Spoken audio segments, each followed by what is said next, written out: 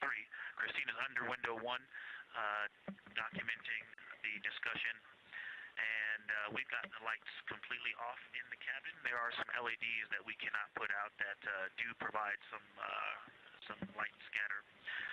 But we have all of the internal lights off and are letting our eyes adjust as best we can. The window 4 view, you only get about a third of the moon. Tycho is going to go over the horizon soon, and you can see Aristarchus, and then you start to lose the view as you go to the west in Oceanus and Procellarum. So far, the team is on the plan, and the long lens is being put to good use, and recordings are being made, and internal documentation of the configuration and the observations is ongoing. Science, do you have any questions for us at this time? Integrity Science. Victor, very glad that you provided the first formal science sitrep, as these were indeed your idea. One follow-up question, any relationship between those browns and greens you described? Do you see them blending into one another, and do you see any topography associated with either color?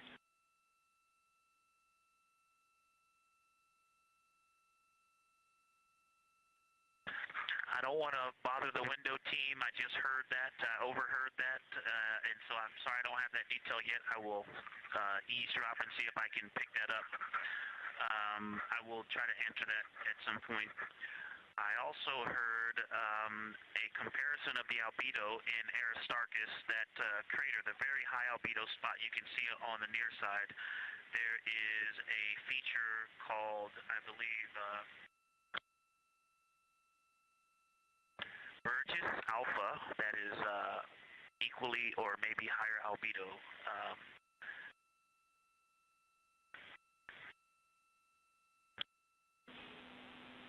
I apologize for the gaps. I'm trying to listen and talk at the same time, but I will try to get some more information to correlate those colors from Aristarchus for you. Understood, Victor, and good call to not bug the window team. Really like the brightness comparisons to Burgess A. Really helpful for the science team. Keep them coming. Thanks.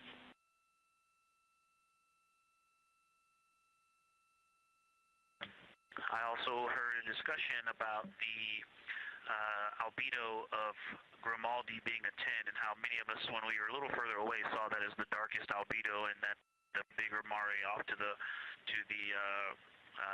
west, sorry, to the east was still dark, but maybe a 7-8. We still think that, but you are seeing color variation, albedo variation inside of Grimaldi as well, and that even on the west side, there's still a very dark part of it. But it is still the darkest. It is just not as uniform as it looked when we were farther away. We're starting to differentiate the striations of albedo inside of Grimaldi. Copy all, Victor, and you read our mind. Superlatives like darkest, biggest are really, really helpful for us, so keep those coming.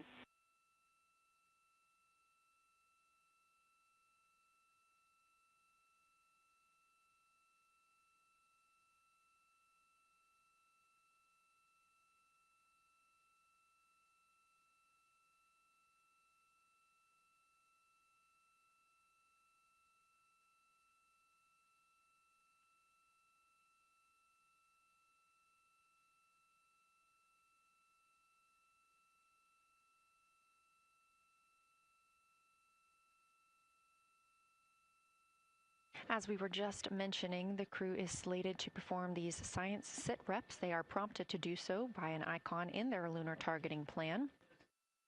That one coming down from NASA astronaut and pilot of Artemis II, Victor Glover.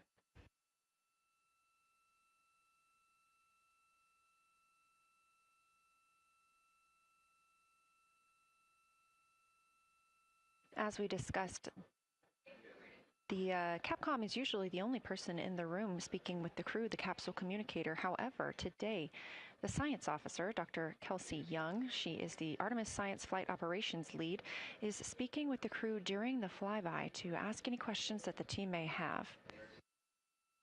To her right is Trevor Graff. He is one of 3 science officers.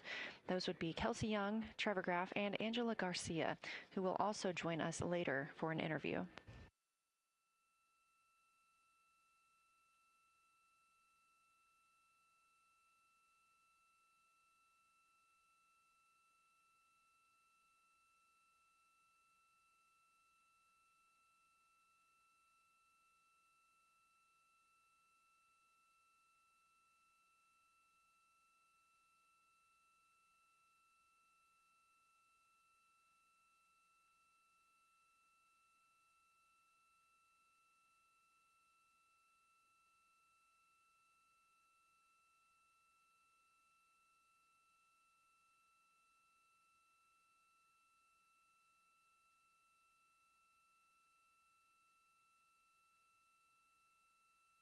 And Houston Integrity Science Integrity was able to get a view out of window 1, which is a beautiful view. I can see the entire moon that they're looking at.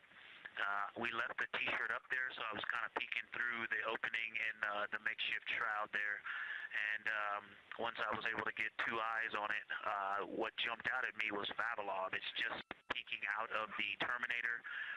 It's clear of the Terminator now, but it just really jumps out because it's still got the low light, the low sun angle. And so where the, Vavilov has that impact over the top of another crater, where the 2 craters intersect on the eastern edge. So on the side closest to Orion, where the 2 crater rings intersect, the shadow there is the highest peak in the interior of Vavilov, and so you can see that terrain is, there's some real variation in the terrain there, that there's a nice peak where those peaks intersect, where those rings intersect, and we'll get a picture of that. Love the description, Victor, especially the comparison and relationships you just described about topography. And if it's easier for your observations, do feel free to remove the T-shirt shroud from window 1.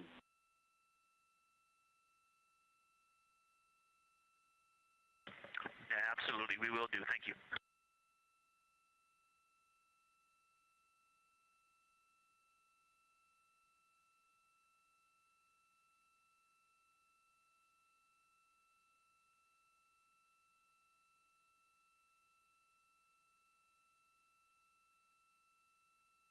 Those calls coming from NASA astronaut Victor Glover. As we discussed, the crew is working in pairs at the windows.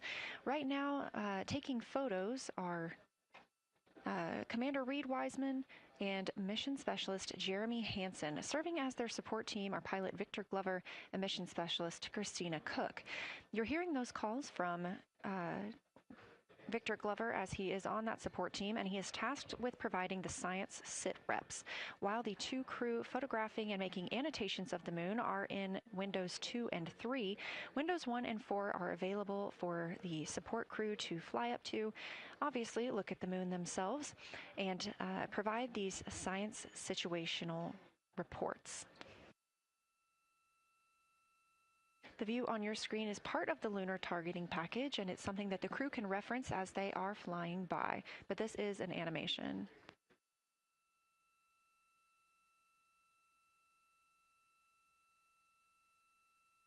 You also heard Glover mention Orion. Orion is a major feature that the team is interested in today, and it's known as the Grand Canyon of the Moon. Until this mission, the Orion Basin had never been seen in sunlight by human eyes. Orion Basin and its surrounding ejecta could fit within a straight line distance from NASA's Johnson Space Center, where we are at today, to Kennedy Space Center.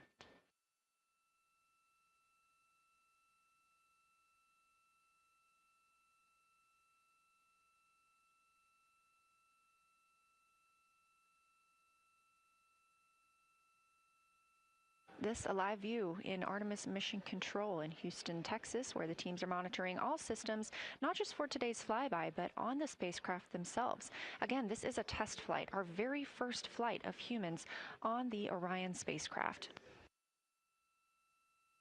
This team has been this team has been monitoring the entire time of the mission, as well as we have been live the entirety of the mission, and we will be continuing to do so all the way through splashdown and crew recovery from the Pacific.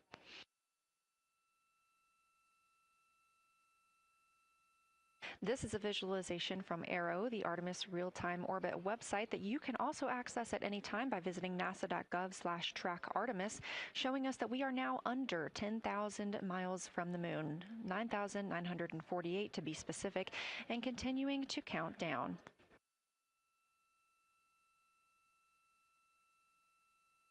Again, our closest approach to the moon today should come about 6:02 p.m. Central, 7:02 p.m. Eastern. However, we will be out of contact with the crew at this time as they begin transiting behind the moon. At that time of closest approach, the distance from Orion to the lunar surface will be about 4,070 miles. Of course, these are estimates at this time, and we'll be sure to provide you with the official numbers once that closest approach has been reached.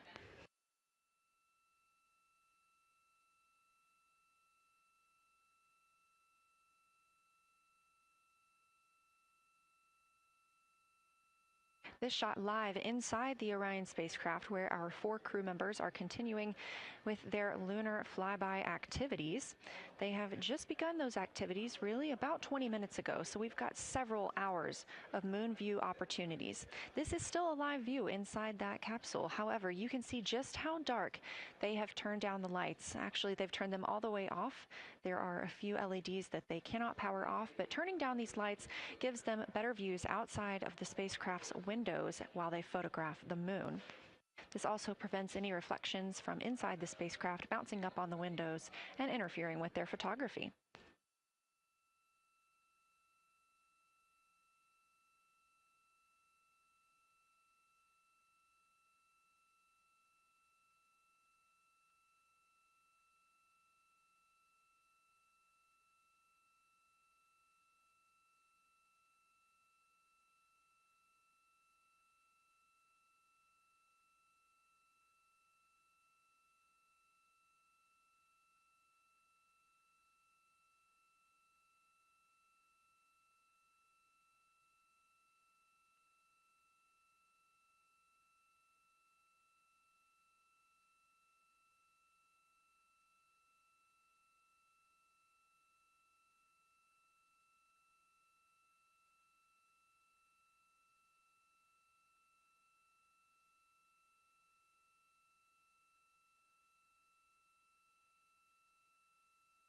As we were previously discussing, the crew members are serving on teams, the first team being Commander Reed Wiseman and Mission Specialist Jeremy Hansen at the windows photographing what they see. We heard reports earlier that they could see both the moon and the Earth in the same view, and we are looking forward to seeing the moon and the Earth in the same view as well. That Earth set coming up in just a few hours. While Wiseman and Hansen are at the windows photographing, Glover and Cook are serving as support crew. They are able to assist with cameras. They are also providing those situation reports, letting us know how the team is working inside the spacecraft, what they're seeing, and how they're feeling about it. Those first blocks of teams will last about an hour, and the crew members are approaching the halfway point into their first observation block. A reminder, we have 5 of those blocks today. So they're approaching this halfway point, during which the crew at the window will switch roles. One will begin taking pictures, and the other will be making annotations on their PCD, that's portable computing device. Both of those crew members at the windows are recording audio of what they see. They are putting on headsets and recording audio into their portable computing devices. Obviously, we are not hearing this right now. This is going to be sent down to the science team, and they will be able to analyze that at a later time. What we are hearing, though, and will continue to hear, are those science sit reps a few times every block. Once this block is complete, about 40 minutes from now, we will have the teams switch. That means pilot Victor Glover and Science integrity, looking out of window 1. I think I may have misreported earlier saying that it was Tycho going over the horizon. That was Copernicus I was referring to. Apologies. It was Copernicus is what is farthest mounting to the east, and that is now like on the horizon or just past it. And the Korolev is now a few degrees from going over the horizon. And then, next it'll be Aristarchus Plateau. And so on the west, we are getting a much better view of the Terminator. It looks like we have about 80% illumination of the moon. And Vavilov and one Vavilov diameter to the west is where the Terminator is right now. And so other features are starting to peek out there. The center of the illuminated part of the moon is to the lower part is Oriental, and just around Oriental, a lot of light structure is starting to show up. A lot of high albedo, similar to the feature, I cannot remember, Burgess Alpha and Aristarchus type high albedo in the ring. So when you look at the interior ring and the external ring, it's almost as if the edges are starting to dry up and turn white. If it was something that was wet and got dry, the edges would be the part to dry first. You just kind of outline all the topography in the interior of that wall is like it was dusted with chalk or is starting to dry, or maybe dusted with snow. If this was the Earth, I would say there was snow dumped on some of the ridges on the interior of the rings of Oriental. Also, an interesting part of the discussion that I heard between Reed and Jeremy is that from Glishko to Grimaldi, there are two dark features there that look like commas, but in the wrong direction. But there's also a lot of interestingness, just a lot of geometry and squiggles and dots and lines that are starting to stand out as more small features come into view. And there also is a lot of variation in albedo. In some of those, the two dark features, for example, have on the southern edge of the larger one, the one that's further to the south, is a very dark, the one albedo, like the southern and western part of Grimaldi. And the one to the north, closer to Glishko, is also that same dark albedo. And then around them there are some very high albedo spots just to the north of the southern one, and just to the west of the smaller one to the north. Very high albedo, almost approaching the 10, a 9 or a 10, like Aristarchus. And lots of little bright spots are just starting to pop up in this view. To the north, as you look up at the North Pole, there is a very distinct crater with a lot of very defined central peak that is also 3 in albedo, and all of that area past it, going to the horizon, gets lighter and lighter, and is very, very high albedo. And I will go look and find the name of that feature if I can look that up. And then to the south, really getting some interesting geography and topography in the South Pole Aitken Basin. And the view of the South Pole is quite amazing. We've got some Terminator there, as well as the limb view, and there is a very distinct crater right at the South Pole. And I'm going to go look up, I don't believe that is Aiken, but I'm going to go look up the name of that one because it's also giving a lot of good topography due to the shadows that I'm seeing. But that's, I was trying to bound the view that I'm seeing for it and got distracted by all of these interesting albedo variations that are popping up in the interior. But that's the view that we see. Just a Vavilov diameter to the west beyond is where the Terminator is. Just beyond, I think Copernicus is the easternmost feature that we can see. A very nice ringed, very nice structure crater to the north with a great high albedo central uplift to the north, and the south is dotted by a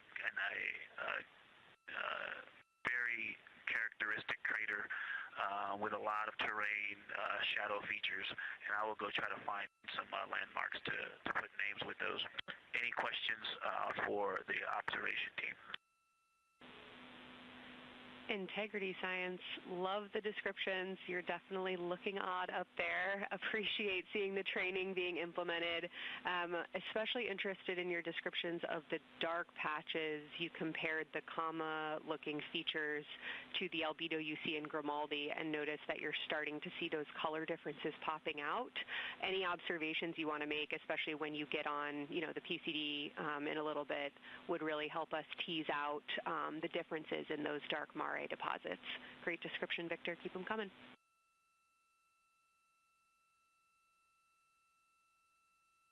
Absolutely will do, and I know you've got descriptions on both of the window observers right now as well. Keep them coming.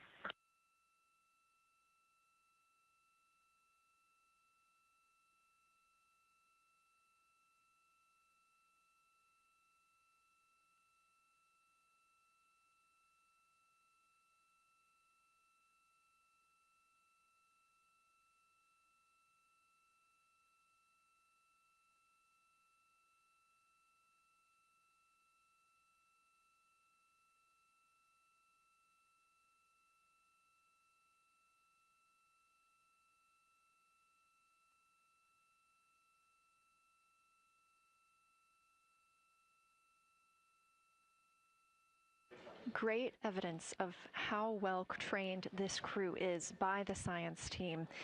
NASA astronaut and pilot of the Artemis II mission, Victor Glover, calling down a situation report, noting several different features on the moon and such descriptions, even saying that it looks like snow on some of the peaks. Obviously, we do not expect that to be snow, but referencing that as some of the lighting on how it looks to the Artemis II crew from their current position.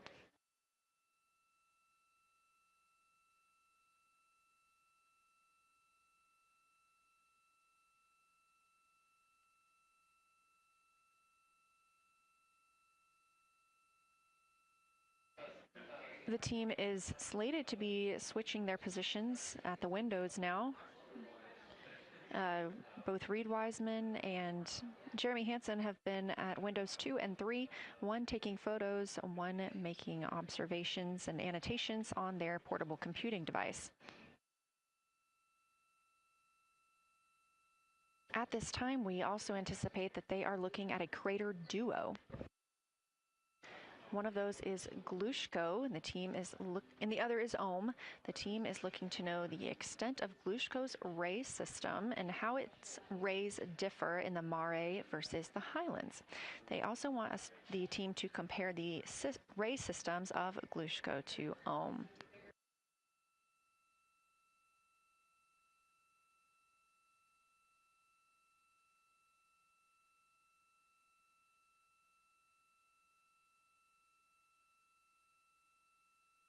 Ohm is considered a young crater. And if you've ever seen a photo of the Richat structure, it's also known as the Eye of the Sahara. It's 40 kilometers in diameter, and that could fit within Ohm's interior.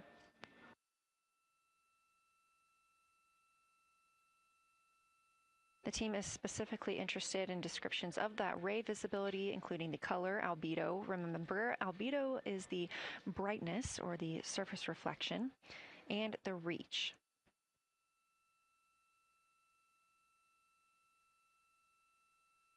Again, I am using the same lunar targeting package that the crew is referencing on board right now. This helps keep them on time as well as prompt them for when they need to make a call down to the science team and report what they're saying. It also gives them reminders of when they need to swap positions at the windows. Additionally, I'm using the Artemis II Lunar Science Passport developed by Amber Turner and the Artemis II Lunar Science team. Now, this passport did not fly with the crew, but they used it extensively as a study guide here on Earth. So a lot of the descriptions and comparisons you hear today are developed directly by the science team.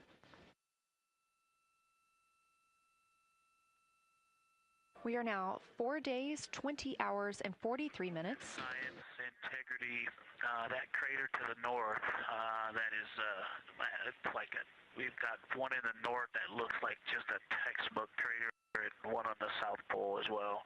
The one on the north, I think, is Pythagoras. And what I wanted to highlight about that is it is either a very distinct central uplift or just a very defined area of high albedo. If a majority of the crater, especially the floor of the crater, is, say, an albedo of 5, this center, and gosh, only a tenth of the diameter of Pythagoras is an albedo of 2, maybe 3, but it is very bright and it stands out. And then between that crater and the actual, what is the horizon from here, there seems to be another crater right on the horizon, and right on the edge of that is another patch of that albedo. It seems to be between the two craters. It's hard to tell from this grazing angle, but there is another spot just further north beyond Pythagoras. Between the two, I can draw a picture of this one and show you where that very high albedo, again another 2 albedo surrounded by 5 and most of the area bounding it.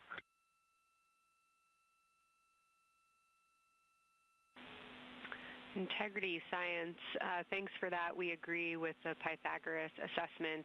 And as a follow-up to your previous report, the SIR had questions about topography comparisons between the North Pole and the South Pole of the Moon, if you're willing to provide words on that.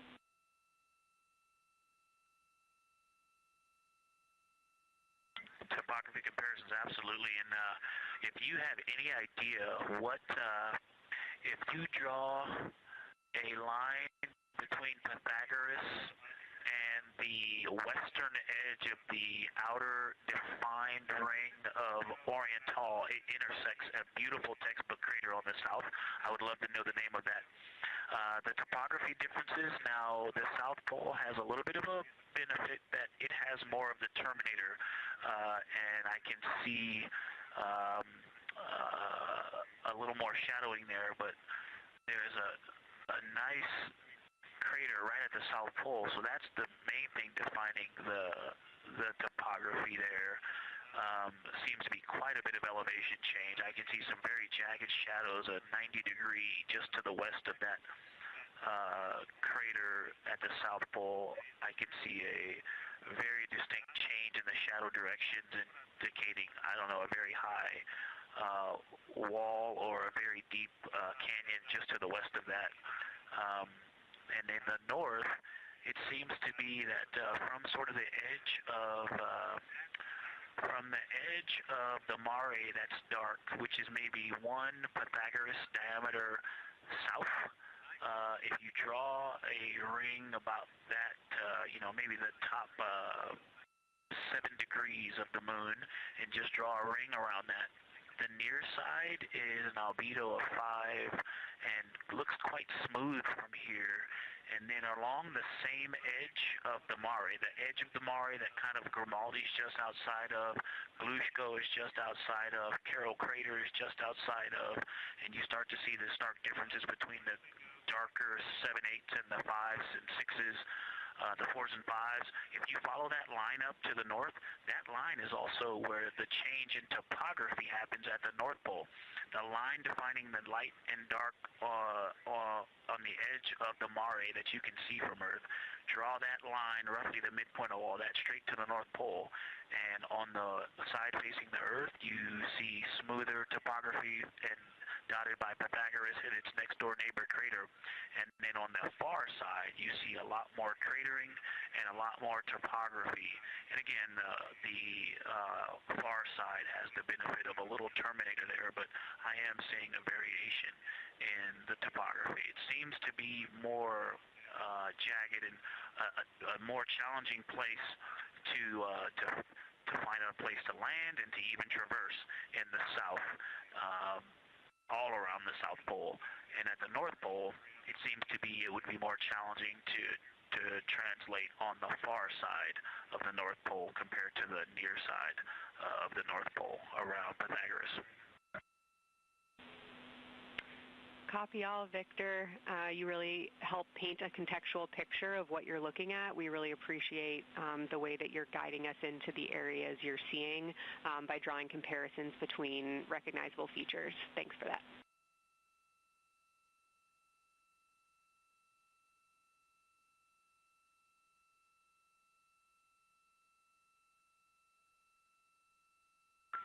And Kelsey, another little science sit rep moment, something I just heard from the window team is the more I look at the moon, the browner and browner it looks. I thought that was an interesting observation. The two observers have been on timeline, no hardware issues. They did start to talk a little bit about another feature that you'll hear more about on the recordings that they call the handprint. That was at the end of their Glushko and before they moved into their current target. They thought that was worth chatting a little bit more about. And they're preparing to switch after this. Houston copies and concurs.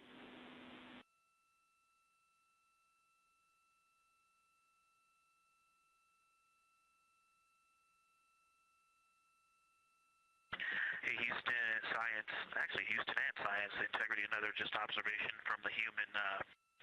My eyes have shifted a little bit since I've been up here. I've been wearing my reading glasses to look at the PCD. Well, this is a very taxing event on the eyes, looking out the window and seeing the very bright moon, then coming back inside to the dark cabin and trying to work cameras and microphones and logistics and lunch and those kinds of things, and then looking at the PCD, which is dimly lit. It's just been an exercise. It is a difficult thing to manage it. I'm up and down on the glasses and then having to wait as my eyes adjust when I come back in. As soon as I look back into the cabin from looking out the window, I can feel my eyes adjusting, and I just have to work through it as they adjust. Appreciate that report, Victor, and know that we are prepared to read you up targets from the ground if that would give you the ability to keep your eyes focused on the moon and not having to swap between that and the PCD. Just let us know.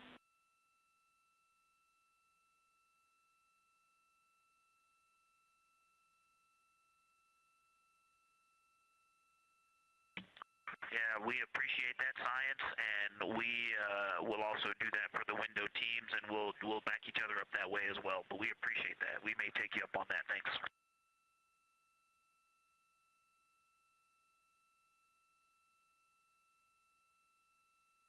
Continued detailed descriptions from the Artemis II crew aboard Orion.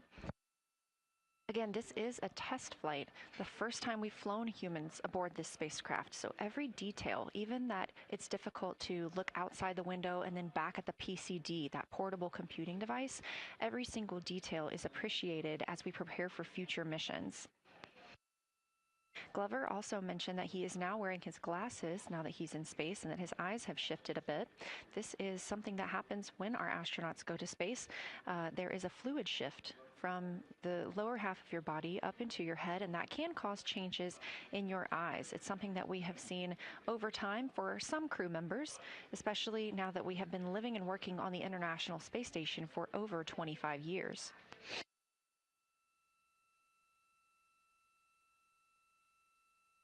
Again, it's clear that these Artemis II astronauts have undergone extensive lunar science training, including classroom instruction, fieldwork, and high-fidelity simulations. Training expeditions even took place in analog environments like the Icelandic Highlands and the Kemasasin impact crater in Labrador, where crews practiced identifying and describing geologic features under varying conditions.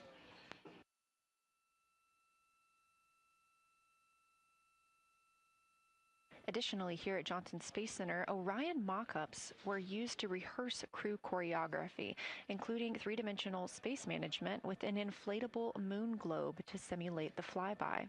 And while on Earth, the crew also used that small lunar passport that I mentioned with descriptions, photos, and prompts to help them study the features we hope they'll see. Now, this is a view from their lunar targeting package at this time, helping them determine what they're seeing on the moon, as well as on the left, keep up with what their next target will be. As you can see, we have got a long list and an exciting day ahead of us.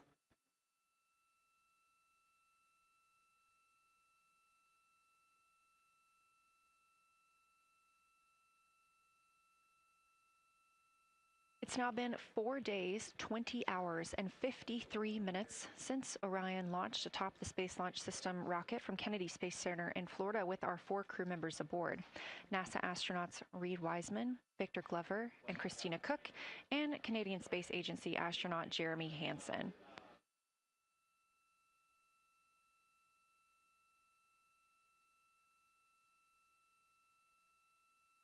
The Artemis II crew passed a major milestone today when they passed the Apollo 13 distance record at 12:57 p.m. Central, 1:57 p.m. Eastern.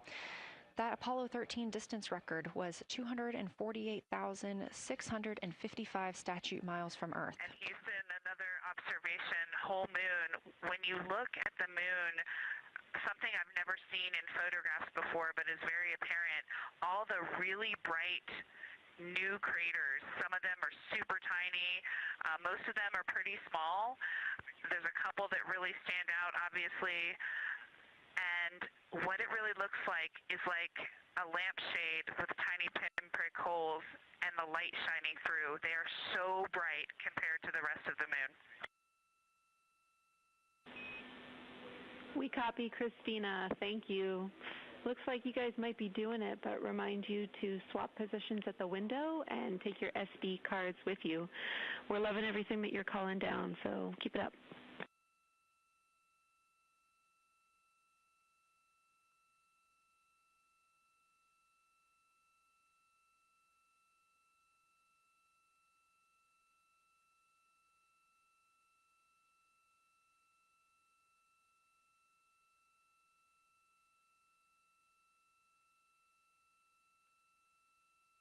Again, Orion previously surpassed that the Apollo 13 greatest distance from Earth by humans. That was 248,655 statute miles from Earth, and Orion now 250,294 miles away from our home planet. The spacecraft is 9,033 miles away from the moon and growing ever closer. At its closest approach, it'll be about 4,070 miles away, and we will make sure we confirm what that distance ends up being. This is an approximation and an estimate ahead of that moment. We're anticipating them to make that closest approach at 6:02 p.m. Central, 7:02 Eastern, when they are in a loss of signal, transiting behind the moon. They will be the first humans in over 50 years to fly behind the moon and lose contact with Earth. We will regain that contact about 40 minutes later as they reconnect to the Deep Space Network, emerging from behind the moon, and we will look forward to seeing an Earthrise.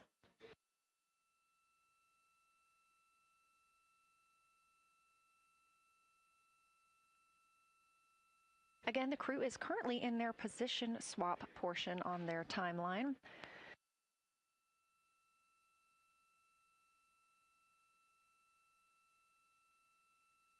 This allows crew members the opportunity and the experience of all roles necessary during today's flyby. Right now, those 2 crew members at the window have swap positions.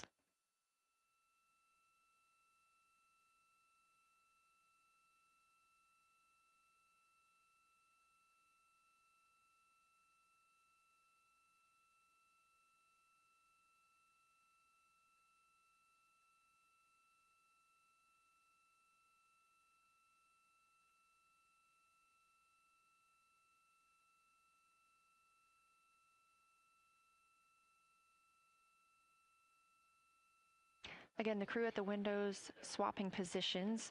Right now, that crew is Commander Reid Wiseman and Mission Specialist Jeremy Hansen, while Victor Glover and Christina Cook serve as their support flyby crew members. That's why you are hearing Victor and Christina during those science situation reports. Those voices will change in about 30 minutes when they take a turn, taking photos and making annotations while at the window.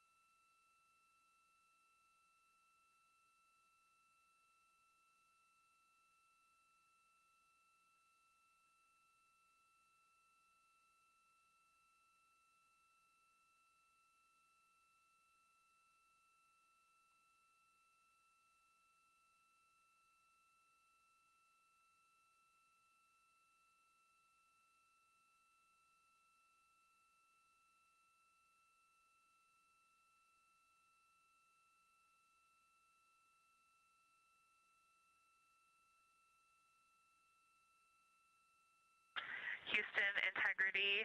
I wanted to provide an observation or a little bit of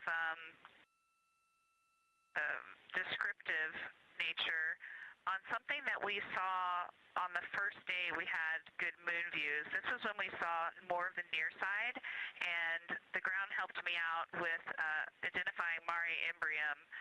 Mare Imbrium, when you have the western limb also in view, looks completely different than the normal view we have of the near side. It is the most striking feature of the western limb view that we had, and the mountain chains that form its eastern side are very prominent, but they actually stand out more than I'm used to seeing even on the western side, and the whole thing just feels like a big bump. It actually looks like a large healing wound with a high albedo forming the mountain chain around the impact basin. And I just don't think I had enough chance to describe how striking it was on that western limb view as we were coming in a couple days ago. Christina, science, absolutely love that, especially since that's a feature that all of us here on Earth can observe from home. So I'm sure tonight everyone's going to be going out and looking for evidence of that beautiful topography you just said. Thanks for those words.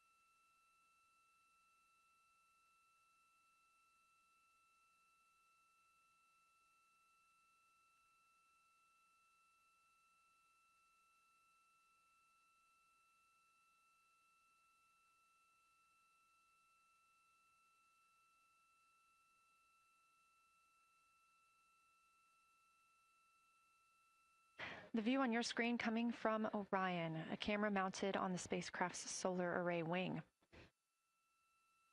Toward the right of your screen, the near side is the hemisphere we see from Earth.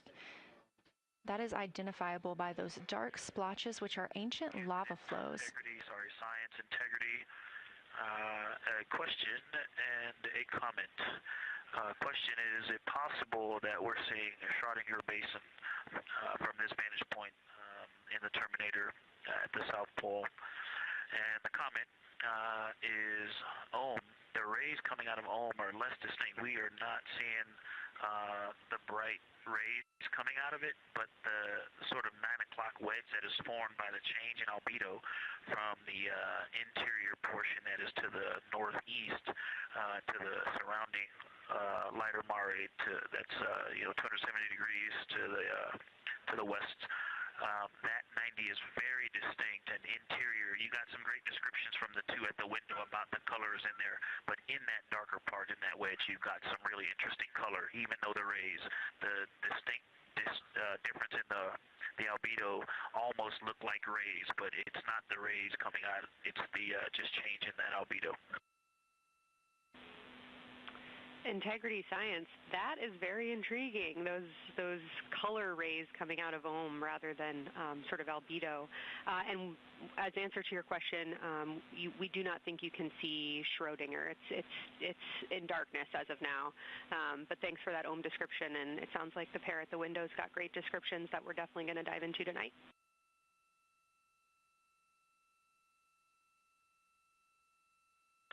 Okay. If you could help me, I would still love to know what it is. There's a very nice crater. You're going to likely have a lot of pictures of it. What would be right in the terminator at the South Pole or close to the South Pole, where it's intersecting the terminator right now? Yeah, Victor, we're assuming you're talking about, you know, kind of if you're looking at the terminator, it's basically like 70% down from the North Pole. Is that where you're looking?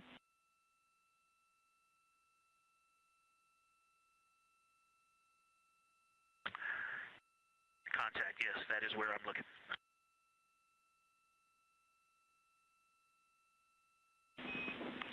Integrity Houston, that is an enabled caution for wastewater dump required. We have hit our limit. As expected, no crew action.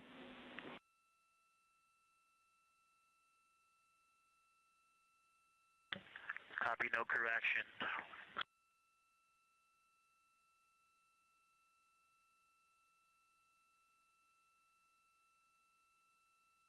You are. And integrity science, we're trying to figure out what you're looking at there. Is it like right on the terminator, or is it in the eliminated portion next to the terminator?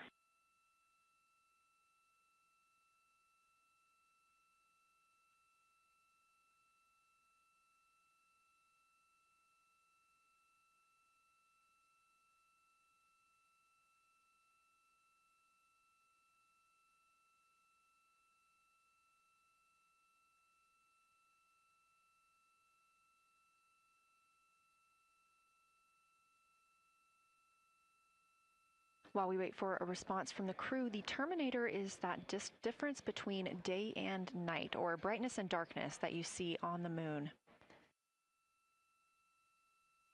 We see this from the International Space Station as well, looking down at Earth. And science from integrity, excuse my space orientation adaptation.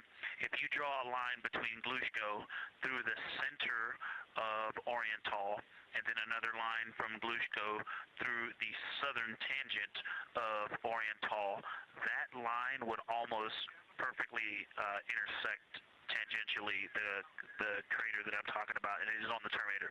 So yeah, I think I'm not looking at the South Pole. I was a little twisted. That line description was really helpful. I have eyes on the SIR right now, and they are actively discussing lunar geography. We will be back with you shortly.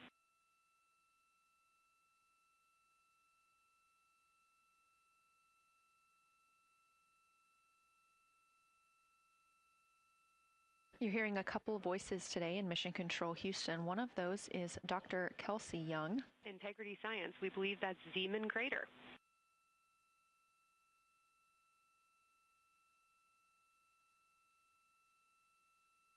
Oh, I floated away from the speaker. Say it again, please. We believe that that is Zeeman crater.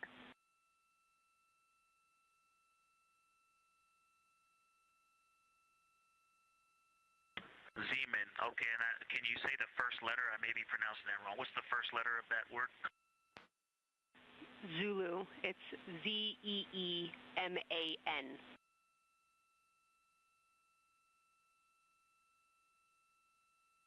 Copy. Thank you for that. Yes, we've got a great view of that. And when I went back to the window just now, the view has completely changed. Our trajectory is taking us to a new view, and I'm looking more into Babalov. I've got a nice, great view into Babalov. I'm actually away from the window right now, so I'm going to go try to give you some bounding words on the view that we're seeing. But I've got to get back to a window in a minute. Understood, Victor. You're defining new views of the moon in more ways than one.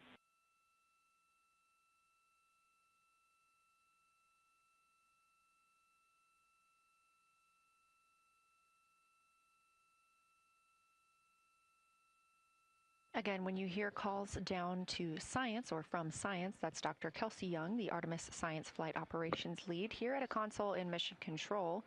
You also hear communications with the crew from Canadian Space Agency astronaut Jenny Gibbons.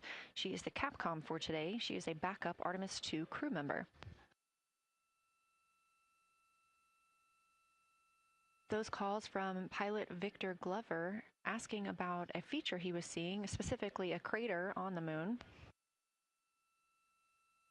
Meanwhile, the team here in the science evaluation room was actively working together to determine which feature he was describing.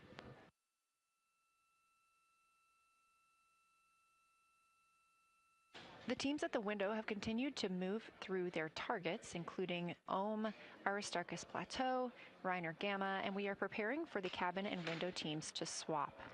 That's when we'll hear more from Reed Wiseman and Jeremy Hansen when they take on these support roles, while Christina Cook and Victor Glover are at the windows photographing and annotating.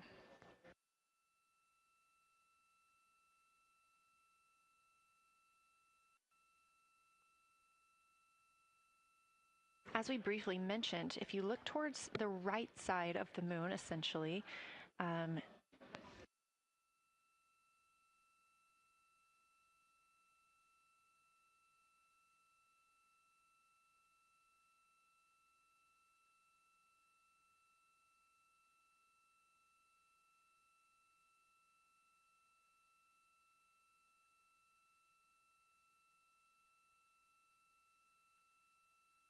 this live view coming from a camera outside the Orion spacecraft, and if you look on the right side of the moon where you see those dark patches.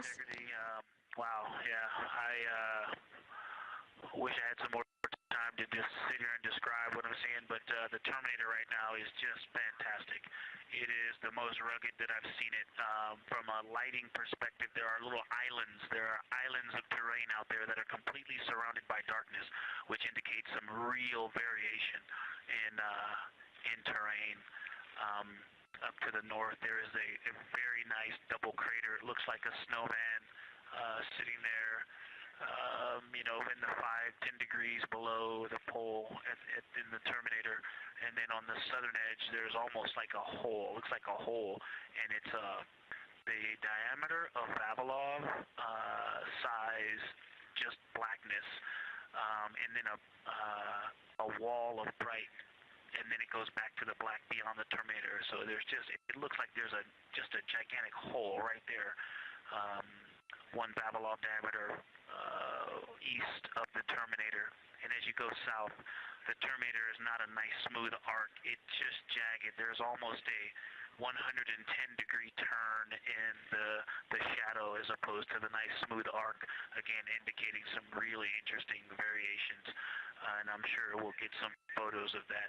And then one of the craters further to the south of Vavilov, maybe halfway down to the South Pole, is not only looks like just a deep hole, and then there's like 2 island rays pointing off to the west and north that indicate very high ridges and very deep canyons coming up out of that crater. So again, just some really interesting visual illusions going on with the shadows there. Like I said, there look to be islands out beyond the Terminator, because some of the things, maybe even a Vavilov diameter into the Terminator are catching sunlight on the peaks up to the north and to the south. It's very, very interesting to see. Integrity Science, oh my gosh, that was an amazing picture you just painted. I glanced over at the SIR video and I literally saw fist pumps in the air. Those types of observations are things that humans are uniquely able to contribute, and you just really brought us along with you, so thanks for that.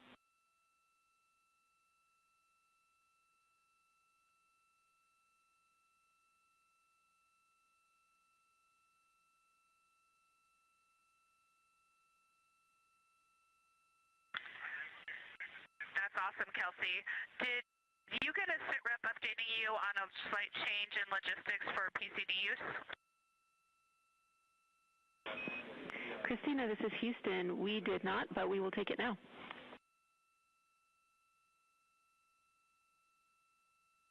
We slightly changed the PCD plan for the window observers. The 2 window observers kept their PCD. So in other words, the one at window 2 went to window 3, and the one at window 3 went to window 2 when they swapped rather than staying at the window. We'll plan on all observers keeping the same PCD for all observations. Copy, Christina. That makes sense to us, and good plan. We are coming up here on a cabin and window team swap. Let me know when you're ready for a quick vehicle status.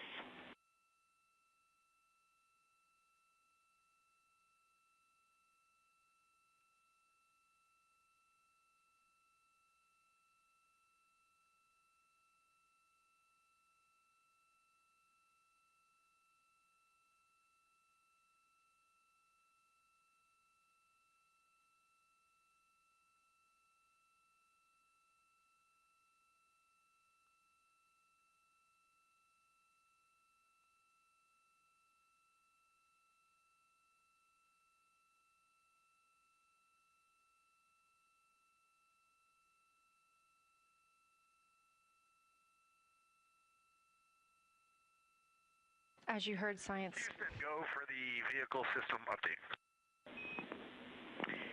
Howdy, Reed. We don't have much for you. We just wanted to let you know that toilet right now is no-go for use as we stick with the predetermined limit for now. All crew members, please use CCUs. Otherwise, Orion is looking very good. And you have 15 minutes in this handover time where we expect Victor and Christina to switch to the windows and you and Jeremy to be in the cabin assisting. Let us know if you have any questions.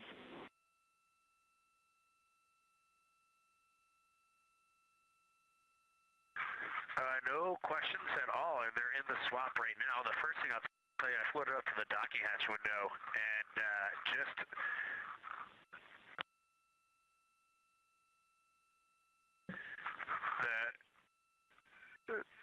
what I'm going to call the Mari around Orion just looks so different out the docking hatch right now. It's quite a bit darker. It's the same darkness, if not a little darker than Grimaldi, but it's cool after just being in the 400 mil for the last half hour.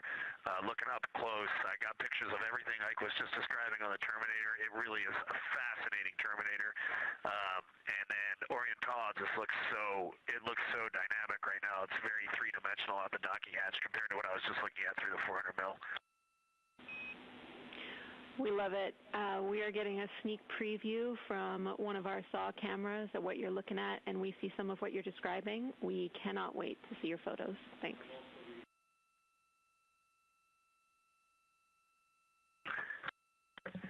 Yeah, Jenny, I wish you had some longer lenses on the solar array so you could see the whole moon, but man, it is, or the up-close moon, not the whole moon, but it is just fascinating here. It's so cool. All right, MPO and INCO, take notes. We want a zoom lens on those saws next time. Thanks, Reed.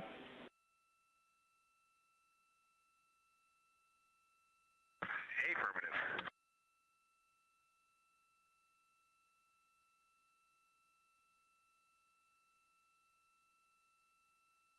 As the crew gets ready to switch positions from the window crew going back to the support crew and the support crew flying up to the windows, this view inside the room, Capcom Jenny Gibbons speaking with the crew, Canadian Space Agency astronaut. The crew has continued to provide excellent descriptions of what they are seeing on the lunar surface. In this picture, or in this live view actually, from Orion and a camera mounted on its solar array wing, if you look at the dark portion on the right side of the screen, those are visible from Earth. That's considered the near side. Those are ancient lava flows from a time early in the moon's history when it was volcanically active.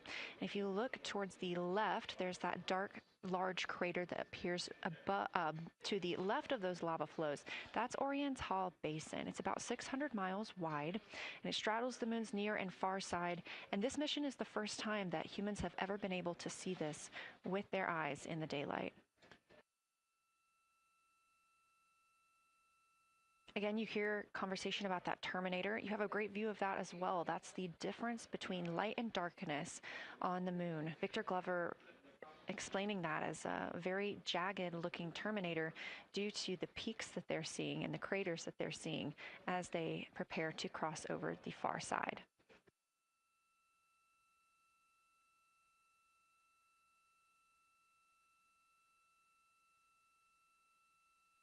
You also heard science officer, the Dr. Kelsey Young, Artemis Science Flight Operations Lead, sharing with Victor Glover that his responses are truly something that only human eyes can discern or provide.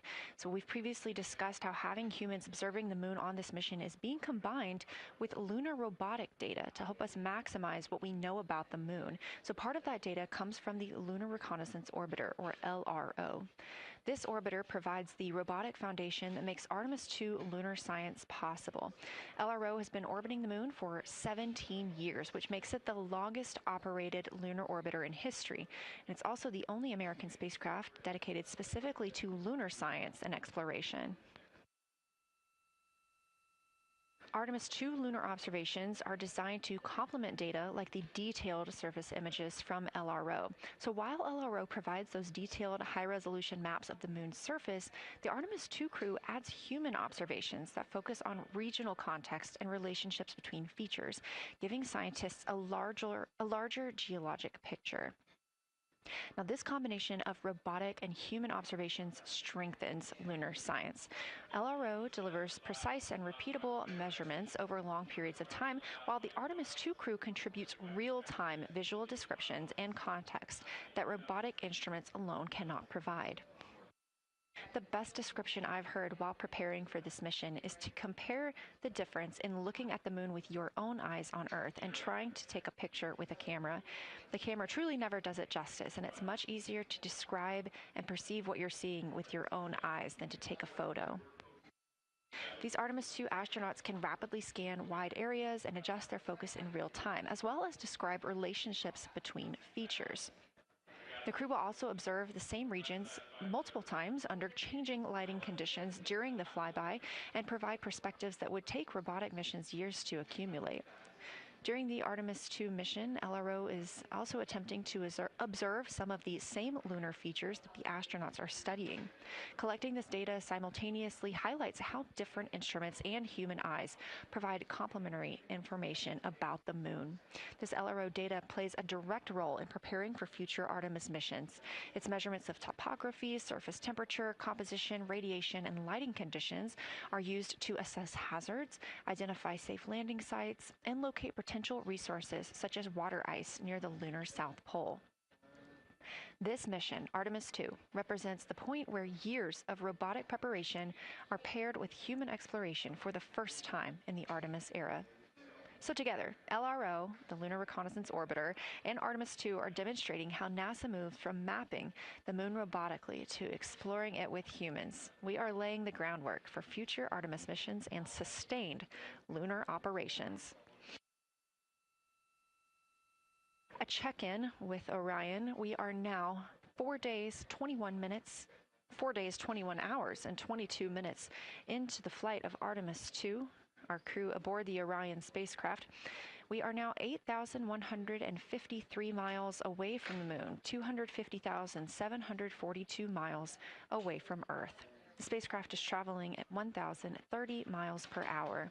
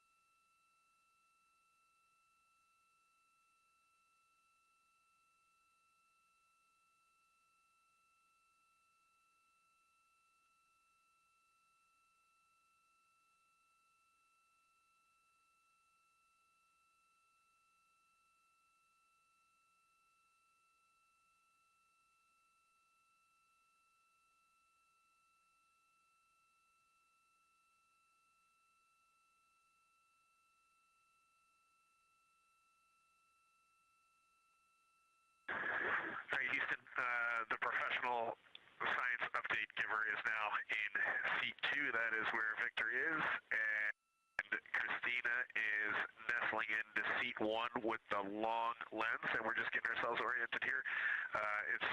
It's a cool view in the cabin. It's actually a cool view to be off the camera now and looking at my crewmates getting up to their observation posts and looking in. It's super fun.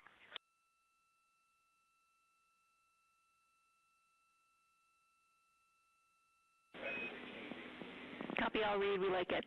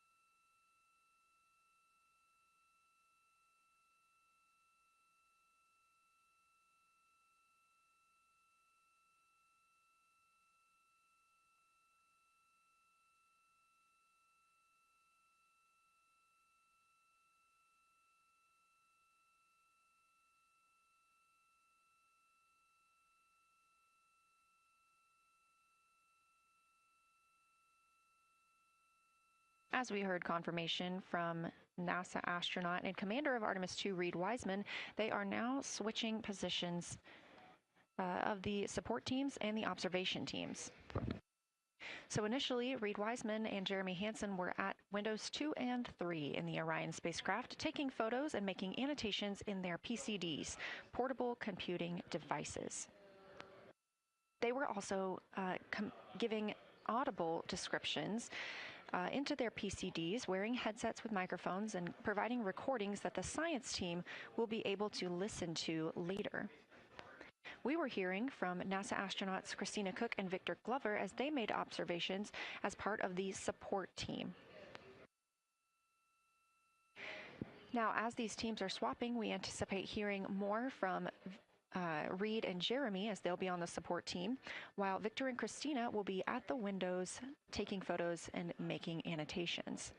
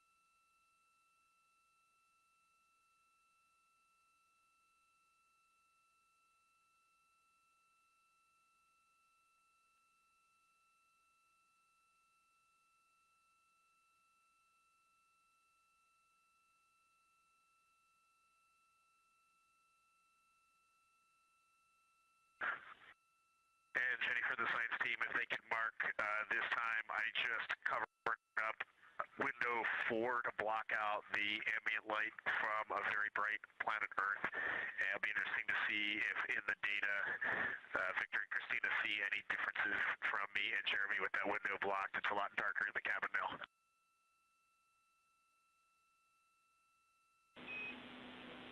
Copy, Reed. We're taking note, and we'd be curious too.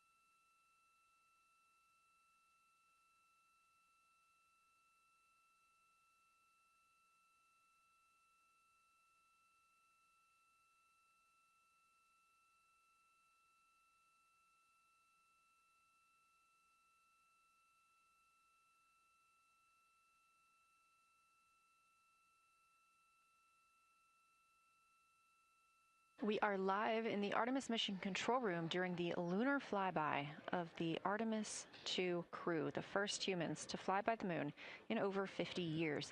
Orion launched 4 days, 21 hours, and 30 minutes ago atop the SLS rocket, Space Launch System rocket from Kennedy Space Center in Florida.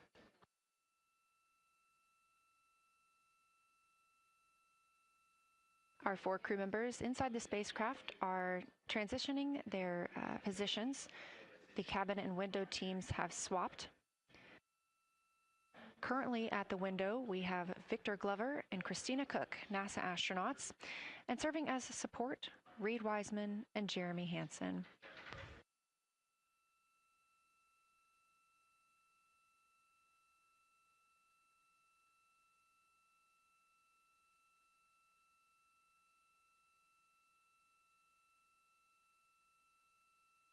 For our crews at the window, they are using handheld Nikons with an 80 to 400 millimeter zoom lens.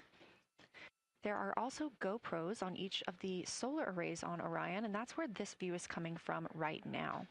We have an interior camera of the crew as well, but they have dimmed the cabin lights. They've actually turned off the cabin lights to allow them to better see outside of the spacecraft. This also helps prevent any reflections from lights inside the spacecraft reflecting onto the windows while they are photographing the moon.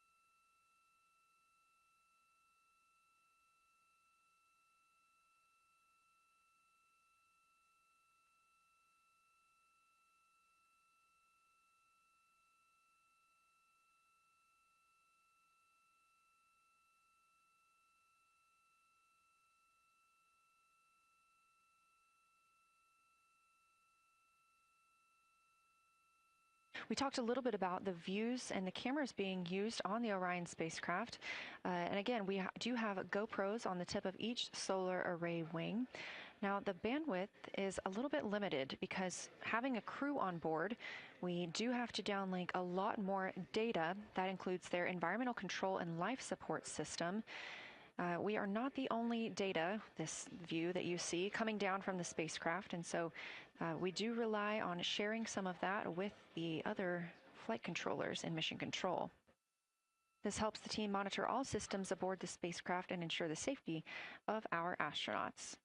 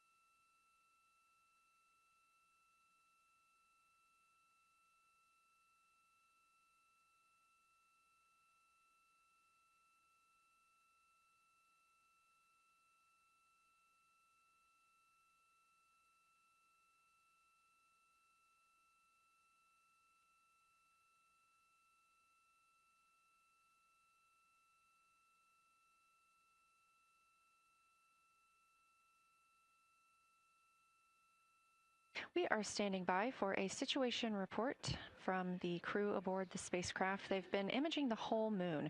There is now a new crew at the window. That would be Victor Glover and Christina Cook, and so being it's their first time since they have moved up to the window positions, they have a chance to orient themselves and describe and take pictures of any color or albedo variations across the surface. Reminder, albedo is the brightness or reflectiveness. Integrity science for a science sit rep when you're ready.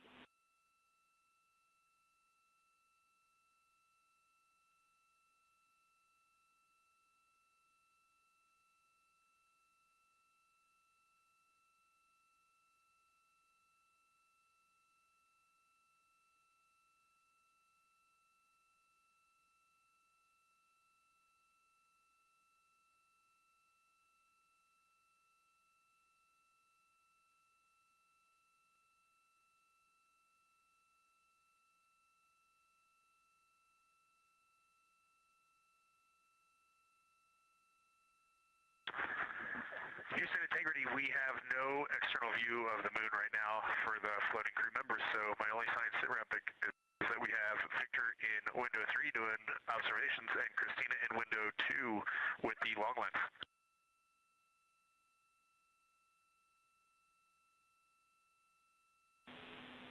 Integrity, we copy. Are the shrouds still on windows 1 and 4? And if so, would you consider trying to get a view through one of those windows?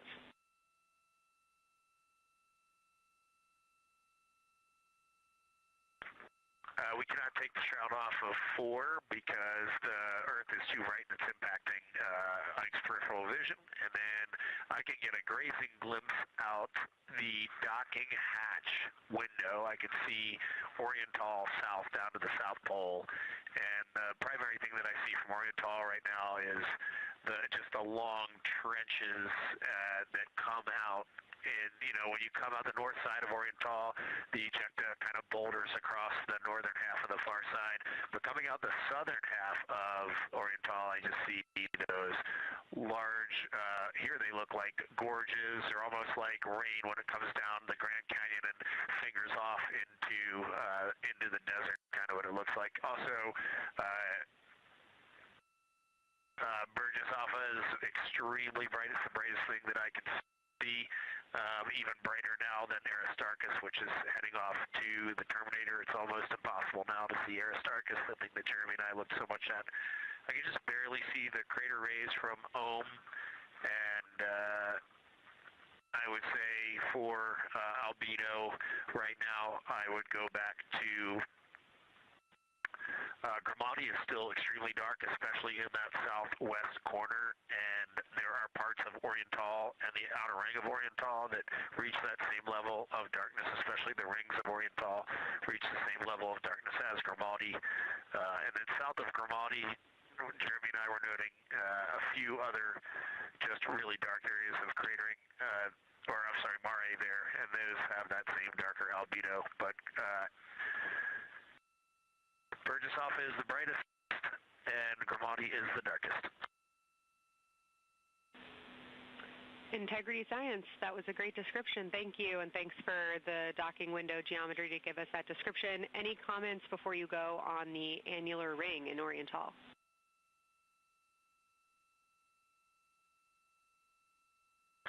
The annular ring, which I think everybody kind of describes as like a pair of lips or a kiss on the far side of the moon from here, is very circular in nature. The northern part of it is wider, darker. The southern part is much lighter.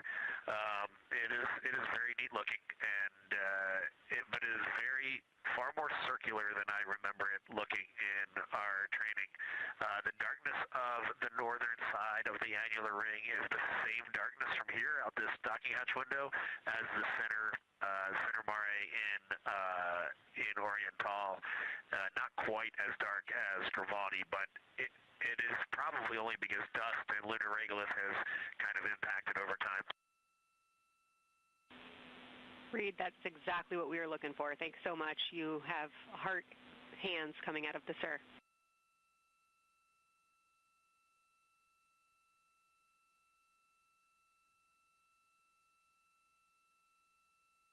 Say that again, Kelsey. Just saying that the SIR was really excited about that. That annular ring was something we were really eager to hear about, so thanks.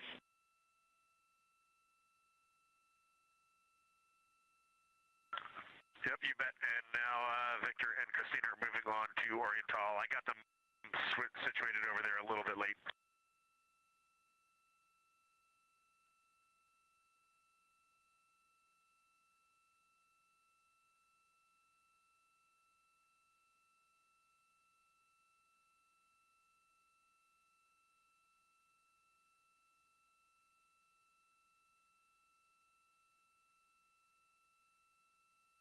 That was NASA astronaut Reed Wiseman, now providing a science sit rep as he is away from the windows most of the time. He is working as the support person along with Jeremy Hansen in the spacecraft, as Victor Glover and Christina Cook are now at windows 2 and 3, able to photograph the moon.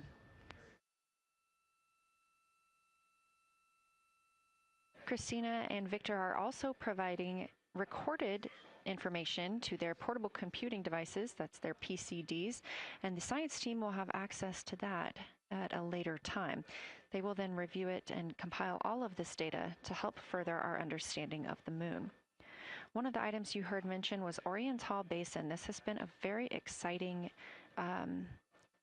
opportunity for the crew. They have all been very excited about seeing Oriental, as well as the science team has been looking forward to it. It is known as the Grand Canyon of the Moon, as we discussed earlier.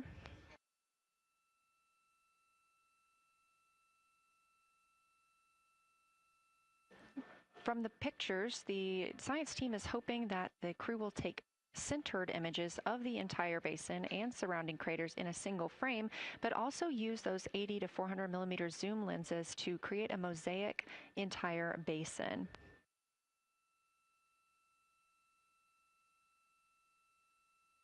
With their unaided eyes, the science team is hoping the crew will describe southern dark annular ring, which you heard Reed just describing, as well as any color, albedo, texture, or topography across the Mare patches and ring mountains. Science team reports that the observations will be used to study the geologic evolution of the youngest lunar basin and to inform formation hypotheses for the annular ring.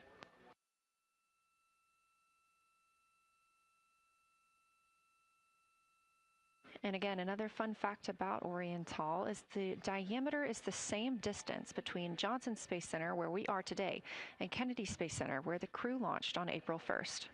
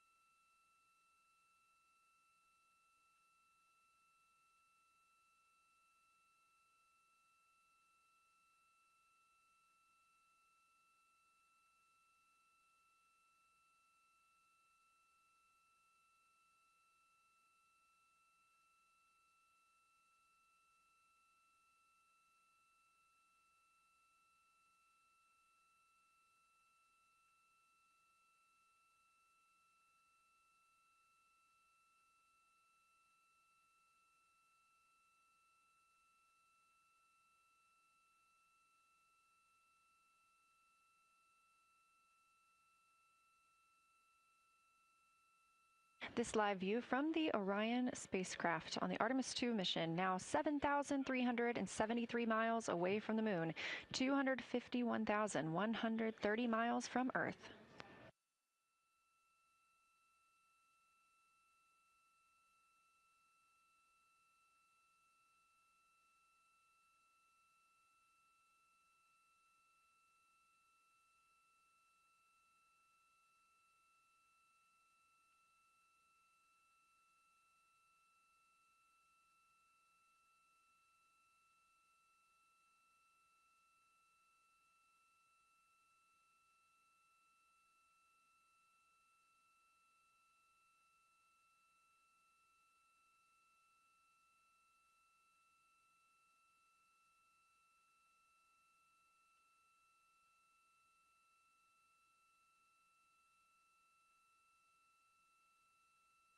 Again, the Artemis II crew passed the Apollo 13 record of the humans farthest from the Earth today at 12:57 p.m. Central Time, 1:57 p.m. Eastern Time.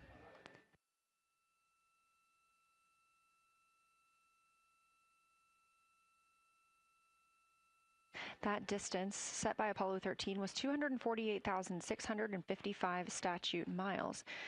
We have clearly passed that, and we expect to pass that by about 4,105 miles.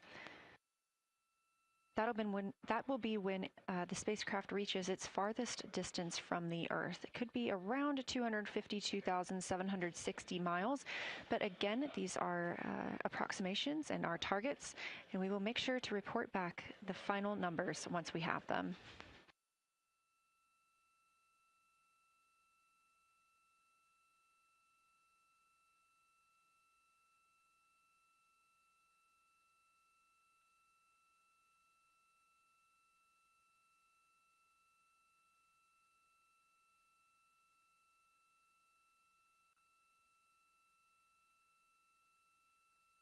We have some refined times of when we expect to have Earth set of Earth behind the moon while Orion flies behind the moon. That would be about 5:41 p.m. Central, 6:41 Eastern.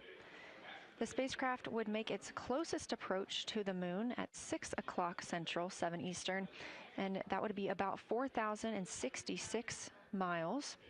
And then at 6:02 p.m. Central, and the spacecraft will reach its farthest distance from the Earth. We anticipate that'll be about 252,755 miles, which would be 4,111 miles farther than Apollo 13. We would see Earthrise again at 6:21 p.m. Central Time, and a few minutes later, regain communications with the crew.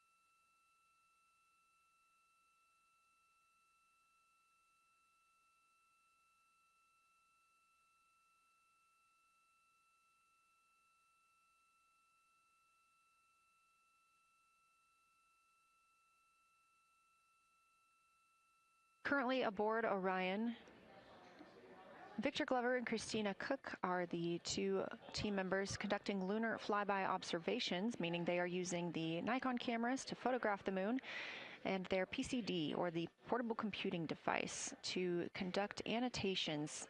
They are both recording information that will be downlinked to the science crew, and tomorrow morning the science team will have a conference with the team while the information is so fresh. They'll be speaking with the crew about their observations and their data collection.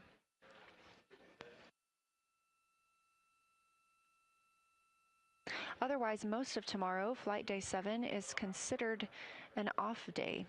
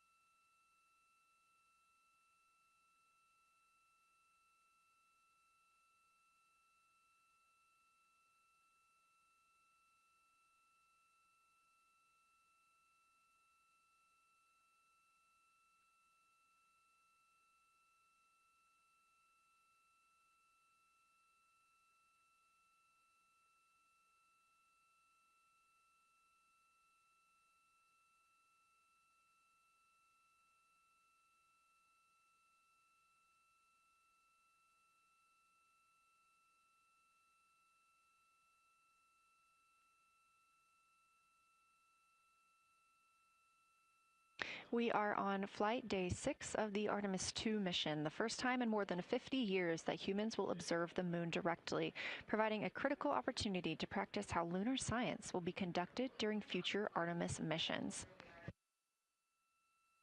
If you're just joining us, the crew is well into their lunar flyby observations, and we anticipate that we will hear from them soon. A few times every hour, they are slated to call down with science sit reps or situation reports. We most recently had one from Commander Reed Wiseman. He and Jeremy Hansen, mission specialist, were first at the windows today to photograph and make annotations of what they were seeing. Therefore, we heard more from Victor Glover and Christina Cook earlier in the day during those first blocks. But now that Reed Wiseman and Jeremy Hansen are on the support side, they are the ones calling down what they are seeing from windows 1 and 4. Earlier, we heard that the Earth is so bright in window 4, they have had to temporarily cover it with a t-shirt.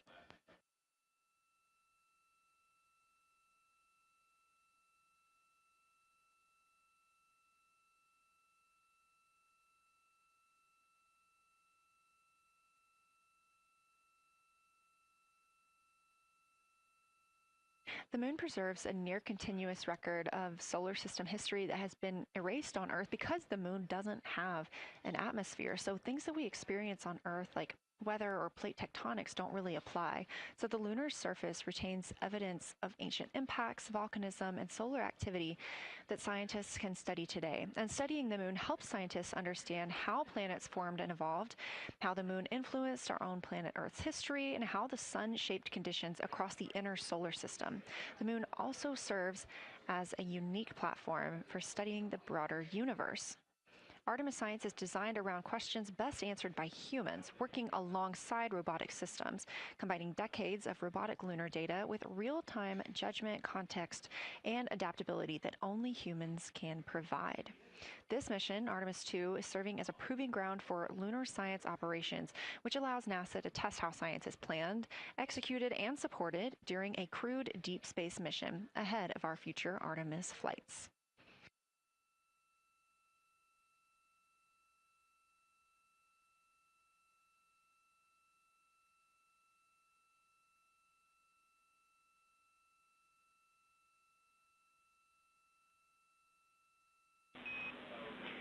Integrity, time for a window team position swap.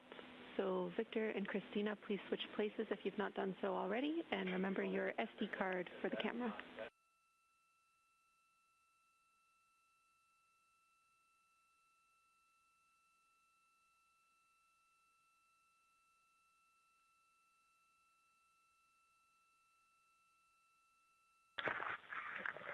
We're in the swap right now. They're wrapping up their last comments, and they'll switch over and change cards in the long lens. Copy.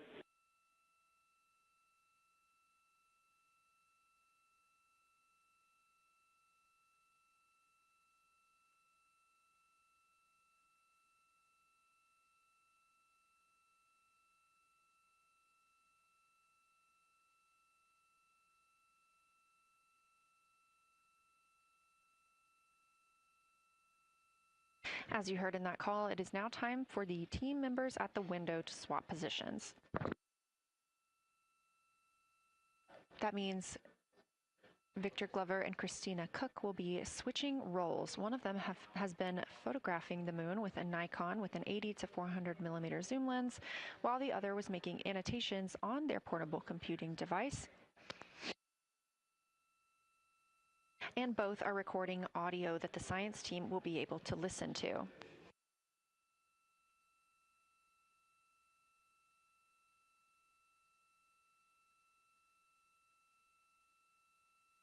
We are now 2 hours and 10 minutes until we expect to lose signal with the spacecraft as they fly behind the moon.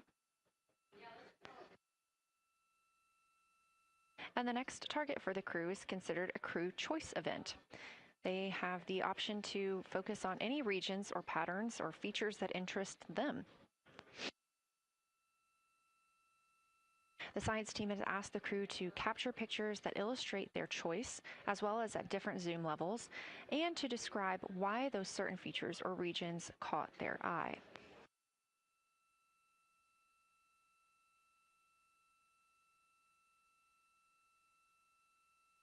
Those recordings are part of what are being saved on their PCDs, portable computing device that will be sent to the science team for analysis.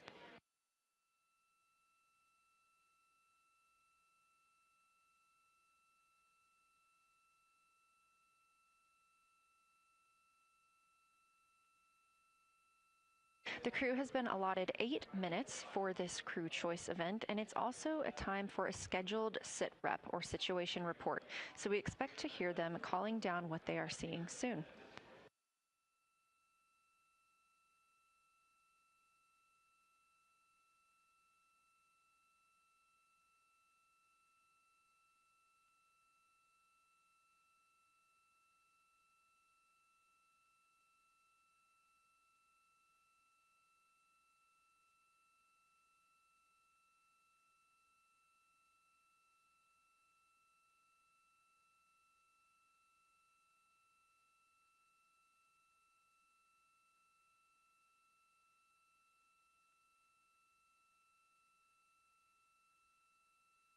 Something that the crew or that the science team has used to help prepare the crew is a cue card.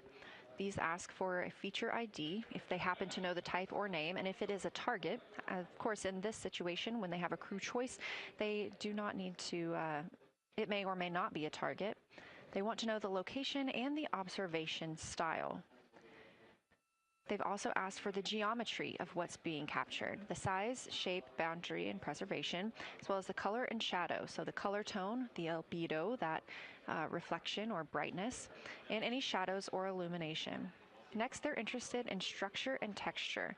That includes slopes, structures, and textures, of course, and geologic relations, like association to other features, any contact to those features, and of course, their thoughts, impressions, or interpretations.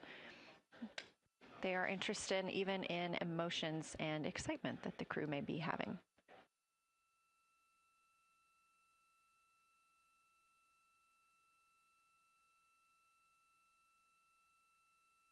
This flyby day has been practiced in many ways, even in sims here in Mission Control Houston. The team also conducted some field work, learning how to look for specific geologic features. They also photographed a large globe, and the science team helped them determine which features they would be targeting and how to look at those.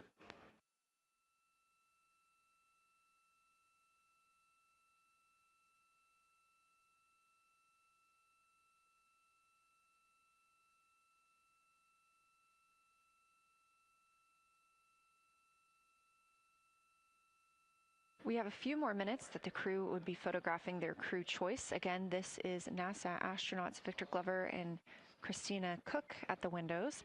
They will then move on to another discussion portion. This is for the far side albedo, that reflectiveness, and color that they are seeing.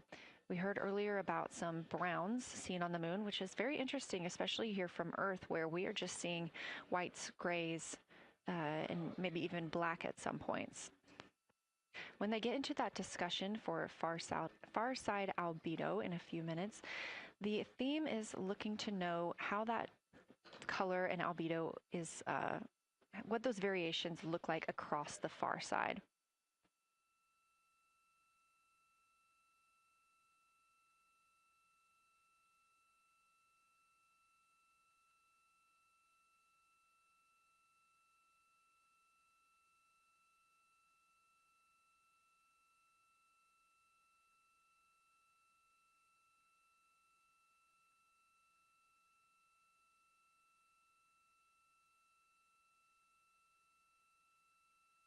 On the right side of your screen, the Science Evaluation Room, or SIR, where team members are looking real time at what the crew is seeing.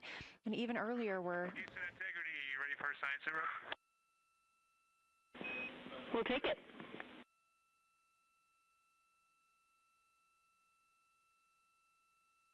Okay, the crew has swapped positions. They're in their crew choice. element. I've been listening to both of them for a little bit, and they're really enjoying, they both decided to pick the Terminator, and they're spending a lot of time looking at the Terminator, just talking about the resolution that they can see, the depth of the craters, and the various interesting and unique excavations that they can see. So Victor is on the long lens, and Christina is just looking out the window, and I'm sneaking a peek in T-shirt window. It looks like, I don't have the best angle here, but it looks like Aristarchus is on the limb of the moon now. It's amazing how quickly it changes as we speed around the far side of the moon, stuff that's leaving our field of view, and now we have a lot of the dark side of the moon that, you know, it's missing for us right now, but it would be in view if it was lit at all. Jeremy, Science, thanks for that sit rep. Do have a question. A few times we've heard you and the other crew describe change during the course of your flyby. Would be interested in future descriptions of more verbosity about how it's changing. Thanks for the great sit rep.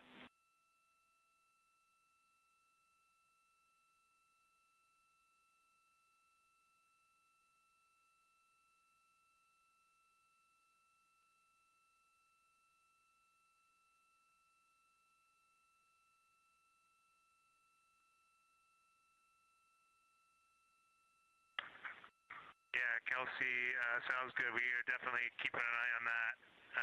My eyes are just not readjusted. The moon is so bright when you come back to the window. I was just in the interior of the cabin.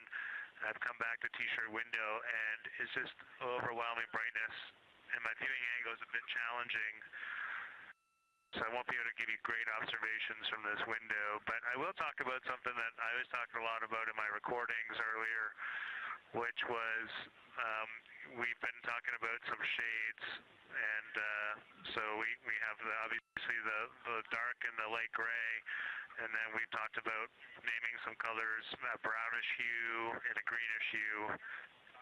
And I'll tell you, like right now, Aristarchus, the plateau is hard for me to see from this window, but that had greenish hues to me and was very unique. I didn't see anything like that anywhere else on this side of the moon. And then I see a lot of these, what I would call brownish hue areas. There's a number of them.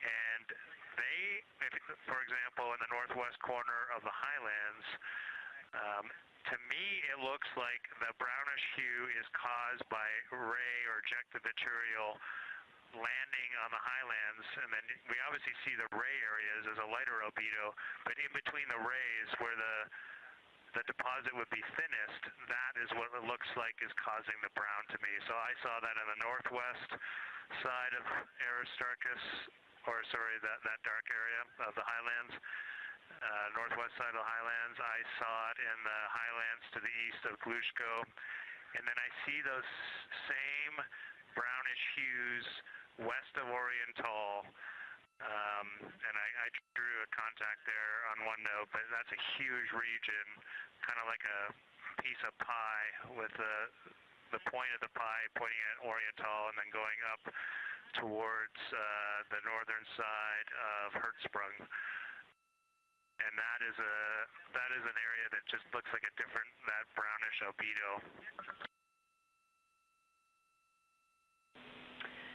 That was fantastic, Jeremy. We had heard rumors of the green and brown hues, and so you really read my mind on asking about those. Understand they likely didn't have any contact with each other the way that you described them, but please correct me if I misunderstood that. And then last thing, I'll make the same offer we made to Victor earlier. If it would be helpful for us to verbalize any targets so you can stay at the windows and keep your eyes adjusted to the moon, please let us know.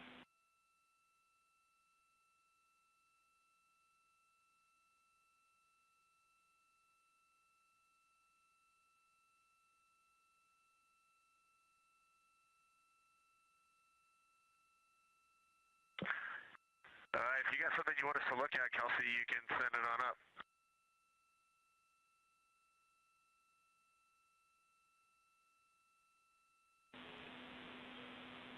Definitely not looking to interrupt your flow, Reed and Jeremy, only offering assistance if you guys want to keep your eyes off of the PCDs.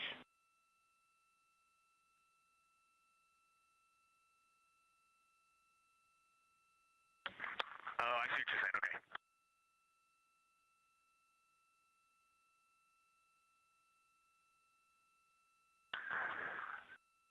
Not really science related, and we definitely learned this at Apollo, but the thing that is just most fascinating, I think, to me and Victor right now is even as rugged as the far side looks, when you look at Oriental and Ohm, it's rugged, but man, when you look at the Terminator, it is just like impossibly rugged, and it reminds you that the whole far side is that way, and just the Terminator is really bringing out the shadows and the hills and the valleys, and it is just, it's unbelievable. It's like no surface of the Terminator is not marked by meteor impact, and it's just, it is very impressive to look at that, and you realize that that is true across the whole far side. You just can't see it due to sun illumination right now.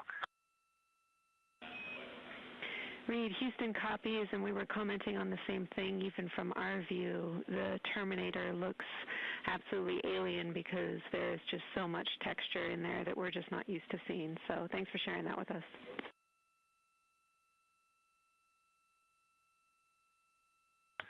There's also, I don't know the name of it, coming out the south-southwest of Oriental, right on the southern Terminator, is just a massive crater.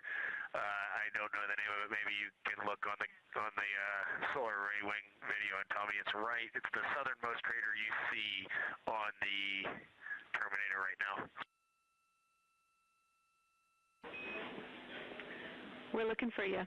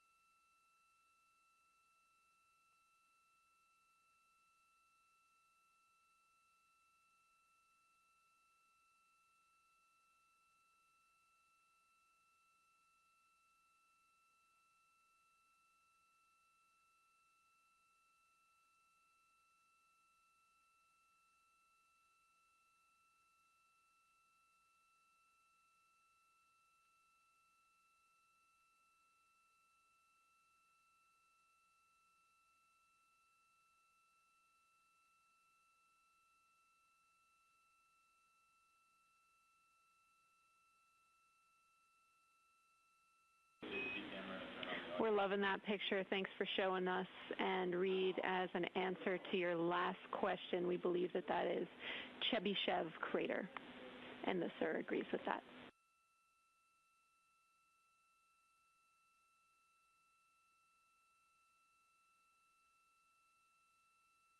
Okay, that picture I was just showing you is an 8X iPhone out the docking hatch for the high grazing angle. It's just amazing. We love it. Thank you.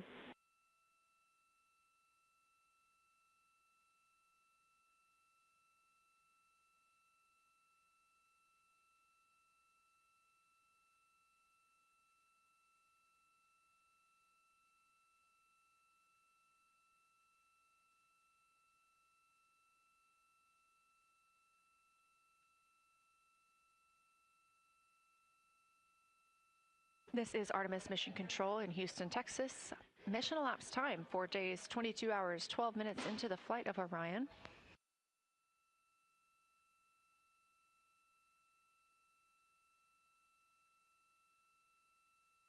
This is lunar flyby day for the crew aboard the spacecraft. Reed Wiseman, Victor Glover, Christina Cook, and Jeremy Hansen are now the farthest people to have ever traveled from Earth.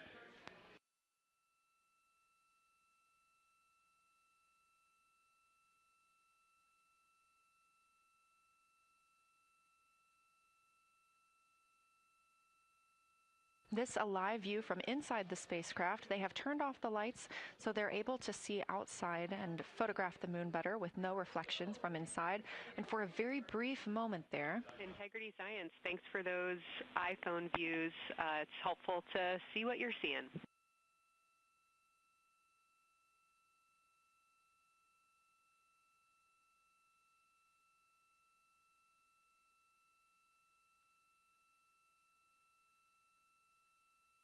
We very briefly saw NASA astronaut Reed Wiseman showing a picture he took on his phone of the moon. We do expect to get all of the photos that the crew is taking today, and we cannot wait to share some of those with you. But pretty cool in the meantime, just to see one quick shot from what the crew is seeing. And this view from outside the spacecraft on Orion's solar array wing. Orion is now 6,643 miles away from the moon and continuing to grow closer. Again, their closest approach will be about 4,066 miles. The best comparison is if you held a basketball at arm's length. That's about what it would look like to the Artemis II crew at their closest approach.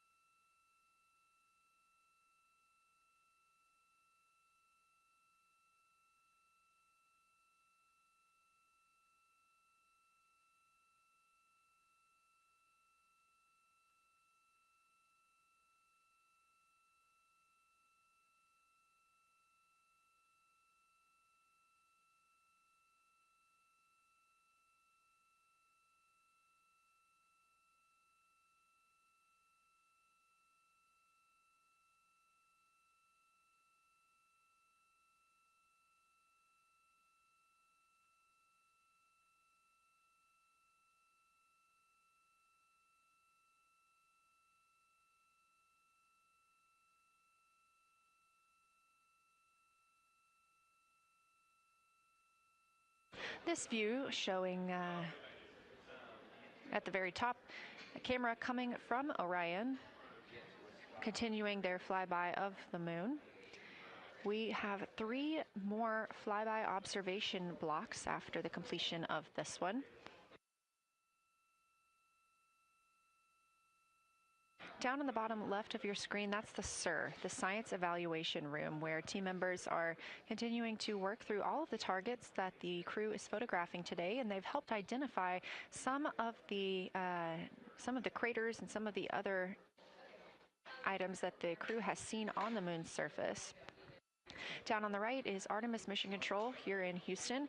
Those 2 rooms down at the bottom are just down the hall from each other.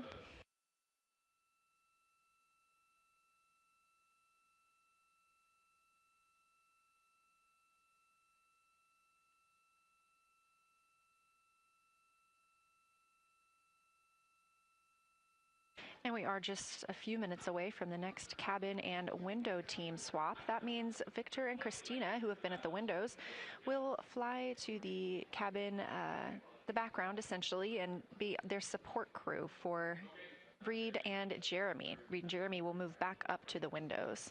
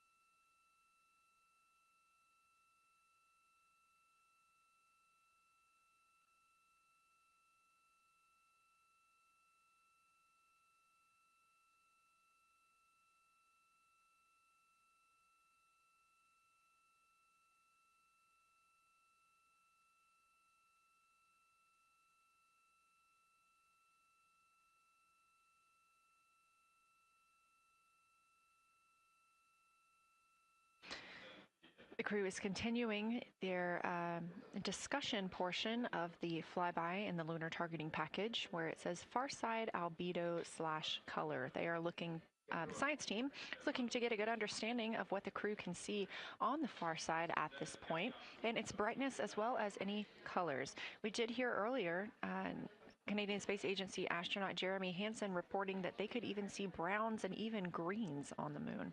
I'm really looking forward to seeing those photos. And in just a couple of minutes, the teams will swap from the cabin to the window.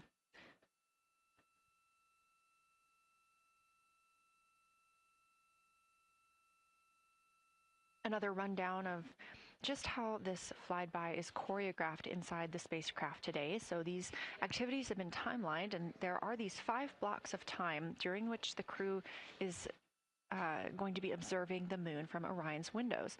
Now we are just coming up on the end of the second block, and we'll start the third soon. So at any time during those blocks, 2 members are at the windows working in a pair. One is taking photos from window 2 and has a blue shroud over the window to help prevent any reflections from inside the spacecraft. They are also using an 80 to 400 millimeter zoom lens. And the other astronaut on the window team will be in window 3 using their portable computing device to make annotations.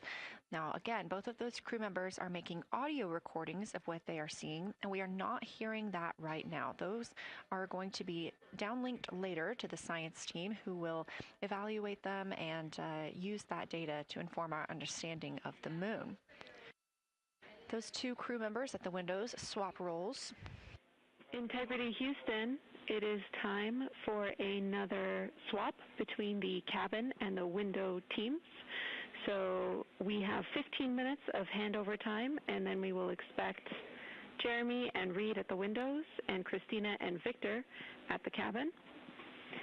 I have no new vehicle updates for you, but I do have a photo location for some photos on Ike's PCD, and I want to let you know that Jeremy's family have arrived in the viewing gallery.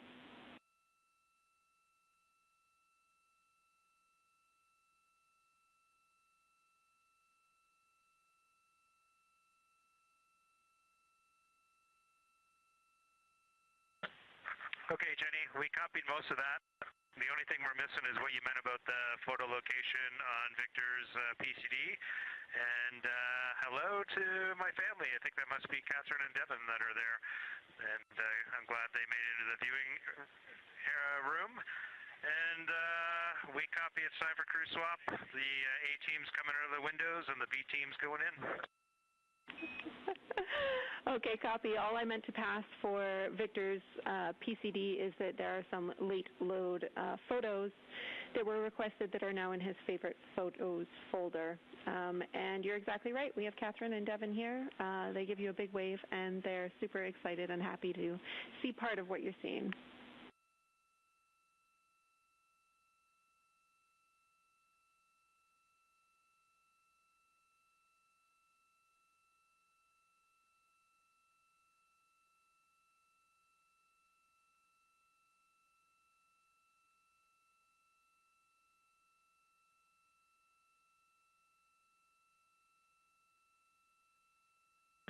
Okay, copy, Jenny. We're not sure what we're looking for in the PCD, but we're going to poke around, and we may be calling you back about that one. All right, that's no problem, and it's unrelated to flyby.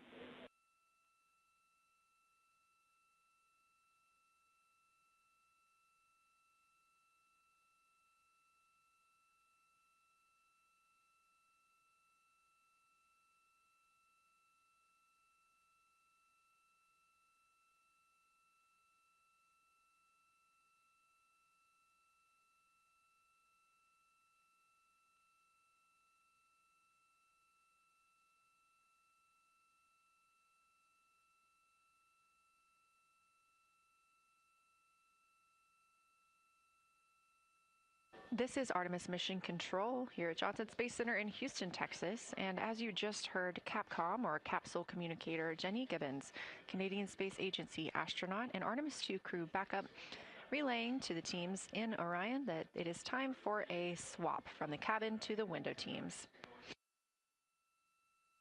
We're now at the tail end of the second lunar flyby observation block. Again, we have 5 of these today. Most recently, Victor Glover and Christina Cook were at the windows photographing and making annotations, while Reed Wiseman and Jeremy Hansen were in the cabin providing support, whether that is SD card help, but also science sit reps calling down any situation reports for what they are seeing on the moon or anything about the vehicle status. With that call to make a swap, Reed and Jeremy will be back at the windows, making observations for what they see at the moon and taking photos.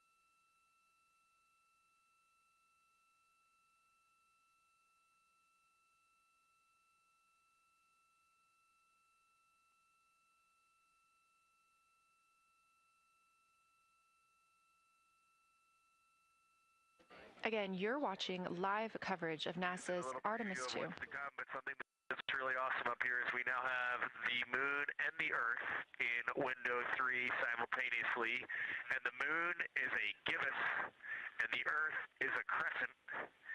And I'm guessing in about 45 minutes we'll have 2 identical crescents as we change our position in the universe.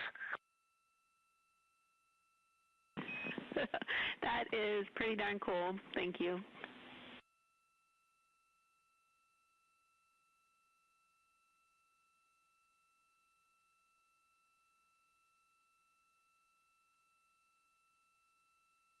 That's the Artemis II crew, the first astronauts to fly by the moon in more than 50 years, reporting that when they look out of window 3, one window, they're able to see both the Earth and the moon at the same time now. Now, obviously, our view is from a camera on the solar array wing pointed at the moon, and we hope to see that view of both the Earth and the moon soon.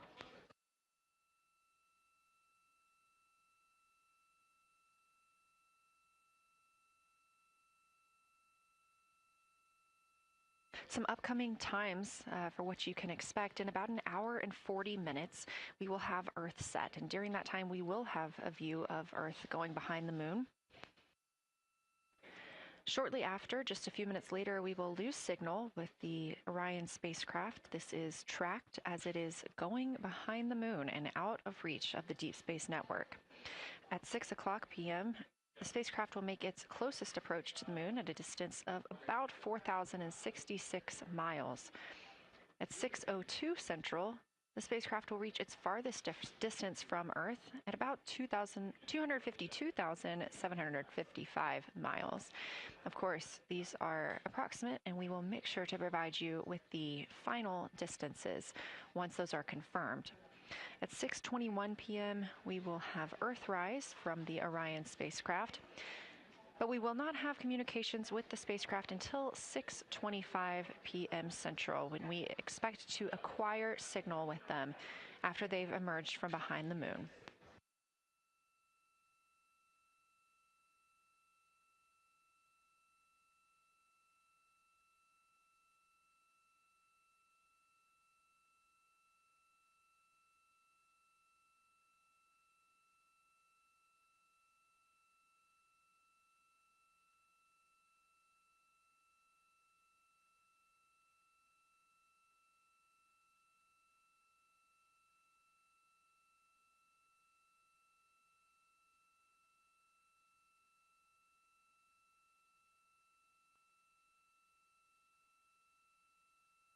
Again, you're watching live coverage of NASA's lunar flyby for the Artemis II mission, first crew to fly beyond the moon in over 50 years. The astronauts inside the spacecraft are switching positions, 2 at the windows and 2 serving in support roles, before they start their third timelined flyby observation for today.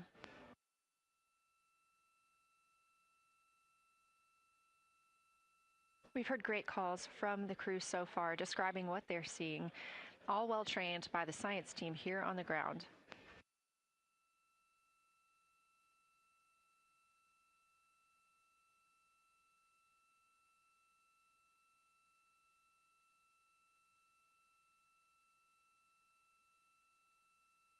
Another major milestone for the crew today will be to experience a solar eclipse from their capsule. No one on Earth will experience this solar eclipse. To the astronauts, this will look a lot like a total solar eclipse on Earth, except the moon will be huge compared to the sun. Whereas if you're standing on Earth and looking at a solar eclipse, the moon and the sun appear to be about the same size in the sky. As the moon begins to cover and then uncover the sun, the astronauts will see a partial solar eclipse, so that's before and after totality, and during that time frame they will have to wear eclipse glasses so they can safely view this phase. They also intend to capture images of the sun's corona during the eclipse. This is a rare glimpse at the innermost corona that will only be captured by the astronauts' cameras. During the eclipse, we also look forward to the crew members describing what they will see, which includes unique light features like the shape and size of the corona and potentially even lunar dust. At the same time, Venus, Saturn, Mars, and Mercury will be near the sun, so they may be able to identify what part of the sky they're looking at. This can help train future Artemis astronauts on what part of the sky they're seeing, which is useful knowledge in challenging situations when they may need to rely on that information instead of instruments for navigation and orientation. That eclipse window will last about an hour, and it'll happen near the end of the day today, closer to 7:35 p.m. Central, 8:35 Eastern.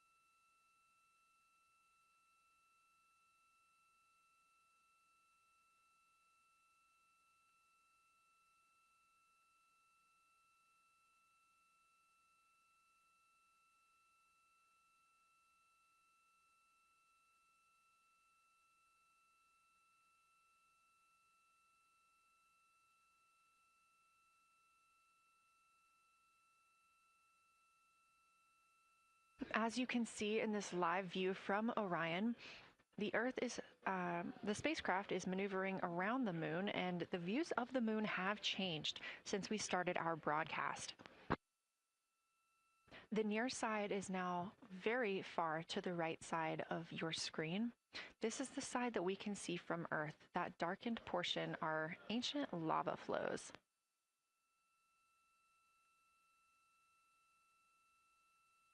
The crater down towards the bottom of the moon is Orion, and this is a crater that was previously never seen before by human eyes until this mission.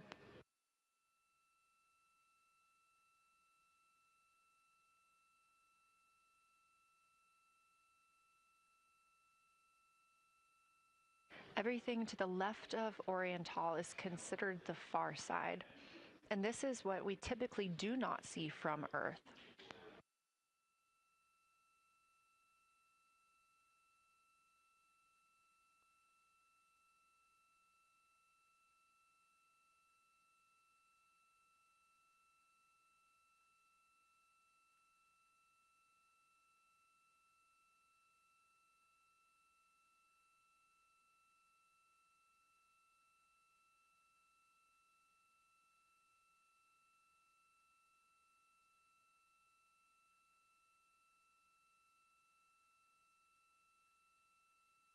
Just a reminder about this view, this is coming from a GoPro camera mounted on the tip of one of Orion's 4 solar arrays. Each solar array has a camera mounted on it, and the bandwidth is limited due to we have a crew on board, and this is our first flight of crew aboard the Orion spacecraft. So having a crew means we have to have an environmental control and life support system. There's a lot of data around, a lot of data to bring down for the crew members to keep us up to date on everything happening aboard the spacecraft. So we have to share our bandwidth when it comes to imagery and data.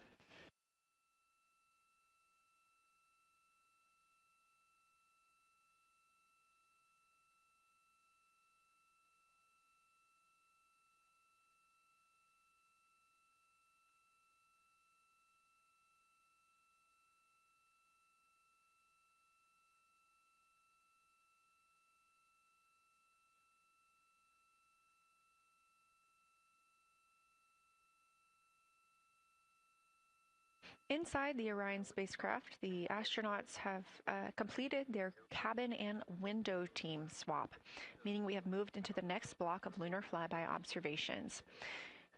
Jeremy Hansen and Reed Wiseman are now back at the windows, taking photos and making annotations. About halfway through this block, they will switch positions at the windows and will be prompted by the ground to do so.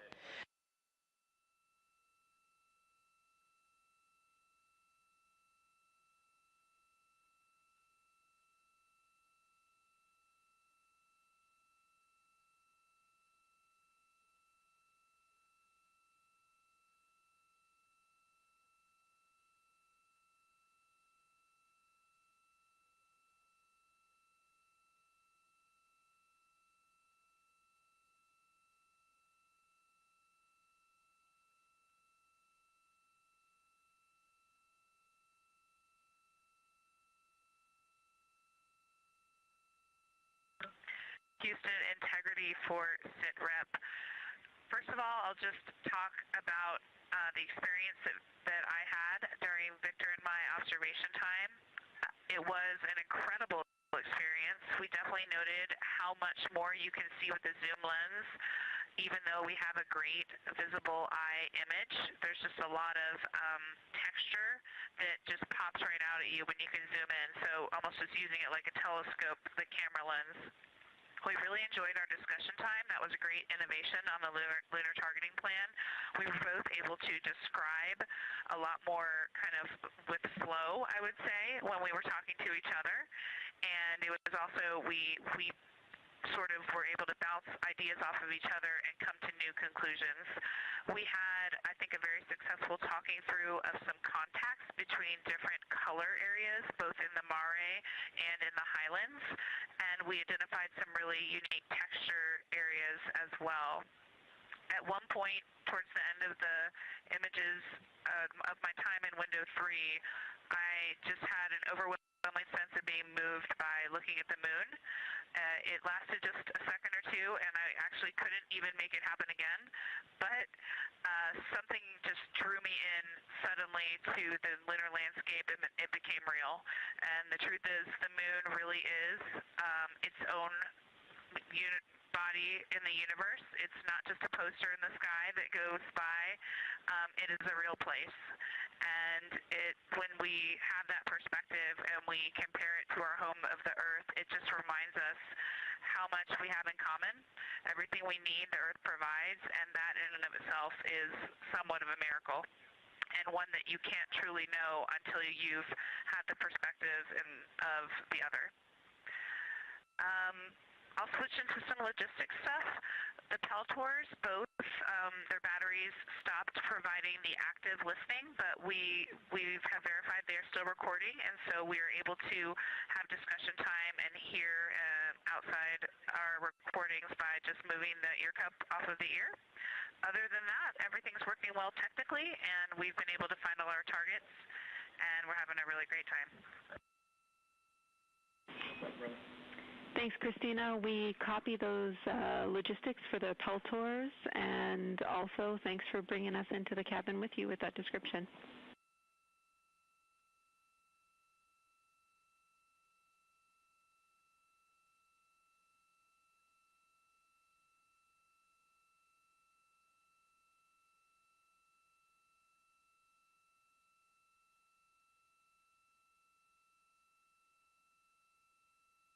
Right on time. NASA astronaut Christina Cook, a mission specialist for Artemis II, calling down a science sit rep, a situation report. Good news, reporting that she and her teammates have been able to capture all targets that were listed.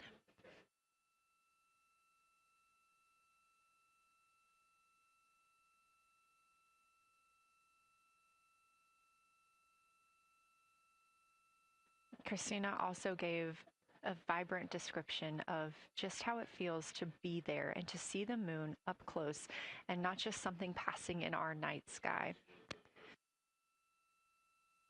Currently, the team members at the window are Reed Wiseman and Jeremy Hansen. Meanwhile, Integrity cabin team for window shroud.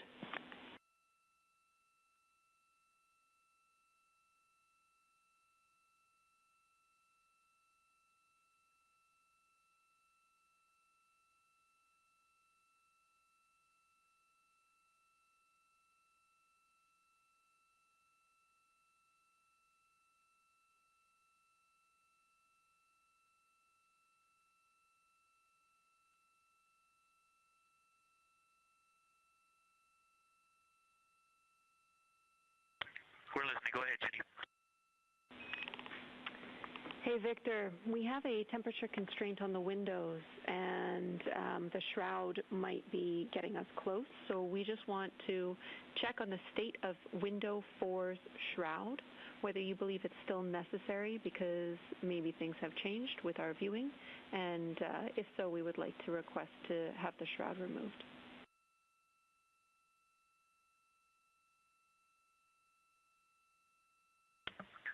Houston, we believe it is necessary. We pulled it off just as a corner. It is very bright. It definitely would affect our night vision and maybe comfort. But is there a time? Can you tell us when we would have to take it off by?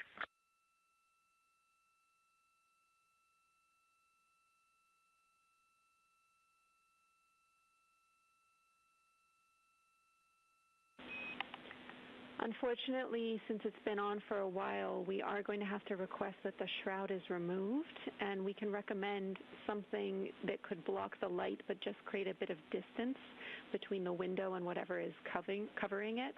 Something like a t-shirt would do the trick and help.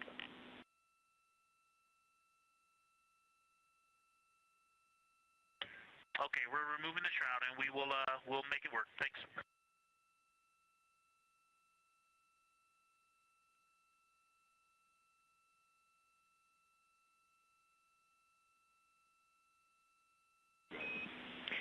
Thank you, Victor. We know it's pretty bright in there now with that window uncovered. We will also offer that airflow on the window would be helpful. So if you want, you can also retrieve the condensation hose, which should be friction fit onto one of the diffusers. And that on the window would also help.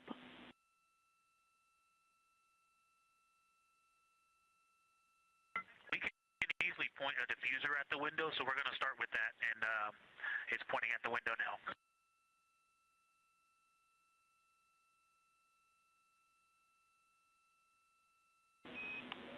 Okay, we'll take that, Victor. Thank you. Please keep us updated.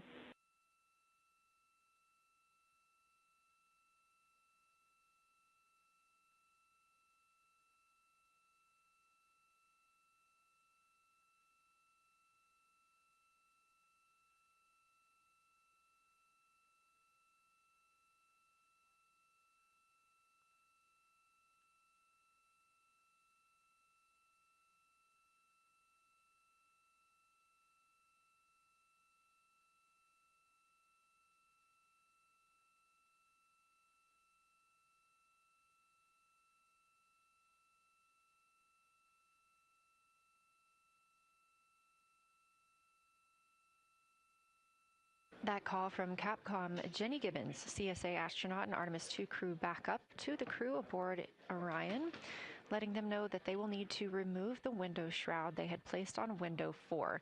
They initially placed that shroud there to block out some of the light from the Earth. It was extremely bright coming in the cabin and interfering with some of their viewing opportunities out at the moon.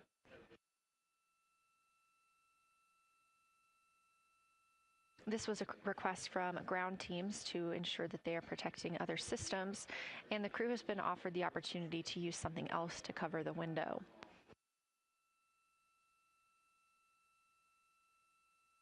Meanwhile, Reed Wiseman and Jeremy Hansen continue with their lunar flyby observations. They have just looked at Glushko crater. That's about when we heard that call down from Christina Cook with that description of everything she had been seeing during her observation period and what she was seeing at that time. The science team asked this crew to take centered images of the entire crater and their ray system in one frame. They're also interested in knowing the brightness, texture, and extent of Glushko's rays and how they differ in the mare, or that sea area, versus the highlands. Glushko is considered a young lunar crater, and these observations can help understand material properties of those craters.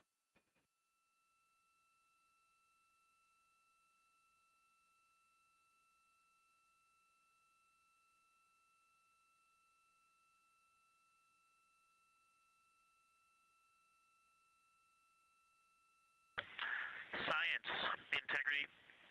First, I wanted to start off with connecting with what Christina said, that it was very moving to look out the window.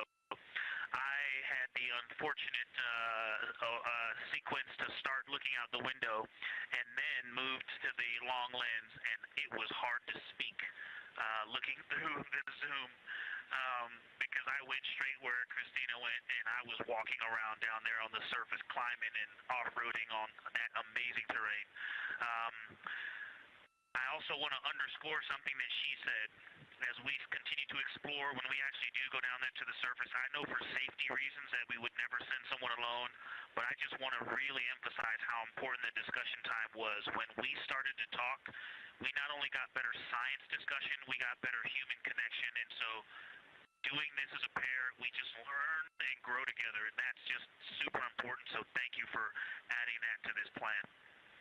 Reed just passed me a note that the Orion Tall Basin annular ring has a similar albedo to the center, but a different color. It has more brownish tones in it, and he said it's very distinct now that he's been staring at it. Victor, thank you. You got a cheer from science there, and we all just went on that moonwalk with you, so highlighting how important it is to talk about these things. I also want to let you know that we have Deanna Glover with us in the viewing gallery. She's all smiles.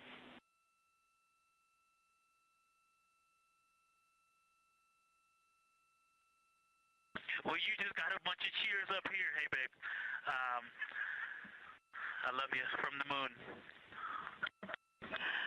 We love that we got a hey babe too, and we also have one of your lovely daughters here watching you guys work.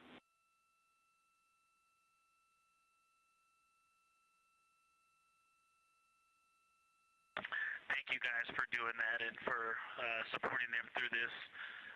And to all of you, Genesis, Maya, Joya, and Corinne, I love you. And Deanna, I love you. I'm glad you get to be there.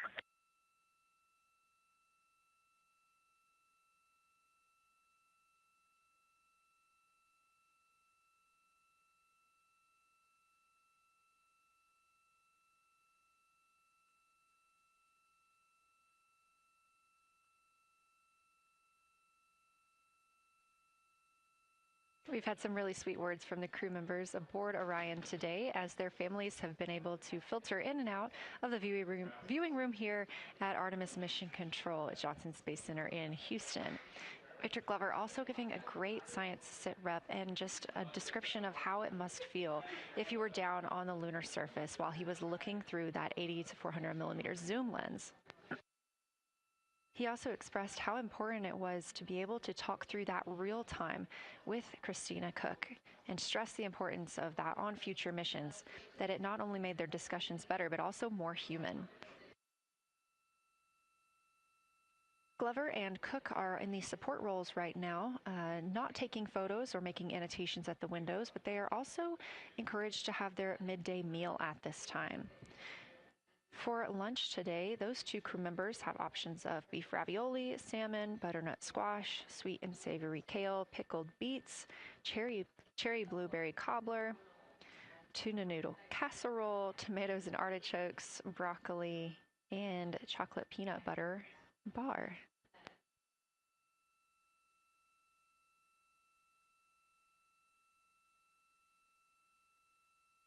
Once Glover and Cook return to the window portion of their flyby today, Reed Wiseman and Jeremy Hansen will get into their midday meal.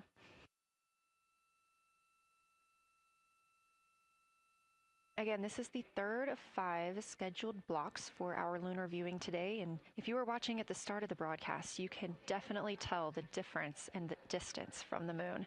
We are now 5,518 miles away from the lunar surface, and again, expecting the crew to get about 4,066 miles away. They are currently 252,050 miles away from Earth, and every mile is a new record, having surpassed the Apollo 13 milestone for furthest distance earlier today.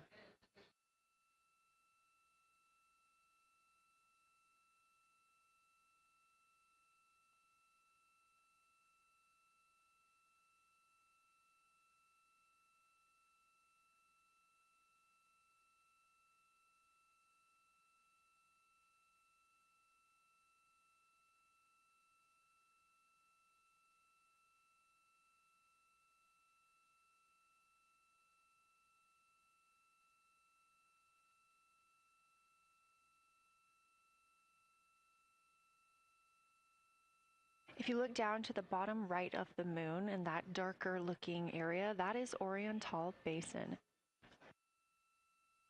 We have continued to lose views of the near side. It is just barely visible over towards the bottom right side of your screen. And then you'll also hear later about that terminator. That's the line between light and darkness while on the moon. It is really exposing some of those craters at this time.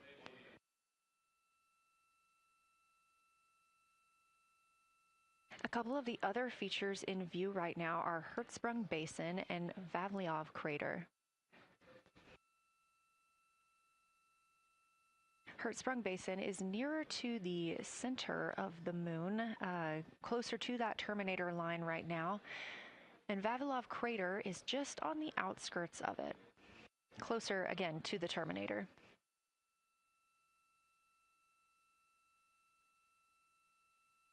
Towards the bottom of the moon and to the left of the terminator line, or currently shadowed in darkness, is Apollo Basin.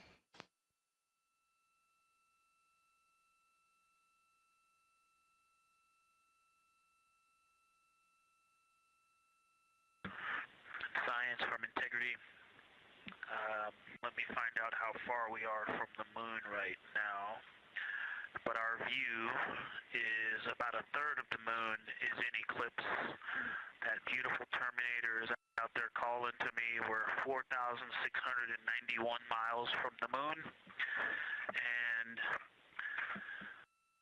what looked like in the terminator, about a third of the way up from the southernmost part of the terminator, looked like a dinosaur print if one was running to the northwest. Now is clearly a crater with a bunch of craters around it. And that terminator, I can only see about half of it. I'm looking through the docking hatch window right now because we have the Z9 in window 1. But that terminator has moved.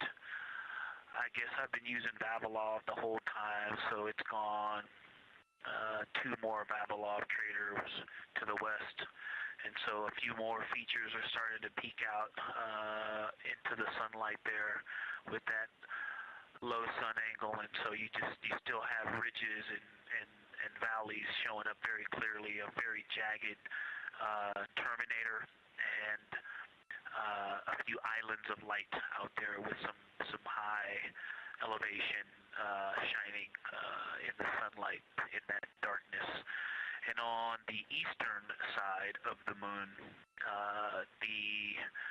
let's see, Grimaldi appears to be one of the farthest east features, and that is maybe 5 degrees from being right on the limb and going off over the horizon. It is interesting, just looking at Oriental, that my first impression of it is all of the dark areas appear lighter, which I think makes sense because it is now facing, well, it's still relatively the same to the sun, but my angle to it is different. So I'm looking at it from a little more, even further to the side as we pass it. But all the darker features appear to be just a little bit lighter from this vantage point. The darker ring structure in the outer and inner ring and the interior, as well as the annular ring portion, everything seems to be just a smidge lighter at this point. Thanks for that description, Ike. Any additional words you can provide on Oriental would be wonderful, as that is such a high priority target for us. And while I have you, as we get closer to target 15, which is the Terminator target, if you can find Zeeman crater again that you were looking at earlier, everything to your left of Zeeman would be getting into the South Pole Aiken area to help you orient yourself.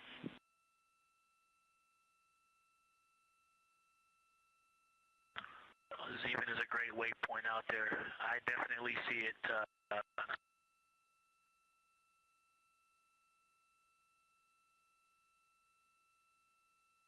Yeah, Zeeman is very easy to find, and that is awesome. Thank you for pointing that out. Feel free to do that as often as you think of things.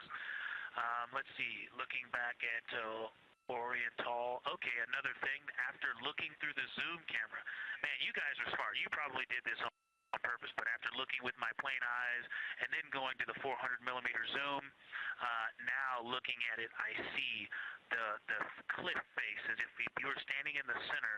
That inner and outer ring have definitely some real terrain to them, and now I can see that as terrain. Now that I look at it even with my naked eye, I can tell that there's a lot of elevation and that, like I said, a cliff face on that eastern edge where all the darker deposits are. And it's just the scale now. Looking at it from far away, before it seemed like flat with color painted on it, but now that I look at it, I can definitely see that there is, different depositional characteristics, and so the darker is some other material, but there's also some shadowing going on because of the cliff face that is a part of that crater wall. Great description, Victor. Thanks, and really interesting to hear now the distinction between shadow and color. Before I let you go back to other observations, you mentioned that Reed saw a browner hue to the annular ring than the rest of Oriental. Are you seeing that from your vantage point?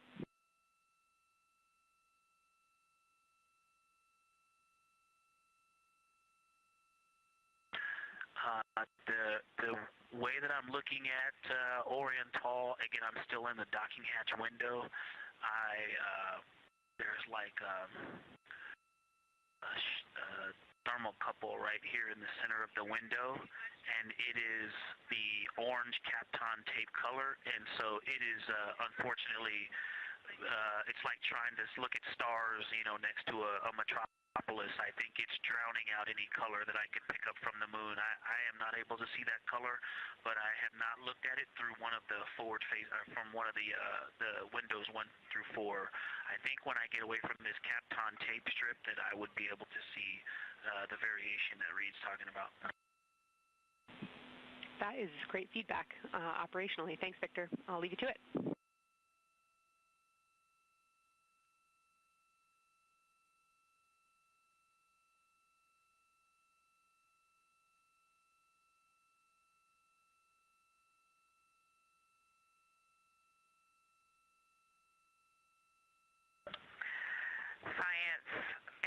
Integrity with a question from the window team.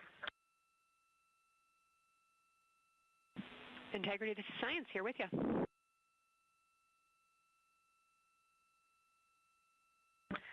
Yes, they have a question to help inform a theory that they're sort of tossing back and forth. What is older, the Mare seas of the near side or Oriental?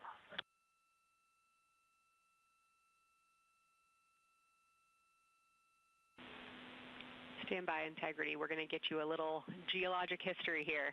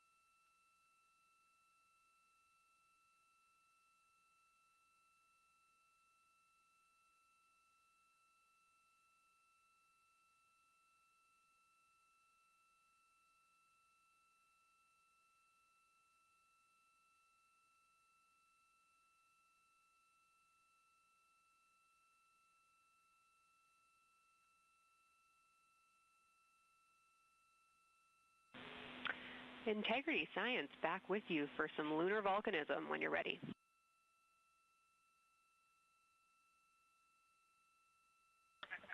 Go ahead. You're making our day down here getting to talk about lunar volcanoes. Oriental, as far as Mare go, is younger than almost all of the Mare on the near side. The exception are features like Aristarchus, which really pop out to you guys and really pop out to us here on Earth. That is younger, but other than that, Oriental is pretty young as far as Mare go.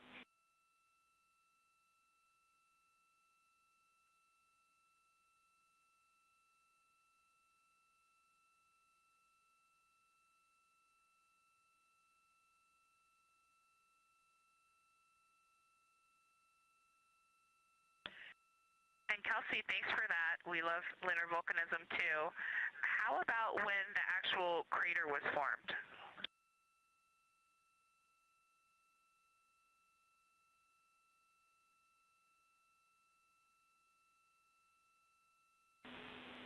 Yeah, we're going to get you an age for Oriental, and while we're getting that, Christina, can you, maybe you've heard the window team talk about the sort of contacts around Oriental, but because that material is so much younger, if anything pops out to you about physical relationship between that and surrounding terrain, we'd love to hear it.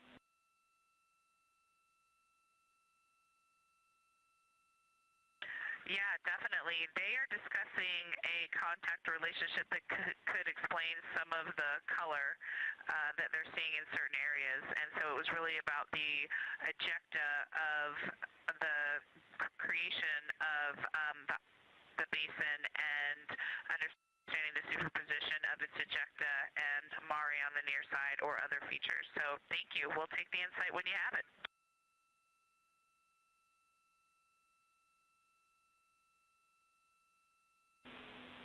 Thank you, Integrity. And I know Jenny wants to get to you with some topics, so I'll leave you with Oriental is 3.8 billion years old.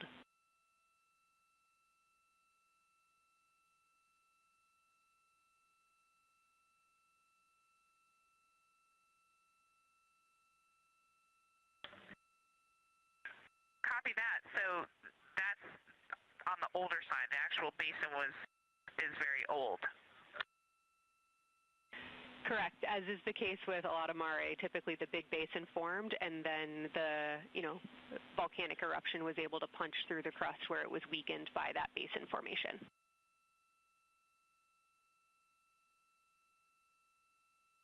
Perfect. Tracking. Thank you.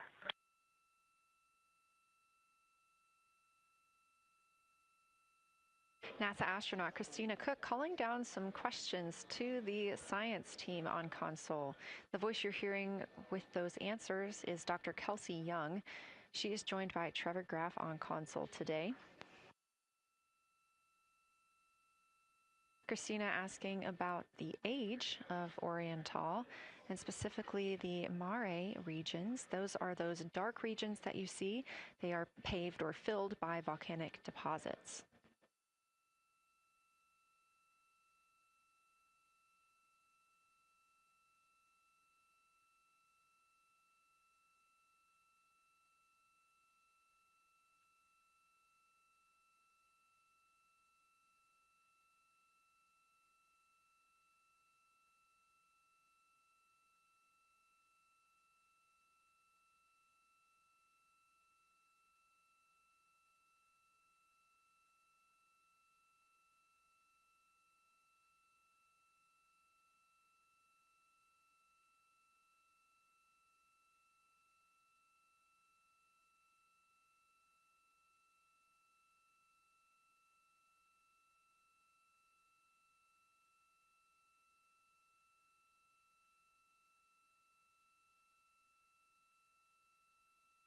Better answer.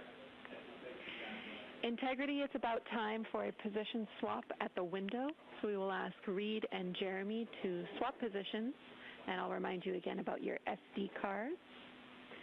And Victor or Christina, I have one window task for the cabin team when you're ready.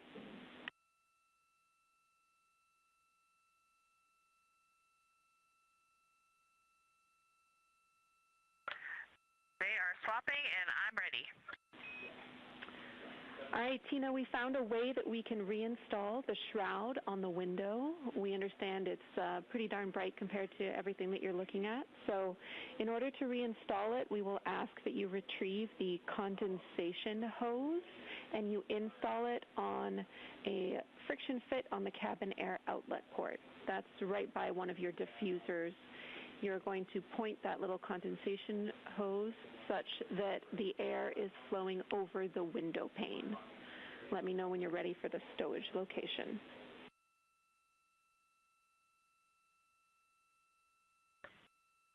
Ready.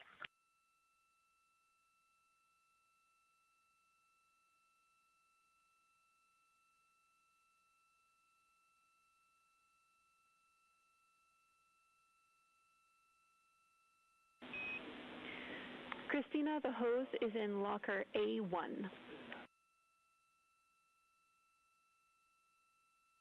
The crew has gotten a go to reinstall that window shroud they were using to block some of the earth shine.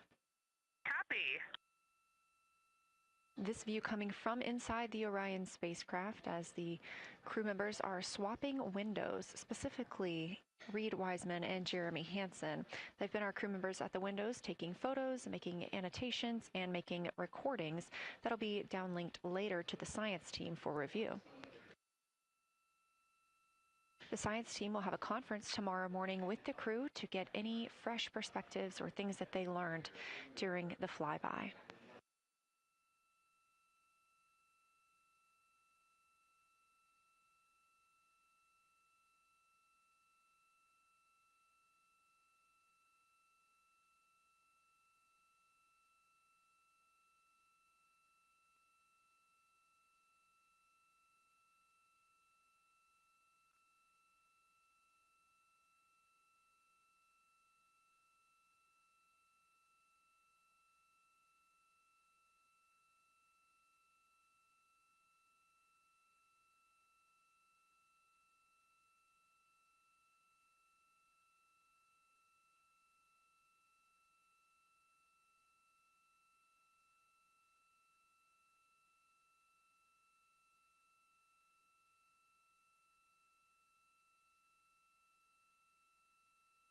Again, we are now in the third of 5 observation blocks for the crew scheduled for today. During this flyby, Orion is passing around between 4,000 and 6,000 miles from the moon and providing the crew with a full view of the lunar surface.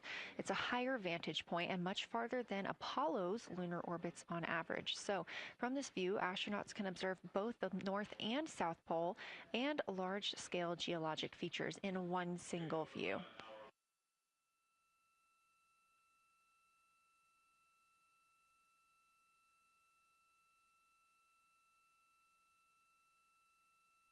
We are now just under an hour until Orion passes behind the moon, and we lose communication with the crew. They will be out of reach with any of our deep space network antennas. That loss of signal will last about 40 minutes, and we expect to regain communications with them once they fly behind the other side of the moon.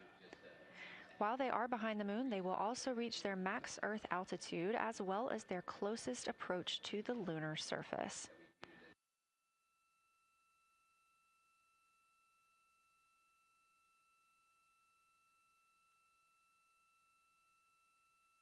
The view you have right now is a live stream from a camera on Orion's solar arrays. You are looking at a live view of the moon, and 4 people are inside that spacecraft taking pictures of it, telling us everything that they are seeing. The first humans to do so in over 50 years. They'll be sending those pictures down for all of us to enjoy, and of course, especially the science team, who are very excited for what they are learning today.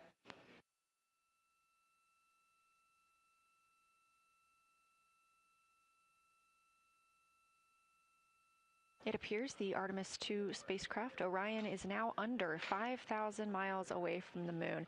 Again, we expect their closest distance to the moon be about 4,066 miles.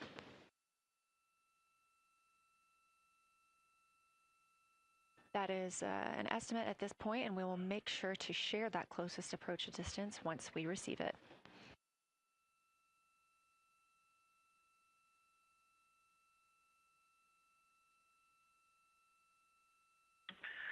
Houston, integrity question. Did you just want us to cool the window with the condensation hose, or did you want us to put the shroud back on and cool the window at the same time?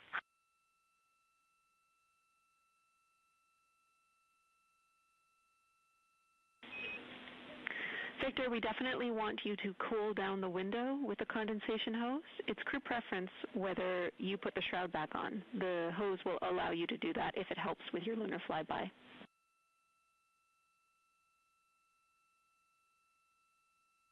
Okay, copy. We're going to do both at the same time. Thank you. Houston copies.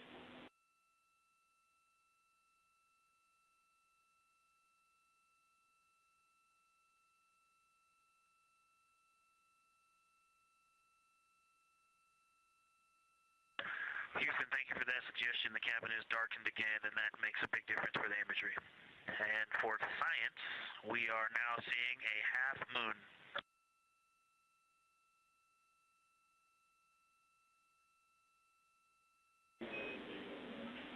Thank you, Victor. We're happy to hear it, and we see half moon, full moon joy still.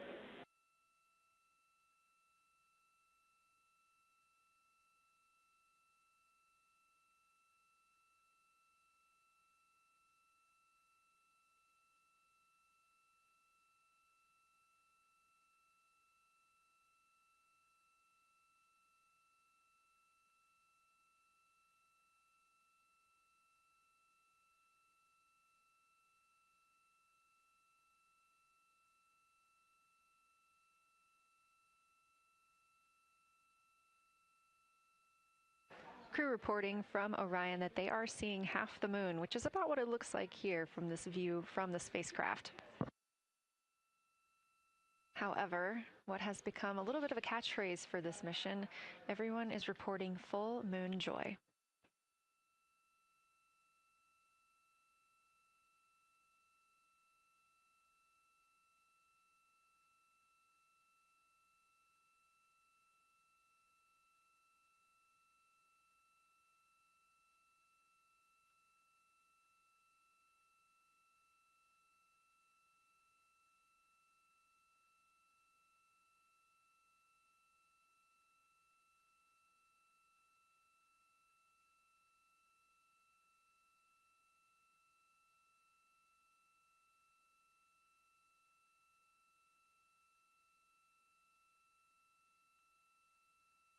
We are keeping up with which targets the crew is tracking through their lunar targeting package. They are just wrapping up their second. Science integrity, another observation the window team commented on and Christine and I discussed a bit is in Hertzsprung. The solid and intact crater is very smooth. If it were a dirt road, it's very hard packed, and then you go outside of it, and that outer crater, that's the one that is older. It is a little rougher and more jagged, and starts to get into more loose-looking terrain. And the smooth interior also causes the craters that are inside of the larger crater, the smaller craters, to have really sharp edges, sharp, distinct edges. And just a general comment on that area, Hertzsprung, that whole area, the average albedo there is darker. That is, I would say, 3. And the average albedo around Oriental and between Oriental and Ohm, excluding the wedge, the darker wedge, is more on the 6-7. And that they also seem to be different texturally. Christina described it earlier around Hertzsprung, and then from Hertzsprung toward Oriental, there appears to be a frozen, a rippling pond, but frozen, or like choppy waves when it's windy out, choppy water, and then it freezes instantly. That's the texture. If you walk down there barefoot, it looks like it would be hard on your feet, like lava. After it's cooled, it would be pokey. Except for right there in the center of Hertzsprung, it looks paved, like a paved road, nice and smooth.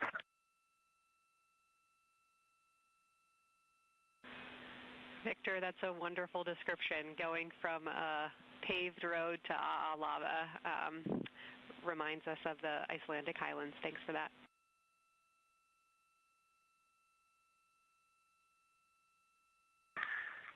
And science, another in the interior of the very intact, the interior of the intact crater at Hertzsprung is albedo variation. I think I heard one of the window crew maybe say color variation, but definitely albedo variation. There's lighter patches and slightly darker patches. It's not swirling, it's just patchy. It just has spots that are lighter, and I would say a predominantly darker average area. Great descriptions, Victor. Thanks. Not swirly, just patchy is really helpful for us.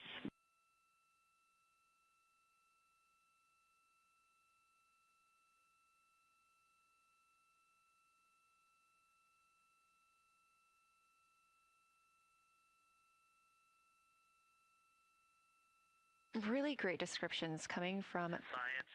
The window team is hitting all the targets. They are on the plan and starting the discussion of the Terminator. And boy, I'm loving the Terminator. I think I know it's not purely a moon feature, but what it does to the features of the moon, to the terrain, I've probably spent the most time describing into my recordings and thinking about and looking at the Terminator. There's just so much magic in the Terminator. The islands of light, the valleys that would look like black holes. You'd fall straight to the center of the moon if you stepped in some of those. It's just so visually captivating that the Terminator is the most striking thing that I've seen so far. We've been loving your evocative descriptions, Victor. You really are bringing us along with you, and we're following along with visualizations that pale in comparison to your descriptions. Thanks.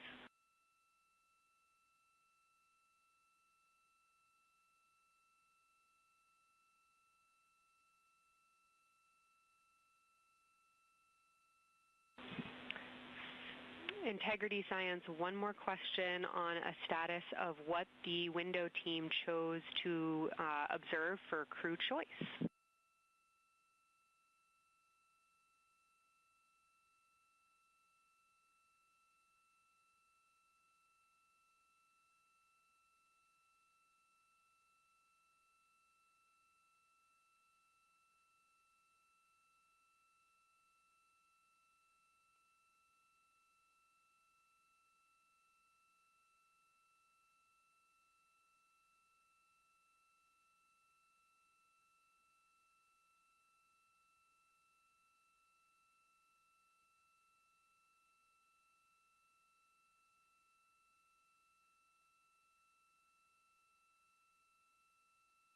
Window 2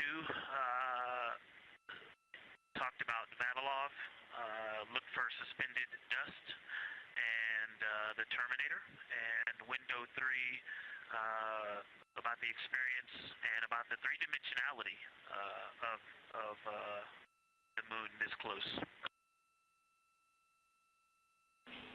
Wonderful, and thank you, another observation about Orion Tall, I would say, is the features going off to the southwest, the two large, almost look like scratches in the surface.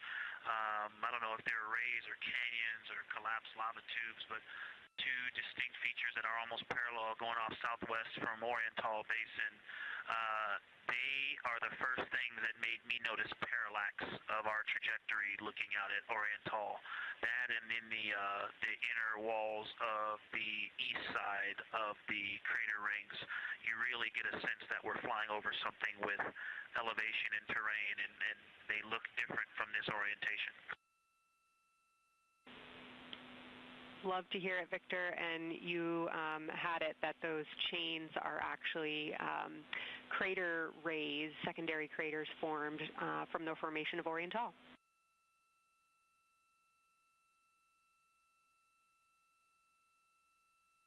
Yeah, speaking of crater rays, the crater rays that are going off to the northwest,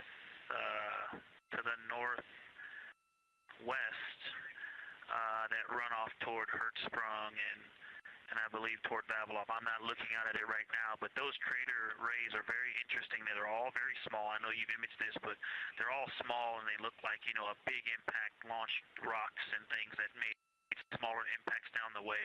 But something very interesting, and again, you can see this in imagery, but some of them are parallel, and then some of them converge toward the center of Orion Tall. And then I think I even saw some that maybe diverge, which not diverge, but that are convergent, which indicate multiple large impacts that created a lot of secondary impact crater rays. Fantastic, Victor, and I'll note that we can infer that you're looking down at your freshly named Integrity crater, which is near the end of one of those beautiful crater rays from Orion Tall. Thanks for the description.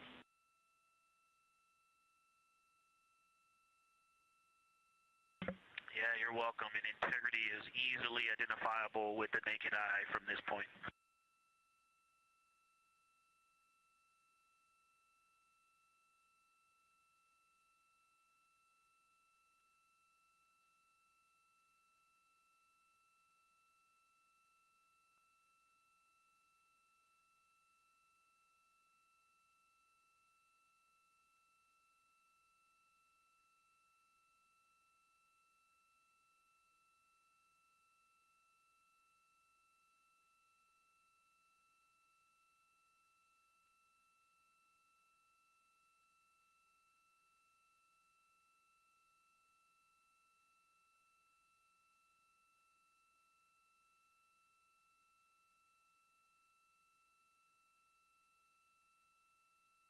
We've been hearing some great situation reports from Victor Glover, the pilot of the Artemis II mission, calling down to the science team, letting them know what he is seeing. And one of those things is Hertzsprung Basin.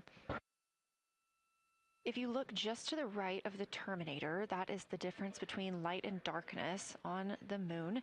You can see what he's describing when he says Hertzsprung Basin and how it looks a little bit paved in the middle there.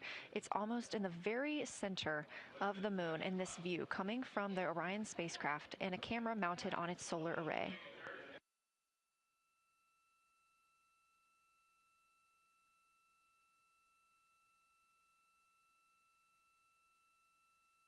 We are now 4 days, 23 hours, and 23 minutes into the flight of Artemis II, and we are standing by for their lunar loss of signal in about 43 minutes. Again, the spacecraft will fly behind the moon, and during that time, we won't have communication with them. They will be out of reach of our deep space network. However, we will regain communication with them approximately 40 minutes later when they come around the other side of the moon.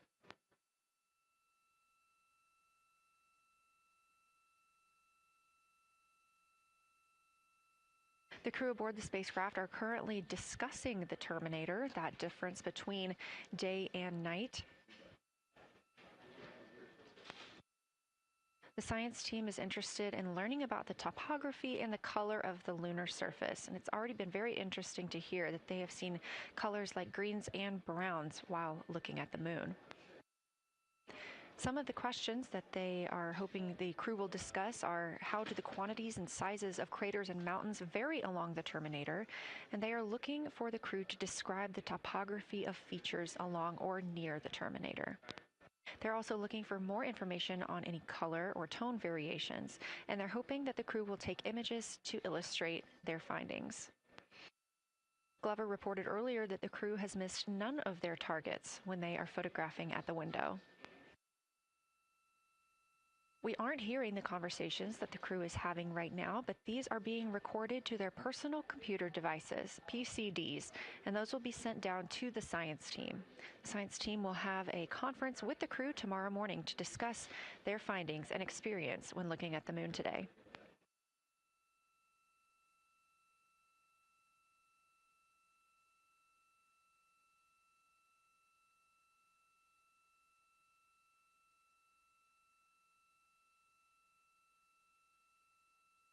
We have a few minutes left while the crew is discussing the terminator, and if you're just joining us, you're looking at a live view of the moon, our moon, from the Orion spacecraft and a camera on its solar array. Inside that spacecraft, 4 astronauts, Reed Wiseman, Victor Glover, Christina Cook, and Jeremy Hansen, the first 4 people to fly around the moon in over 50 years.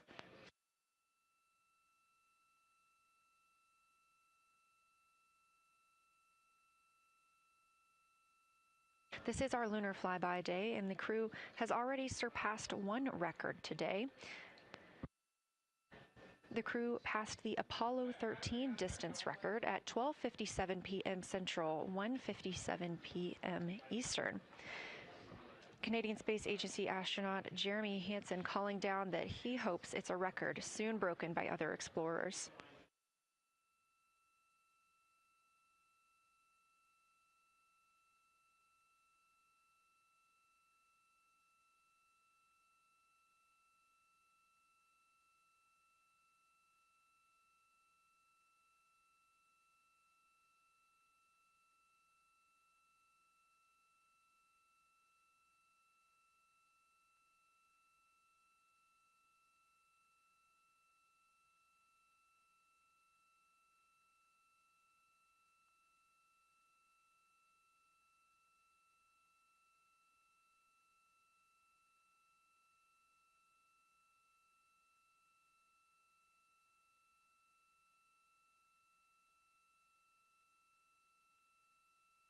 We are live in Artemis Mission Control in Houston, Texas, monitoring the flight of Artemis II.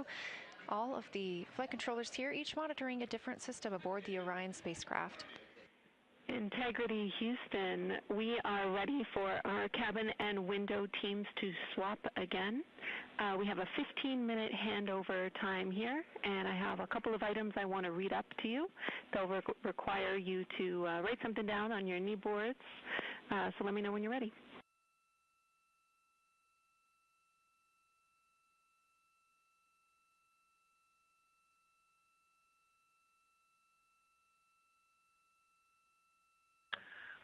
Okay, Houston, we are ready. Copy Integrity. First of all, once you start this next shift here, during this lunar observation shift, we will begin our lunar LOS, so you can expect a call from me a few minutes prior reminding you. And second of all, FIDO just sent us updated altitudes and METs for lunar closest approach and max Earth altitude. Let me know when you are ready to write those down. They differ slightly from Optimus.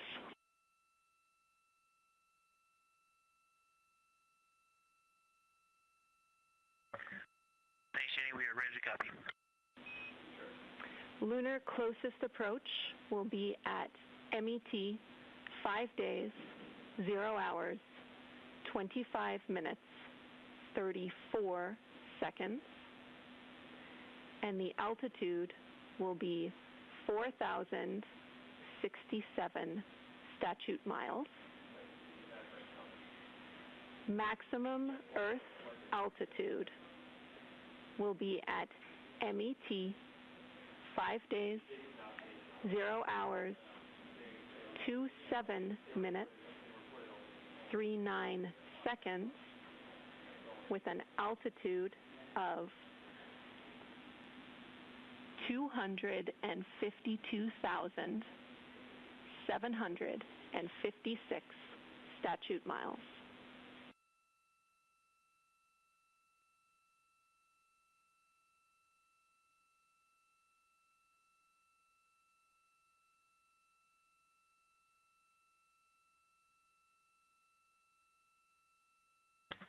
The crew really wants to ask for that in kilometers and in parsecs, but thank you for those. That is great. Thanks for that update. I'll send Fido to work, and I appreciate the metric. Other than that, I have no new vehicle statuses to pass to you. Enjoy your handover time, and we're looking forward to picking back up with you shortly.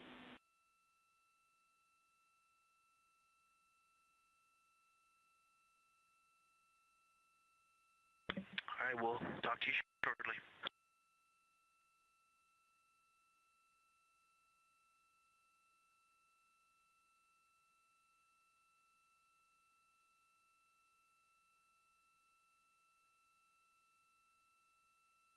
Those words called from Capcom Jenny Gibbons, CSA astronaut and Artemis II backup crew member, to the crew working aboard the Orion spacecraft.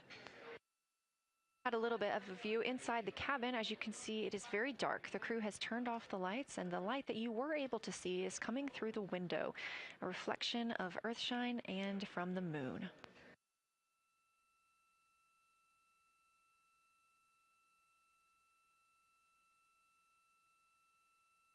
The crew is moving into their next observation block, meaning they are taking time to switch cabin and window teams. We've had Reed Wiseman and Jeremy Hansen at the windows taking pictures and making annotations and recording some audio files that will be downlinked later to the science team. Meanwhile, Victor Glover and Christina Cook were in the background serving as support. They were also timelined to enjoy a little bit of their midday meal. Now that we are swapping positions, the support team becomes Reed Wiseman and Jeremy Hansen. They will be in the background helping with SD card swaps, as well as providing those situational reports to the science team. Victor Glover and Christina Cook will be the astronauts at the window, photographing and speaking into those PCDs, portable computing devices, about what they're seeing on the moon. As you heard Capcom Jenny Gibbons call to the crew, this block is also when we will lose communications with the crew. That LOS, or loss of signal, scheduled to be less than 35 minutes from now. We anticipate to be out of signal with them for about 40 minutes, and will regain that communication once they've flown around the other side of the moon.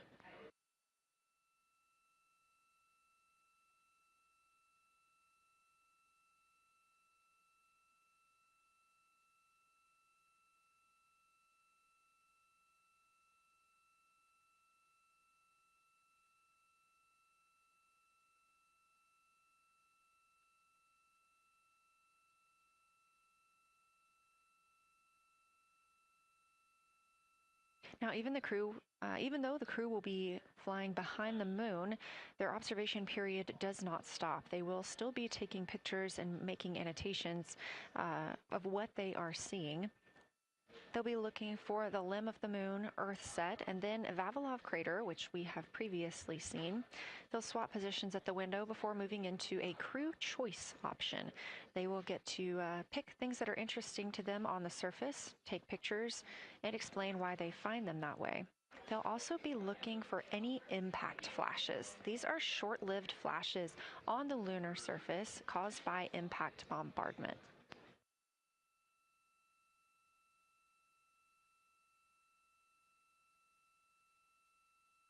Just before Earthrise, the crew will be looking for lofted lunar dust.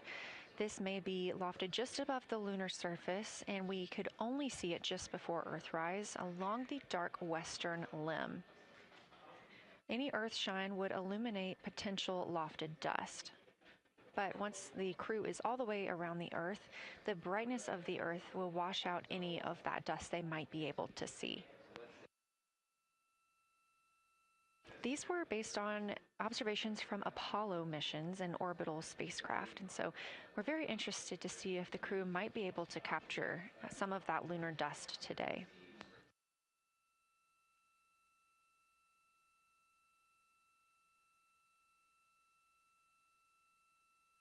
Following that lofted lunar dust target, the next will be Earthrise. We will regain communications with the crew shortly after Earthrise.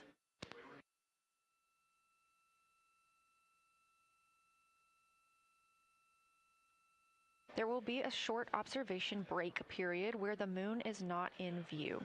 That's because we are also anticipating the crew seeing an eclipse today. The moon won't be in view because the team here in Mission Control Houston will need to change the attitude of the spacecraft and ensure that its solar arrays are gathering light from the sun heading into that eclipse period. So we will have communication with the crew, we just won't be able to see the moon. However, we will have views during that eclipse time frame.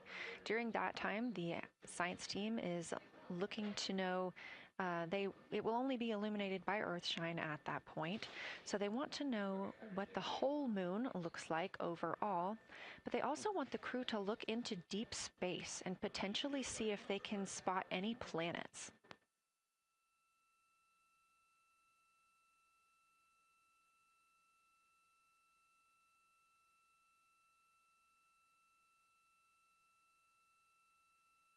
Once the eclipse is over, the lunar flyby period will have ended. We are live through the whole thing, and even once flyby is over today, we remain live 24/7 on NASA's YouTube. Integrity, you got a moment? Go ahead.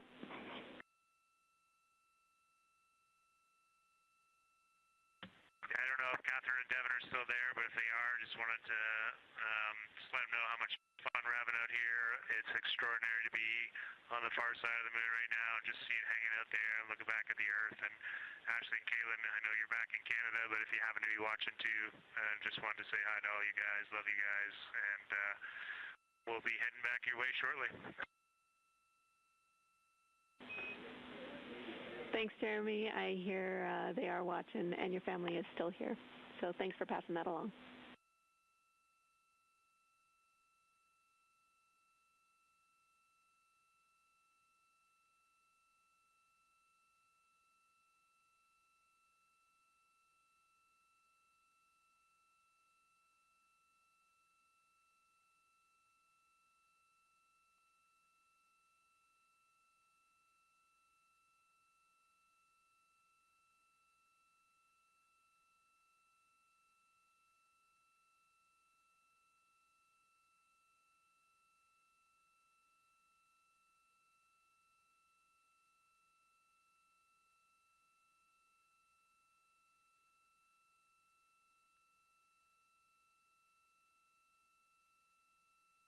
This view inside the Orion spacecraft, and it's a little hard to make out, but on the left there, that is Jeremy Hansen just calling down some well wishes to his family, joining us in the viewing room and watching online.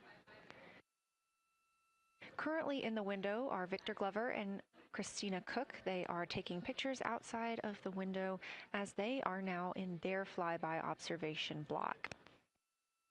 At this time, Reed Wiseman and Jeremy Hansen are serving as support crew members, and they are also going to have an opportunity to enjoy their midday meal at this time.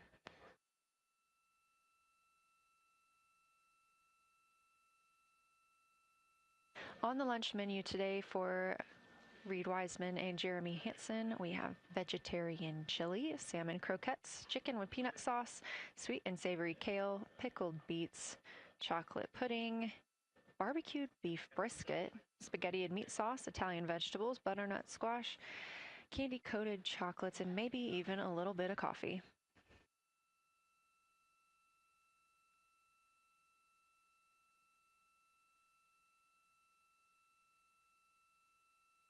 And if you look closely, you can see it looks like they are getting into some of their food for the midday meal. All of the food on the spacecraft is rehydratable. We don't have an option for fresh food as there's not a refrigerated section of the Orion spacecraft. So all of this food can either be rehydrated or eaten straight from the package, just depends on what the food actually is. And for food that needs to be rehydrated, there is information on each package of how much water needs to fill that bag and what temperature it needs to be.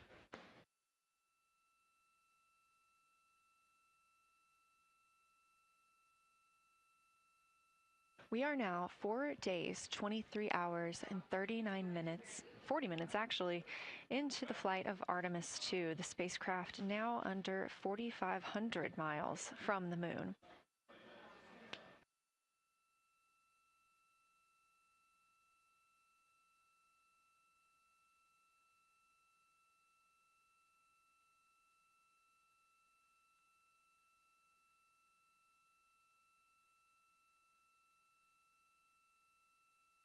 We are now also under 30 minutes away from loss of signal with the astronauts. We will regain that communication about 40 minutes later.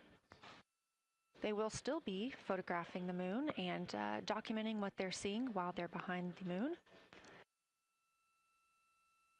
And we especially look forward to potential Earthset and Earthrise views.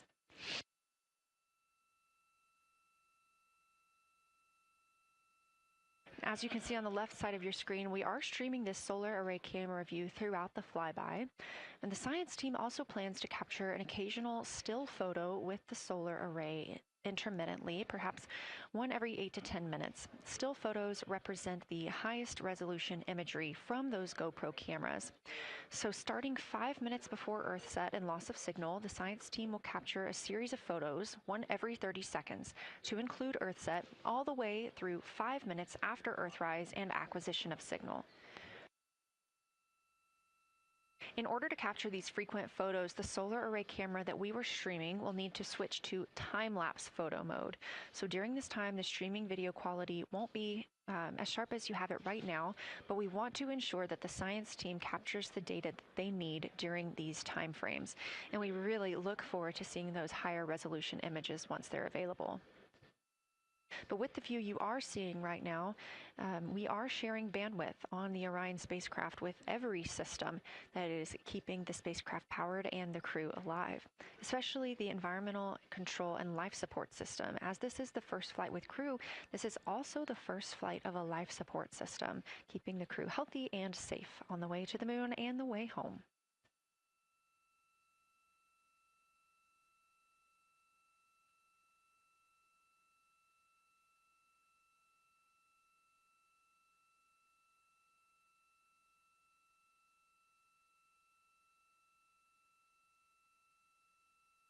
On the timeline, we're getting towards the end of the cabin and window team swap period, but it looks like our astronauts, Victor Glover and Christina Cook, are already photographing the moon outside of those windows. The next target is Ohm Crater, and this is something that they have photographed previously during the flyby. This is a small, complex crater with a prominent ray system, and as referenced earlier, it's the size of the Eye of the Sahara. That Eye of the Sahara is a feature in Mauritania.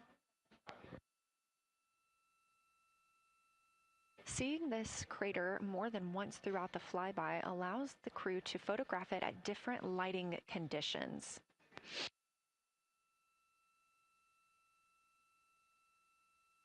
Those different lighting conditions help expose different portions of the target and can help the science team learn a little bit more about how it formed and what it is today.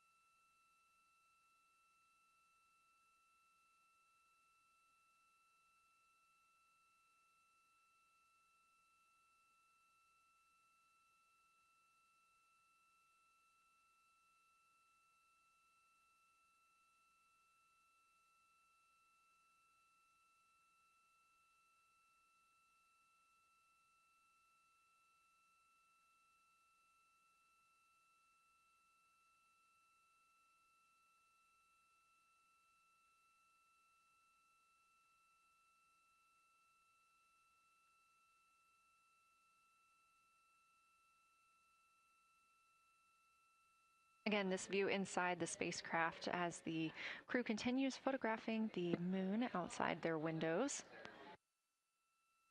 They have turned the lights off to allow them to better get photos of the moon, preventing any reflections from coming in from the spacecraft.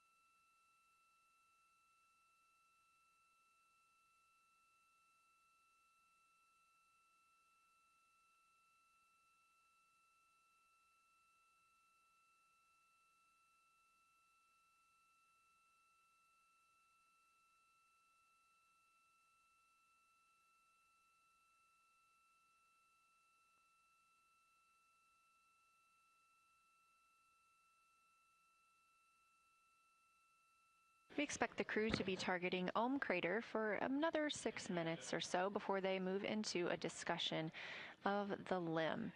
Now, the science team has asked for a science sit rep or a situation report during that time, so we hope to hear calls from the crew on what they are observing.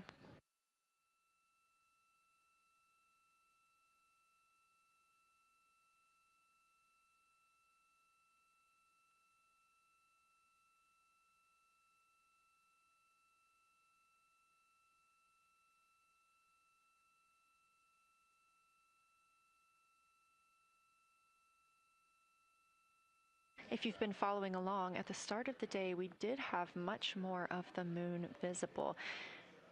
And even just an hour or so ago, we could see about half of the moon. We are now continuing to see more of the far side and that darkness where the moon is not reflecting light from the sun.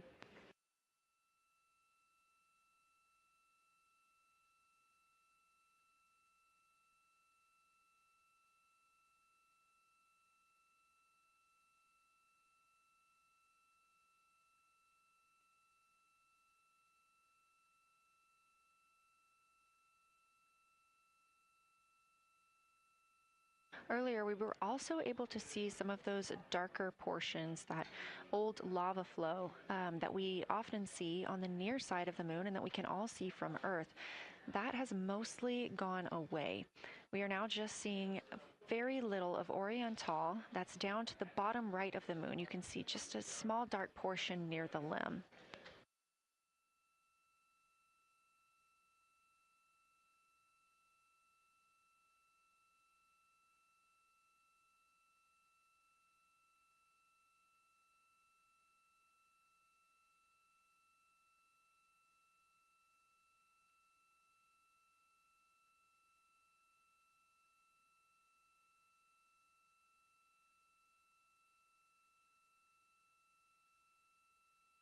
We are now about 18 minutes away from loss of signal with the Orion crew.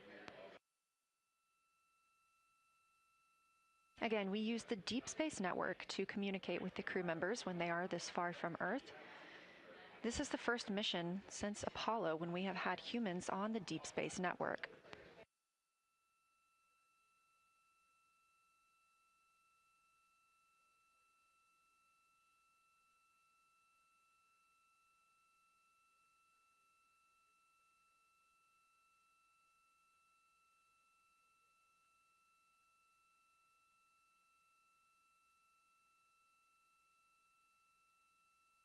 As you recently heard Capcom Jenny Gibbons call to the crew, We expect their closest approach to the moon to be at MET, or mission elapsed time, of 5 days, 25 minutes, and 34 seconds. At that time, their altitude would be 4,067 statute miles above the Earth's surface. Just over 2 minutes later, they will reach their maximum distance from Earth. At mission elapsed time, 5 minutes, 5 days, 27 minutes, and 39 seconds. The altitude at that time would be 252,756 statute miles. These are our latest numbers, and we'll make sure to verify and confirm those once those milestones have been achieved. Obviously, we will be without communication to the spacecraft at that time, so once we regain communication, we will make sure to find out those numbers and report those to you.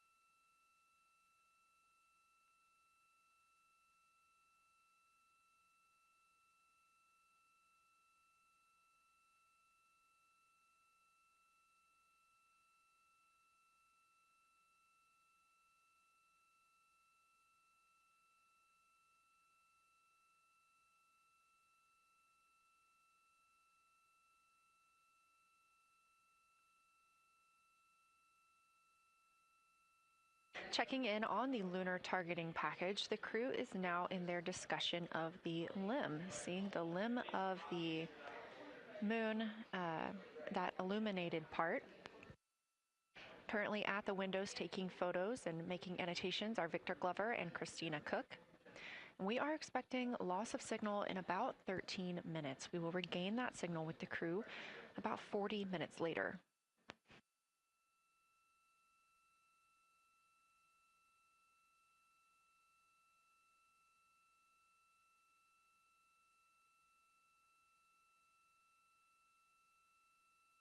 A milestone worth mentioning that this day marks the first time in more than 50 years that humans will observe the moon directly, a critical opportunity to practice how lunar science will be conducted during future Artemis missions.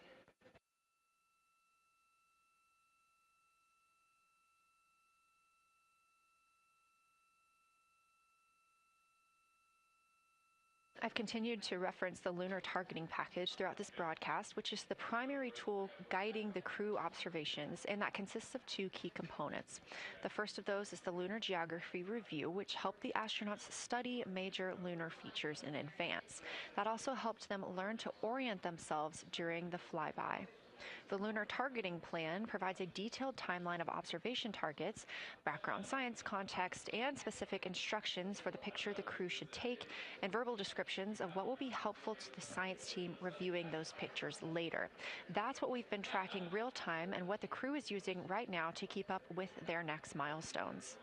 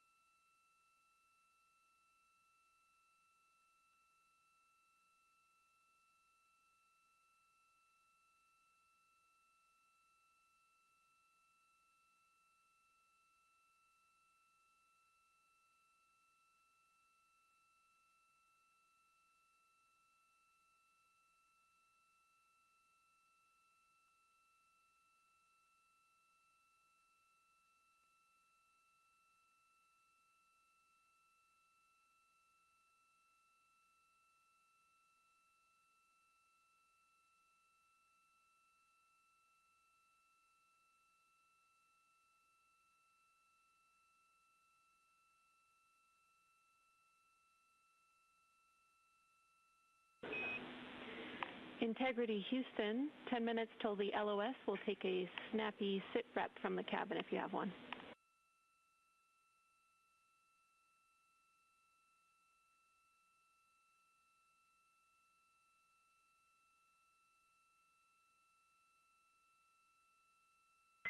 Okay, Jenny, that came, we missed most of that, but just a 10-minute warning, is that what you're saying? 10-minute warning for the LOS, and I'll take a quick sit rep from the cabin, please.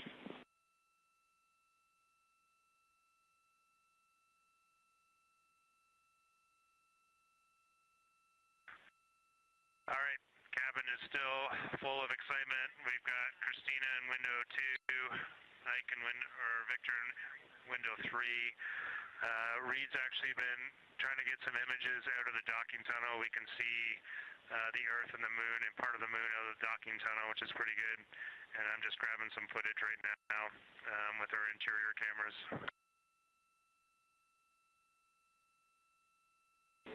Copy, Jeremy. We'd like to know what camera Reed is using and also the status of window 1. Looks like there might be a shroud removed.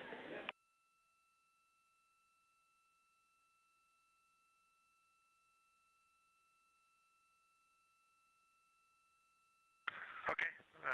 Reed was using the Z9, and the T-shirt shroud is still on window 1, but we took the camera out of it, so maybe that's what you're noticing. But when I looked in there, I saw a lot of sunlight reflecting around. Copy. That makes a lot of sense to us, Jeremy. I want to remind you, coming up on this LOS, that we'll take sit reps in the blind, and as more and more of the moon is in darkness, we will take any report you have on impact flashes.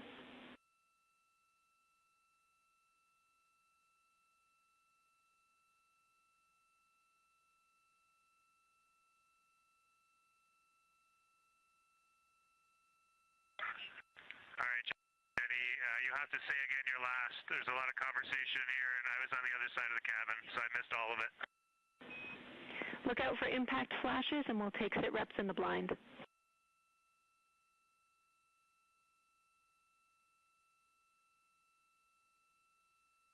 Okay, impact flashes, sit reps in the blind. We got it. And yeah, just so you understand what's going on with window 1, there is light coming through the outer hall from window 2 into the inside of window one, if that makes sense. Like I can see the inside of the vehicle when I look between the two panes of glass. Copy.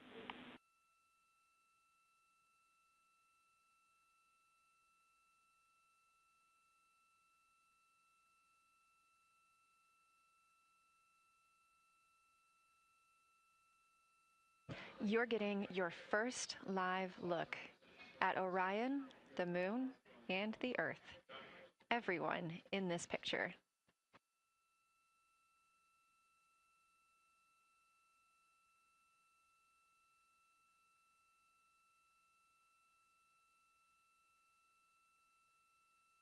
This is a live view from the Orion spacecraft.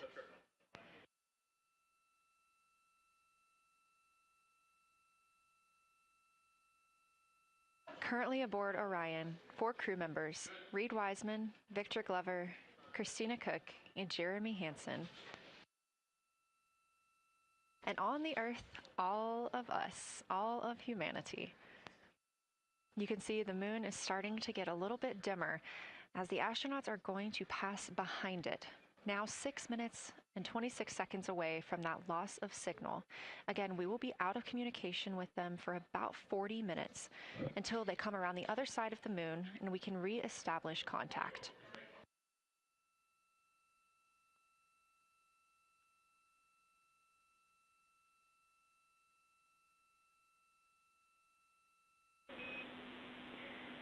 Integrity Houston, you are 6 minutes from your 40-minute lunar flyby LOS.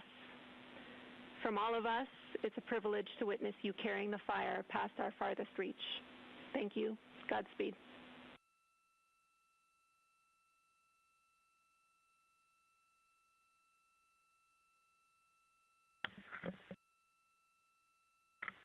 Thank you for that, Jenny.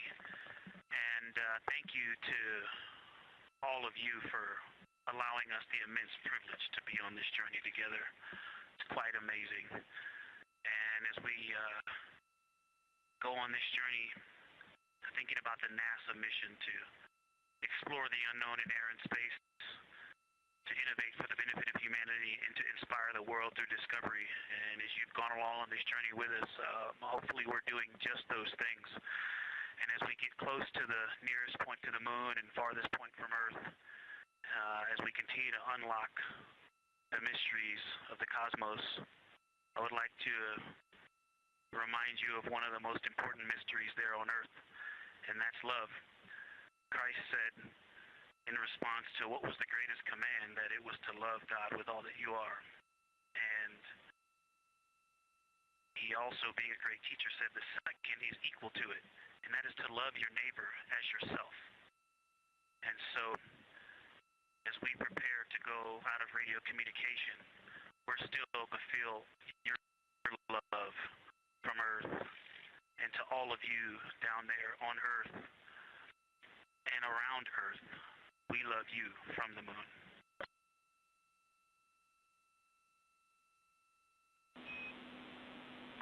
Houston copies. We'll see you on the other side.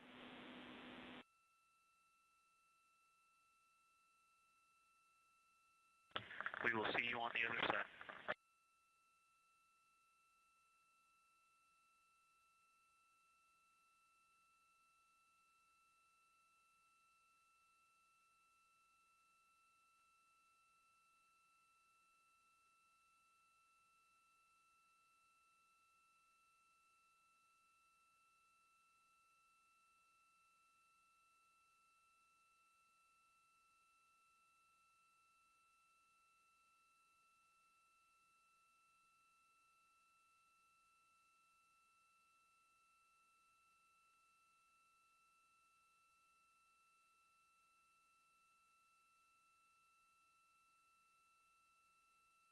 Poignant words from NASA astronaut Victor Glover, and a little bit of a love letter from the other side of the moon all the way to Earth. Glover touching on the teachings of Jesus, including to love your neighbor as yourself. We are now less than 3 minutes away from loss of signal with the Orion astronauts. The Artemis II crew will be out of signal for about 40 minutes as they are on the other side of the moon, continuing their work photographing the lunar surface, and they will reemerge, and we will also get this view on the other side.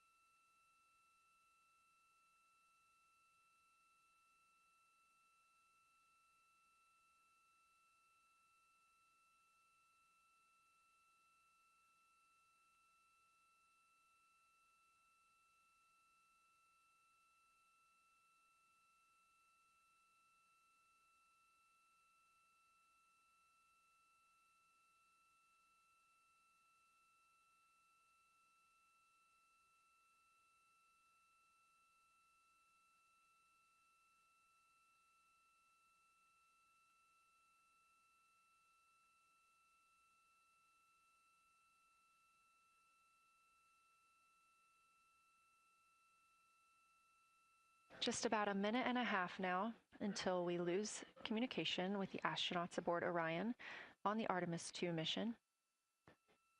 Now 5 days and 6 minutes since their launch on April 1st. Again, we'll be out of communication for about 40 minutes. And this really beautiful view of a crescent moon and a crescent Earth. How great thou art.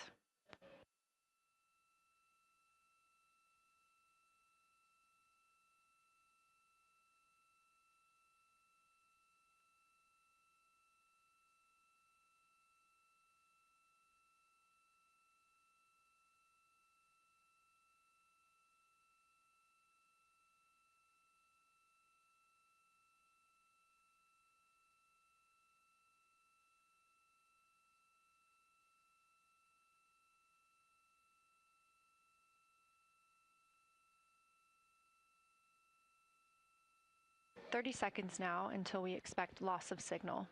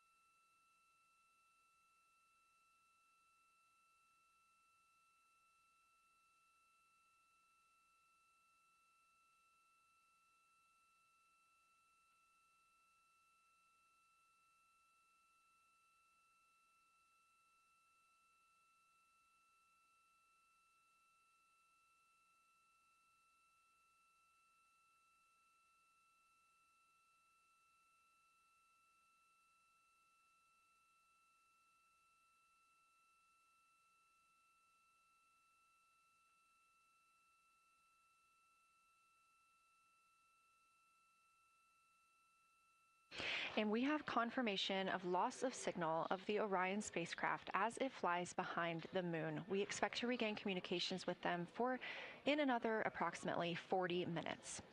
This was expected as their spacecraft is now out of direct line of sight with Earth and behind the moon. And this is a poignant moment as it's the first time in over 50 years that we have humans completely unreachable by anyone else on Earth. No matter how distant or secluded, we could reach anyone living on Earth, but while the crew flies behind the moon, it's simply impossible to make contact with them. This is a live view inside the Science Evaluation Room here at Johnson Space Center and just down the hall from Mission Control.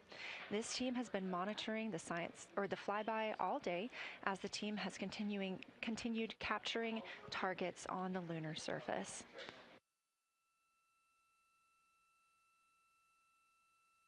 We even got to see this team in action as they were helping the astronauts identify some of the features they were seeing on the moon but not expecting. There will be a couple of milestones during this loss of signal. The first will be when the astronauts make their closest approach of the moon. at MET 5 days, 25 minutes, and 34 seconds, when we expect they'll be 4,067 statute miles above the lunar surface.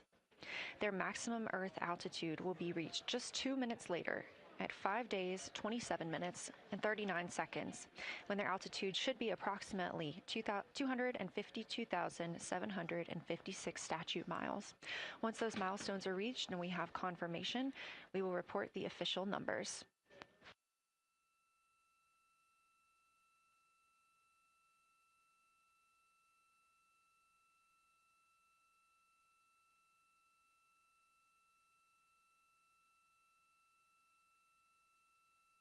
Throughout the Artemis II mission, astronaut voice, images, video, and vital mission data must traverse thousands of miles, carried on signals from NASA's powerful communications systems, the Near Space Network and the Deep Space Network. Let's learn a little bit more.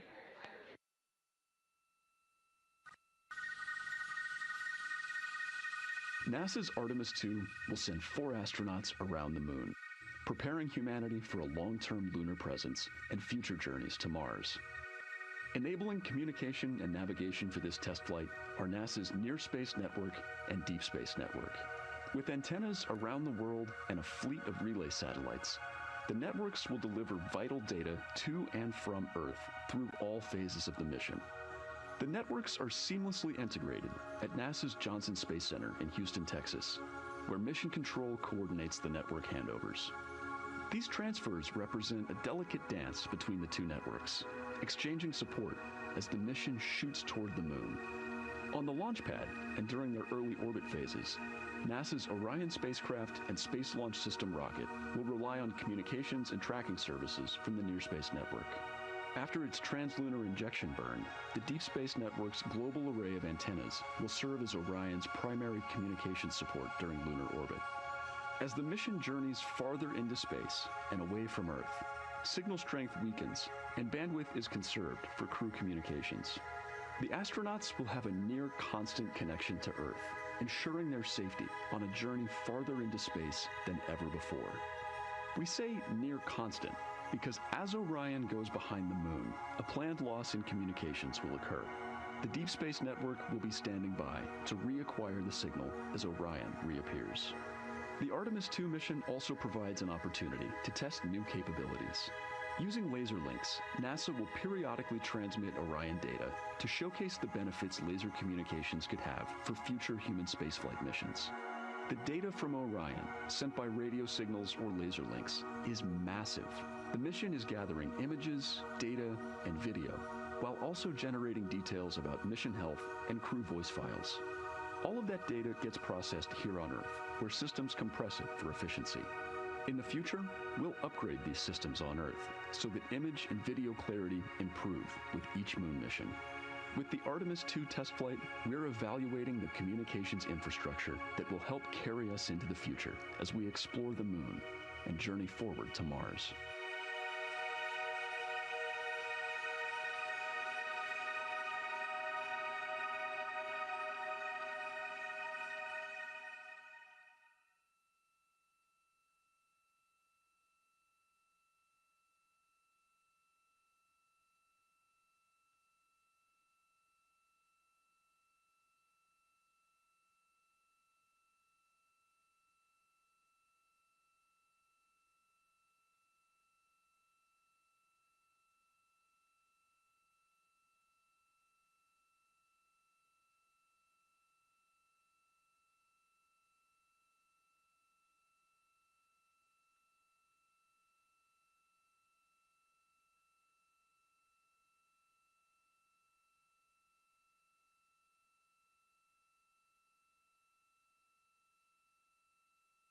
We are now about 33 minutes until we expect to regain communications with the astronauts aboard Orion. And in the meantime, I've got Dr. Kelsey Young, Artemis Science Flight Operations Lead, here with us. Thanks for joining me, Kelsey. Thanks for having me. This is such an exciting day. Oh, no kidding. It has been so cool to hear you communicating directly with the crew. And I know that you have been preparing for this for years, so I am so excited for you and for your team. So just to get into that background a little bit, tell me about your background and what you've been doing on console. My background is as a field geologist. Actually, I studied impact cratering in the field for my PhD, so all these descriptions of impact craters have me just absolutely swooning.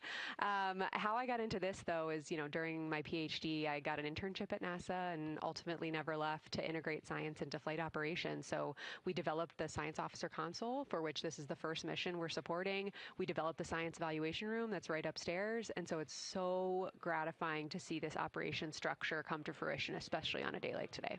I would have to imagine so. And we've got a great view of the Science Evaluation Room right now. Is there anything that has stood out to your team so far? Absolutely. So as you might have heard in some of the press briefings and content that, we've been putting out, color and albedo were really exciting targets for us. We've heard several amazing color descriptions so far. Just to highlight maybe one of them, we heard about greenish and brownish hues near Aristarchus, which is actually a feature that we can see here from the near side. And those greenish hues could actually tell us something about the volcanic evolution of that area. So you can bet that the science team is going to be prioritizing downlinking those images and the crew audio that we didn't hear that went into those recordings to learn a little bit more. Wow, that is fascinating. I was hearing those colors and very interested just from a personal standpoint, because looking at the moon from, 250,000 miles away, we don't see green or brown. So just hearing that, them being so close and getting to see that, fascinating, and I know very exciting for you. So what are you expecting to see in the upcoming portion of the flyby? The upcoming portion is actually going to be really exciting. So right now, as we speak, while folks in the room are kind of taking their stretch breaks and everything, the crew are still hard at work. They still have targets to image and describe during this LOS. But when we come out, the first thing, of course, we're going to hear about is Earthrise. We're really looking forward to hearing about the crew's experience with something that we can connect with and that, Apollo 8 brought us such amazing images from. But then we start to get into describing the Terminator, as well as looking for things like lofted dust, which tell us about the modern lunar environment. Then the vehicle's going to orient away from the moon for an hour and then pivot back for the eclipse observations, which is a whole different set of science observations that we're really looking forward to. It's kind of nice that the crew will get a little break in there, because they have been hitting it hard today with photos and videos and annotations. What are you hoping that the crew sees coming up? Is it that lunar dust? Oh my goodness, that's a hard question to answer. I mean, we've already gotten such great descriptions. I mean, the Terminator seems to just be like one of their favorite things to look at and describe. So I feel like, that was something we were looking forward to. I feel like we've really gotten some great descriptions. So absolutely, I'm looking to the human moment of Earthrise. Lofted dust is an exciting one, and lofted dust will be a target for them in the right around the time of Earthrise, but again in the eclipse period.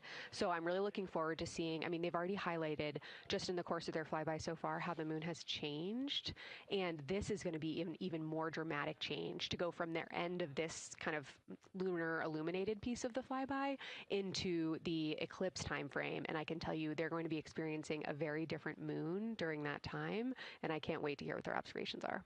Yeah, that's absolutely fascinating, and what a privilege that we get to do that on this mission, because that's not always the case. If we had launched on a different day other than April 1st or 2nd, we wouldn't have gotten to see that eclipse. Is that right? That's correct. April 1st and 2nd. I will say, I was asked a lot in the weeks leading up to the launch, well, what's your favorite day? And my answer truly was, there is no bad day to launch to the moon. We were going to get great science out of it no matter what, but it's a really neat opportunity to, bring the sun into the picture, bring different planetary bodies into the picture while still literally keeping the moon in center stage. Fascinating. So what differences are we looking for at each site? We're hearing a lot of different terms. We're looking at craters. We're looking at mare. What are the differences that you're hoping to see? We do have, as you highlight, kind of different prompts for each target. That's what they're looking at in their lunar targeting plan, which I know you've been showing. And we have even different prompts for the person with the really long lens on the camera versus the people with the unaided eye. And you've heard the crew talk about, oh my goodness, when I go from one to the other, I can really detect different nuances. And that's something that we experienced in simulations, but hearing them actually, see it for real has been really gratifying. But we're looking for different things based on the target. Sometimes we're looking for color. Sometimes we're looking for texture. For the Terminator, we're looking at kind of what texture and morphologies pop out to you and what kind of diversity you see along the Terminator. You've heard, Victor especially make some comments about future impacts for exploration. So already I think that their descriptions in this first part of the flyby have told us something scientifically, but also about future surface missions. Well, it was so interesting to hear Victor talking about he was imagining in his mind's eye being down on the surface and walking around. That was very cool to hear. And when we're thinking about targets, I know some of them are determined based on the launch day because that determines the lunar illumination. So the ones that we're looking at today, how and why were these selected? Such a wonderful question. This really gets at at the heart of some of our really highest priority science questions. Illumination conditions is a big one, right? So of course we need the targets that we're interested on the lunar future to be illuminated by the sun in order to view them, but the timing in which they see them during the flyby enables us to ask different questions. So you heard in the pre-flyby crew conference talking about, well, the same pair, Reed and Jeremy, will get to actually look at Glushko crater twice, and that looking at it from different illumination angles allows us to understand that feature better and connect color and albedo with topography and morphology. Then you have other craters where you want to look at it with the sun shining on it obliquely versus straight on, and that tells you something different about the scientific objective that drove the target being on the targeting plan in the first place. We've talked a little bit with the viewers today about what the crew is able to capture in this short time frame of those craters in different lighting conditions. Could take years for something robotic to be able to do based on attitude maneuvers and where the sun is at. So can you just talk a little bit about the importance of having both the robotic operation and having the crew? Absolutely. We definitely don't want to minimize the impact of orbiting spacecraft. Lunar Reconnaissance Orbiter is the one that's often referenced. Data from LRO and its payloads have really been instrumental in getting us, frankly, to this point for Artemis II and future missions. But the human experience, the crew observations that we've already been hearing about, it is such a perfect complement to the orbiting spacecraft data because they are able to have this unique perspective. They are far enough away where they can make these contextual observations. You've already heard it. How many times have we heard the crew and their science sit reps say, if I track this feature from all the way up here in the northern hemisphere down to the southern hemisphere, here are comparisons I can make. That right there is not something we had the ability to do with the Apollo missions, and it allows just literally in the blink of an eye to synthesize observations that it would take, a really significant effort to coordinate with different orbiting platforms, and they're making it like that. Wow. It has been very, very exciting to hear all of their calls so far. And so I've heard they were able to capture every single target so far too. Is that correct? I think that's correct. And I think it's important also to remember that, and I know the science team is anxiously awaiting this, we've been hearing from the crew members who are not at the forward windows, right? Those crew who are, really in the thick of the observations, they are recording minutes-long observations per target on their crew tablets. We will be getting those down starting here in a couple hours, and that's going to contain really meaty science information that we haven't heard live yet, and that's going to form the basis of my conversation with them tomorrow morning, where we're going to have a really deep dive into the science and absolutely nerd out about what they were able to do today.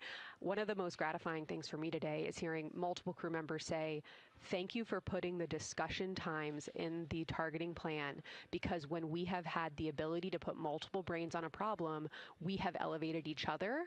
And I'm looking forward to them, sleeping on it overnight and then us actually being able to really, truly have an elevated science discourse tomorrow.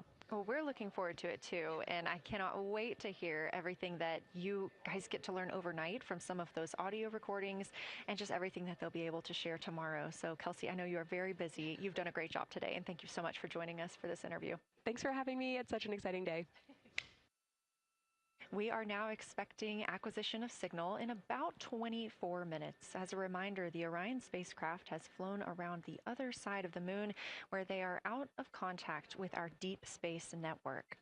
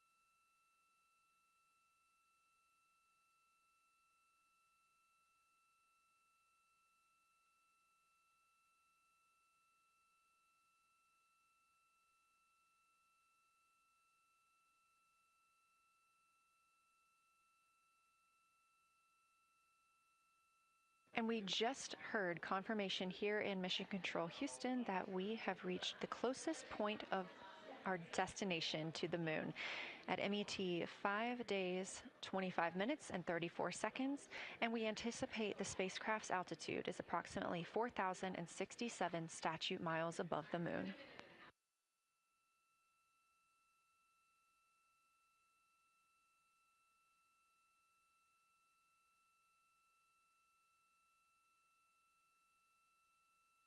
We're continuing to track what the crew is doing while around the other side of the moon.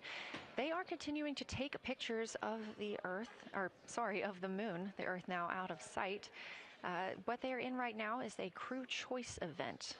The science team has encouraged them to find interesting features on the surface, to take photos of those, and describe why they were interesting. Something else that they'll be looking toward next, just momentarily, will be impact flashes. They've got a few minutes allotted to look at the darkest portions of the moon. They're interested in short-lived flashes on the lunar surface because these would be caused by impact bombardment.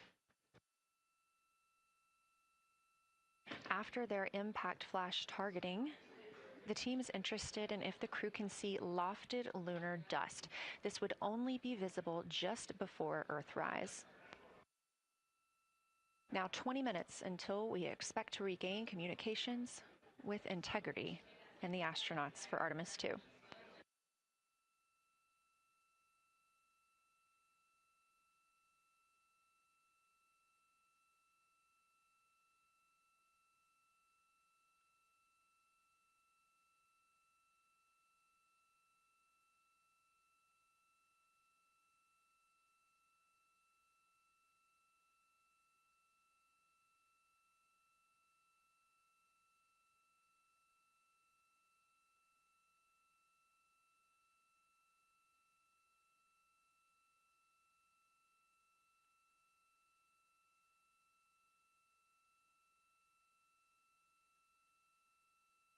We're live in Mission Control Houston at NASA's Johnson Space Center, but there's a team over 750 miles away also monitoring today's operations. And of course, just like us, they are in LOS, or loss of signal, with the spacecraft. This is LUCA, the Lunar Utilization Control Area, and it's joined by LISA, the Lander Engineering Support Area, which are twin control rooms that will support missions and operations in lunar orbit or on the moon's surface in real time at NASA's Marshall Space Flight Center in Huntsville, Alabama. The Luca and Lisa are right next to each other and just a short walk away from the SLS Engineering Support Center, which is used during launch, and the POIC, where science on the International Space Station is monitored. Luca primarily supports Artemis science operations, while Lisa will provide engineering support for landing astronauts on the moon. During this mission, Artemis II, teams in the Luca will use the facility to support first-of-its-kind science operations to better understand the deep space effects of microgravity and radiation on the crew's physiology, immune systems, and ability to complete various tasks. The data from these science operations will inform future crewed flights to the moon. For future crewed missions to the moon, members of the NASA Human Landing System Mission Insights Support Team, a group of engineers, safety leads, flight operations experts, and technical authorities, will work in the LISA. There, they will monitor lander systems in real time and be involved in key decision-making processes throughout the mission. Teams are using the LISA during Artemis II to observe mission operations and using the opportunity to inform and prepare for future crewed landings to the moon's surface.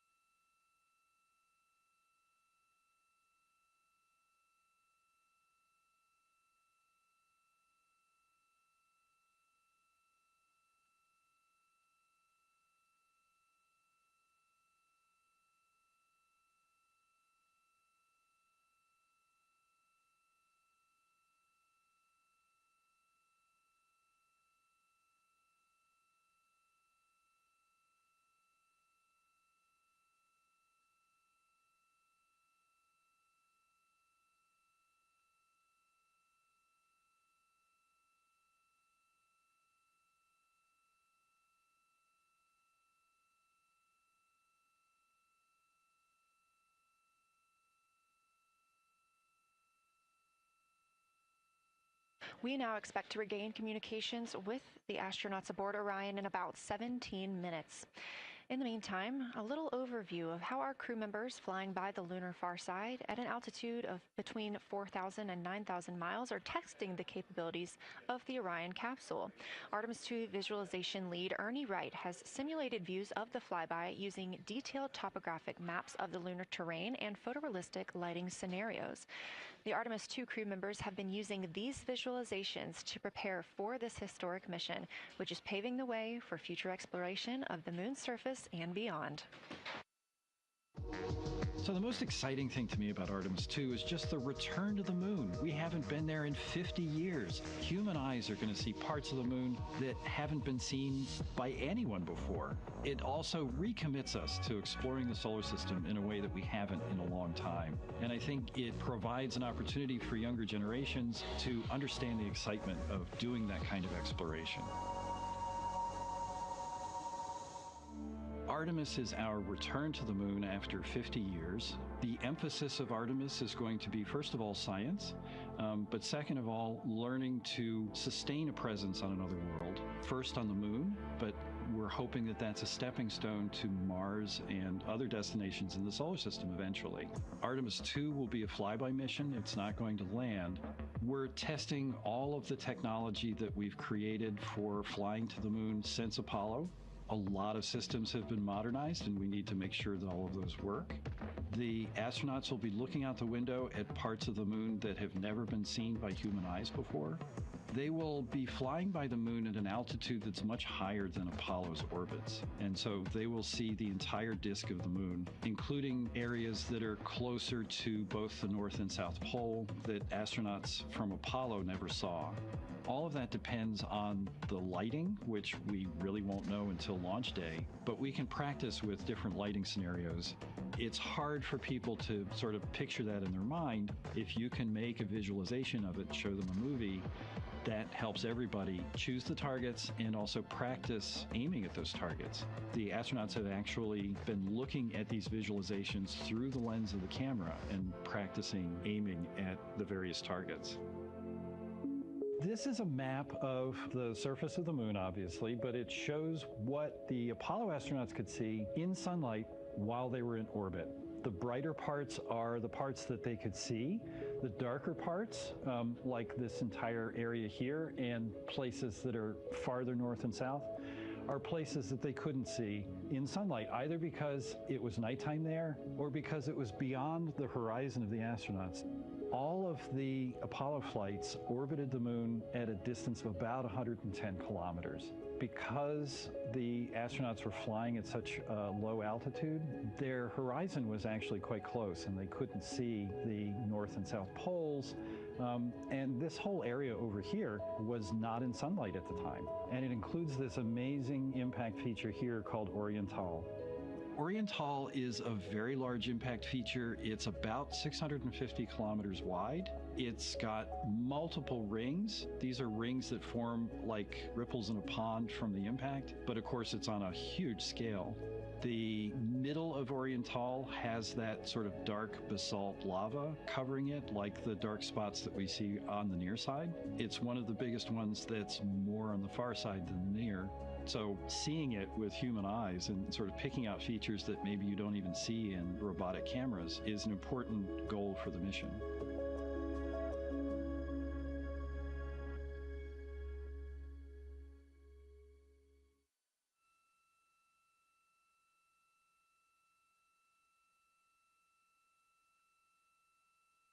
This live view in the Science Evaluation Room, or the SIR, here at Johnson Space Center in Houston, Texas, just down the hall from where we're at in the Artemis Mission Control Room. Teams continuing to monitor the flyby.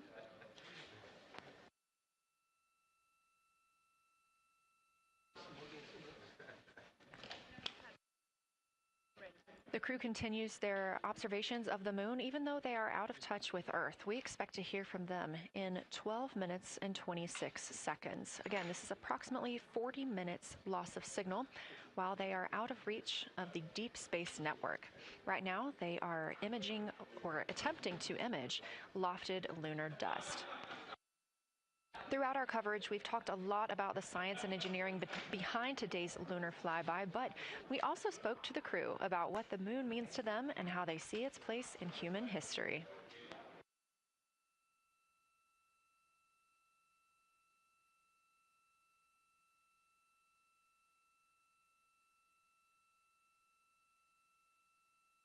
I remember being a little kid lying in bed at night and just looking out at the moon in whatever phase it was in, and I was thinking, man, my friends that live like 20 miles away, they can probably look out and see that same exact moon. And then when I was in the Navy and I would look out at the moon and I'd be halfway around the planet, I would think, man, my brother can see that moon where he is, and he's halfway around the planet from where I am. And it's a connection of life on Earth. We can all look up and see that moon. It represents history. It is a witness plate. Everything that's ever happened to the moon is still written on the moon. There's no processes of wind or change in the Earth, geologic processes like we have here that change it. And something that's been telling and can read out the story of its own evolution, there's something beautiful about that.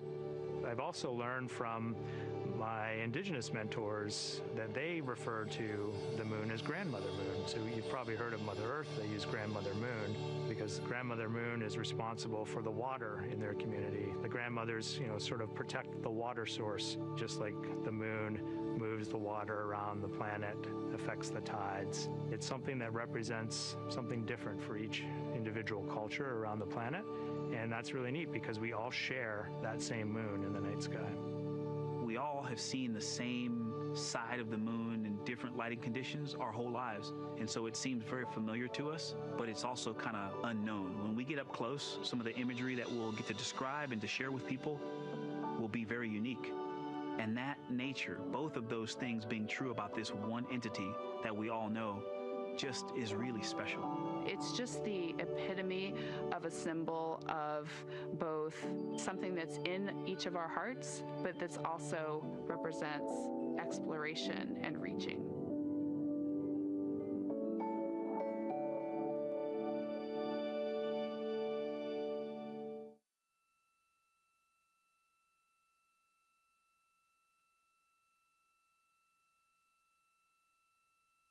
You're looking at a live view inside Artemis Mission Control here at Johnson Space Center in Houston, Texas. We are currently out of contact with the Artemis II crew.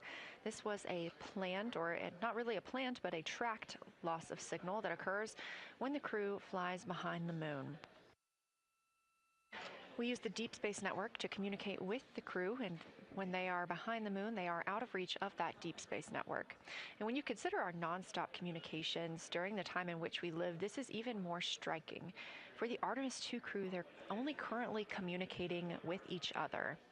Now, we expect missions in under 9 minutes from now, and we also are hopeful for a view of Earthrise.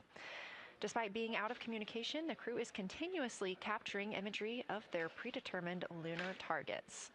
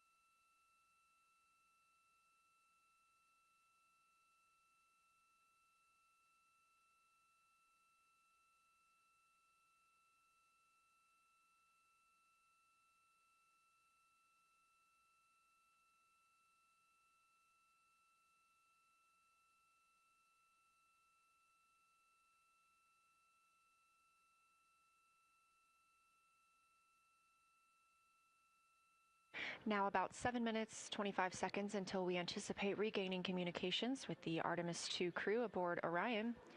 In the meantime, Artemis II lunar science deputy lead Marie Henderson is trained these astronauts to capture and document their views of the lunar surface for all of us to enjoy back here on Earth. I cannot wait to hear their voices when they get to the far side of the moon and I can hear them talk about seeing the moon out their window. I try to imagine it now and just I tear up thinking about it. Ooh, now I gotta hold on a second.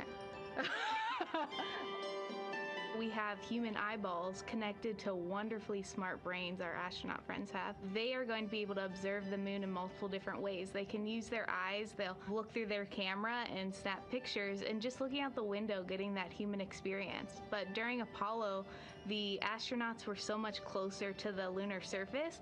Our astronauts are going to be doing a flyby at a higher altitude, so they're going to be able to see the whole moon as a lunar disk on the lunar far side. That's a brand new, unique perspective that humans haven't been able to look at before. We are doing a lot of lunar geography training with them. They have study sessions and quizzes they can do that are assigned to them. You know, even if you're an astronaut, you still get homework. We actually get in the mock-up. In that enclosed physical space, we have to think through the hardware that they have, the cameras, the computers, their microphones to make these observations. There's 4 windows up front. Through one of those windows, one of our astronauts will be using a Nikon D5 camera with an 80 to 400 millimeter lens. So something that allows them to zoom in really far and actually take more detailed observations of the surface. It's almost like looking through a pair of binoculars as well. It's just like being a geologist out in the field. They're telling us what they're seeing, looking for colors, textures, different morphologies, and comparing the region that we're having them look at to the regions that are around them. We have a science team that is planning the targets that are going to be observed, putting them all on the timeline of how they're going to be observed, and then taking the first look at the data when it comes down. The Apollo astronauts were only on the moon for 300 hours total, and they only went to the equator.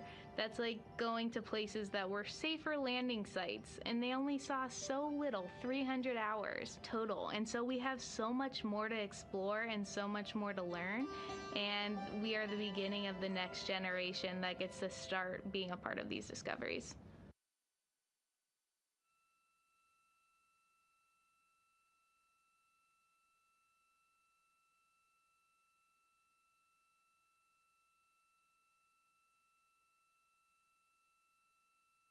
We are now 4 minutes and 28 seconds until we expect to regain communications with the astronauts flying aboard Orion on the Artemis II mission.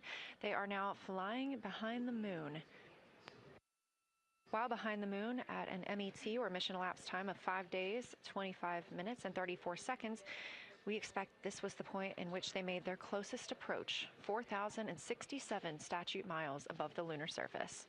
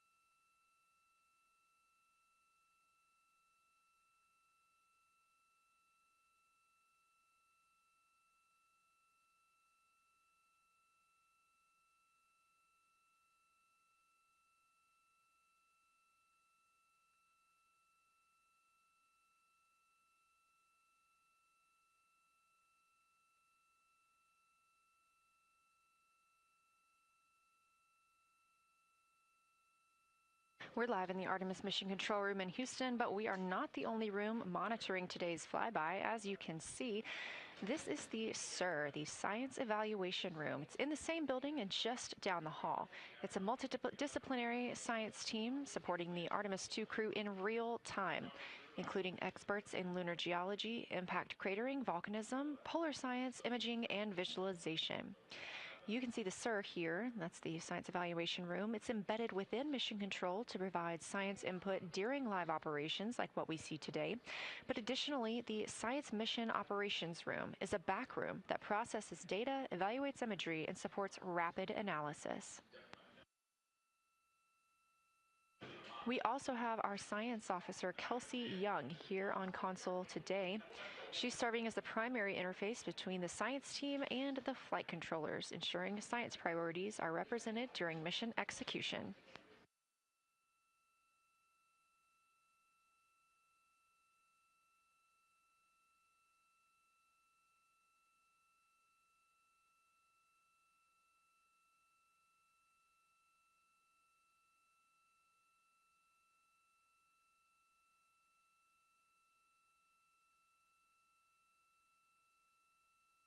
Coming up on 1 minute and 36 seconds until we contact Orion.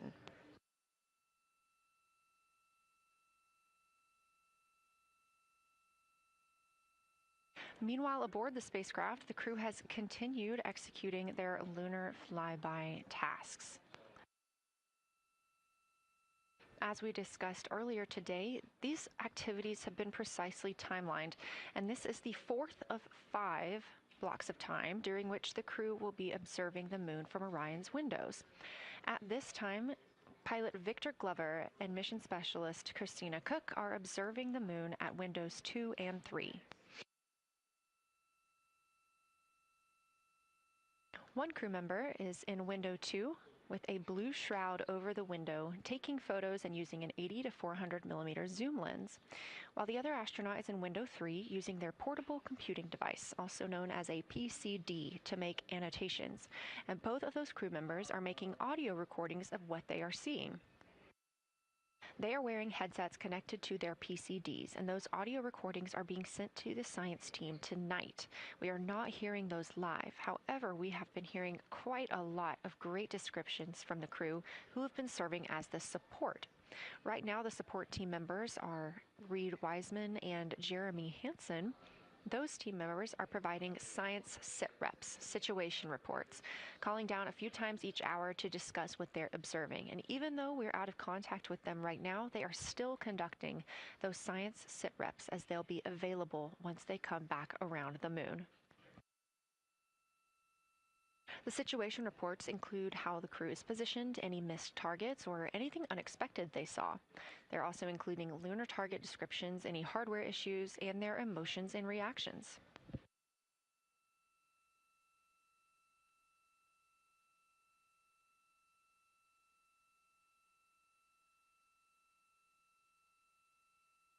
Again, we are standing by to acquire signal from the Orion spacecraft.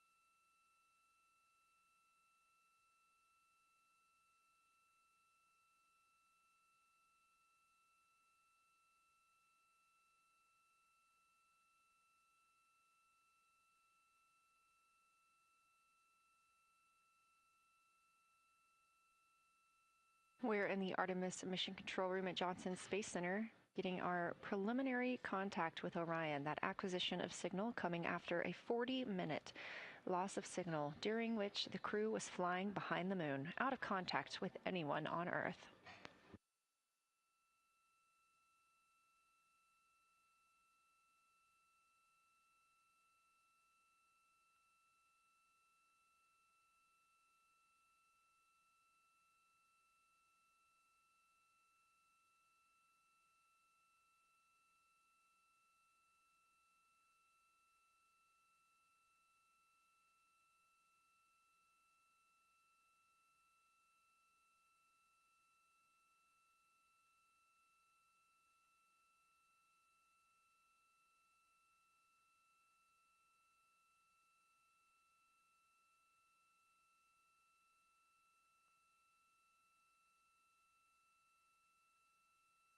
We are getting our first views from Orion after the loss of signal.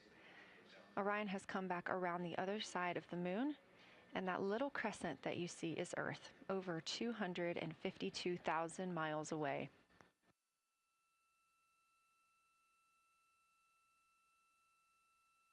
With this transit complete, lunar flyby continues, but Orion has also technically begun its journey home.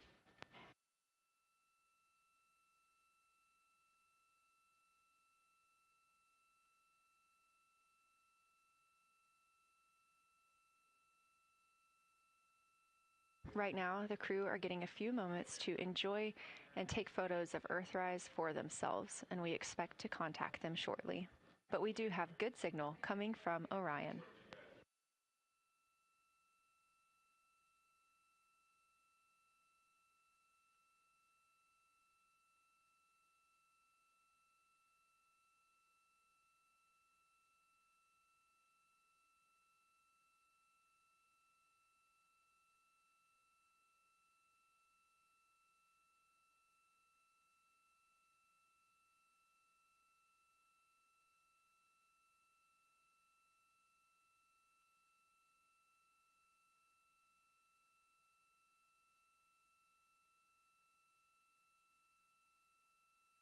This view from inside the Orion spacecraft, all 4 astronauts now back on the other side of the moon and in contact with us on Earth.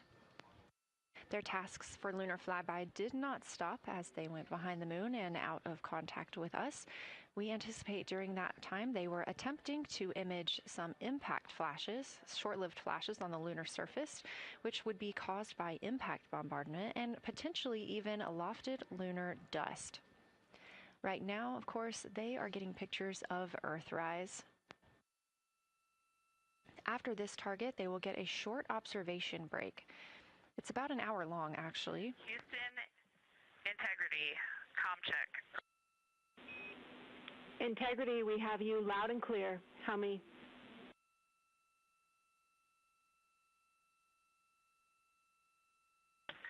Houston, we have you the same, and it is so great to hear from Earth again. To Asia, Africa, and Oceania, we are looking back at you. We hear you can look up and see the moon right now. We see you too. When we burned this burn towards the moon, I said that we do not leave Earth, but we choose it. And that is true. We will explore, we will build ships, we will visit again. We will construct science outposts, we will drive rovers, we will do radio astronomy, we will found companies, we will bolster industry, we will inspire. But ultimately, we will always choose Earth. We will always choose each other. Integrity from Earth, our single system, fragile and interconnected. We copy. Those of us that can are looking back.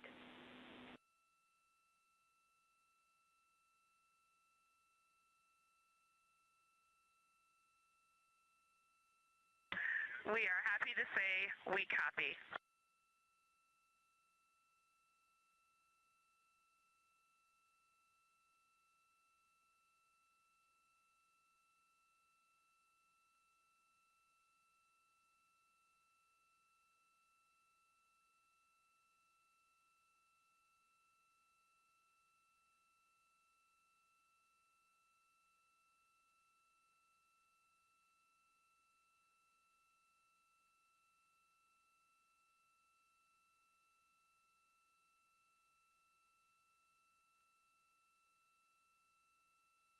Those first communications back with the astronauts aboard Orion.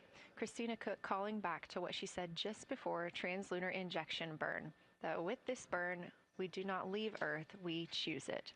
The translunar injection burn served as not only what put them on this trajectory to fly around the moon, but what also committed them to splashing down in the Pacific Ocean on Flight Day 10.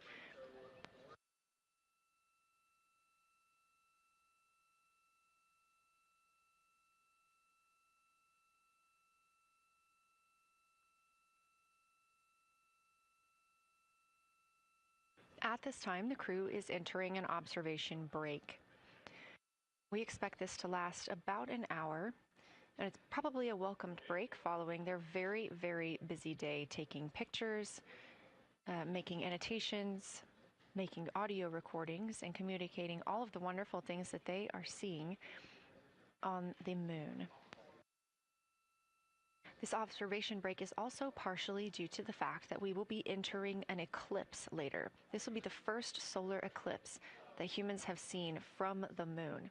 The astronauts will need to wear eclipse glasses for the first 2 minutes until the sun is completely covered by the moon, and then they have additional targets that the science team is hoping that they will photograph. We will have communications with them during that eclipse time frame. Because of that eclipse, Orion's attitude must be changed right now so that its solar arrays are in the sun. This will help it charge the batteries needed to power it through that eclipse time frame. This view on your screen is a visualization. The spacecraft now 4,224 miles away from the moon, and that number will now continue to grow, while the number of distance from Earth, 252,699 miles, will continue to shrink all the way until our crew is back home.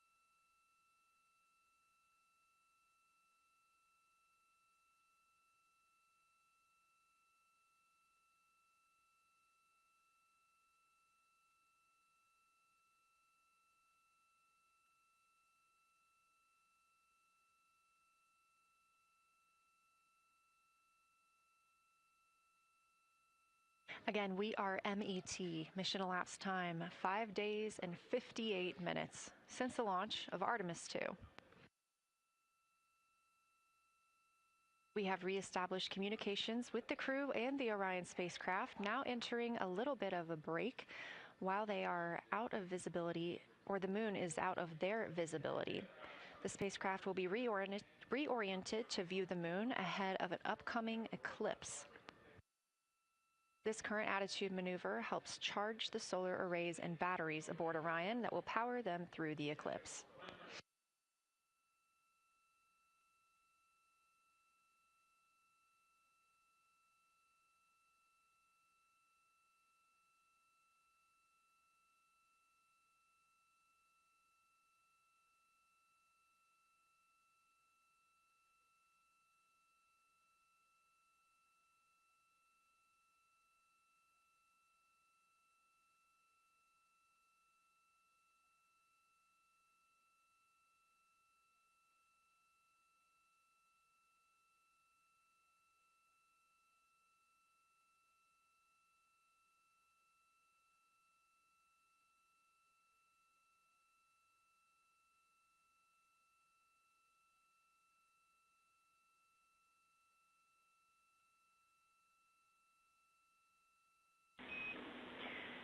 Integrity, Houston. In mission control, all of your flight controllers and your flight director have flipped their Artemis II patches around. We are earthbound and ready to bring you home.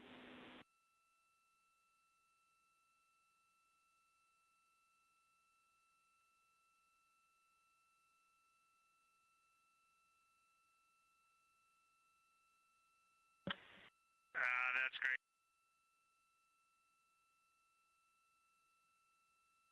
See the light of day as we head back to see.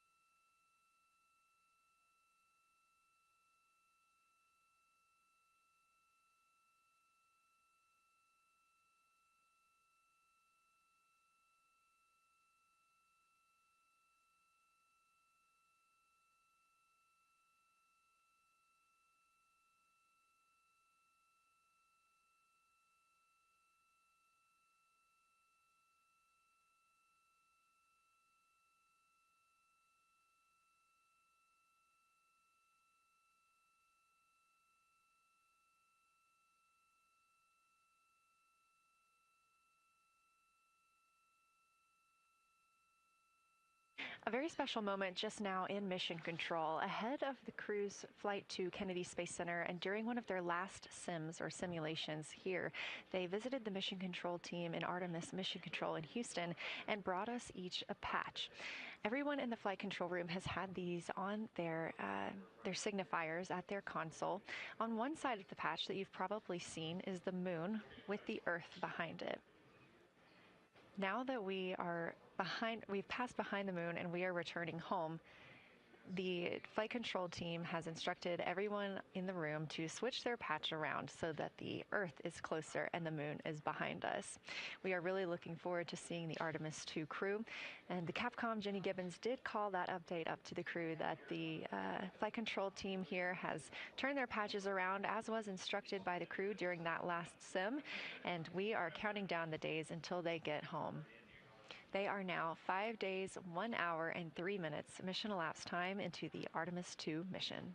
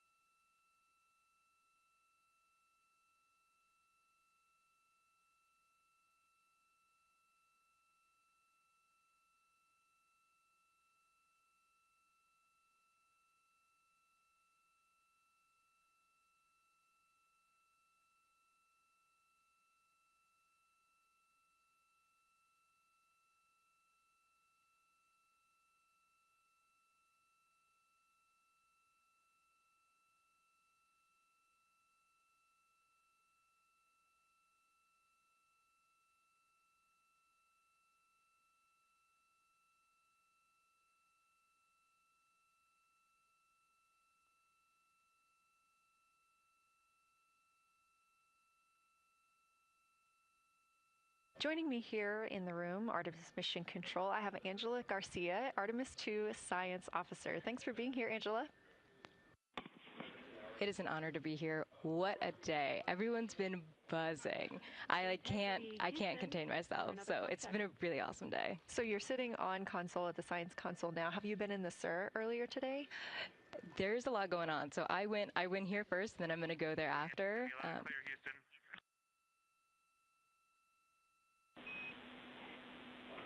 All right, Integrity, we hear you. That was a little clipped, but I think we have a better link now. We experienced some blockage from a solar array.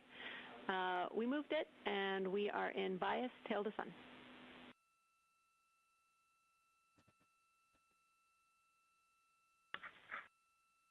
Okay, Houston, you're coming in loud and clear, and copy, we're in bias tail to sun now.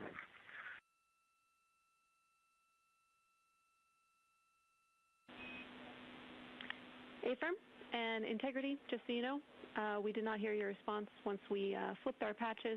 Jeremy, we heard you call down, but you were clipped, and then we briefly lost comm. Glad we're back.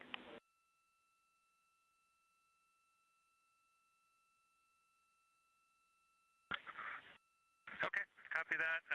We were just excited that we got to share in that you, the MER, and Mission Control flipped your patches around, and that side of the patch is getting to see the light of day. Thanks for sharing that with us.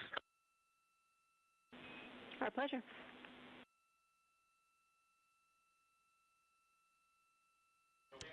Okay, Angela, so can you tell me a little bit about your role supporting Artemis II and the science preparation for the mission? Yes, so I'm one of the 3 science officers. So Kelsey's been on console all day. I'll take over kind of closer to the end of the day. And then Trevor Graff is on the planning shift. And so it's the 3 of us in this 24-hour cycle supporting the mission. And so the science officer console is a brand new console to mission control. And it's not every day that you get a new discipline incorporated into mission control. So it's been such a significant milestone for us. And it's just a testament to like the commitment that the Flight Operations Directorate and NASA have, that they're going to be integrating science and maximizing science throughout Artemis. So it's really exciting. And then the science preparation. So I'm on the operations team, but I'm also on the training team. So all the incredible training and shout outs that you've gotten today, it warms my heart. It warms everybody's heart in the science evaluation worm. I promise you that. But so all the classroom training, the field training, the mission simulations, right? We were part of all of it, and that is what we did to get the crew to be. They are a part of the science team, and they are the forefront, that nice edge, and they're just been doing such a great job today. I know. I imagine that you have to be pretty proud of them. Their reports have been fantastic.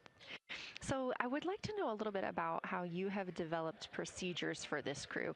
What kind of science activities are they carrying out inside the spacecraft? Yeah, so the procedure development has been a unique challenge. I'd say the exploration science that we're doing is inherently pretty flexible, and operations is, I'd say, inherently has more structure and rigidity. And so to marry the two and to operationalize the science that we want to get done has been a challenge. But I think we've been able to go through these processes and create good products at the end and have a good plan. And yeah, it's been really great. What was the second part of your question?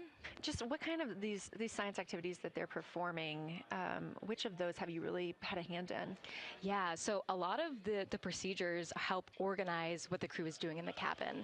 And I know we've talked a lot about what they've been doing, and they've been doing a lot, and it's been a little dark, so I can re-explain what some of those things that they're doing.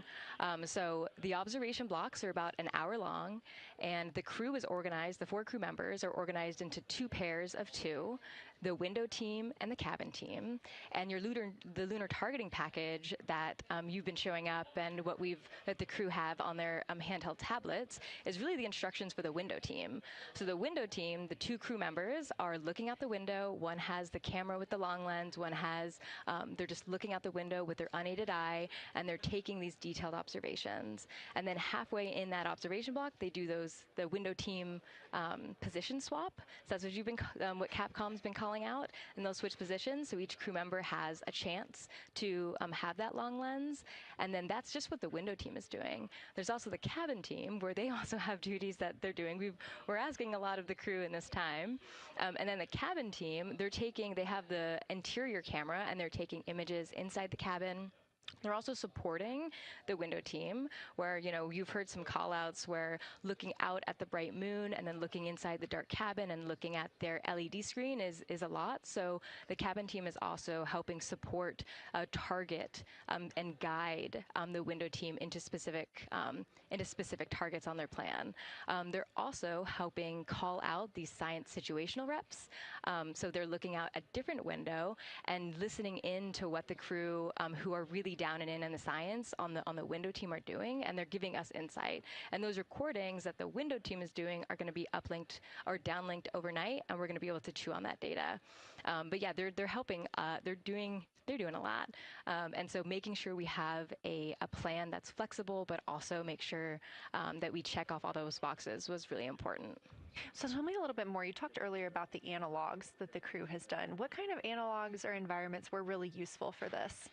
Yeah, so for procedure development, right, you have so many different environments that you can do. You have classroom, like we said, you have the Orion mock-up, you have simulations, and at least for developing the plan, we kind of did it in a tiered approach, because each of those different analog environments helps us answer a slightly different question and has a little bit of a higher fidelity. So we would start with the classroom. So we would we would just get into a classroom, we would put all the hardware on the table, and then we'd almost role play of like, you be Victor, you be Reed, you be Jeremy, and I'll be Christina, and like, let's just do the plan how we think we should do it, write that down, and then just keep iterating on that, and then... Integrity Houston for a tag up pre-forward link LOS in place of the Flight Director Conference.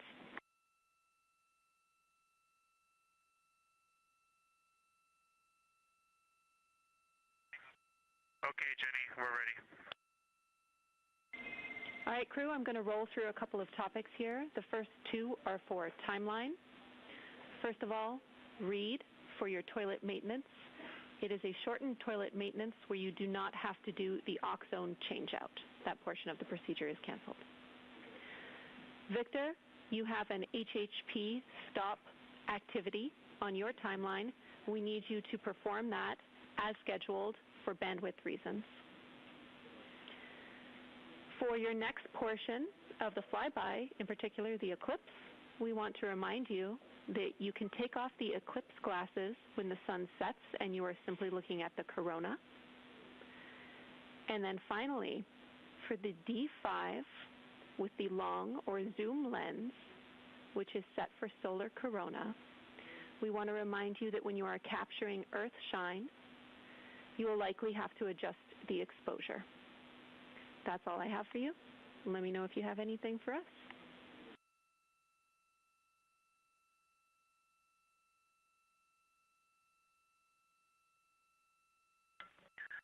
Okay, Houston, we copy all. Thanks for those words, Sydney.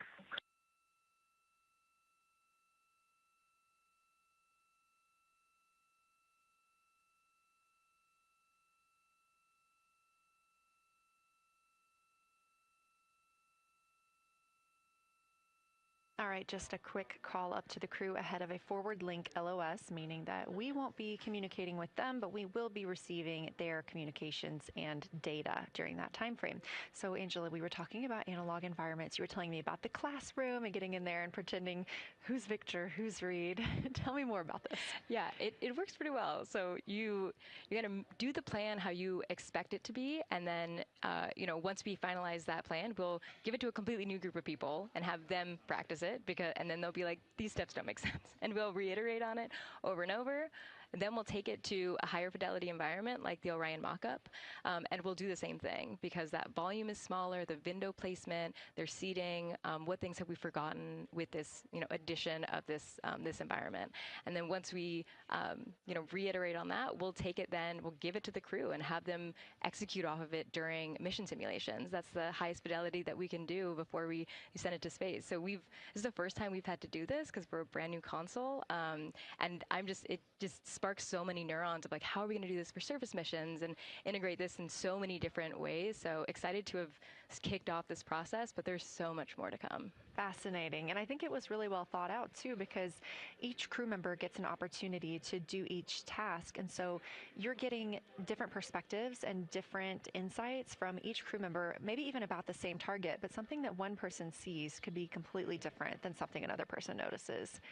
So we also know that Artemis II has traveled. They're now on their way home, but they traveled farther from the moon than the Apollo missions did. So what makes that vantage point scientifically interesting? Yeah, observations are so fundamental in the scientific toolkit, particularly observations from different perspectives, different scales, and with different techniques.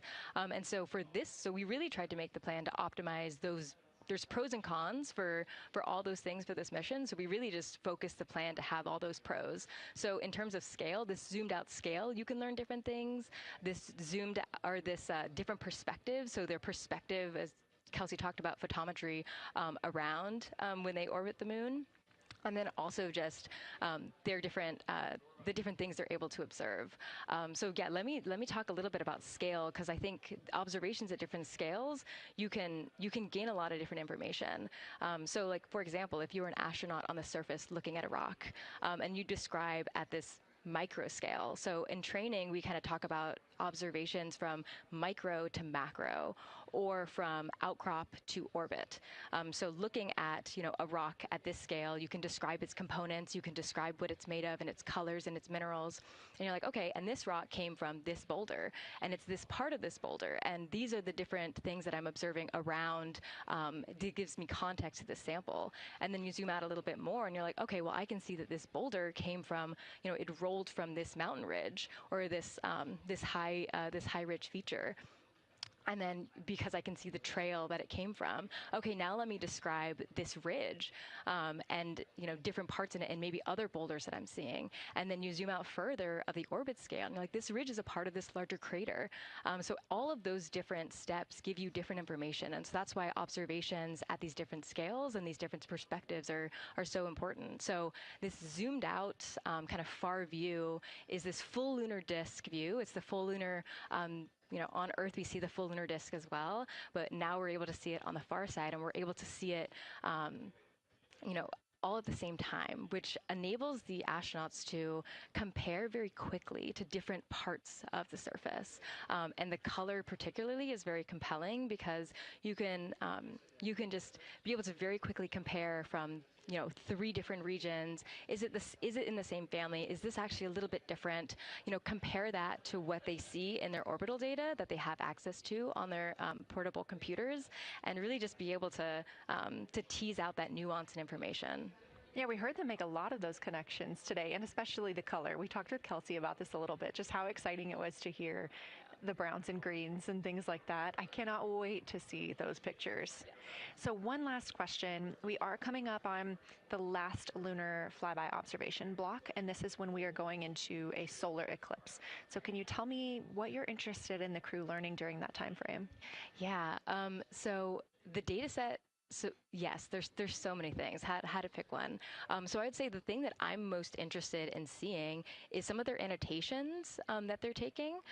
So in this opportunity, it's a very dynamic type of experience in that we don't normally see this activity. And so being able to have crew observe the solar corona and then also annotate it in their on their portable computing device is just such a unique thing that humans can give to missions, and also particularly being able to annotate what they're observing while they're talking about it is also unique to being able to have astronauts in orbit as well, because we won't be able to have annotations on the lunar surface because the astronauts will be in suits. They're going to be collecting samples, they're going to be deploying instruments. And so personally, I'm really excited to see some of these annotations and to see how that develops over time, because you've heard a lot of descriptions. And I think, when people are describing something that's unique and different,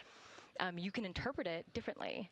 But if you're drawing and you're marking, particularly just going back to like the color provinces, for example, and those boundaries, you know exactly what they meant. And really, I'm just very excited about those annotations. There's been some famous annotations that the Apollo crew have made, particularly about solar coronas and the structures that have, and lofted dust that have given a lot of debate within the scientific community of they're observing this phenomenon, and now it's our job to hypothesize of like, why are they observing this? Like, what is going on?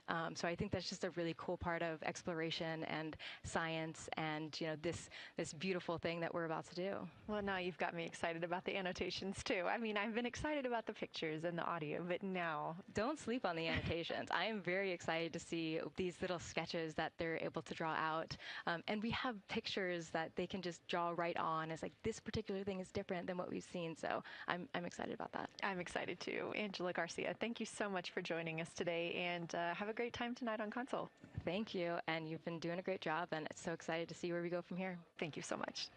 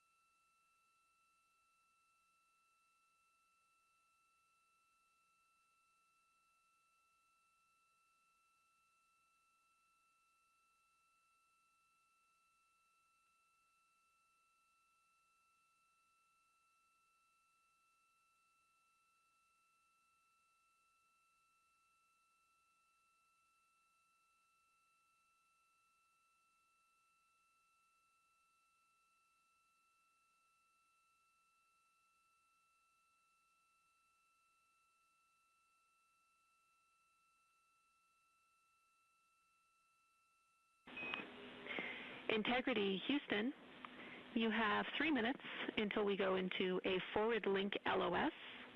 We will be back up with you in about an hour during the eclipse on Madrid.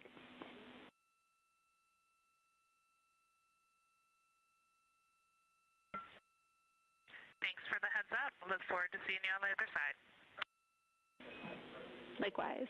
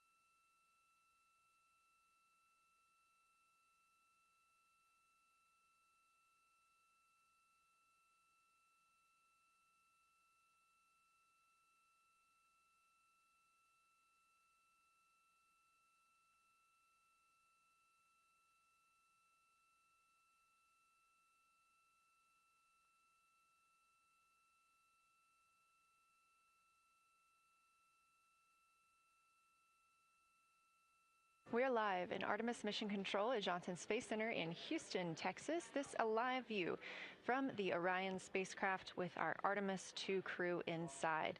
That's Reed Wiseman, Victor Glover, Christina Cook, and Jeremy Hansen. We are still live for our lunar flyby coverage. The crew is in a short break while the spacecraft is pivoted away from the moon. We are going to be going into a solar eclipse. This is the first time anyone has ever seen a solar eclipse from the moon. So it's going to be a unique vantage point for our crew. But ahead of heading into that solar eclipse, we need to charge the batteries on the Orion spacecraft. Therefore, we have positioned the solar arrays into the sunlight to allow time for those batteries to charge. We will get back pointed at the moon just in time for that solar eclipse. We are also in a forward link LOS. What that means is essentially we cannot send calls or commands to the crew right now from the ground. However, we clearly get all of their data and communications. The spacecraft is now 4,632 miles away from the moon, and that number will only continue to grow as the distance from Earth shrinks, now 252,523 miles away. Our closest approach to the moon today was approximately 4,067 statute miles in altitude. Our maximum distance from the Earth is suspected to be 252,756 statute miles. Both of those moments came while Orion was flying in their loss of signal time frame behind the moon. The crew also set that new record today, beating the Apollo 13 record of distance from Earth. This is an animation or a visualization that you can track anytime, day or night, by visiting nasa.gov/track-Artemis. This shows you how the spacecraft is positioned as well as their distance and velocity, now traveling 930 miles per hour.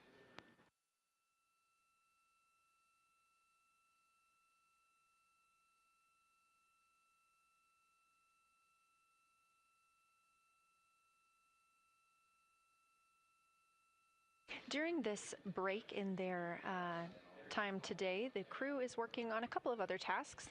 Some of those include their National Geographic timelined test. National Geographic was selected through a competitive process by NASA to help tell the story of Artemis II. So you've seen the crew with some GoPros inside the cabin, taking videos and pictures, and with other cameras as well. National Geographic plans to leverage its portfolio of media assets, including magazines, social and digital content, and television programming for engagement opportunities. Throughout the flight, the crew has been timelined a little bit each day to film from a shot list provided by National Geographic, and that includes their morning routine, talking with their families, exercising, and just their overall thoughts about the mission. And I cannot wait to see that footage.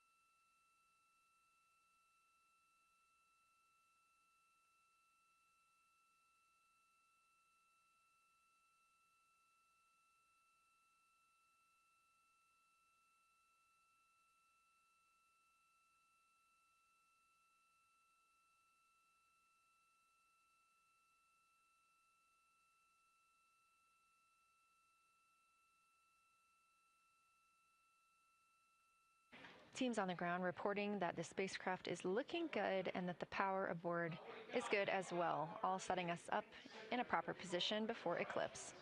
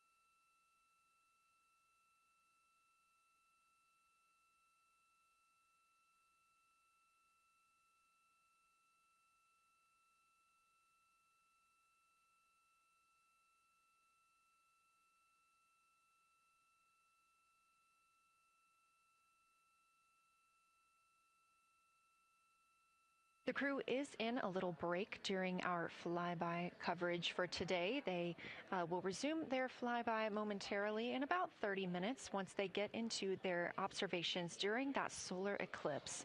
Now, the moon is our nearest celestial neighbor, orbiting Earth at less than 250,000 miles on average. When our astronauts venture there for future Artemis missions, they'll target landing sites near the lunar South Pole. There, ancient rocks, minerals, and trapped water ice will not only provide resources for human explorers, but they may also contain clues to the formation and evolution of our planet and the solar system. Let's learn more about the lunar South Pole with this video featuring Dr. Kelsey Young, Artemis Science Flight Operations Lead. We learned a lot from the Apollo samples, but we still have a lot left to learn about the moon. The Apollo missions visited only a pretty narrow swath of the moon. All the missions were concentrated near the near-side equator. Really interesting and really critical insights were unlocked with the Apollo samples, but we have so many questions still to answer about the moon and the evolution of the moon. And liftoff of Artemis I. We rise together, back to the moon and beyond. NASA's Artemis missions are NASA's plan to send people to the surface of the moon. We'll be sending people and roving assets and scientific equipment to, among other things, answer a lot of really compelling science questions. Scientists have a lot to learn about the moon. It's our nearest celestial neighbor here to Earth, so what the moon has experienced, we've experienced. Except here on Earth, we have things like plate tectonics, oceans, forests, people that erase the rock record. Whereas on the moon, that whole record of our planet's history, of the moon's history, is just kind of waiting there at the surface for us to explore. The South Pole, which is where Artemis missions are going to target, is specifically interesting for a couple key reasons. We think there are volatiles at the South Pole of the moon that are not present near the equator. Things like water and water ice that are trapped in the lunar regolith, which basically just means lunar soil, that can easily become untrapped from that lunar regolith, and scientists can scoop up and study for return to Earth. The lunar South Pole is a really exciting scientific target, and it also comes with some challenges for operating. For example, the lighting environment will change drastically within the course of one mission, and even over sometimes the course of one spacewalk. So preparing the crew members, preparing the hardware that we're sending to the moon, and preparing the mission control teams is really, really important. The South Pole Aitken Basin is particularly exciting. We think it's one of the oldest and largest impact basins in the solar system. And if we can get the right rock from the South Pole Aitken Basin and bring it back to our labs here on Earth, we can use that sample to constrain the entire evolution of our solar system and really understand the timing of how the moon and our planet and the entire solar system evolved.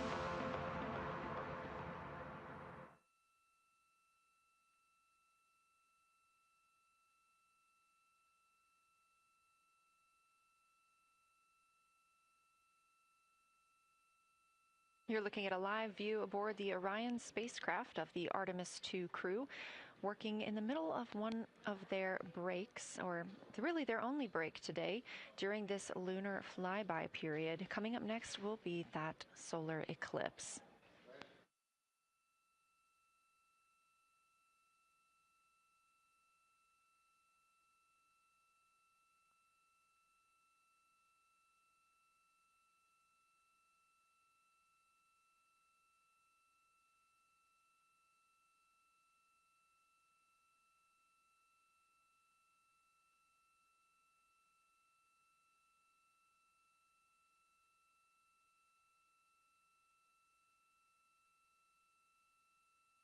Throughout the Artemis II mission, and of course throughout today, you've likely heard the crew being called with the name Integrity.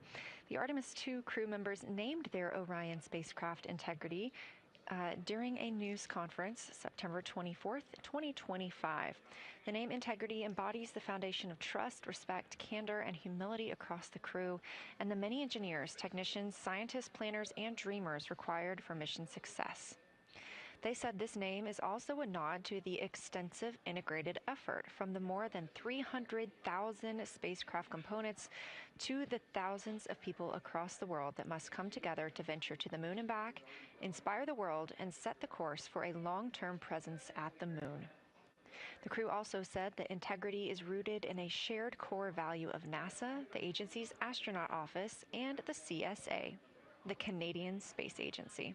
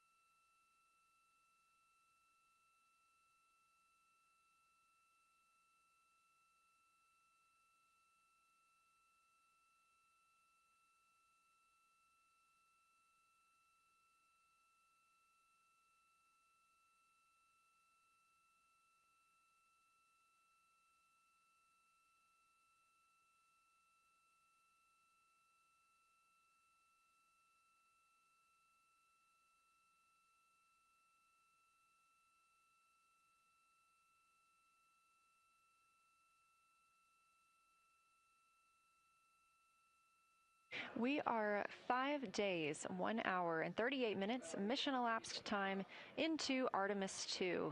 In this view on the screen, you can see the crew starting to even look through some photos that they may have captured today. We really look forward to sharing these photos with you as soon as we possibly can. And the best way to keep up with those is to follow NASA on social media. You can do so at NASA, and for this mission specifically, at NASA Artemis.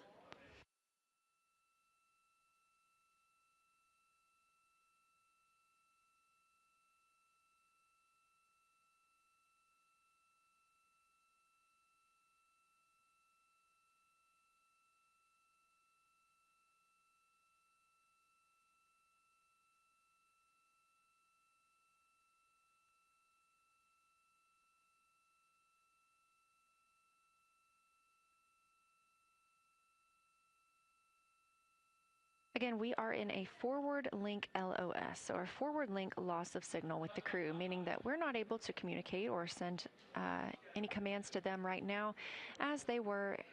This is a tracked event that occurs at times, but they could still provide communications down here to us, and we are obviously still receiving their video and their data.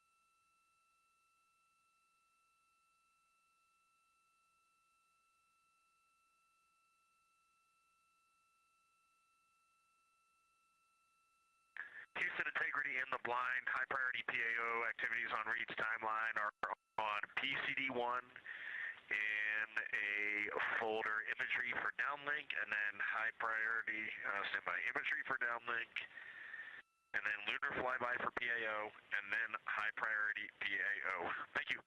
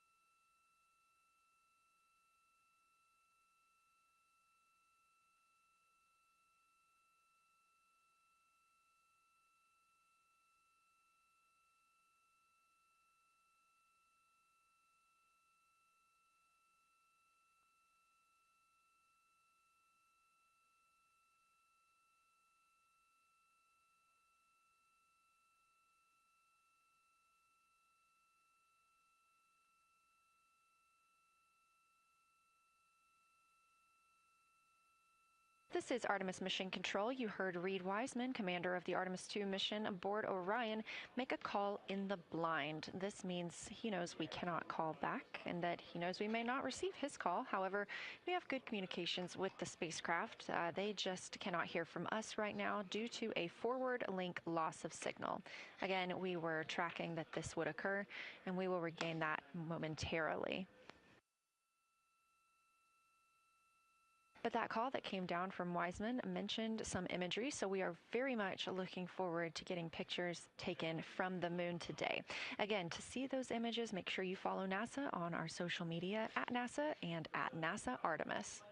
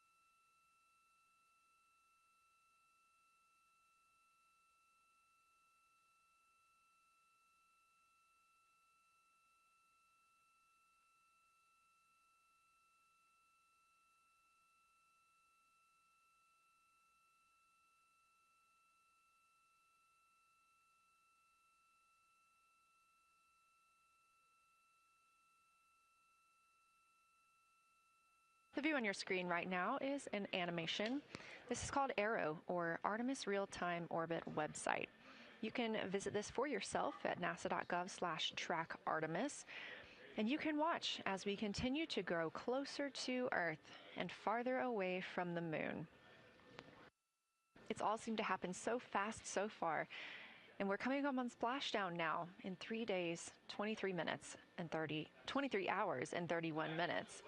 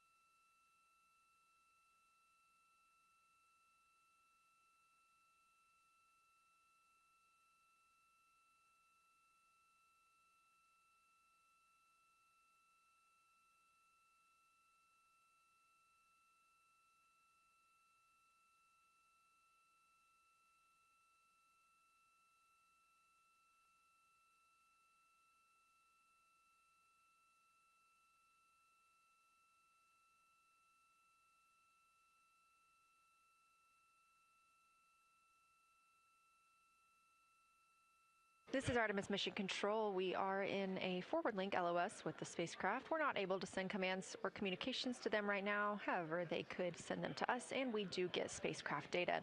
This is tracked as we are on the Deep Space Network. This is the network that we use to communicate with the spacecraft now that we are so far from Earth, over 252,000 miles. We are still in our lunar flyby coverage. The crew still have a very important and very exciting flyby milestone coming up when they will see a solar eclipse from the moon, the first humans to ever do so.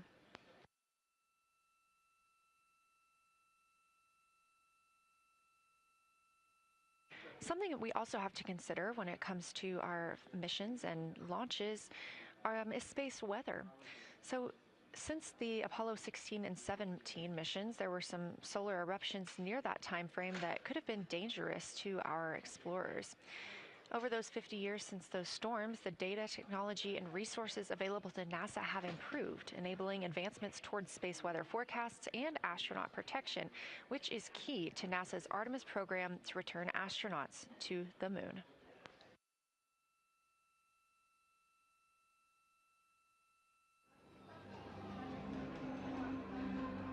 Across our planet, billions of people depend on the invisible networks that connect us to space. Every day, those networks are at the mercy of our temperamental sun and the space weather that it unleashes across our solar system. That's why NASA's space weather program tracks solar storms from the moment they erupt, modeling their paths, anticipating their impacts, and leading the research that the world's industries rely on. NASA's space weather research and modeling is driven by the needs of society and enables critical decision-making that equips pilots to reroute around high radiation areas, farmers to adjust GPS-based precision planting and harvesting plans, and power grid operators to mitigate the impacts of potential surges. For those exploring other worlds, NASA provides 24/7 space weather monitoring for Artemis crews at the moon and future Mars astronauts who may be exposed to dangerous levels of radiation during solar storms. Whether you're a pilot or a passenger, a farmer or a consumer, a power grid operator or energy customer, a satellite controller or GPS user, space weather impacts us all.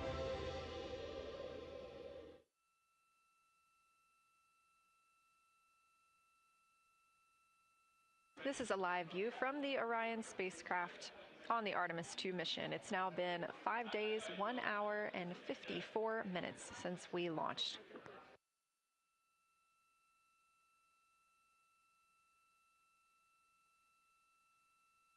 We are still in our flyby coverage, and the crew is on a short break right now as we have changed the attitude of the spacecraft to help charge the batteries aboard. We use the solar arrays to gather energy from the sun and store it in the batteries. That way, when we are not in the sunlight, we have those batteries to continue powering Orion.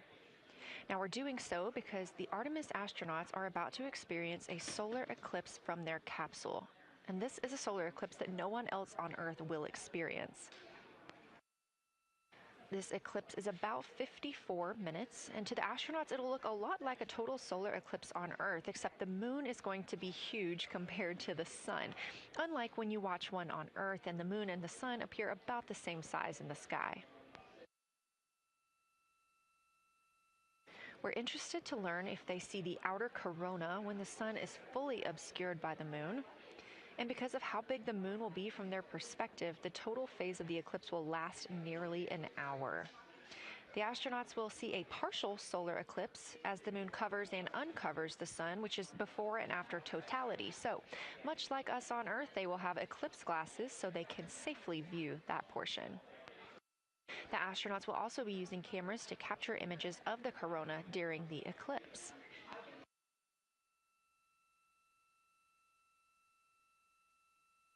There also may be some other planets visible during the eclipse, including Venus, Saturn, Mars, and Mercury. If they can identify what part of the sky they're looking at, this can help train future Artemis astronauts on what part of the sky they're seeing. This provides useful knowledge in challenging situations when they may need to rely on that information instead of instruments for navigation and orientation.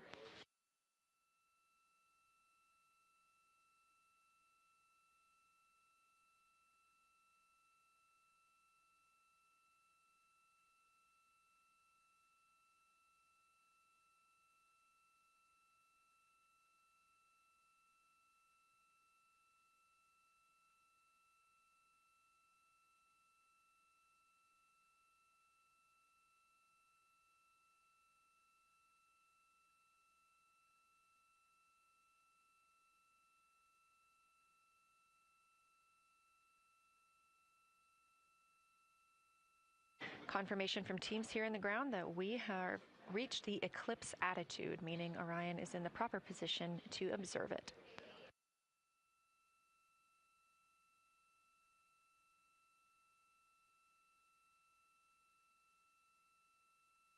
The astronauts' break during this observation period is now over, and we are resuming their lunar flyby observations.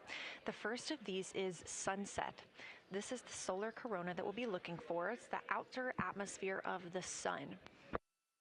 The science team is also interested in if the astronauts can see polar plumes. These are thin streamers that project from the sun's north and south poles. Additionally, they're interested in seeing if the crew can witness coronal loops. These are arcs close to the sun's surface. And something else that we've previously mentioned is lunar dust. This is dust from the moon that is lofted above the lunar surface and illuminated by the sun. It was reported visible by Apollo astronauts.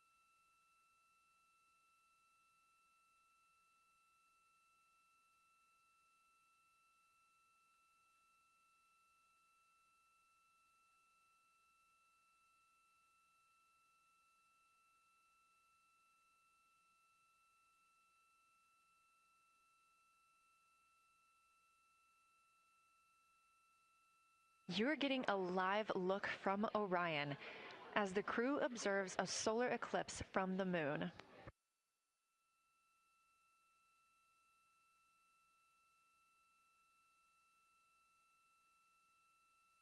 Again, this solar eclipse is only visible to the crew on the spacecraft. It's not visible to anybody on Earth. The science team is interested in several different targets for them during this time frame. And we're personally looking forward to getting those images as well. Again, during the beginning portion of this eclipse, the astronauts will need to use eclipse glasses just like we do from Earth to safely view it. Once the moon has completely covered the sun, they'll be able to take off those glasses for almost an hour. Totality on Earth during a solar eclipse lasts only a couple of minutes. So this opportunity gives them a chance to look out into deep space and to look into see if there are other planets nearby.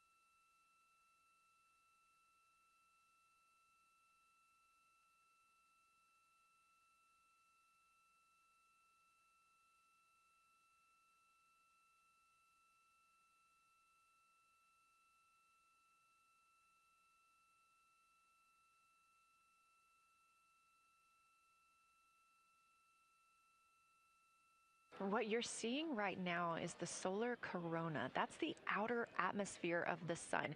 And the science team is very interested in any images that the crew can capture of this.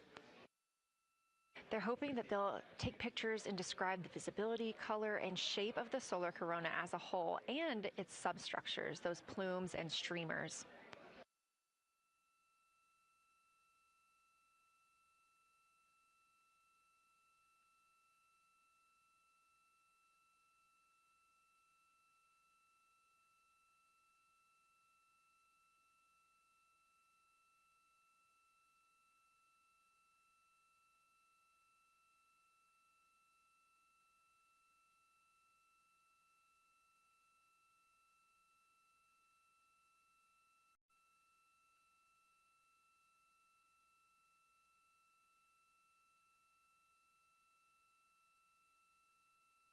Science integrity in the blind. This is continues to be unreal. The sun has gone behind the moon, and the corona is still visible, and it's bright, and it creates a halo almost around the entire moon.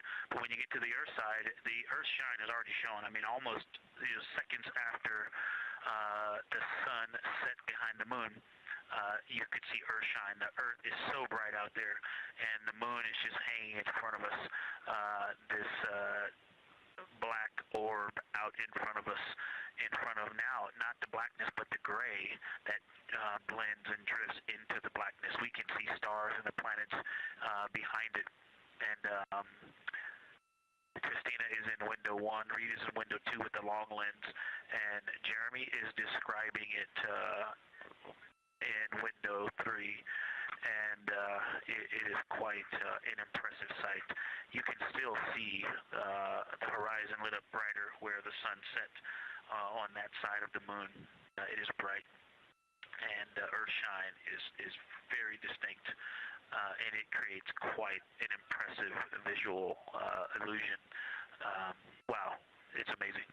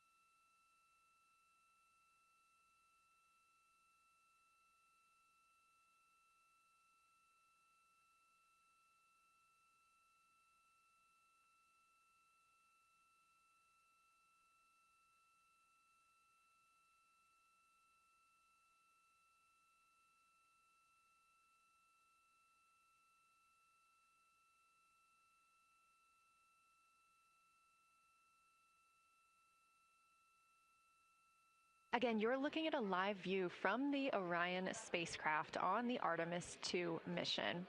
Orion is now 252,125 miles away from us all on Earth. We're here in the Artemis mission control room in Houston, Texas, and what you had just before we lost that view quickly was the corona of the sun peeking around the moon as the astronauts are entering a solar eclipse for this portion of the lunar flyby. We're now over 5,500 statute miles from the moon. That closest approach today was just about 4,067 statute miles away. And teams in the room beginning to get a little busier and filter in and out as we are stepping through a handover. The Orbit 1 team is handing over to Orbit 2, who will continue monitoring lunar flyby and all of the systems aboard the Orion spacecraft.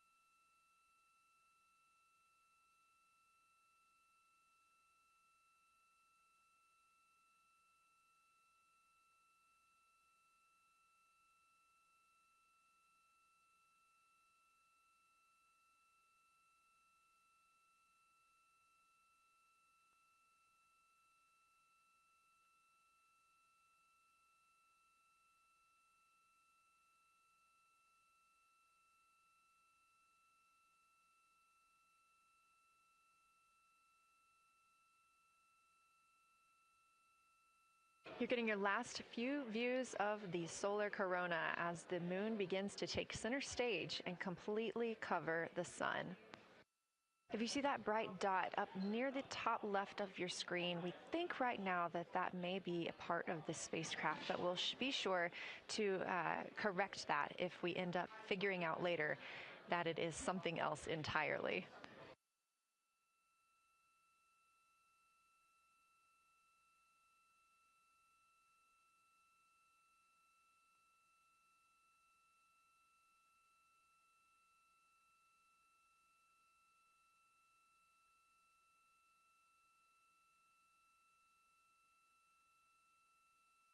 It has been an absolute honor to join you here today for the lunar flyby of Artemis II, the first time humans have flown by the moon in over 50 years. I'm Leah Cheshire Mustachio, and I'm excited now to hand over the game is shifting around in the windows, and we are transferring settings on a camera to pick up Earthshine, and it is amazing. The brightness where the sunset is still bright. I think there may still be corona visible, but that part of the horizon is still lit brighter, and you still have a distinct Earthshine.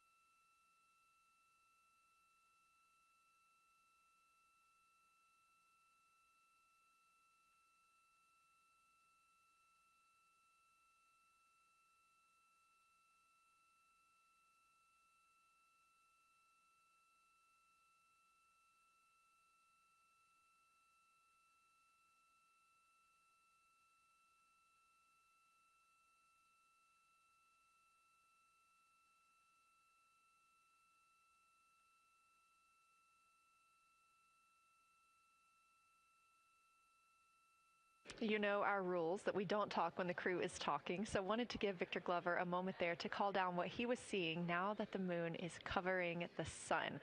A really amazing time during today's lunar flyby. Again, thank you so much for letting us help tell this story today. I am Leah Cheshire Mustachio, handing it over to my friend Anna Schneider at the PAO console as the Orbit 2 team comes to join us. So thank you so much, and I hope you all enjoy tonight. Anna, you can take it away.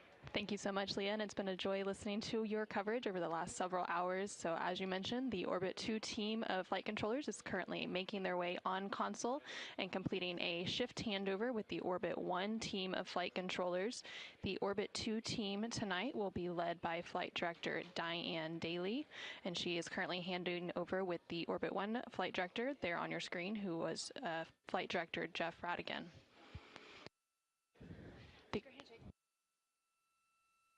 The Artemis II crew currently on board the Orion spacecraft. It continues to observe the eclipse that they are witnessing. There's about 43 minutes remaining in that eclipse period.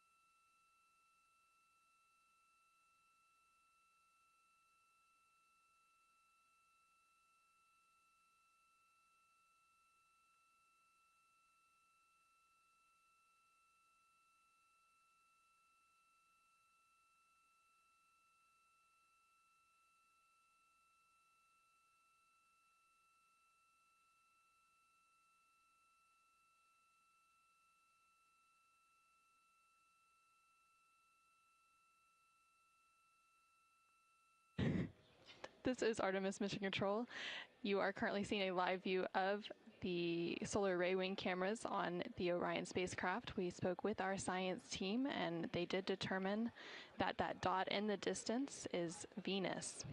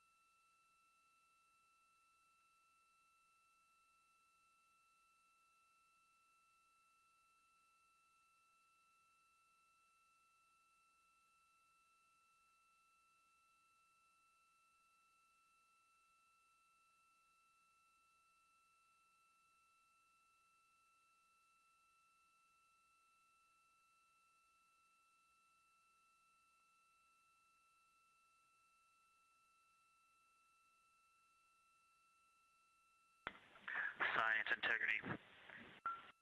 Let's see, not a huge change in here, just an update. The camera settings for Earthshine are challenging. This one's challenging to capture.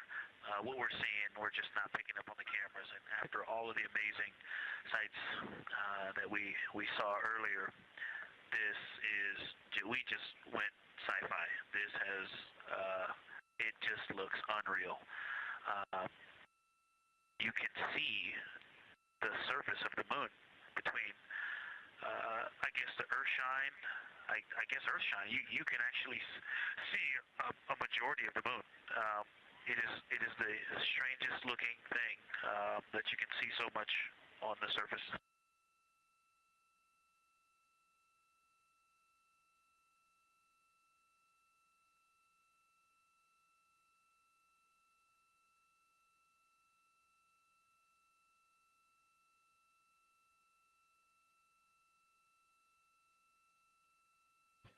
This is Artemis Mission Control. You were just hearing some communications called down from NASA astronaut Victor Glover, currently on board the Orion spacecraft. They are currently observing an eclipse. There's about 39 minutes remaining in that eclipse period. Currently, we are in a forward link LOS, or loss of signal, so the crew can communicate down with... He's seen 2 meteors, science.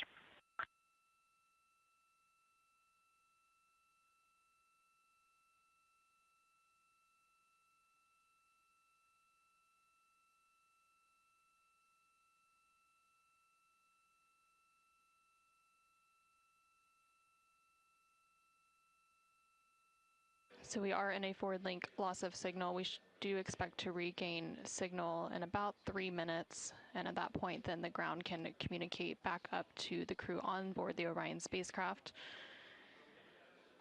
In the meantime, the crew can continue to communicate down to the ground. The ground is just unable to respond, so they are continuing to provide some science observations during this eclipse period. They've made some comments about Earthshine, which is the sunlight reflected from Earth when they come around towards the moon's near side late in this flyby window.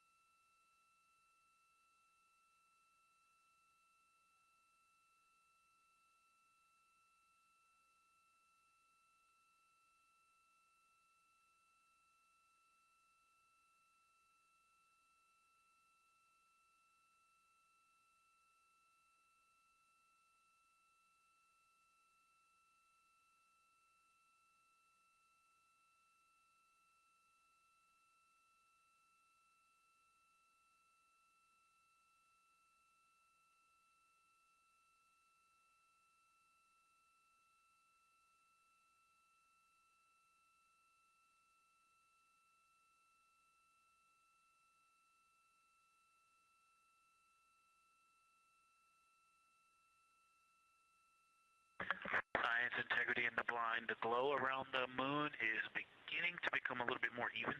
It's not so much distinct just where the sun set on the moon's horizon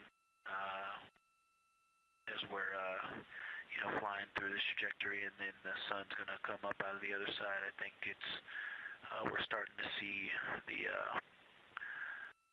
the glow around the moon get balanced out. I still see Earth shine, and the Earth is very bright out there.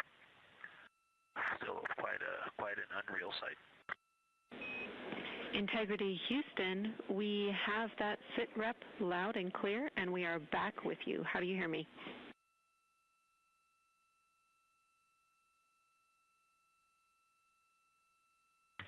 Hey Jenny, we have you loud and clear, thanks. Copy. Victor, we're handing you over to science for some critical questions. Thanks for your report.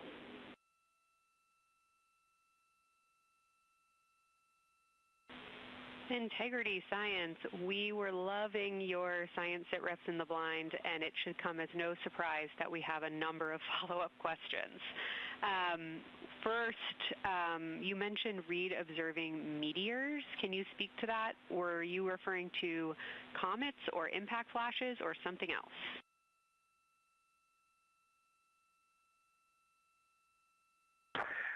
Yeah, there was a little bit of giddiness. We have seen 3 impact flashes so far. I saw 2, and Jeremy has seen 1. Undoubtedly, Jeremy saw 2, so that's 4 total. Undoubtedly, quick impact flashes. It was not sun glint off of particulate from the thrusters or the purge tanks. It was definitely impact flashes on the moon. And Jeremy just saw another one. Go ahead with your next question.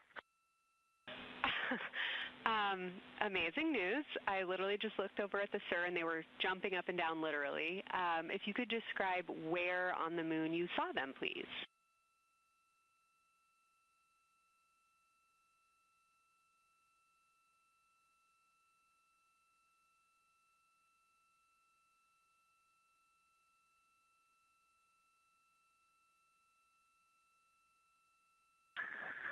So they've all been either on or a bit south of the equator and on the Earth side of the moon.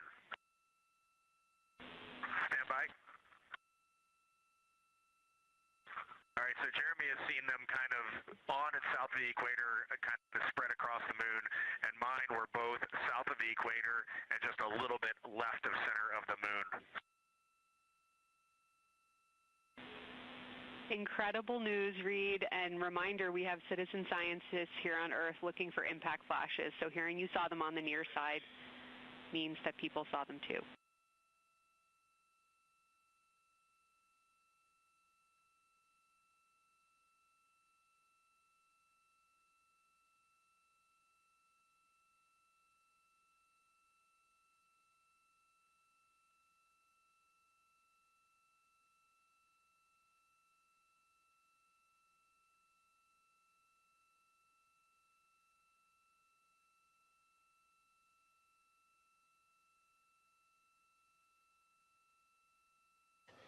This is Artemis Mission Control. We have regained that signal, so the team here in Mission Control was able to call back up to the crew on board the Orion spacecraft as they continue their lunar flyby. Specifically, they are now in that eclipse period.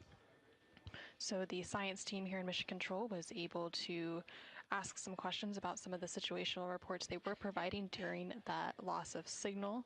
Specifically, they were interested in some of the meteors that they mentioned seeing and those impact flashes, and they did provide confirmation that they did see at least 4 impact flashes during that lost signal. Are you still with us, Houston, or do we lose you?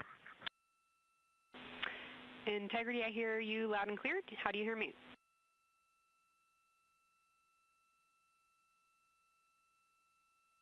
Okay, we got you loud and clear. One of the other things I wanted to describe, which was surprising to me, but the entire moon is lit up. It's glowing behind the entire moon.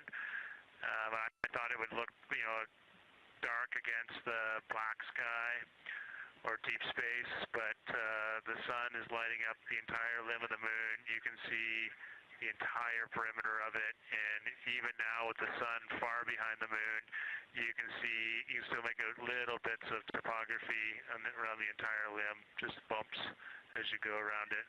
And there's about the glow around the moon, once your eyes adjust, is easily 10 widths or diameters of the sun around the entire moon.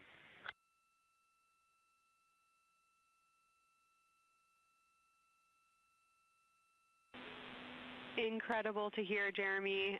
Were you able to actually pick out any discrete features on the lunar surface? And if so, how do they look different than when you observe them in solar illumination?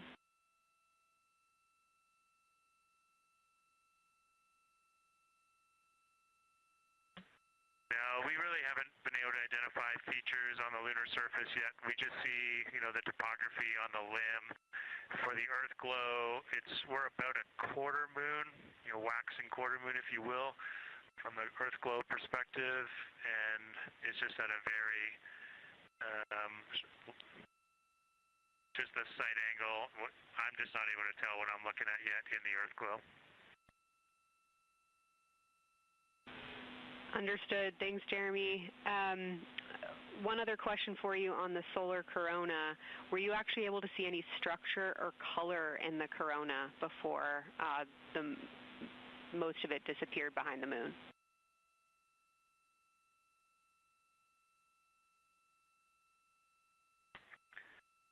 Yeah, I didn't pick out any color, but definitely structure. There were streamers, and they were not uniform at all. For me, the 5 o'clock position, there was just this constant streamer. It would change in intensity and diameter, but it was always there, and it was always at the 5 o'clock position. I only saw one plume, and it came out of basically the 3 o'clock position of the sun. That was very short-lived when I could see the plume.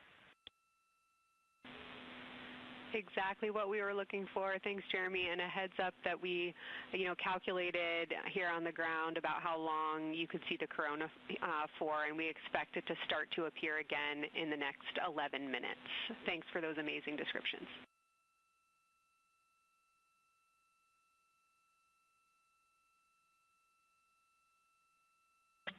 Okay, we're excited to see it all again. Integrity Houston, we're following along as well. That was outstanding. If you haven't already, just reminding you to swap positions at the windows. And that brief LOS we had previously was due to a data rate change expected.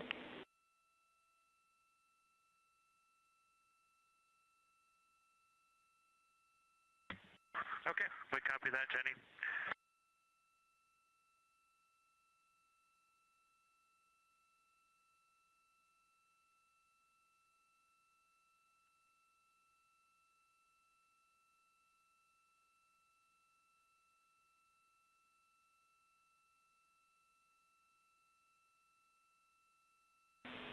Integrity Science, one more request for you. While it's still fresh in your mind, any annotations or sketches you want to make of what you're seeing either around the corona structures you just mentioned or even on Earthshine would be so appreciated.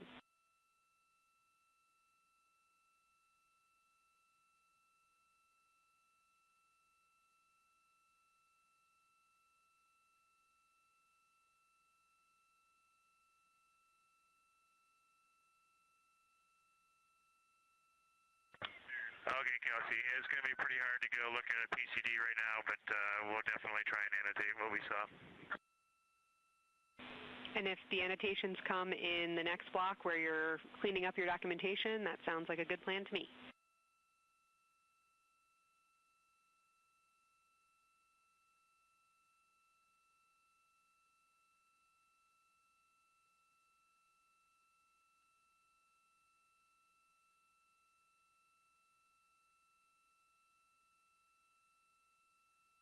This is Artemis Mission Control. On the bottom right corner of your screen, you can see a view of the Science Officer Console here in Mission Control. And we've been hearing that communication between the Science Officer. The Orbit 1 Science Officer is Kelsey Young, and she's been asking questions to the crew, specifically CSA astronaut Jeremy Hansen. based on the observations they've been making during this eclipse period. And then in the upper left-hand corner of your screen, you can see a view of the Artemis real-time orbit website, which provides updates on the velocity and the distance from Earth and the Moon of the Orion spacecraft as it continues to make its way back to Earth. The distance from the Moon will continue to increase at this point. So right now, Orion and its crew are about 6,300 miles away from the Moon and about 251,000 miles away from the Earth.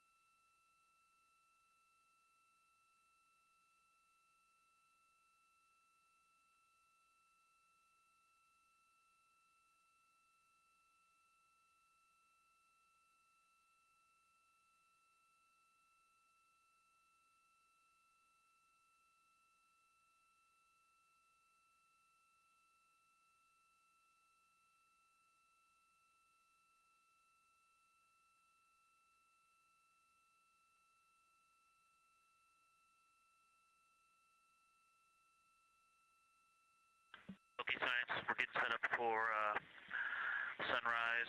The window teams are, Christina is supporting, and also Z9 in window 1. Jeremy's got the long lens in window 2, and the short lens in window 2. And Reed is in window 3, and he has started recordings and is set up to see Corona.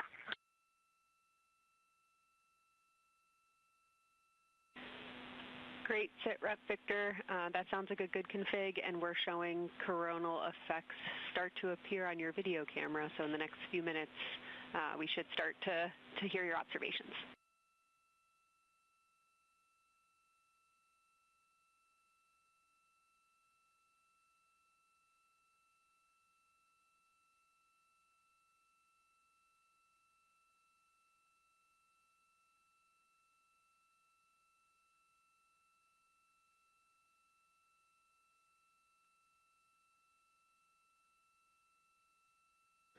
This is Artemis Mission Control. We just heard the crew call down to the team here in Houston, reporting that they have swapped out who is in the windows for the final portion of the lunar flyby. So Christina Cook is in window 1, with Jeremy Hansen in window 2 and Reed in window 3. Reed is focusing on observing corona, which is the solar corona, which is the sun's outermost atmosphere. There is about 18 minutes remaining in the eclipse period. Science, and Houston, integrity. I know this observation won't be of any scientific value, but I'm really glad we launched on April 1st because humans probably have not evolved to see what we're seeing. It is truly hard to describe. It is amazing.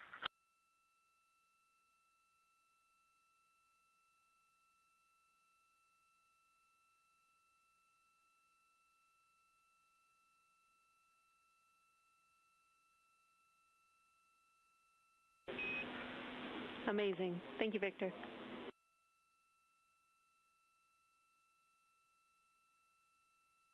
And just one more logistics note, we have gone as dark as we can in the cabin. We have turned the DUs all the way as dim as they can go, so you can't see anything on the screens. Every bit of light in the cabin affects the view. You're definitely seeing the brightness go closer. It's definitely brighter on the Earthshine side, and so we're expecting to see some corona here soon. We copy all. Excited for what you see next.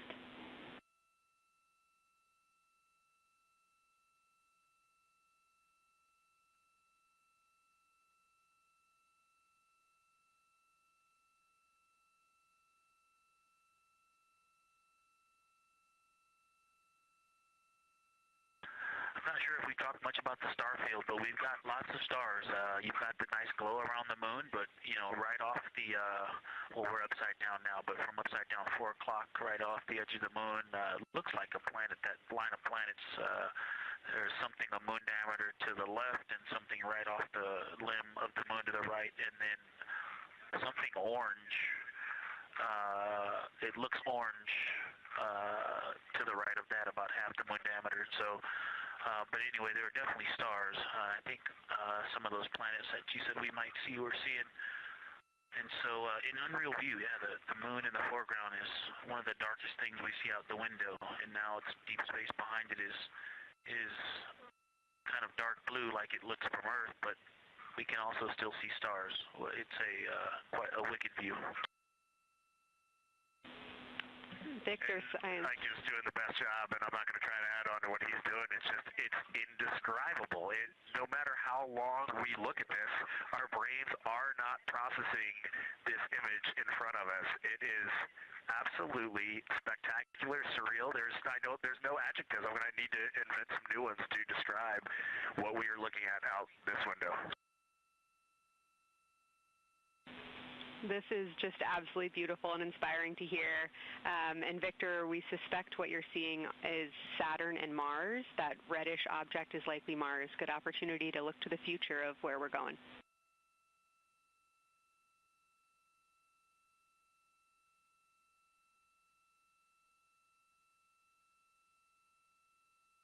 Yeah, we can absolutely see the color of Mars. That's awesome.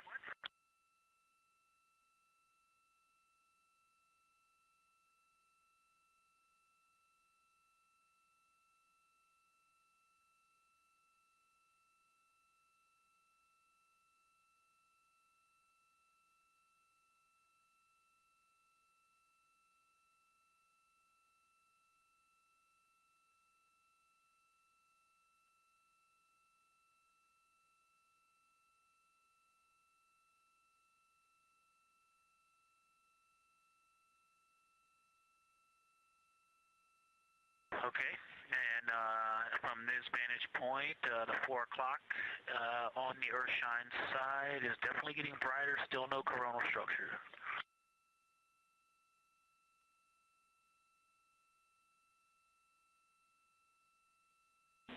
Houston copies.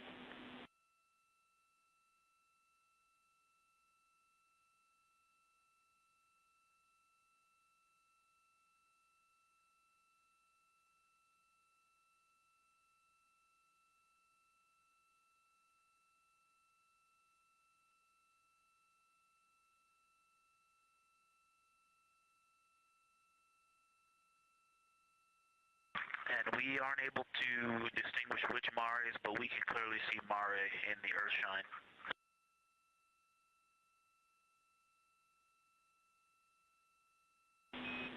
We copy.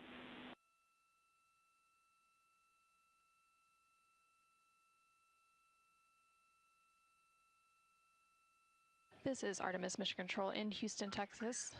We have not seen an impact flash in the last 5 minutes.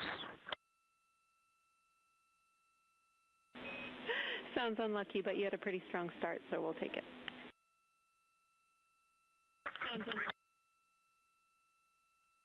actually, right after I said that, right at the South Pole, near the South Pole on the Terminator, Reed just saw one. Amazing.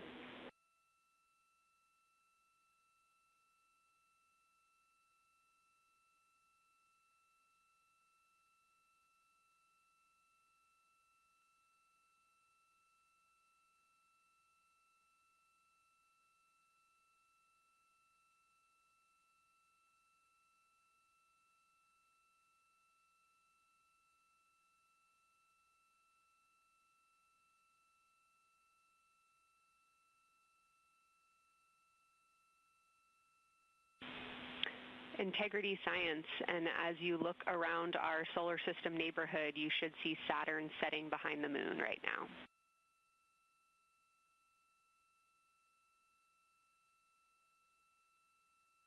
We do. We've been watching it track close to the horizon, and it's right tangential to the moon at this moment.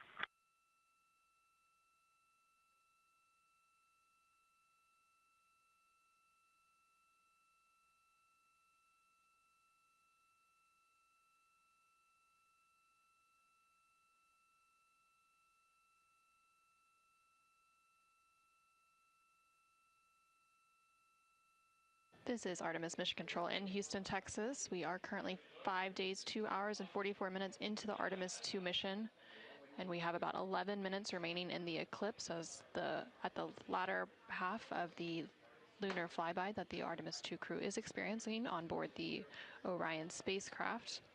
We've received several different call downs from the crew and questions up from the science officer here in Mission Control. One of the things that they said that they were able to see is Mars off in the distance, and then the science team also confirmed that they should be seeing Saturn setting behind the moon.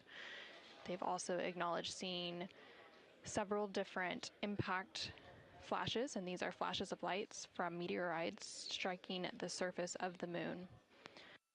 They've also mentioned the solar corona, which is the sun's outermost atmosphere. Here in Mission Control Houston, the Orbit 1 and Orbit 2 teams have officially completed their handover. So the Orbit 2 team is now leading here in Mission Control, and that is being led by Flight Director Diane Daly, and the Capcom here in Mission Control will be Tess Caswell. And you can see there on your screen on the right-hand side is the Flight Director console, and Diane Daly is in the far right of that screen, and Tess Caswell, the Capcom or capsule communicator, is in the far left hand of that screen.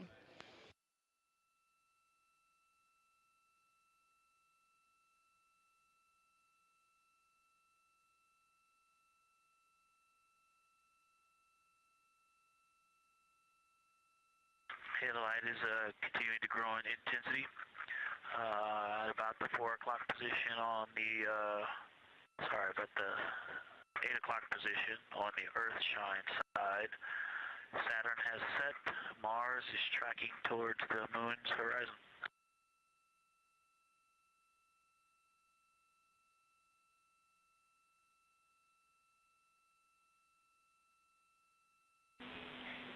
Integrity Science, we copy, and we're starting to see it on the vehicle stream. Looking forward to any coronal observations you can share with us.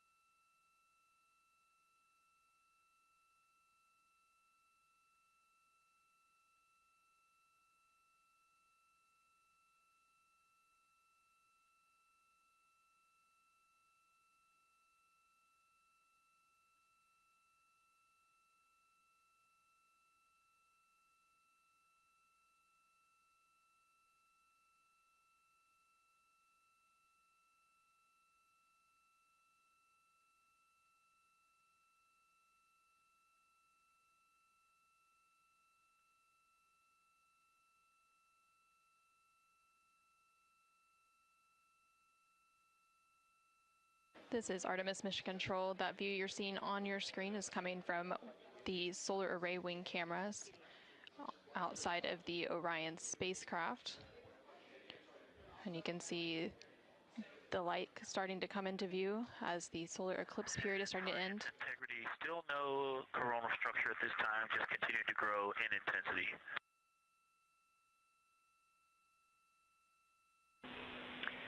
Copy, Victor. And reminder, you still should have several minutes before the eclipse classes need to go on, and we can send you up a reminder when you're getting close to take your eyes away from the D5 viewfinder, but you should be good for several more minutes.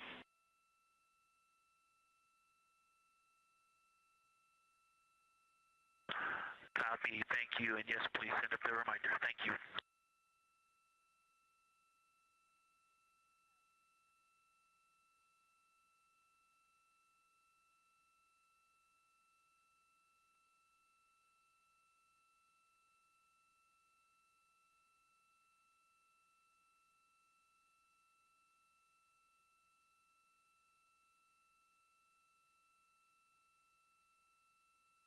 Okay, we all think we're starting to see something. I believe the most popular term is baby hair. As the light grows in intensity and the horizon on this side becomes very distinct. You can still see Earth shine, even though the sun's brightness is definitely growing in intensity.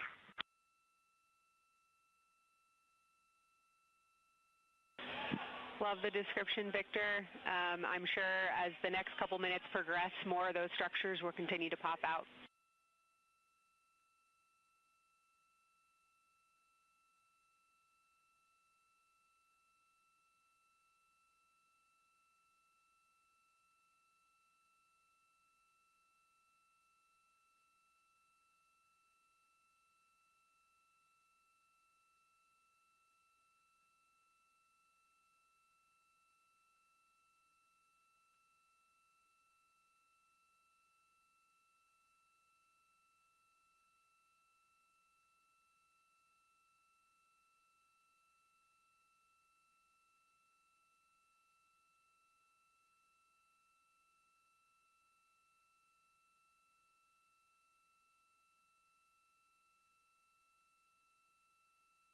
This is Artemis Mission Control in Houston, Texas.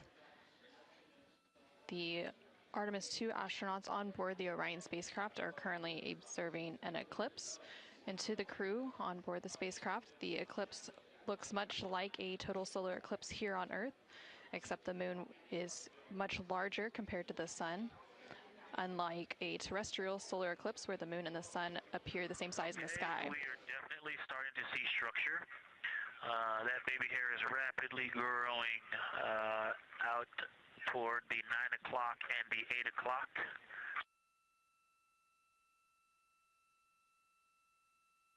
It's almost as if it were reaching out for Venus or for the Earth.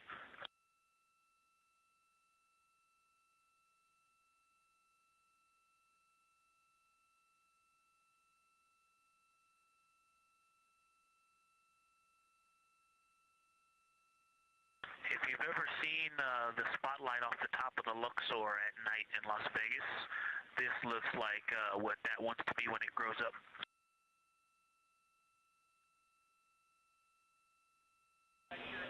Integrity Science, glad to hear you're following your training of tell it like you see it.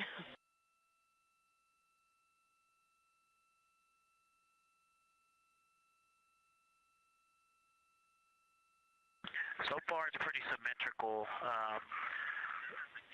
There are 2 or 3 streamers that are growing in intensity and in magnitude, and it's slowly starting to widen, starting to spread out across the horizon. Pretty amazing view.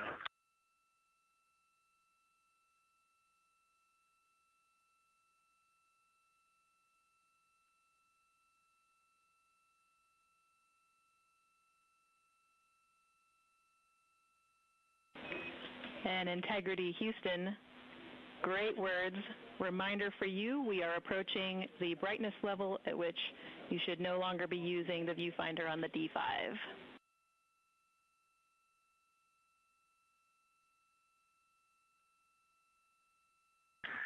Integrity copies, and thanks for the heads up.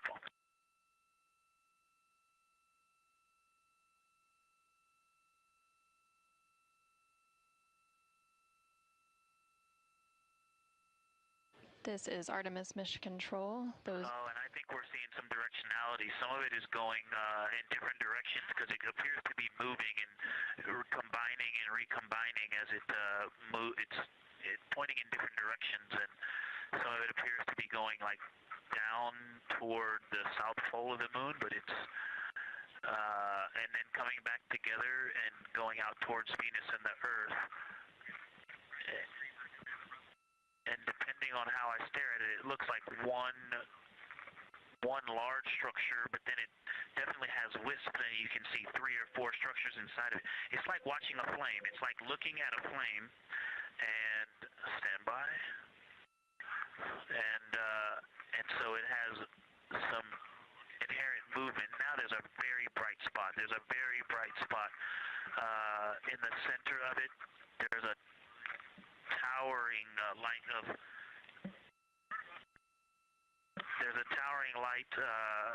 and then there were like 2 streamers that were going 30 degrees out from it, and now it is just extremely bright.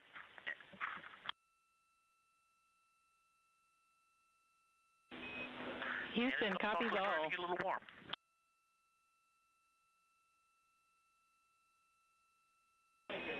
And we copied all. We wanted to remind you at this point on the eclipse glasses. Should be about time for those.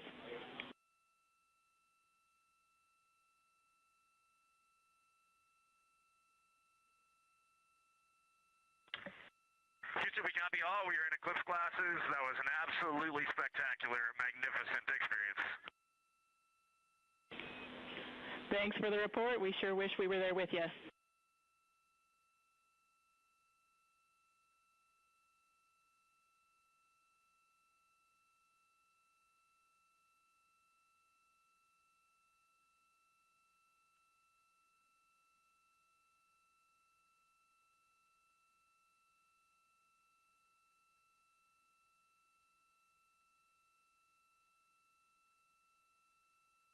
This is Artemis Mission Control.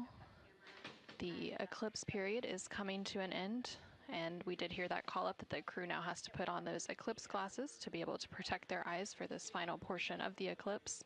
And these views coming to you from the solar array wing cameras on the Orion spacecraft. Houston, if you could give me about 20 new superlatives in the mission summary for tomorrow, that'll help my vocabulary out a bit. Thank you. We will solicit input from the team.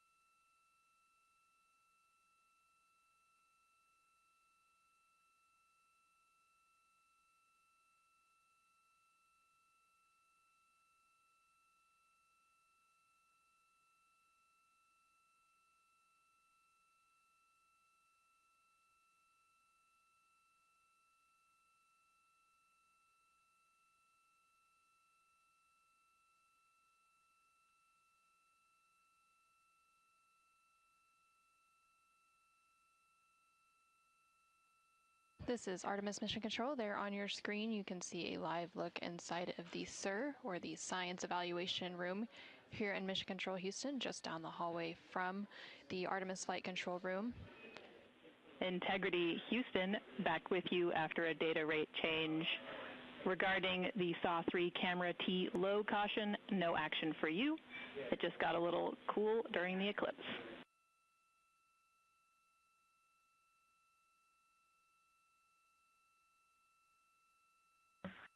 Okay, we copy, and if you didn't copy my request for the mission summary to add about 20 new superlatives to help my vocabulary, I would appreciate it. We copied it fantastically.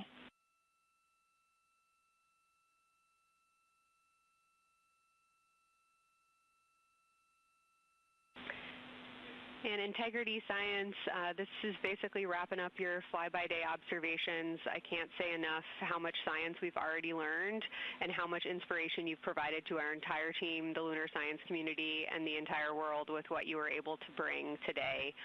You really brought the moon closer for us today, and we cannot say thank you enough. And Science signing off, and can't wait to talk to you tomorrow morning.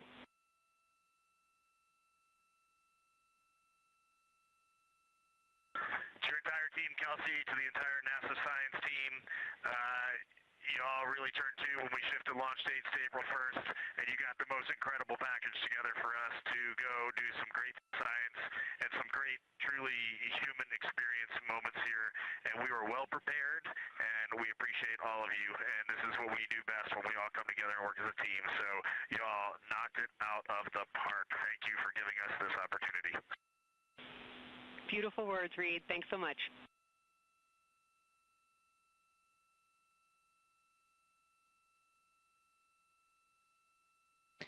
And this is Artemis Mission Control.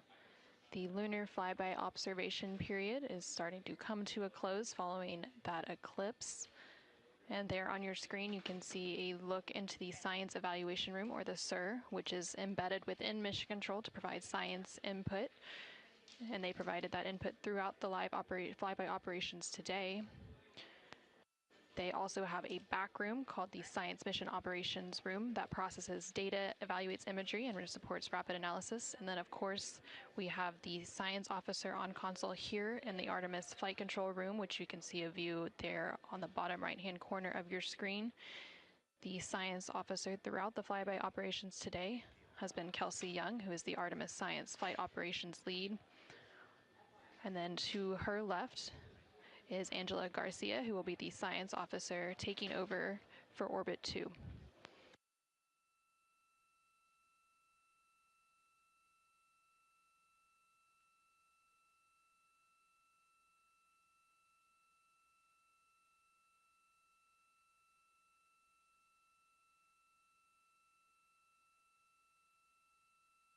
And for the past 7 hours or so, the crew has been going through their lunar flyby observation period. And now they will wrap up that period and complete some final tasks and begin downlinking some of the amazing imagery that they've captured throughout the day, as well as some of the observations that they've recorded. And now on your screen, you're seeing a live look from the Orion spacecraft from those solar array wing cameras. The solar eclipse period ended just a few minutes ago, and during this eclipse, towards the end of the flyby window, it lasted about an hour, and it was when the sun was hidden from view behind the opposite side of the moon from the perspective of the Orion spacecraft and its crew. And during that time, the crew saw a mostly dark moon, and they used the opportunity to analyze the solar corona, which is the sun's outermost atmosphere, while it was visible. And then once the sun was completely out of view behind the moon, the crew looked for impact flashes, which they reported seeing multiple impact flashes, and those are flashes of light from meteoroids striking the surface of the moon. They also looked for dust lofting above the limb or the edge of the moon, along with some deep space targets, including planets, and they noticed Mars off to the distance, and we also saw Venus on one of the solar array wing cameras early on in the eclipse period. The crew also looked at parts of the moon illuminated by Earthshine, which is the sunlight reflected from the Earth when they come around toward the moon's near side at the very end of that flyby window.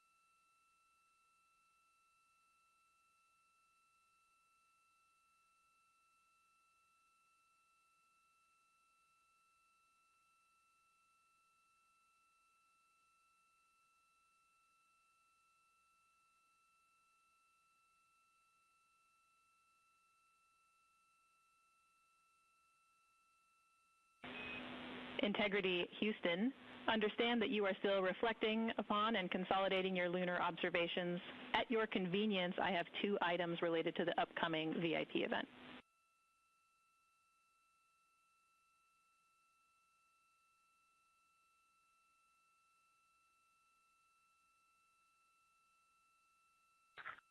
Go ahead. All right, first we wanted to let you know that the message for that upcoming event is on board for review at your convenience. That's message 3.06.04. The second item is that we've seen a couple of video blips in previous events. So during the HDPAO setup activity, we're wondering if Jeremy could please confirm for us that the TS rate is set to 1300 when you get to step 10.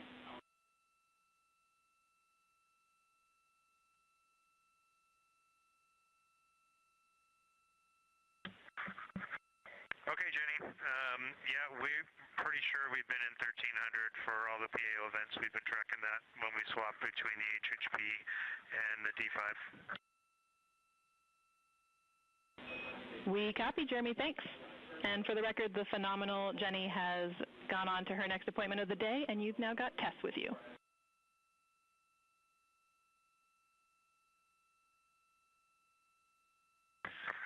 I'm sorry, Tess. Great to have you on board Integrity. No worries. Happy to be here.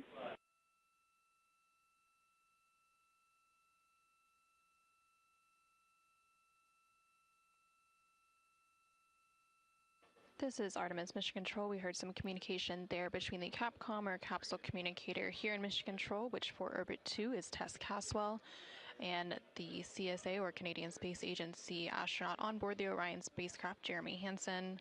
They were discussing an upcoming public affairs event. And Integrity, 3-minute warning for the maneuver back to bias tail to sun.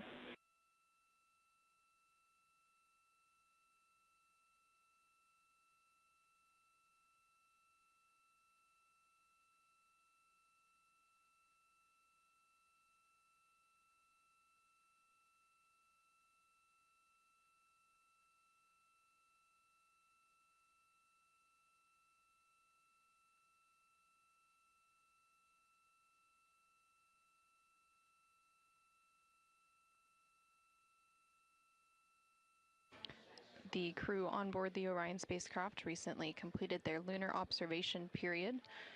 It was an approximately 7-hour period of time in which they were focused on several different targets identified by the science team here on the ground that they studied and prepared for ahead of time. And then they also were referencing a lunar targeting package that was uplinked about a day ago with those final targets. Now they are completing some post-lunar flyby activities, so they're working to clean up their observations that they've made and also working to downlink some of the photos that they've taken throughout the day. The science team here on the ground will then work to get as much data as they can overnight, and then there will be a post-flyby conference tomorrow after the crew wakes up. And that's not a debrief, but a science data collection to capture their nuanced experience while they're still in the field and the experience is still fresh. And then, of course, there will also be a public affairs downlink event later in the day. Now that once the post-lunar flyby activities are complete, and then after that, the crew will go into some of their final activities for the day. They will have a private medical conference or PMC with the medical teams here on the ground. These are regular conferences that they have at the end of every day, and then there's also a flight director conference that they will have before they go into their pre-sleep period, during which they can complete hygiene activities, and they will have the chance to eat their dinner and complete any other final personal activities for the day before they head into their sleep period.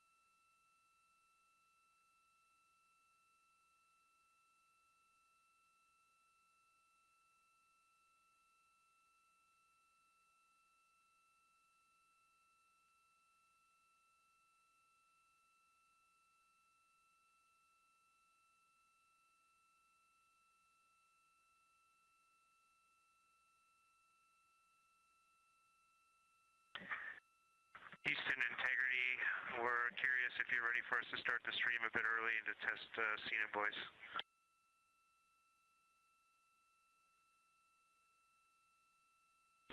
Checking.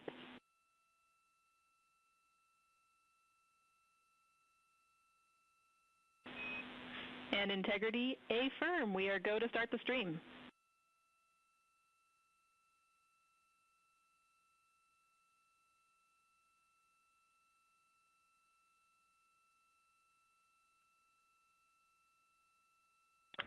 Okay, Houston, the stream has started. We checked the TS rates 1300 and audio is true. So I will give you a voice check now on the mic. We copy. Good settings, and we've got a good view.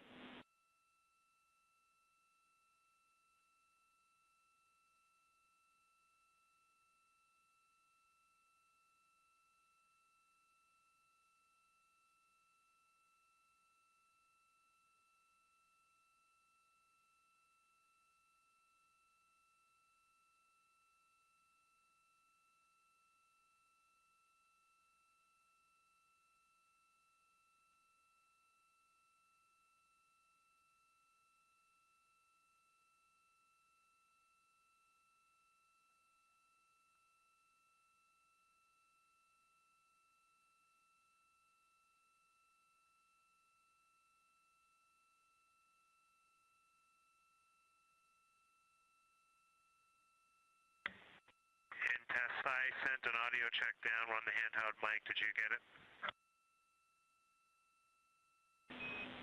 Sorry for the delay, Jeremy. We were talking that a bit, but it was a bit broken, so please repeat for us.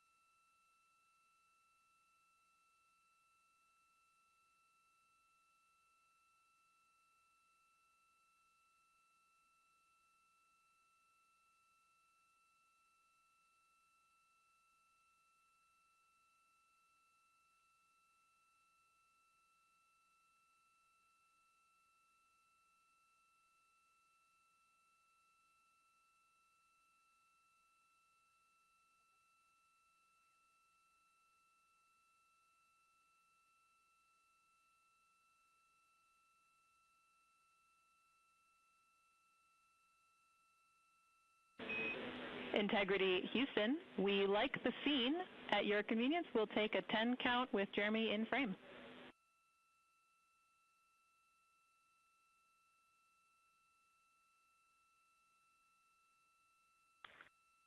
Okay, copy that.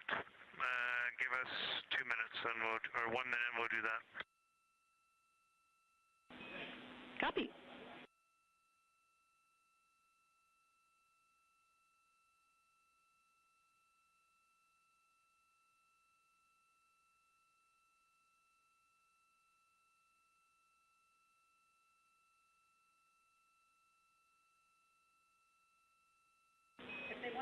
Great voice check and good words. We like the scene.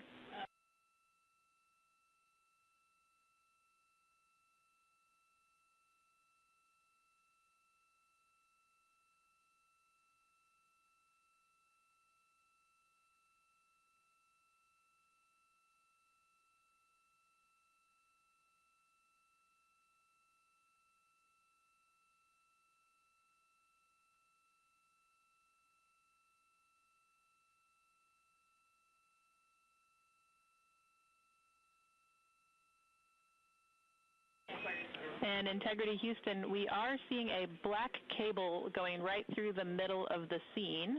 At your convenience, if you would please move that, PAO would appreciate it.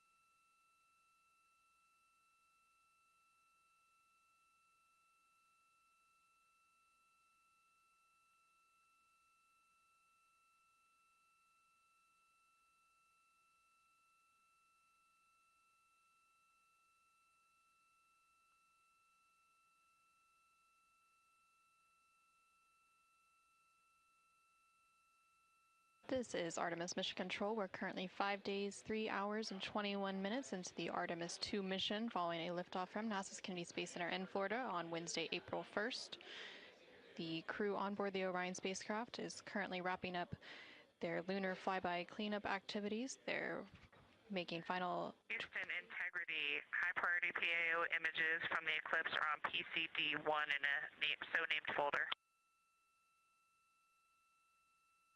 We copy, Christina. Thanks.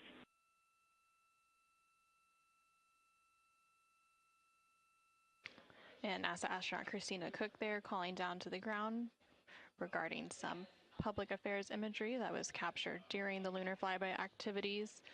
She referenced a PCD, that is in reference to their portable computing devices, which are basically tablets that they're able to transfer files and also follow along on processes and procedures and their timelines for the day.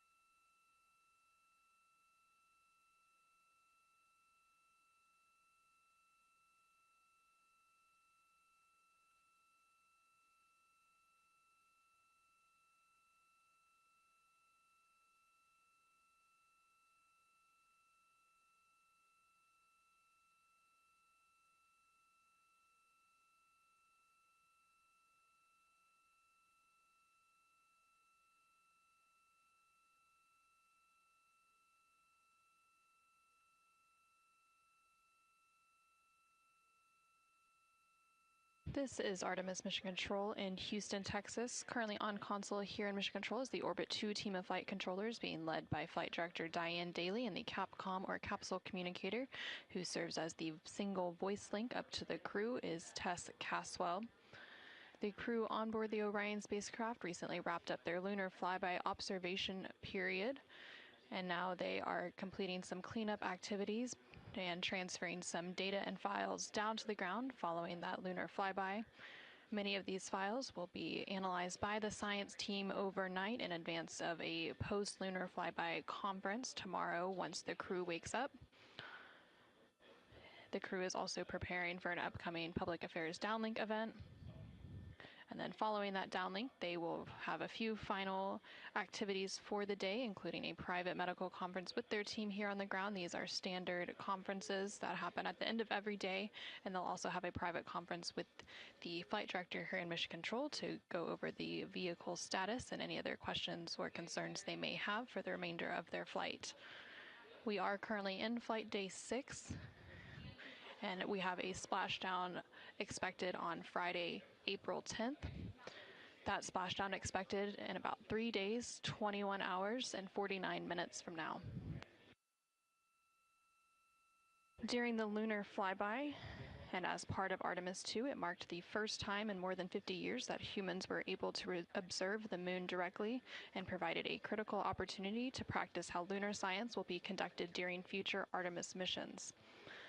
The moon preserves a near-continuous record of solar system history that has been erased on Earth, and with no atmosphere, weather, or plate tectonics, the lunar surface retains evidence of ancient impacts, volcanism, and solar activity that scientists can study today.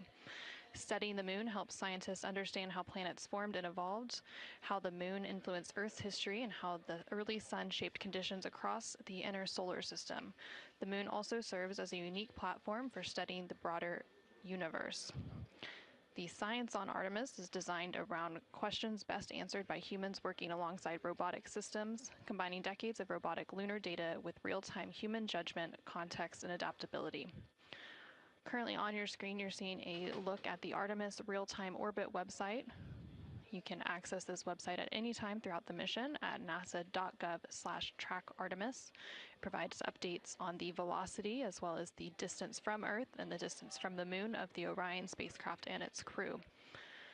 The crew currently on board the Orion spacecraft includes NASA astronaut Reed Wiseman, who is the commander for the mission, NASA astronaut Victor Glover, who is the pilot, alongside the 2 mission specialists, who are Christina Cook and Jeremy Hansen of the Canadian Space Agency.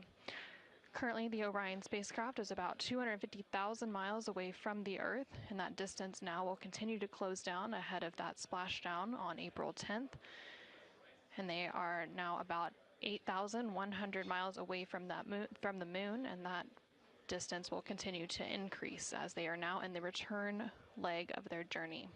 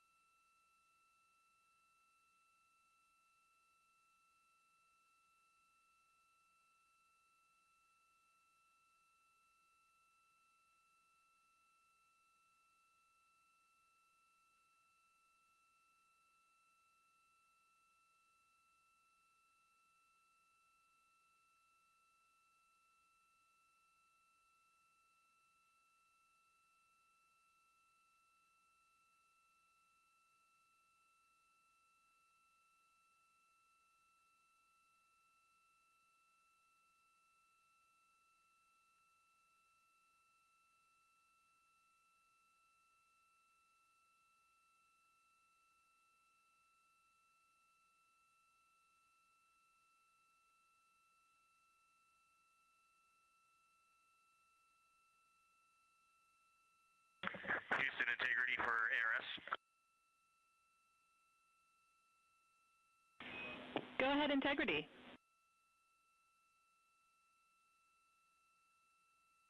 Hey, Tess, great to talk to you. Any chance we could drop the fan speed down for this PAO event?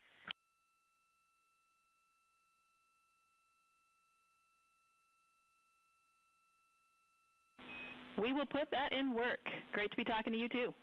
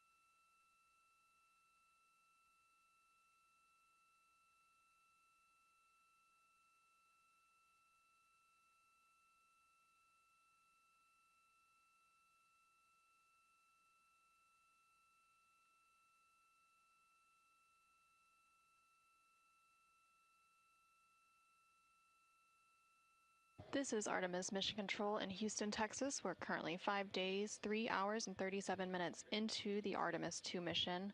The crew on board the Orion spacecraft has recently concluded their lunar observation period during the lunar flyby.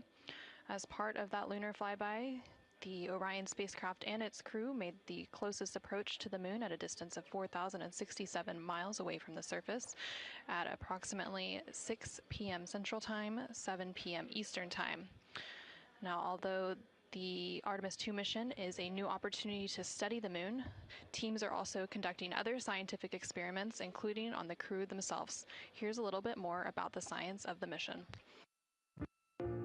Artemis II is our return of humans to the moon, flying around the moon on board Orion. But along with that, we're doing a lot of great science. One of the exciting things about the Artemis missions to the moon is that science is actually a fundamental pillar of why we explore, why we're going, what we're doing in Artemis. I think it's incredibly exciting that not only are we testing the vehicle, but we're testing science on board. Science where the astronauts are conducting experiments, science riding along with the astronauts.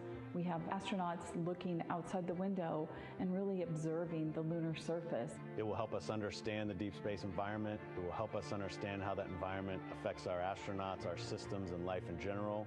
So deep space is a challenge for us because you have to leave Earth's protective magnetic field. Here in low Earth orbit, the crew members are protected from some of the harmful radiation.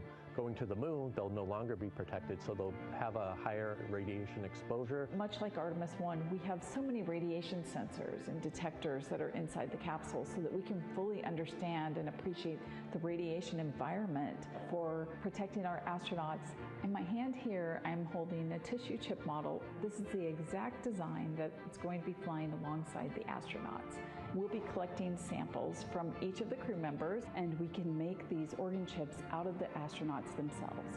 So every crew member will have their own avatar on board, and then upon return, we can evaluate that deep space radiation environment and what that compares to the astronaut themselves. Not only are they going to help change the course of medicine for the astronauts, but revolutionizing that on Earth as well. We're looking at sleep, we're looking at team dynamics, we're looking at how you interact with the environment. We're also looking at the immune system, so what are the biomarkers? We're using saliva as a method to study hormones and different things in your body that may change during a mission like this. And then finally, how do we function after microgravity, being close to the moon, then returning to Earth. Which will ultimately help us achieve our goal of getting humans to Mars. And then on top of that, we have an opportunity to look at the moon from deep space on the far side for the first time in over 50 years. Adding human eyeballs and brains back around the moon is going to unlock a new generation of lunar science discovery. The human eyeball is capable of taking in so much data in just a split second. They'll be able to tackle impact history, volcanic history. They'll be able to look at how the albedo, or kind of the shade and hue of the moon and the color of the moon, can tell us something about how that terrain evolved over time. We're integrating science in ways that have never been integrated into human exploration before. We have a front room mission control flight controller position called the Science Officer. We have a brand new science back room where it's basically our brain trust of lunar scientists and geologists supporting the crews of the future. And Artemis II will allow us to really test how this works so that future missions are really set up for success. We'll also be deploying some CubeSats. They're small shoebox-sized spacecraft of their own. They're each provided by another country, one of our partners. As they conduct their research, they'll complement what we are doing at the moon with Orion. It is so incredibly exciting to be a part of this mission. It has been, really one of the privileges of a lifetime. I can see the work I'm doing benefit crew members right now and benefit the crew members in the future. So it's incredibly exciting and it's very rewarding. As this rocket launches humanity off of the Earth, we'll be setting the stage through our science to prepare humanity to leave Earth and explore the solar system.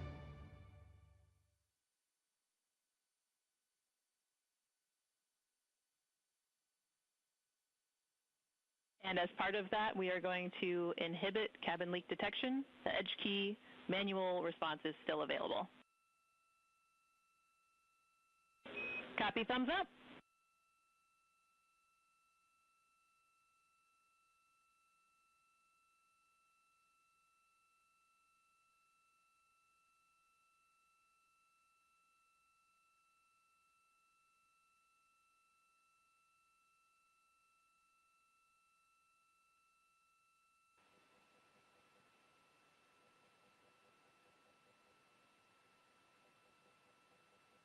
This is Artemis Mission Control. Again, we're hearing some communication between the ground here and the Artemis Flight Control Room in Houston, Texas, specifically the Capcom or Capsule Communicator, who for Orbit 2 is Tess Caswell, and the crew on board the Orion spacecraft, that spacecraft named Integrity by its crew. They are preparing for an upcoming public affairs event, so they are discussing the camera views, which we will see here shortly. There on your screen on the left-hand side, you can see the Artemis Real-Time Orbit website, or ARO.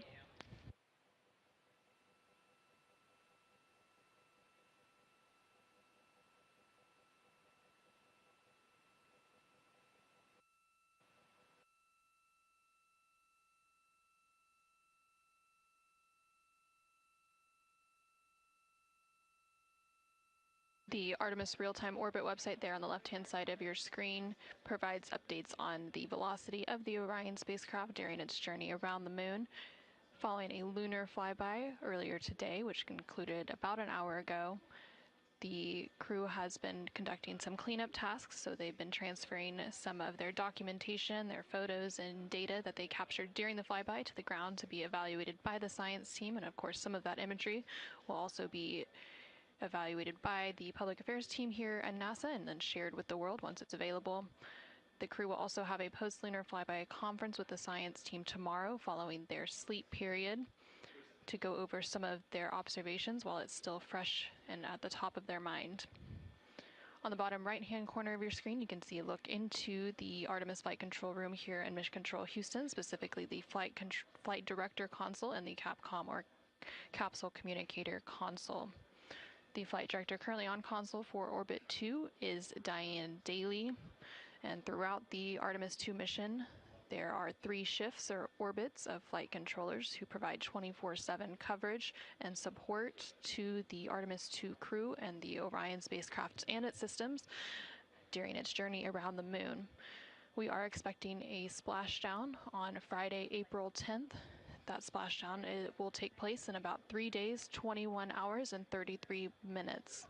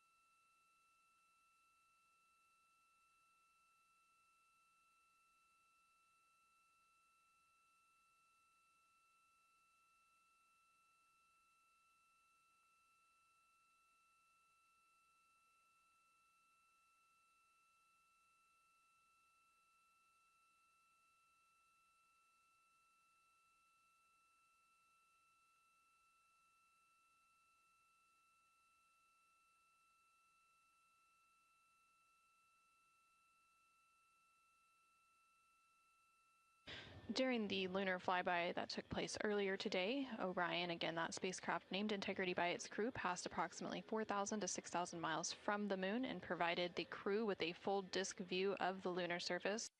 And from that higher vantage point, much farther than Apollo's lunar orbits on average, the astronauts were able to observe both poles and large-scale geological features in a single view.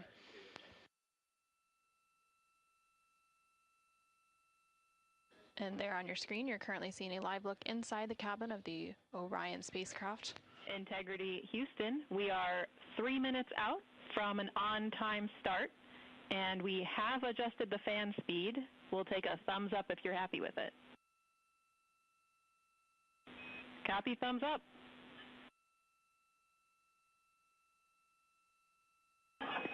Superlative thumbs up.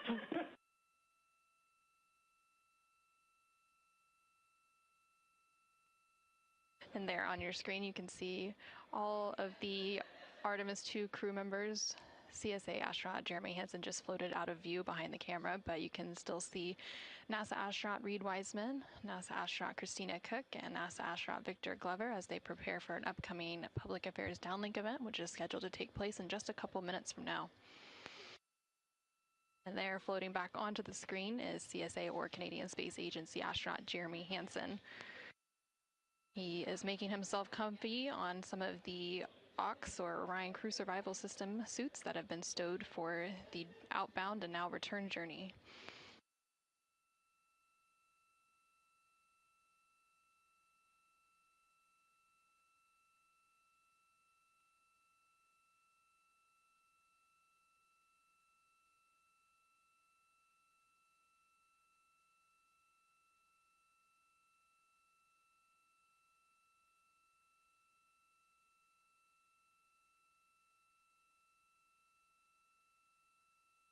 Shortly after the completion of these couple of public affairs downlink events, the crew will begin winding down for their day, and they will have the opportunity to eat dinner. Some of the items on their menu today for dinner include chicken with corn and black beans, sweet and sour pork, rice pilaf, spicy green beans, citrus fruit salad, and maple cream cookies.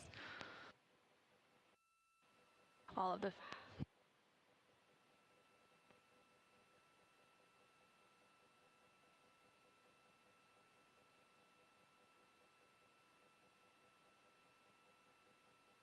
And now we will go ahead and stand by for that public affairs event beginning in just about a minute.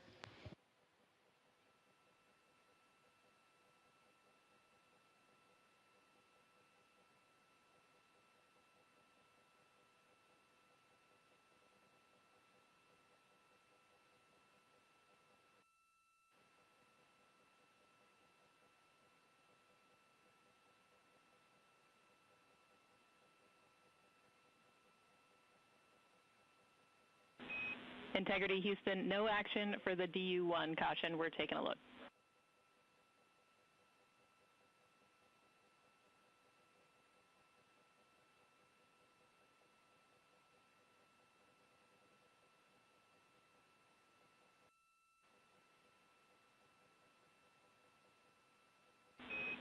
Integrity, this is Houston. Are you ready for the event?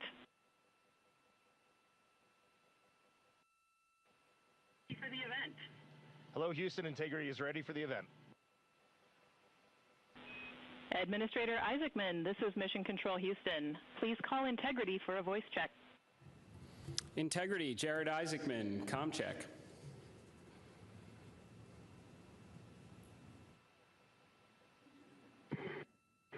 Administrator Isaacman, we've got you loud and clear, sir. How us?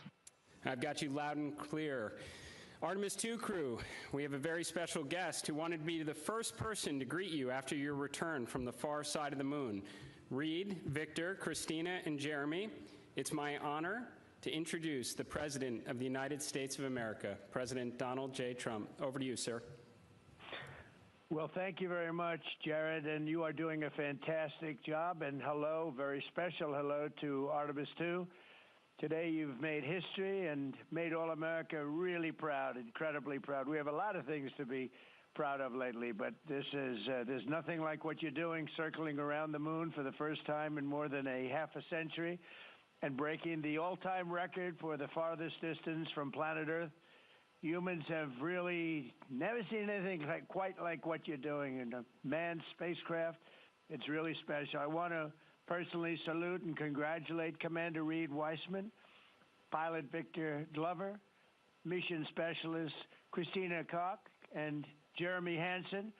And I also want to thank the entire amazing team at NASA, headed by Jared, who's a very special guy, by the way, and you all made this day possible, and you've really inspired the entire world. Really, everybody's watching. They find it incredible. I just watched you go to the back of the moon, and people haven't been there in a long time, we can say, but it's going to be more and more prevalent because we're going to be doing a lot of traveling, and then you're going to ultimately do the whole big trip to Mars, and that's going to be very exciting. So you look at, we had no astronaut has been to the moon since the days of Apollo program. The Apollo program was also very special, but that was 50 years ago, and at long last, America is back, and America is back in many ways stronger than ever before. We're the hottest country anywhere in the world.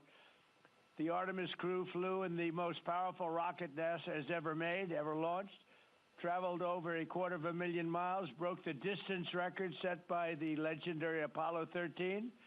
And America is a frontier nation, and the 4 brave astronauts of Artemis II are a modern day, you really are modern day pioneers, all of you. And one of them happens to be a neighbor. You know who that is, right? You have a special person over there, a neighbor, and we like our neighbor.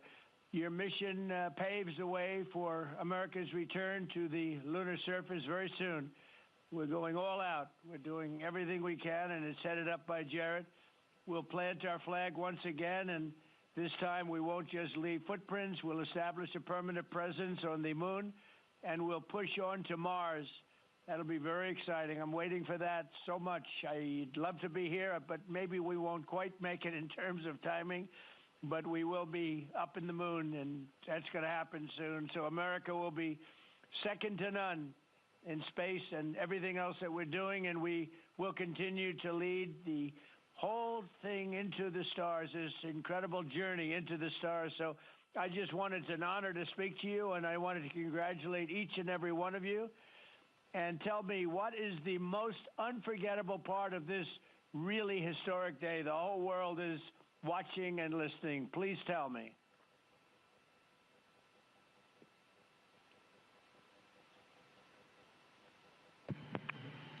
President, this call is certainly special to all of us, and we really have a lot of faith in our administrator, Jared Isaacman, who is with you. We appreciate his leadership in NASA and in the international community. We are doing great things, and we are proud to be a part of it. I have to tell you, as we came around the near side of the moon, seeing all the sights that we've seen from Earth for all of our lives, but we're seeing them from a different perspective, and then we started to get a glimpse of the and we saw sites, Oriental, sites that no human has ever seen before, not even in Apollo, and that was amazing for us. And then the surprise of the day, we just came out of an eclipse where the sun, moon, and the entire dark moon about that big right out the window that we were watching. We could see the corona of the sun, and then we could see the planet train line up, and at Mars, and all of us commented how excited we are to watch this nation and this planet become a 2-planet species. That is fantastic. You know, I had a decision to make in my first term, and the decision is, what are we going to do at NASA? Are we going to have it be revived, or are we going to close it down? And I had very little hesitation, and it's really great to have somebody like Jared involved, because he really makes it much easier for me. But it was not even a question in my own mind. We've spent what we had to do, and then of course we have Space Force, and Space Force is very much related to what you're doing, and that was my baby. That was a very important one, and it'll turn out to be truly one of the most important, I believe, decisions I've ever made. So we're very proud of Space Force, and we're very proud of all of you. Does anybody else have anything to say? A lot of people listening.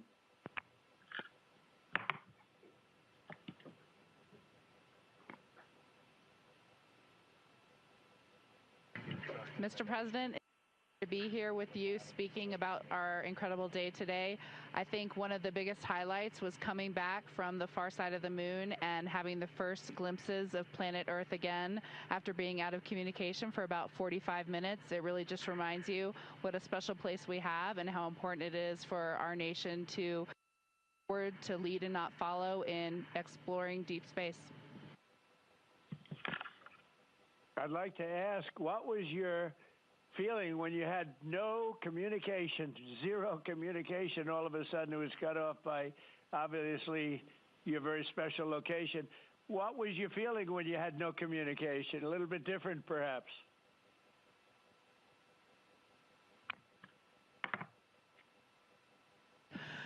Yes, Mr. President, it was I said a little prayer, but then I had to keep rolling. I was actually recording scientific observations of the far side of the moon. You know, that is actually the time when we were the farthest and the closest to the moon.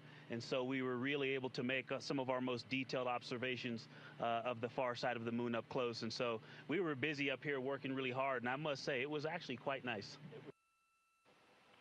Did you see a difference, a big difference, between the far side of the moon and the near side of the moon? Was there a difference in feel or difference in look?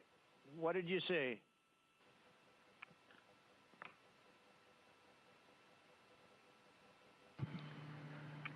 Well, Mr. President, we certainly did, and our science team really set us up well to understand what they thought we might see. And the gravitational pull of the Earth has had a profound effect on the near side of the moon, changing all those dark mares, those dark patches of the moon you see from Earth. It's very different on the far side. While you see some small patches of those mare in deep craters, it's very much absent on that side, so that's really neat. And while I have the microphone, sir, I just want to thank you on behalf of Canada. The space leadership you spoke of from America truly is extraordinary. I've said this many times before.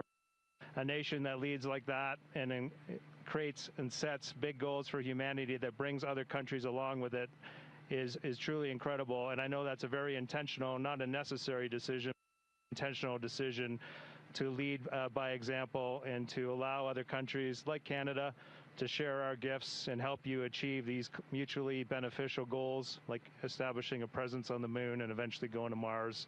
And Canadians are so proud to be a part of this program. Well, I have to say I spoke to a very special person, Wayne Gretzky, who I think you know, the great one. And I spoke to your Prime Minister and many other friends I have in Canada. They are so proud of you. And you have a lot of courage. I'm not sure if they'd want to do that. I'm not even sure if the great one would want to do that, to be honest with you. But you have a lot of courage doing what you're doing, a lot of bravery and a lot of genius. But they're very, very proud of you.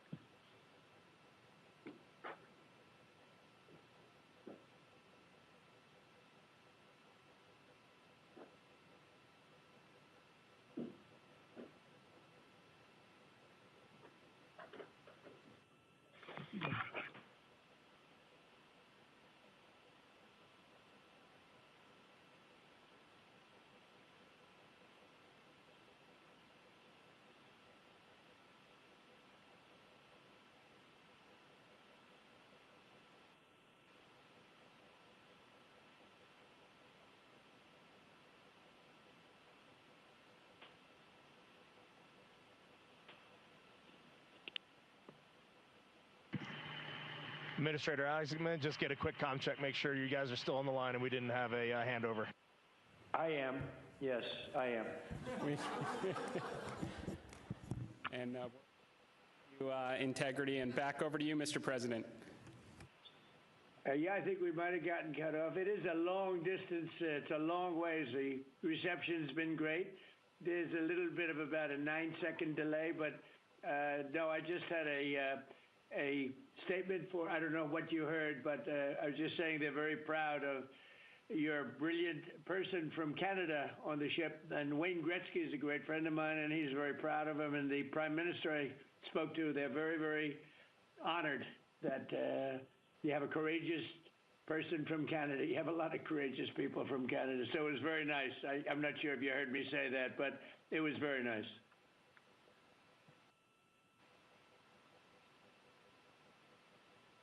Yes, Mr. President, we heard that, and we do love our Jeremy Hansen. We love all our Canadian astronauts, Jenny Gibbons, Josh Kutrick. They're just great people, and they're such a welcome addition to our Corps. Great. Well, I really look forward to, when we can, I look forward to seeing you in the Oval Office. I'll ask Jared to bring you over, and I'll ask for your autograph, because I don't really ask for autographs much, but you deserve that. You really are something. Everybody's talking about this. And I look forward to having you in the Oval Office at the White House, and we will celebrate your incredible achievements and triumphs. This is big. This is really big stuff. The whole world is talking about it. And if you have the time, I will certainly find the time. I've been pretty busy also, as you know, but I will absolutely find the time, and we'll get together, and I'm going to be giving you a big salute on behalf of the American people and beyond that.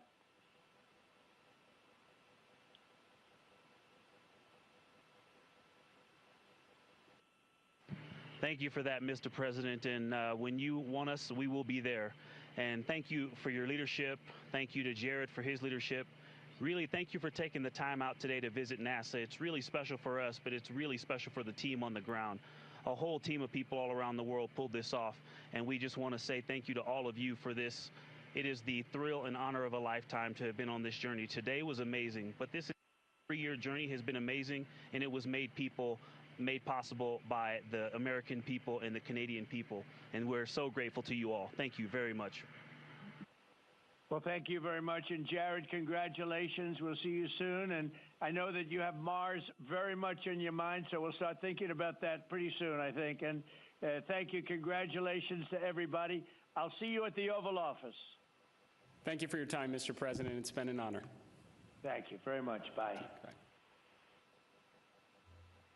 Integrity. This is Houston ACR. That concludes the event. Thank you. Thank you to all participants. Integrity, we are now resuming operational audio communications.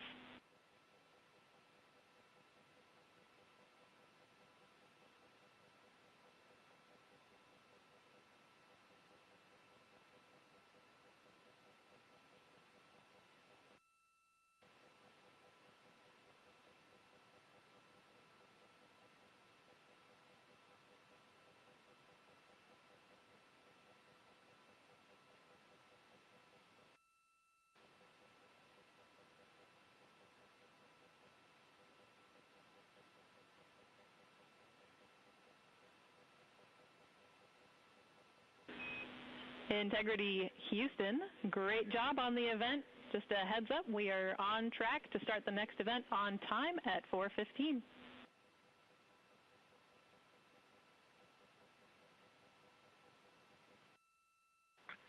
Okay, sounds great. We'll be ready.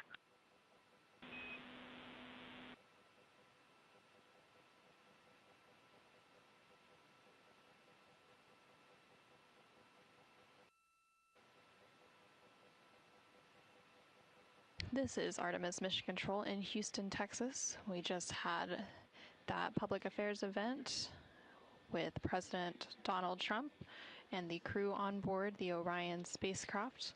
And coming up in about 10 minutes, there will be another public affairs event.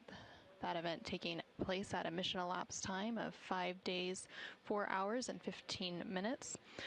Currently on your screen, you're seeing a look at the Artemis Real-Time Orbit website, which provides updates on the velocity as well as the distance of the Orion spacecraft from both Earth and the Moon. The Orion spacecraft and its crew, that crew including Reed Wiseman, Victor Glover, Christina Cook, and Jeremy Hansen, are currently about 250,000 miles away from the Earth, and that distance is starting to become smaller as they are now on the return leg of their journey. And they are about 9,300 miles away from the Moon. They made their close approach to the Moon. Integrity Houston with a question about fan speed.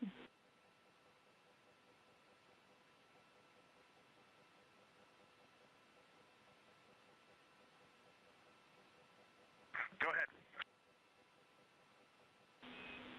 Hey, Reed, we were wondering if this adjusted fan speed is something that you would like to keep going forward, or if it was just a specific change request for the events this evening.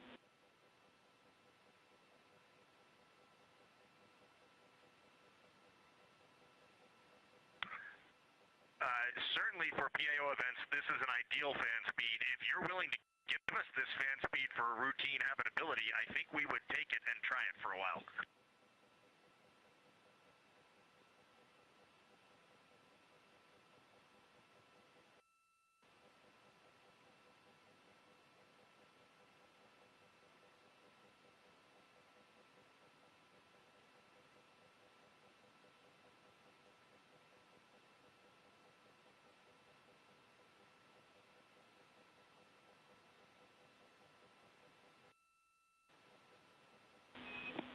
And Reed, we are able to support keeping the fan speed in this config. Happy to keep it here to collect data.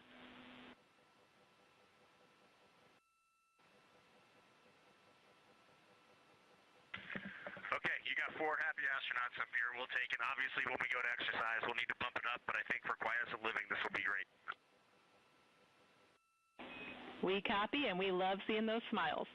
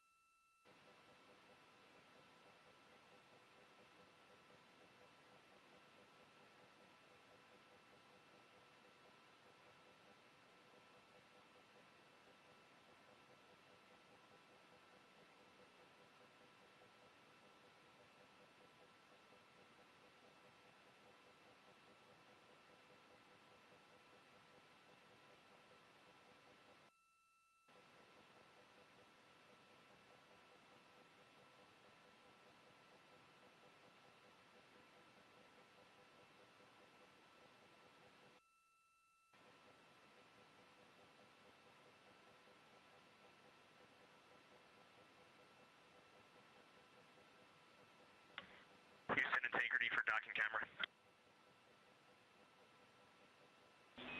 Go ahead.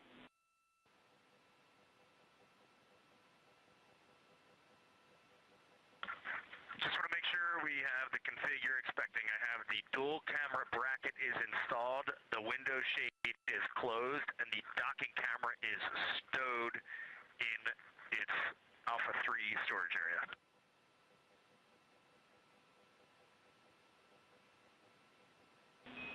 That's a good config.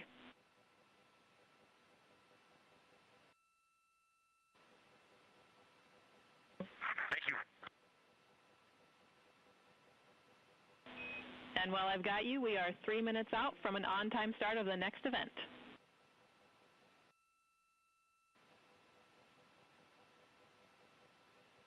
This is Artemis Mission Control in Houston, Texas. You can see a live look of the Artemis II crew inside the Orion spacecraft cabin as they prepare for another public affairs downlink event. There on your screen is CSA astronaut Jeremy Hansen along with NASA astronaut Reed Wiseman and NASA astronaut Victor Glover popping up. Earlier today, the crew completed their lunar flyby observation period, during which the Orion spacecraft and its crew passed approximately 4,000 to 6,000 miles from the moon and provided the astronauts with a full disk view of the lunar surface. And from that higher vantage point, the astronauts were able to observe both poles and large-scale geological features in a single view. Towards the tail end of that observation period, they also were able to see an eclipse. And that eclipse period lasted about an hour and was when the sun was hidden from view behind the opposite side of the moon from the perspective of Orion. Since then, the crew has been working to clean up some of their observations and transfer some of the data and imagery down to the ground to begin processing, and the science team will take a look at that imagery as it comes down ahead of a post-lunar flyby conference tomorrow with the crew following their sleep period. Now we are standing by for a second public affairs event taking place in about a minute.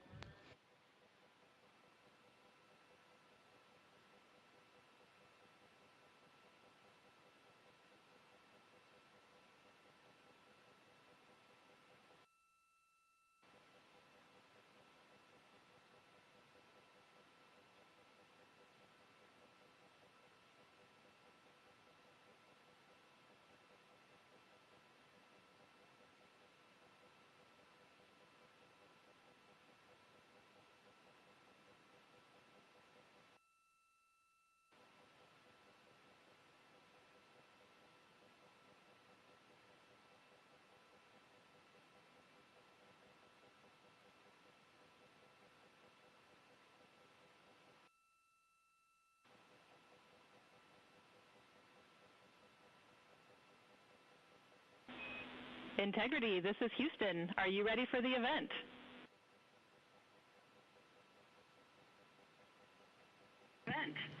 Houston, Integrity is ready for the event. Administrator Isaacman, this is Mission Control Houston. Please call Integrity for a voice check. Integrity, Jared Isaacman, comm check.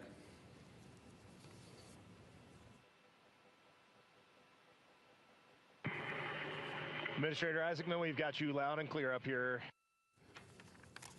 I've got you loud and clear, and let's see if we can top that last PO event. That was pretty special. So we are going to spend the next 20 minutes doing Q&A from a number of questions that have been submitted, and we are going to start with one from me.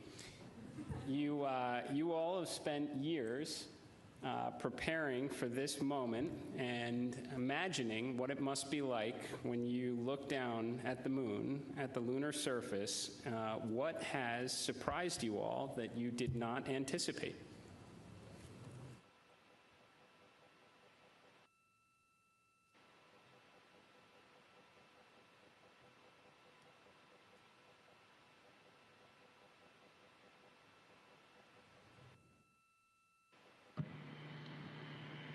Go ahead. No. It's on. Administrator, great to chat with you. Just something that just shocked me because really using imagery and just the three-dimensionality of it. You know from your experience of seeing the Earth from space how it just seems different, and you look out in depth of things. And when we were on the far side of the moon looking back at Earth, it was just so obvious. You had this sphere out in front of you of the moon in this three-dimensional. You really felt like you weren't in a capsule. You'd been transported to the far side of the moon, and it really just bent your mind. It was an extraordinary human experience. I'm so grateful for it.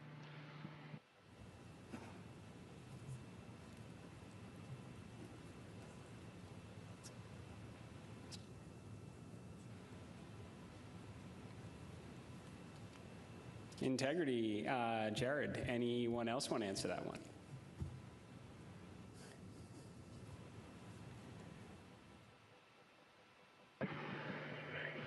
You know, we had an amazing launch. The SLS is quite a powerful rocket, and got us into a 1,200 by, eventually a 100-mile orbit, and clearly power and speed, and then we did our translunar injection, and we were going quite fast. And so with all of that speed, though, it still took us days to get here. And so the scope of all of the things to a 321-foot tall rocket was amazing. It just puts the power required to do this in perspective. But then even with all that power and to get to those velocities, it still took us days. And the breadth of the distance we had to cover. Watching the distance from Earth count up and the distance from the moon count down was one of the most surprising things I've enjoyed. Well, as I was trying to formulate an answer, at first I couldn't think of anything because there are so many things to choose from. I'll try to just narrow it down, but I'm going to go with something we did yesterday, a manual flight test objective, where we just basically got to sit at the vehicle. It was Jeremy and I this time, and just drive around using the rotational hand controller, basically just drive it with the stick, and how well it handled, how tight the control algorithms were, and watching it respond when we actually degraded it on purpose by going into 3 degrees of freedom control, by actually inhibiting some of the jets, which even though we have jet redundancy, of course, for each other in these complicated algorithms. So it was just amazing to be in a deep space spacecraft and just be flying it around by hand. The one other thing I'll say, how fast it has gone by. I'm not ready to go home. I can't believe that something this cramped of quarters can fly by and still be fun every single minute. And I'll just close out with, I think just scale, Jared, is the thing that is just blowing my mind. You flew Polaris Dawn to some amazing apogee numbers, and on the International Space Station, we're 250 nautical miles up, and that's the most beautiful view I think a human could ever experience. And we are dealing with numbers that are 250,000 miles, and every time Mission Control points this vehicle either at the moon or at Earth, and it reminds me every day that humans have to go, we've got to explore, we got to go further to expand our knowledge, expand our horizons. And every time we take another step forward, it makes the world seem a little bit smaller and a little bit more manageable. And just putting these numbers in perspective, it is impossible as a human to look at these displays and comprehend them. But here we are, and NASA is doing this, an international team is doing this, and they're doing it very well. Excellent words, Integrity. So certainly a very wild insertion orbit. I can imagine the contrast between perigee and apogee, the scale of it all, the 3D, seeing the moon come alive, and then certainly manual control. Well, every Dragon crew for the last 5 years is very jealous on that. Okay, so we're going to questions here. This one, the Artemis II crew, inspire all of us, but what inspires you?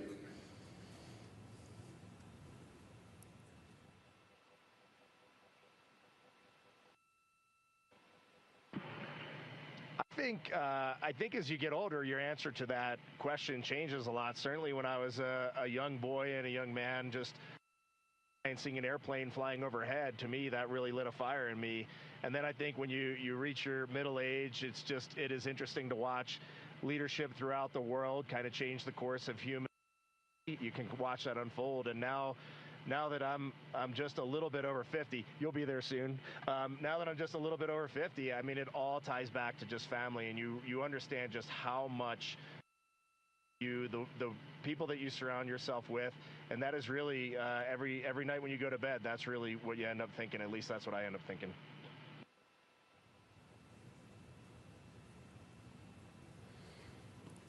Thank you. All right, so here's a question. It's a good one. So for the Artemis III crew, what is the advice you would pass along for the next astronauts that will go in Orion?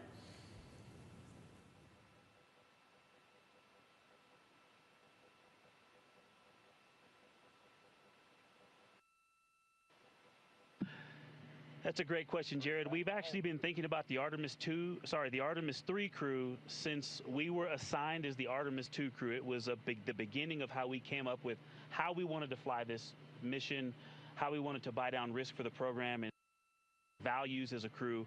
And so, you know, over the course of these 3 years, we've taken a lot of notes. So we've almost got a book to hand them. But I think a few practical things, you know, just sitting here that we've been living for the past 6 days, how you pack is a huge impact to how you will live on the journey. And so things like food and your hygiene products, and then, you know, you know what's going on with our waste management system, the technology that we have, practicing that and being familiar with that and being prepared mentally. I used it on the space station. I used it at home in training, but I'll be honest, I wasn't really prepared to have to use it for over half the mission. And but you know, we adapt and overcome, and so I can't wait to talk to that crew. I'm glad you said it, or else I was. We definitely have to fix some of the plumbing. Okay, this question is from Merriam-Webster. So wordy one here. So you are going to be, well, you've already surpassed more than 250,000 miles from Earth, farther than any human has gone before. So what are some words that come to mind when you try to wrap your mind around this very unique experience?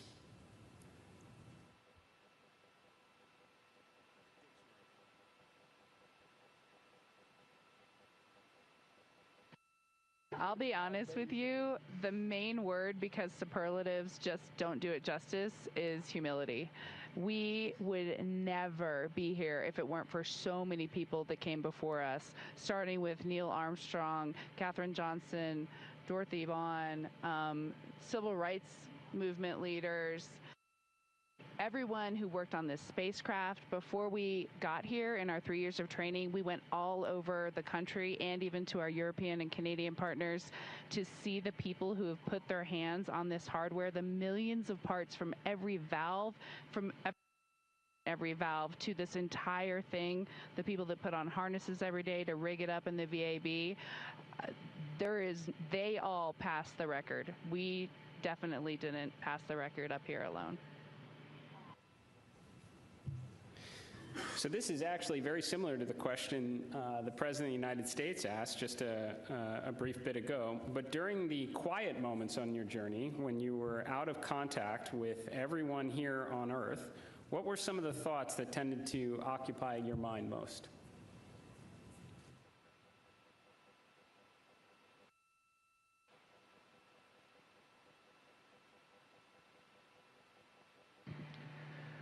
Yeah, as Victor said earlier, when we were on the far side of the moon and out of contact with planet Earth, we all knew it, and it was a milestone. We saw Earth disappear, the Earth set. But we were so busy with the science, and we have such faith in our vehicle integrity, such faith in mission control, that we were just at complete peace and just doing our job. And just trying to do a good job to collect as much science data as we could while we were on the far side of the moon, and we were just giddy in here, like of our lives. He's being a bit humble, but as soon as we went out of comm with planet Earth, we did have maple cookies.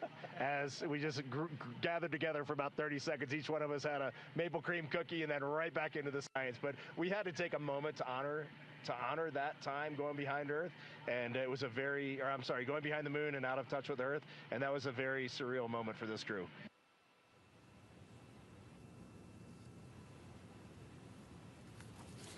Copy that. Copy good maple cookies on the far side. And how has this journey changed? How has this journey already changed the way you see our home planet and humanity's future among the stars?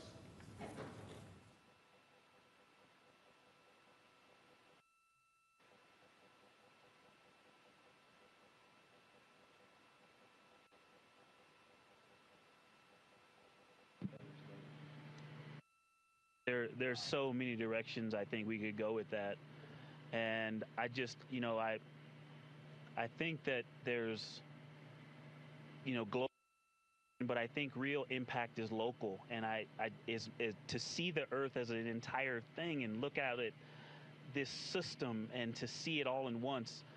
But my daughters, and just the things that we can impact directly, the people that I can touch, that I can speak to, hug, and show love and gratitude toward,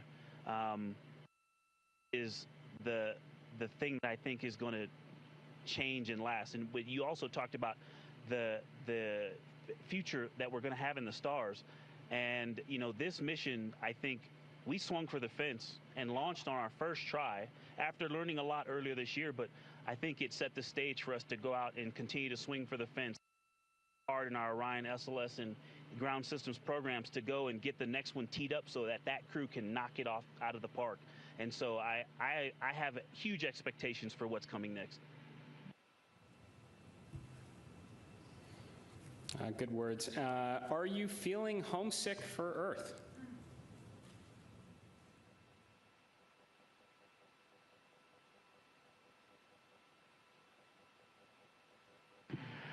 I will tell you, last in my eyes, I did start thinking about getting home. It's not homesickness at all, but the first time probably in 3 years, I let my mind get past the moon and back towards home, and I had to catch myself right there. You're an operator just like we are, and that is the place to be when you're up here. We got to look one step ahead. What's next? What's our next burn? How are we setting up our trajectory to get home? And we are going to do that. We are locked in, and we are definitely excited for the second half of this mission.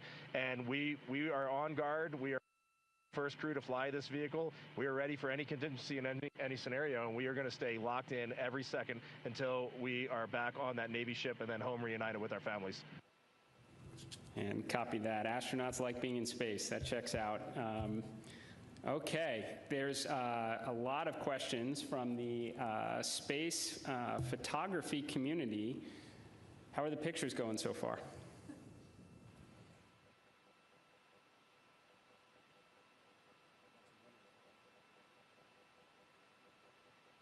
Well, we all love getting our hands on cameras and our eyes behind the lens here, because we're just trying to share the incredible things that we're seeing, and that's obviously the best way we can try to do that. I've been into night sky photography for a long time, and so this is really a dream come true for me. I have thought specifically to that community, the time lapses I've been trying to get, those are a little tougher because we have a very dynamic vehicle. It's not like being on ISS where you can get the city lights below and the auroras and the spinning stars around the North Star. There's a lot going on. But what we got to matter is out of this world. When we viewed that eclipse, that was the one time we all said, we literally cannot capture this with a camera. Everything else, I think we've really put our hearts and minds into making sure we understand so that we can bring that home to everyone. But having to set the low light features for Earthshine on the moon while it's an eclipse, that was a new one. I had to dig deep in my book for that one. And thanks for the iPhones. They've been working great. Very glad to hear that. And there are a couple billion people back here on Earth that are extremely excited to look at the imagery you've captured up there.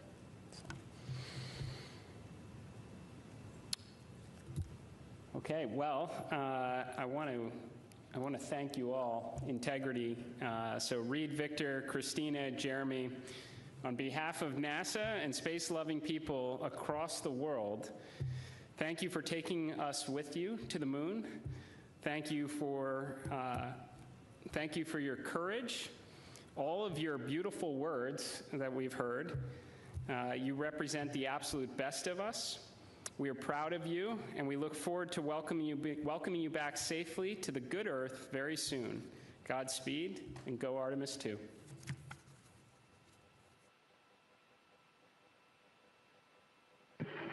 Thank you so much, Administrator. We are just proud to be a part of this team, doing our work every day, and we are supported by a huge world of humans, and we are just honored to be a part of that. Thank you. We'll see you soon. Integrity, this is Houston ACR. That concludes the event. Thank you. Thank you to all participants. Integrity, we are now resuming operational audio comm.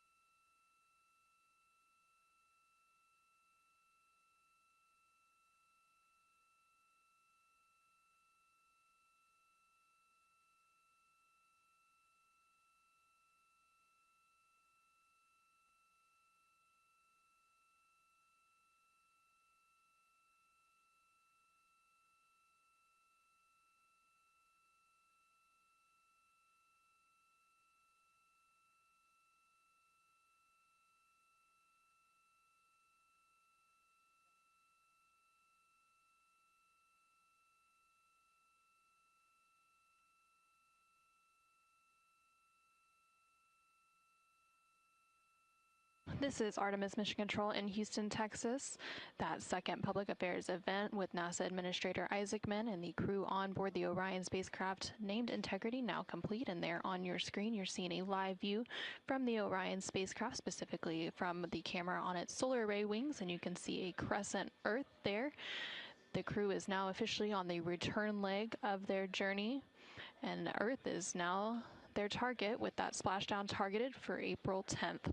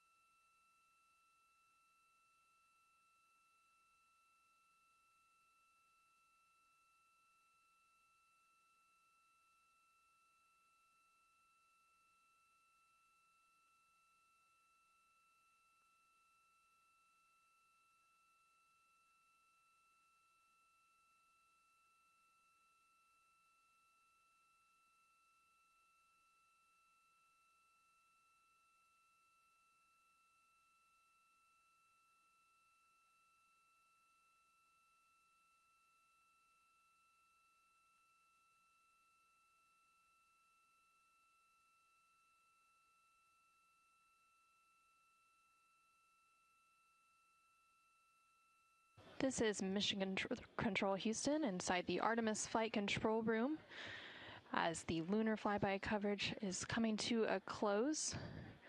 You can see a final look there of the Orion spacecraft and that crescent moon in the distance. The Artemis II crew inside the Orion spacecraft named Integrity lifted off atop the Space Launch System rocket on Wednesday, April 1st from NASA's Kennedy Space Center in Florida.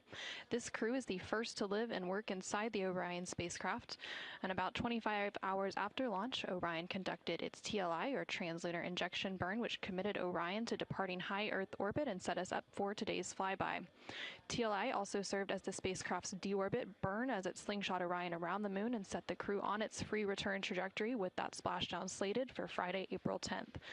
Last night, on flight day 5, the crew entered the lunar sphere of influence, the point at which the pull of the moon's gravity became stronger than the pull of Earth's gravity, and the crew will remain in this lunar sphere of influence until about 12:25 p.m. Central, 1:25 p.m. Eastern on April 7th. Today, the crew spent the majority of their day making science observations and capturing imagery as part of the lunar flyby, during which Orion and its crew passed approximately 4,000 to 6,000 miles from the moon and provided the crew with a full disk view view of the lunar surface. From that higher vantage point, the crew was able to observe both poles and large-scale geologic features in a single view, and the Artemis II crew also became the first humans to directly observe certain far-side regions of the moon with unaided eyes.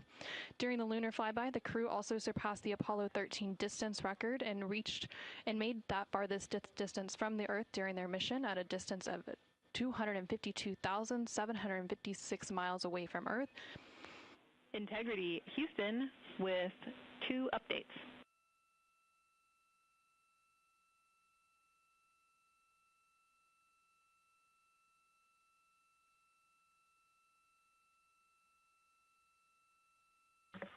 Houston, go ahead with the updates.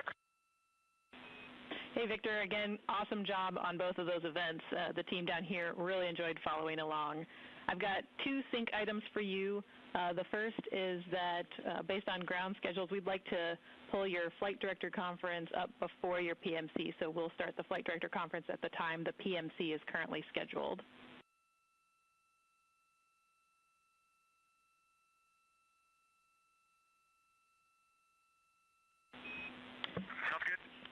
And the second item is just following up on the DU-1 caution. We believe this is a recurrence of what we saw with DU-2 earlier in the mission. It's back up and it's ready for you to reconfigure displays as you wish, and I see you have that in work.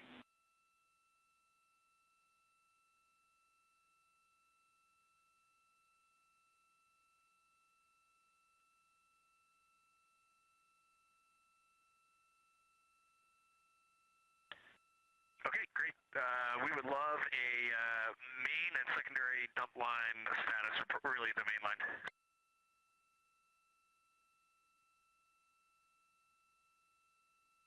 Check in.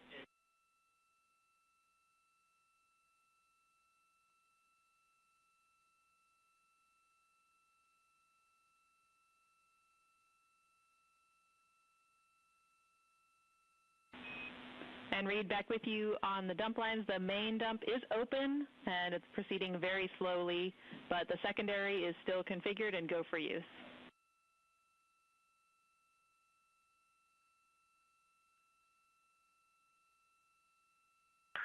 Okay, sounds good. Thank you. And this is Artemis Mission Control. Some communication there between NASA astronaut Reed Wiseman and the Capcom, or capsule communicator, here in Mission Control, discussing some of the final activities on their timeline for the day before they head into pre-sleep and get ready to close out Flight Day 6. So during the flyby period, the Artemis crew and in its Orion spacecraft reached a farthest distance from Earth at 252,756 miles, which was 4,112 miles farther than Apollo 13. And a couple minutes prior to that farthest distance milestone, Orion also made its closest approach to the moon at a distance of 4,067 miles. And at the end of the lunar flyby period, the crew was also able to see an eclipse with the sun hidden from view behind the opposite side of the moon from the perspective of Orion.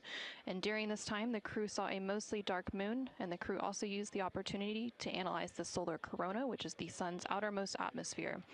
And once the sun was completely out of view behind the moon, the crew observed impact flashes, which are flashes of light from meteoroids striking the surface, and some deep space targets, including planets such as the Mars, Venus, and Saturn. The crew's observations during this flyby, along with handheld photography and images from the Orion spacecraft, will form the basis for scientific investigations into the moon's geologic history, the lunar environment, and current processes such as new impacts. At this point in the Artemis II mission, the crew and the teams on the ground have begun or completed 23 of the 27 high-priority objectives for the mission, providing a tremendous insight into the operation of the Orion spacecraft and critical information as we prepare for future Artemis missions. Now that the lunar flyby observation period has concluded, along with the public affairs events that followed with President Donald Trump and NASA Administrator Jared Isaacman, we are going to wrap our broadcast coverage on NASA Plus.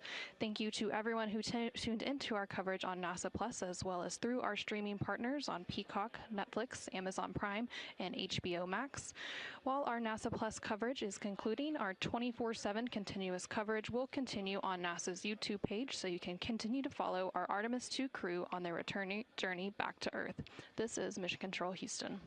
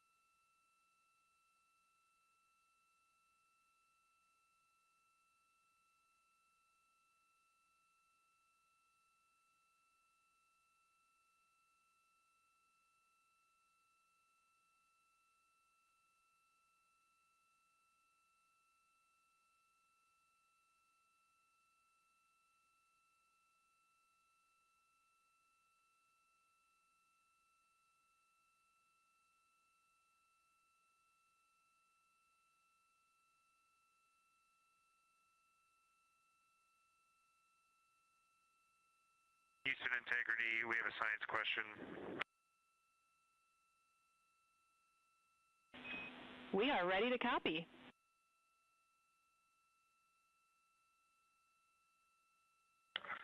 We just want to check our understanding before we go to bed, because we think we made some changes, but the procedures, were not updated as expected. We no longer have to transfer any of the audio recordings on our PCDs or any notes we made in OneNote. That you will just go into the applicable locations and pull that stuff down from where they are originally created. That is a good recollection, Jeremy. That is correct.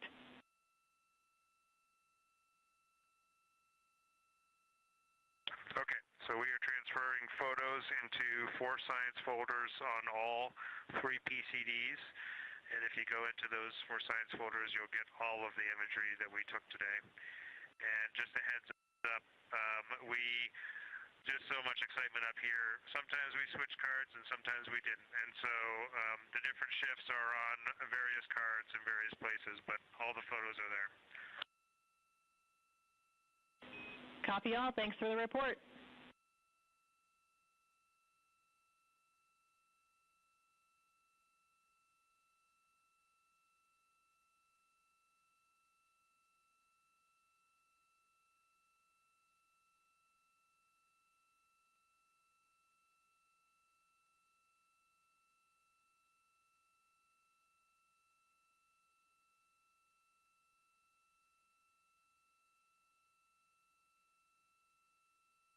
This is Artemis Mission Control in Houston, Texas. We're currently 5 days, 4 hours, and 52 minutes into the Artemis II mission. You just heard some call down from the crew on board the Orion spacecraft, and you can see a live view of the exterior of that Orion spacecraft there on your screen. They are working to downlink some of the imagery that they captured throughout the lunar flyby today. And here shortly, they are also going to wrap up some of the final activities for the day, which includes a private medical conference with their medical teams here on the ground, as well as a private conference with the flight director here on the ground to go through vehicle status and any questions, comments, concerns they may have ahead of the next flight day. After those private conferences are complete, they will then enter their pre-sleep period. During this pre-sleep period, the crew has about 2.5 hours to decompress for the day. They can also complete any necessary personal activities and hygiene activities, and it's also when they have an opportunity to eat their dinner. The meals provided to the crew throughout the mission are from the Space Food Systems Laboratory here in Houston, Texas. That team works closely with every human spaceflight crew, both on the Artemis missions as well as missions to the International Space Station ahead of launch, to taste their food and go through their standard menus and what they will expect, as well as some training on how to use the food warmers, as well as how to rehydrate some of that food. Some of the food that the crew may be eating for dinner tonight includes chicken with corn and black beans, sweet and sour pork, rice pilaf, spicy green beans, citrus fruit salad, maple cream cookies, as well as shrimp cocktail, Turkish fish stew, Caribbean chicken, mashed potatoes, cauliflower with cheese and butter cookies.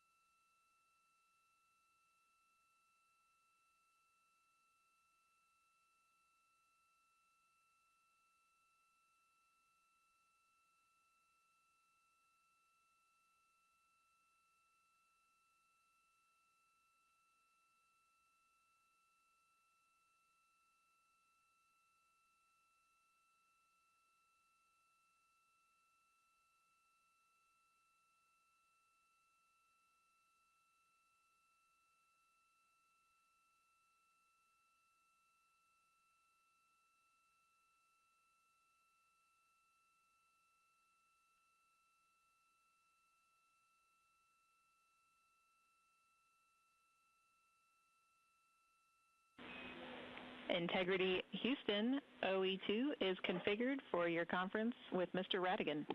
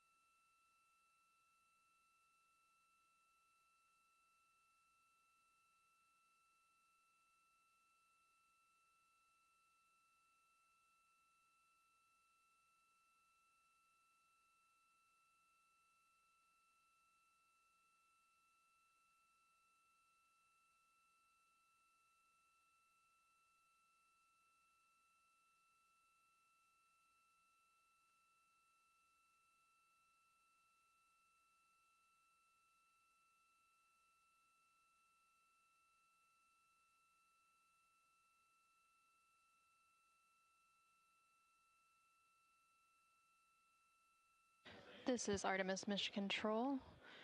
You are currently seeing a live view of the Orion spacecraft. This view coming to you from one of the 4 solar array wings, or SAWs. They each have cameras mounted to them that provide these live views. And in the distance you can see a crescent Earth. That, of course, is now the destination for the Orion spacecraft and its crew now that we are on the return journey leg of the mission following today's lunar flyby. We are targeting a splashdown in the Pacific Ocean off the coast of California on Friday, April 10th. That splashdown will take place in about 3 days, 20 hours, and 13 minutes. The crew is wrapping up their 6th flight day. They are currently in a privatized conference with the flight director here in Mission Control. They typically have a private conference at the end of every flight day. Following this, they will have a brief private conference with their medical teams here on the ground, and then they will head into their pre-sleep period. And that will wrap up their 6th flight day as part of the Artemis II mission. Going into the 7th flight day, they will have quite a bit of time off duty, but they will complete a post-lunar flyby conference. During this time, they will have the opportunity to discuss their lunar flyby observations with the science team on the ground, while some of that is still fresh and top of mind. And then a little bit later in the day, there is the opportunity for a RTC-1 burn. This is a return trajectory correction burn, should it be needed, and it will allow, it would be a short thruster firing to allow the Orion spacecraft to fine-tune its trajectory on the return leg. And then in the second half of the day, they will work on a radiation sheltering demonstration.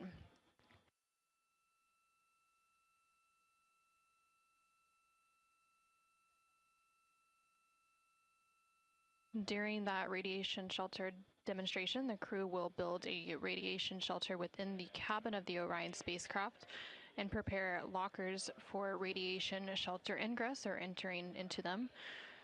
On missions to the moon through the Artemis program, astronauts venture beyond Earth's protective magnetic field.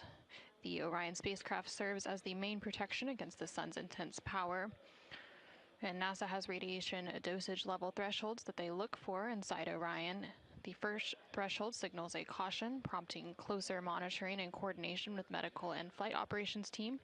And then a higher threshold triggers a recommendation for the crew to take shelter. Radiation shielding in space is all about mass. Charged particles are slowed and absorbed as they pass through matter, so astronauts are trained to reconfigure their cabin during a solar particle event, removing stowed equipment from storage bays and securing it along areas of the cabin to add mass between themselves and incoming particles. Since Artemis II is the first crewed Artemis mission, testing this procedure in the Orion spacecraft is a major objective of the mission.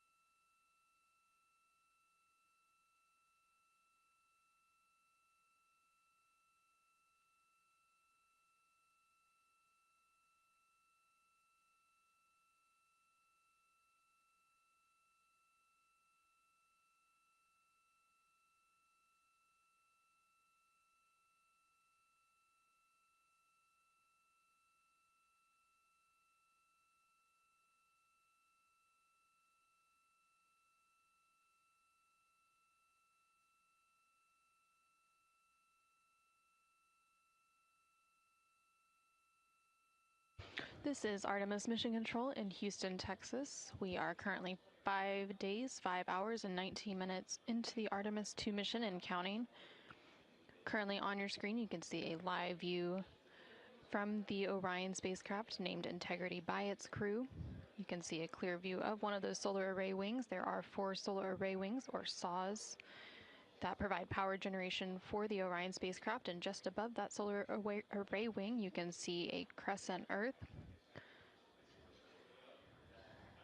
Currently, the Orion spacecraft is about 11,900 miles away from the moon, and that distance will continue to increase now that we are on the return leg of the journey.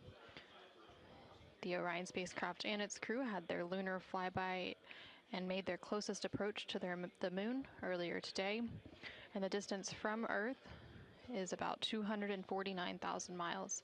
We are expecting a splashdown on Friday, April 10th, on flight day 10.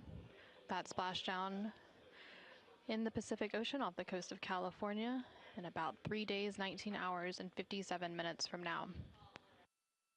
Currently, the crew is wrapping up some of the final activities for the day, and then they are about to enter their pre-sleep period.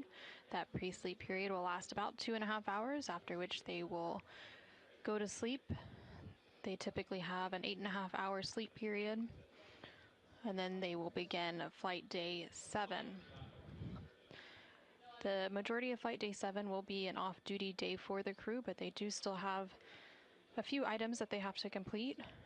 One of those is a post-lunar flyby conference, and this will be directly with the crew and the science team here on the ground to discuss some of their lunar flyby observations as part of the data collection to allow the crew to talk through what they experienced and what they saw while it's still top of mind and fresh following today's lunar flyby observation period. Again, that lunar flyby lasted about 7 hours, and towards the tail end of that flyby, they did get to experience an eclipse. Following that post-lunar flyby conference, the crew will have a little bit of a break. They will be able to exercise, have their midday meal, and then there is the opportunity for a return trajectory correction 1 burn should it be needed. These return trajectory correction burns allow the Orion spacecraft to fine-tune its path on the way back to Earth. On the outbound journey, there were originally 3 planned outbound trajectory correction burns. The first 2 of those burns ended up being canceled as it was determined they were not needed due to the accuracy of the translunar injection burn, or TLI burn, which took place on flight day 2. The third and final of those outbound trajectory correction burns did take place on flight day 5, and it ended up being a 17.5-second burn to fine-tune Orion's trajectory as it made its flyby around the moon. So again, there will be an opportunity for a return trajectory correction burn tomorrow should it be needed. And then in the latter half of their flight day 7, they will complete a radiation shelter demonstration.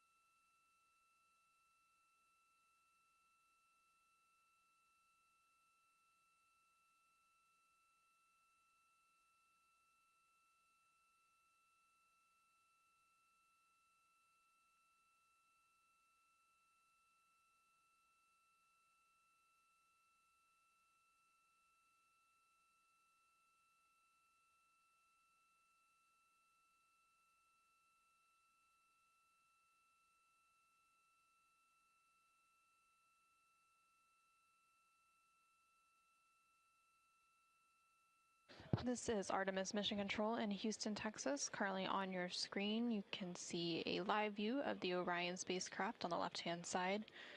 Those views coming to you from the solar array wing cameras. The crew is currently in their pre-sleep period. During this period, they have the opportunity to eat dinner and also perform any necessary hygiene activities and other personal activities ahead of going to sleep. We do expect the crew to enter their sleep period in a little under 2 hours, about an hour and 45 minutes from now. Also in that view on the left-hand side, you can see a crescent Earth in the distance, just above that solar array wing. The right-hand side of your screen shows a visualization from the Artemis Real-Time Orbit website, or ARO. This website is available at nasa.gov/track-Artemis for the duration of the Artemis II mission and provides updates on the spacecraft's velocity as well as its distance from the Earth and the Moon as it makes its journey back home here to Earth, again with that splashdown targeted for Friday, April 10th. Following a lunar flyby observation period of about 7 hours earlier today, the crew then worked to clean up some of their observations as well as the imagery and data that they captured and collected and began downlinking that. And we do expect to have some of that imagery available here shortly. During the Artemis II lunar flyby, the crew collected 3 primary science data sets, which included images, verbal descriptions, and written annotations to be able to provide scientists with multiple layers of context for each observation. The handheld imagery was captured using Nikon cameras, including an 80 to 400 millimeter zoom lens dedicated to lunar targeting. And those images were designed to capture regional context and relationships among large geologic features rather than fine surface detail. And then the verbal descriptions were the highest priority science data set on Artemis II. The astronauts recorded real-time observations through a dedicated application on their crew tablets, which are sometimes referred to as PCDs or portable computing devices. Through those verbal descriptions, they were describing what they were seeing, how the features related spatially, and how conditions were changing as the lighting evolved. And then the crew annotations were recorded in OneNote. We are complete with the conference on too. You can normalize that. Thank you. In work. Thanks.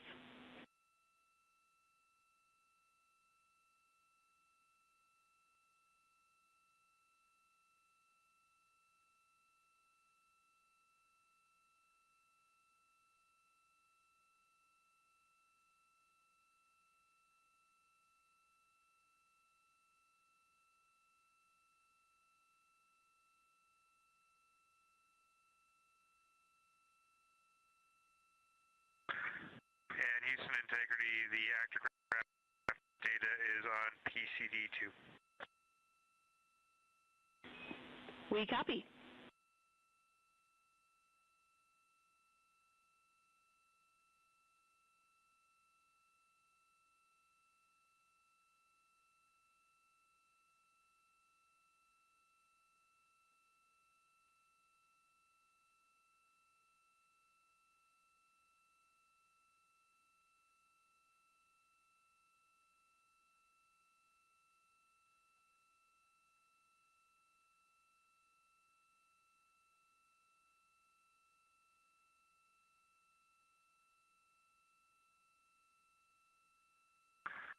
Houston Integrity on 1 for imagery for downlink folders. Go ahead.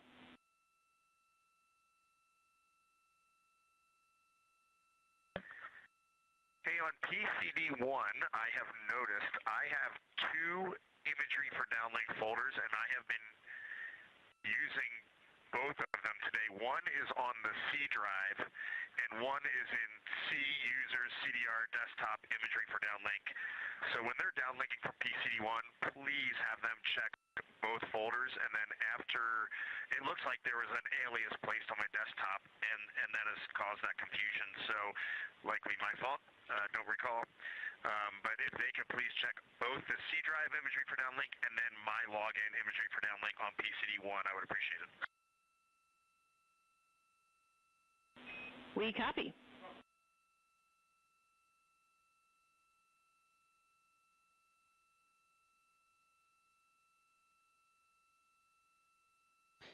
and we just heard some communication there between the crew on board the Orion spacecraft. Some of that first communication was coming from NASA astronaut Victor Glover, who was wrapping up a crew preference conference. These are private conferences, often between the crew and their family and friends on the ground. And then we heard some communication after that from NASA astronaut Reed Wiseman, who was asking some questions and letting them know about some images and data that were being downlinked from the Orion spacecraft following the lunar flyby earlier today.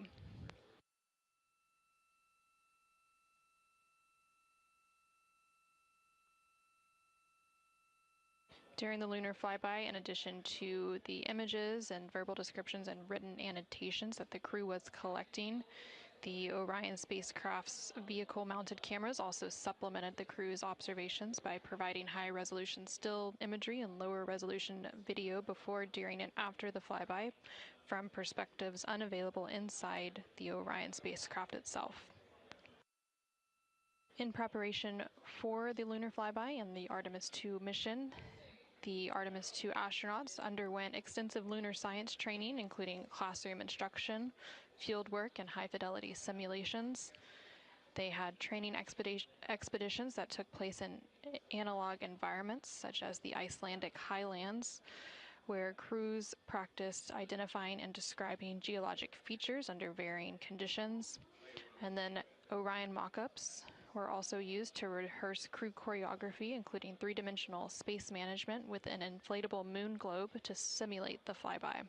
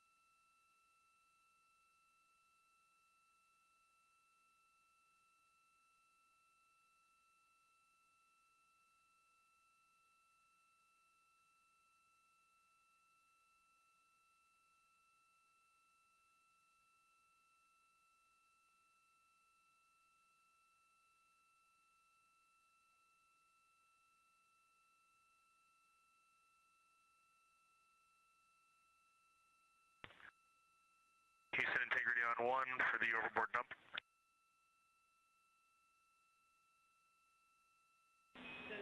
Go ahead.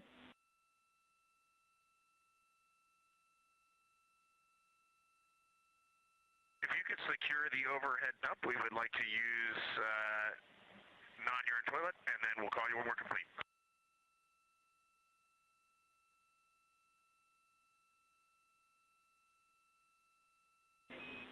We are putting that in work for you, and I have 2 other updates for you while I got you, if you're okay with a little bit more interruption to your pre-sleep.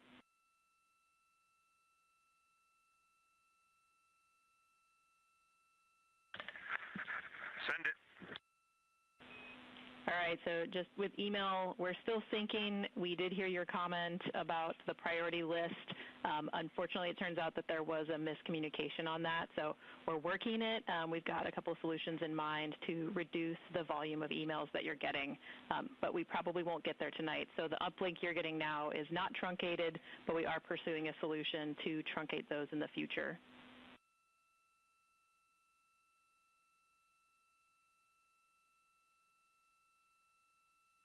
Okay, and what's your ETA on how much longer you want us hands-off email, or we're just not going to have access tonight?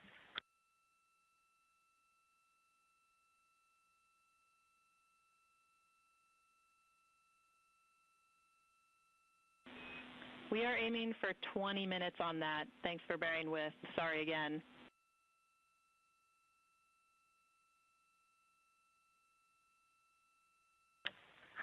Yeah, it's no big deal. Email around the moon was not something we expected to have anyway. Well, you guys regaled us with so much moon joy today. We were really hoping to pay you back. But we'll let you know as soon as that sync is complete. The second thing we had for you is that we are going to start doing some playback from the ACU. So OE2 will be unavailable for about an hour while we are playing back some of your comm from earlier.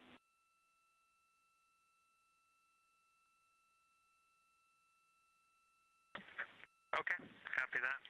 OE1 only for us for the next couple hours.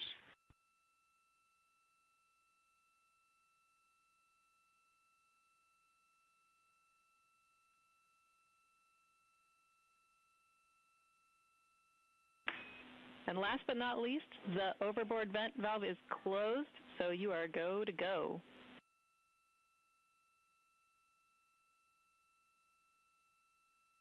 All right, in work.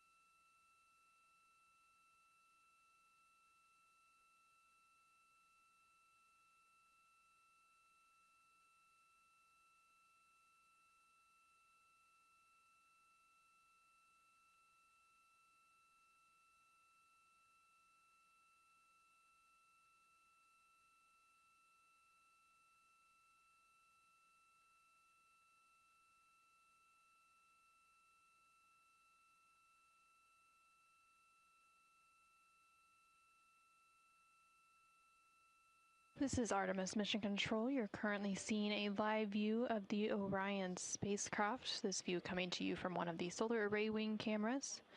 Currently inside the Orion spacecraft, which was named Integrity by its crew, are the 4 crew members of the Artemis II mission, which includes Reed Wiseman, Victor Glover, Christina Cook, and Jeremy Hansen. The crew recently completed their lunar flyby today during flight day 6, and they are currently in their pre-sleep period, preparing to go to sleep in a little over an hour to wrap up flight day 6.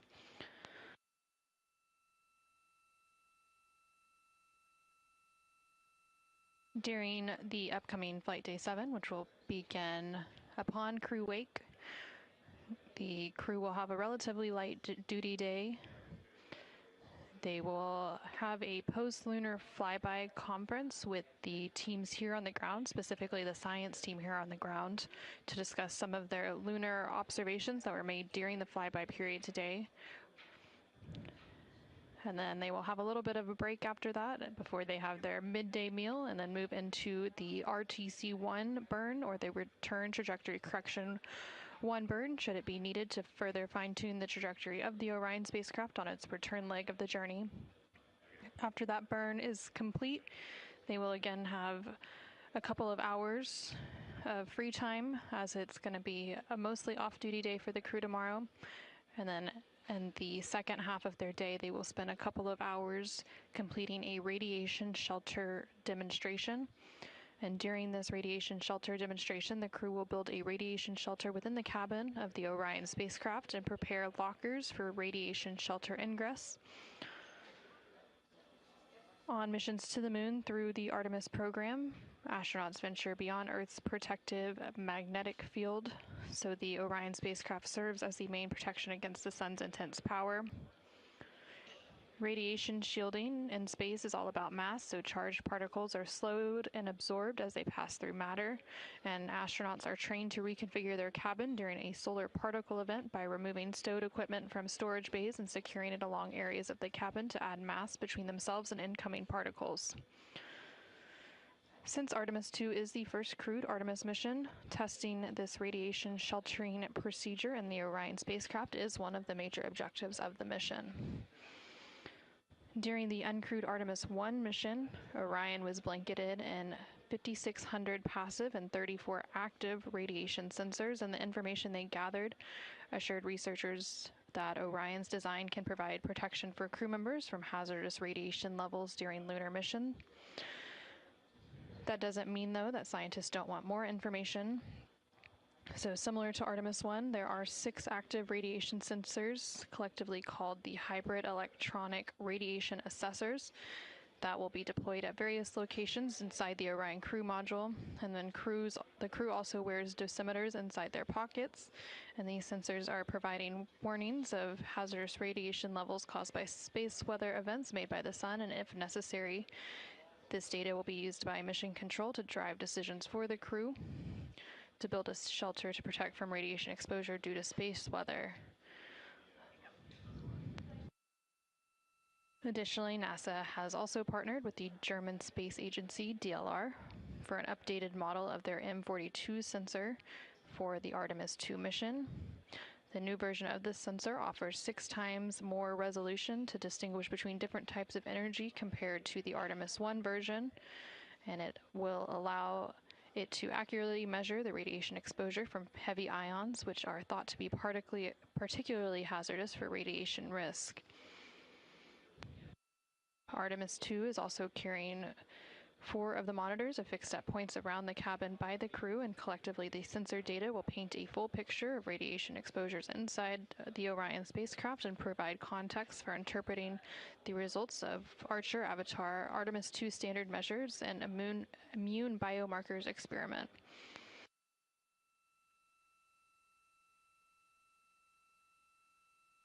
Currently on your screen, you can see a view of the Artemis Real-Time Orbit website, or ARO.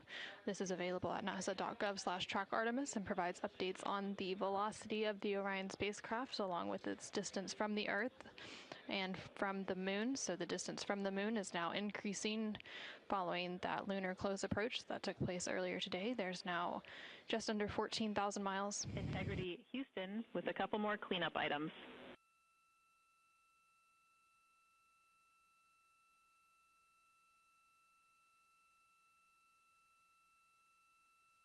Houston, go ahead. Hey, I wanted to let you know that our email sync is completed. You can all now use your email. We also wanted to give Reed a heads up that we are merging those imagery from our downlink folders into one. So going forward, he should only see one on his PCD. Not to be alarmed if you see one disappeared. And then last, thought you guys would be happy to know we have implemented your feedback for tomorrow. So we are ensuring that everyone will have exercise. We are also going to move the RAD shelter demo to flight day 8, where it is going to be condensed to focus on the highest priority objectives.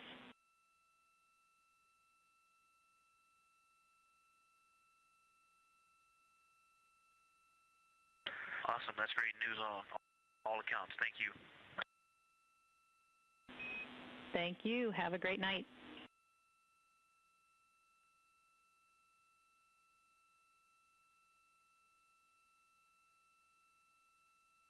And we just heard some... Thank you, Tess, and you have a good night, too.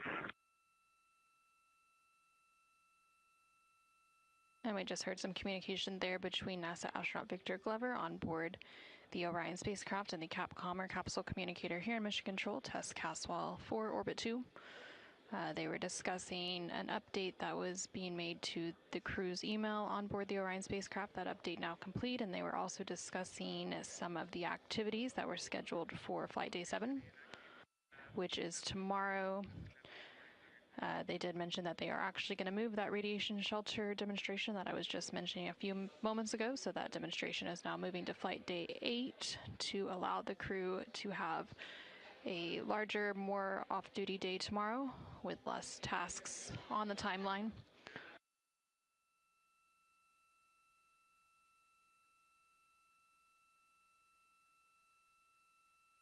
So now for Flight Day 7, the crew will just have their post-lunar flyby conference, and then possibly that return trajectory correction 1 burn should it be needed. Otherwise, they will have a pretty light duty day tomorrow with some free time to do as they please on this return journey back to Earth. Again, that splashdown targeted for Friday, April 10th.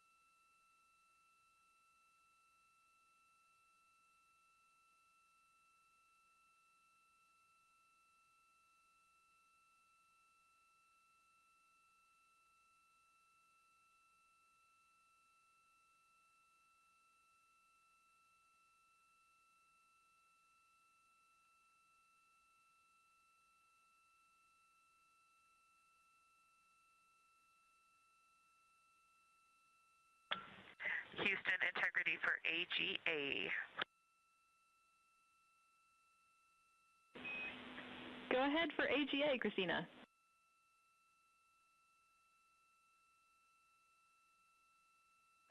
Hey, Tess, we've got CO2 2.8, O2 27.0, 76.3 degrees, and 10.5 psia. We copy all. Thanks so much.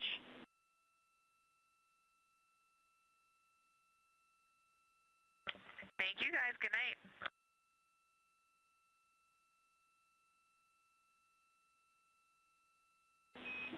Have a wonderful night, and just for your awareness, we are still standing by for your go to resume the wastewater dump when you guys are ready.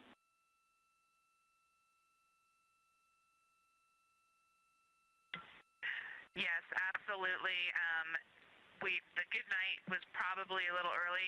Usually when we say good night to Houston, we call about 5 more times. That's our pattern. I just feel like I am contributing to that trend. So, all right, we'll stand by for the next good night.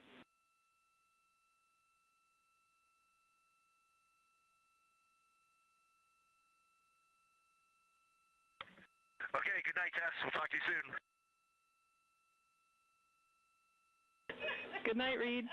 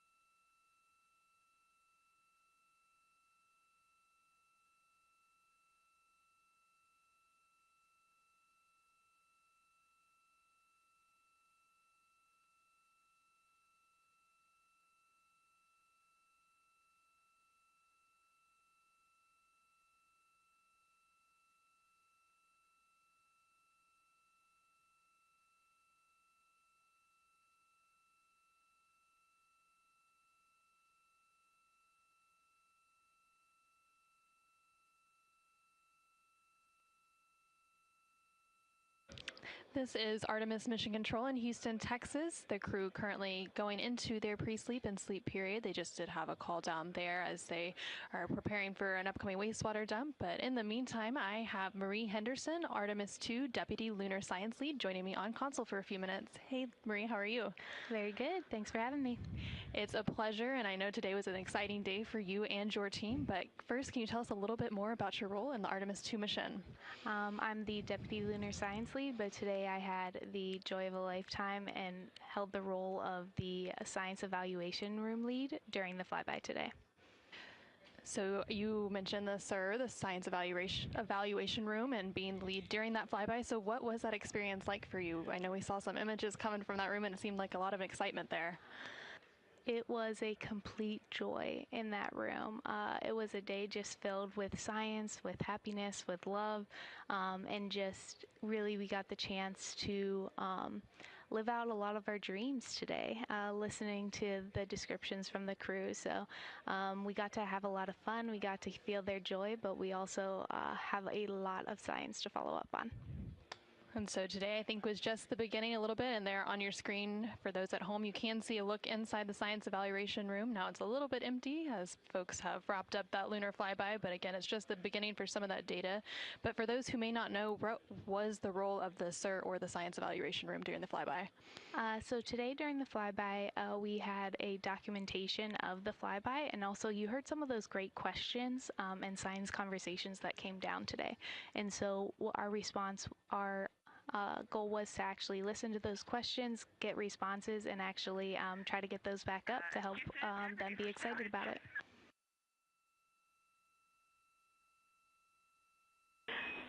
Go ahead.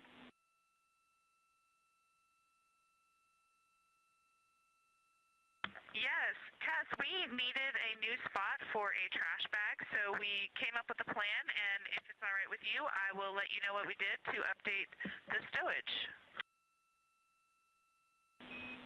We are happy to receive.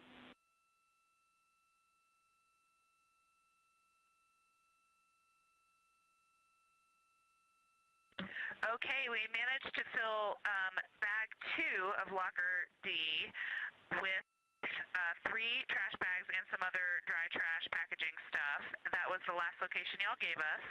We then emptied bag 8 of D by deploying all of the nitrile gloves in there. I'm seeing 3 packs of 30 and 1 pack of compaction plates into the toilet.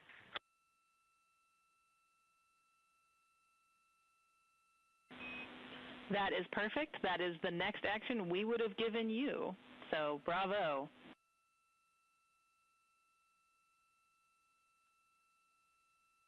All right, mind meld. Thank you and good night.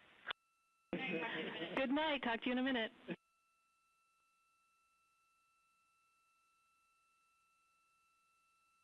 And we just heard some communication there between NASA astronaut Christina Cook. Exactly. Currently on board the Orion spacecraft. Again, they are in their pre-sleep period, preparing to go to sleep, but they are being a chatty bunch this evening, and they were just calling down about some stowage. There is actually a position here in Mission Control, the IVA, or Intravehicular Activity Officer, that tracks where everything is and where everything is stored on board the Orion spacecraft. Again, I am here with Marie Henderson, Artemis II Deputy Lunar Science Lead. We were just talking about some of the moments from the flyby, so can you tell us a little bit about what some of the biggest moments are that stood out to you during the flyby? Yeah, I think that first time we started to hear their descriptions of colors coming down was one of those things that we have been talking about, training them on. We know it's one of those things that the human eye is uniquely capable of picking up.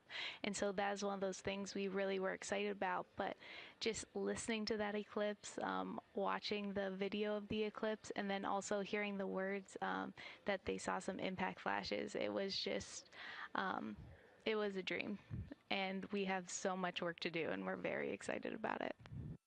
So the crew following the flyby was in the process of downlinking and beginning to downlink some of that data and the imagery, but now that the lunar flyby is complete, what comes next for you and your team? So we actually, the members of our SIR team, most of them have gone home, but we had another shift of scientists come on. They are in our Science Mission Operations Room, the deliciously named S'more. So they are working right now, and so they are waiting for that data to come down and start processing it. And so by that, we are going to inventory all the images, all the audio files that we got, and they're going to get that organized and start putting the first scientific analysis on that data. It'll be exciting, and we're so excited to see some of those images, and of course we'll share those with the world once we are able to and once we have those. And tomorrow on flight day 7, you will have the post-lunar flyby conference with the crew. What insights do you hope to gain from that opportunity as well? Yeah, we're really excited about this post-flyby crew conference tomorrow because we've only done one part of our data collection. And so we have heard from them during the flyby just through over the air. But the other 2 members who were at the windows, they were collecting recordings on their personal computers and also taking those images. So we have a lot of observations to listen through. And then then tomorrow we'll actually get to ask more questions. And so as you heard today on the during the flyby, they were really excited when they got the chance to talk to each other, talk through those discussions. And they said every time they actually took a moment to talk to each other, they were talking science and learned more from each other, and they had a different, unique perspective. We as scientists want more of that. And so we have this chance tomorrow to talk to them during the crew conference, and it's almost like when you're on vacation and you want to journal and write down everything that happened before you take the long flight home and have to go back to work. That is the same concept here. Is they had this amazing lunar flyby, and they have a lot of work left to do to get home, and so we wanted to hear more about it and get the chance to ask them some questions based on the data they have collected. And I can just hear the excitement in your voice, and you keep smiling as you talk. So I can really tell that it was an exciting day for you, and there's just so much more ahead from this opportunity. But from your perspective, what excites you the most about the scientific opportunities that Artemis II opens for future missions? This is just the beginning. This is the beginning of our science in Artemis, and we know that every single mission going forward will give us the opportunity to learn more. There are a lot of open hypotheses on the moon, and I'm really excited that maybe we get a little closer to closing some of them today. Well, thank you so much, Marie, for joining us, and it was a pleasure to watch your team in action during the lunar flyby, and we can't wait to see what scientific insights y'all deliver for us the rest of the mission. Thank you so much. Thank you.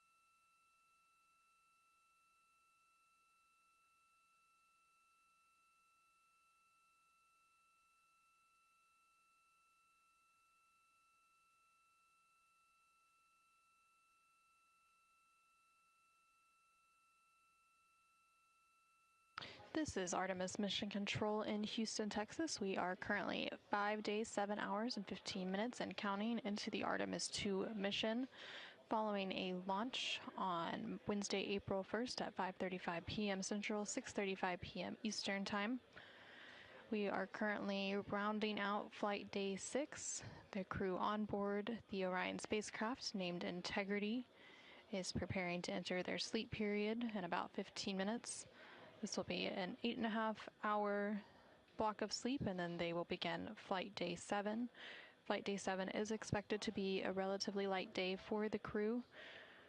They will have a post-lunar flyby crew conference with the science team here on the ground towards the beginning part of their day.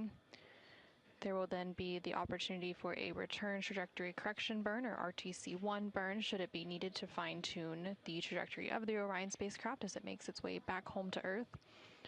And then for the most part, the second half of their day will be relatively empty, allowing the crew to rest and do any sort of activities of their choosing. Today, the crew spent most of their time in a lunar flyby observation period, during which they captured imagery. They also captured voice recordings and made annotations of what they were seeing on the moon to provide to science teams here in Mission Control. Those science teams beginning to receive some of those downlinked assets, and they'll continue to receive some of that imagery throughout the night. And the science team will begin evaluating some of that in preparation for that science post-lunar flyby conference tomorrow. Currently on your screen, you're seeing a live look of the Orion spacecraft. This view coming to you from one of the 4 solar array wings on the Orion spacecraft. Each of those wings has a camera, and from this view you can see some of those thrusters at the bottom of the service module. Those thrusters would be used in that return trajectory correction burn 1 tomorrow, should it be needed. Now you're seeing a view of the Artemis Real-Time Orbit website, or ARO, which is available at nasa.gov/trackartemis. This provides updates on the velocity and distance of the Orion spacecraft and its crew from the Earth and Moon throughout its journey around the Moon and back home to Earth. Now that the lunar flyby and the lunar close approach has been completed, the distance between the Orion spacecraft and the Moon will continue to increase, so they're now about 16,000 miles away from the Moon, and that distance separating the crew and the home planet of Earth will continue to decrease all the way up until a splashdown, which is targeted on Friday, April 10th. That splashdown is predicted to take place in about 3 days, 17 hours, and 59 minutes. And again, should that return trajectory correction 1 burn be needed tomorrow, that would take place in about 18 hours and 9 minutes from now.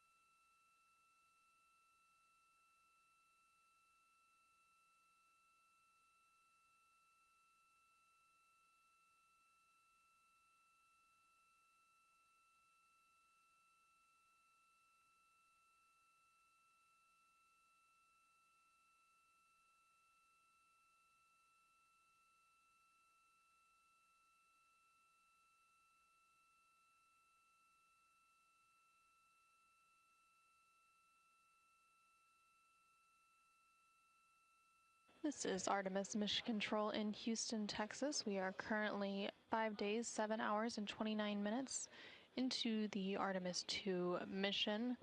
And the crew recently entered their sleep period. That sleep period will last 8.5 hours. And once that sleep period concludes and the crew wakes up, it will officially mark the start of Flight Day 7 for the mission.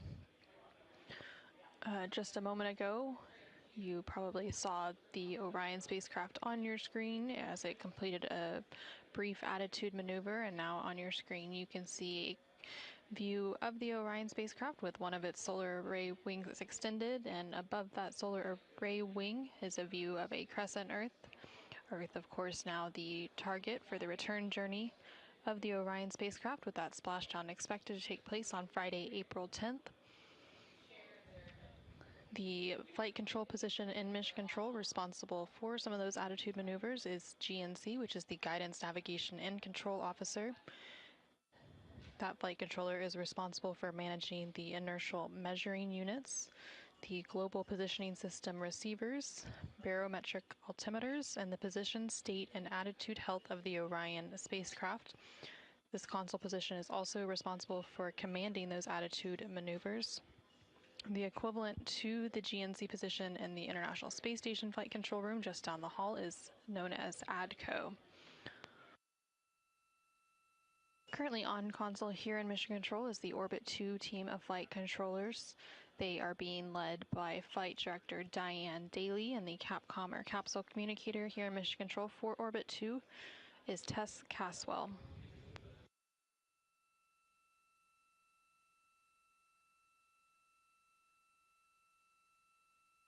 And there on your screen on the right-hand side, you can see that Flight Director console and that Capcom console next to each other.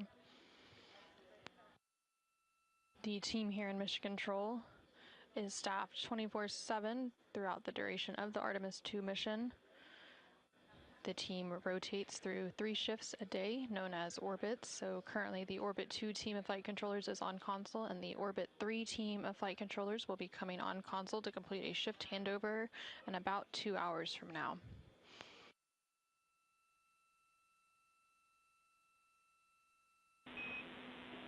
Integrity Houston with a potential last good night before we go into a very long forward link LOS.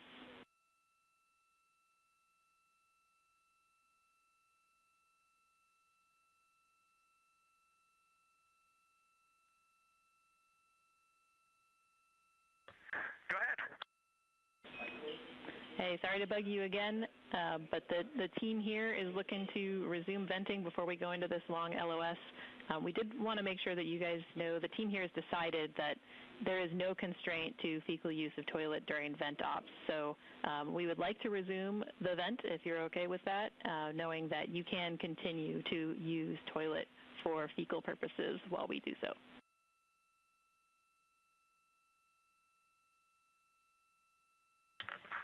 Resume the vent.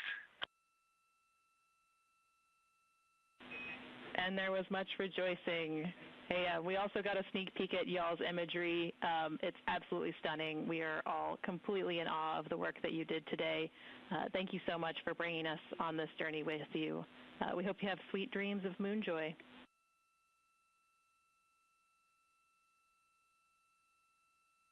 Thank you so much, Tess. And when you think about 10,000 pictures in a day, trying to download 10 for PAO is tough. So that's just a sampling. There's many more that look like them, and there's probably quite a few that look better than them. But that was the best we could do right there. So glad that they're appreciated. We certainly appreciated being up here in our observation post. Hey, one thing while I got you for tomorrow morning, I know we're trying to make it a light crew day, but if you could still give us our wake up on time at the beginning of post sleep, we would appreciate it so we can get our science going and get our morning about us.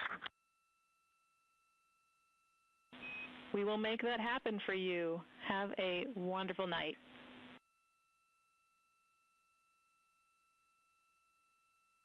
All right, good night until I call you in 5 minutes. See ya.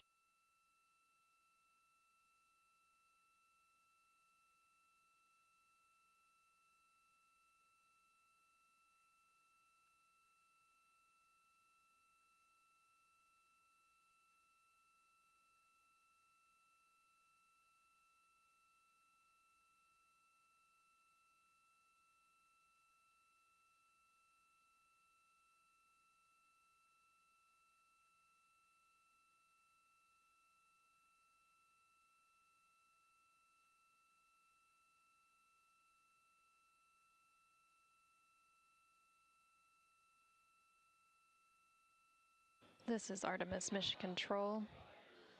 Some final communication for the evening there from the Orion Commander Reed Wiseman and the Capcom Capsule Communicator here in Mission Control, Tess Caswell, who you can see there in the center portion of the right block of your screen. They were discussing an upcoming wastewater dump as part of the Universal Waste Management System, aka the space toilet on board the Orion spacecraft.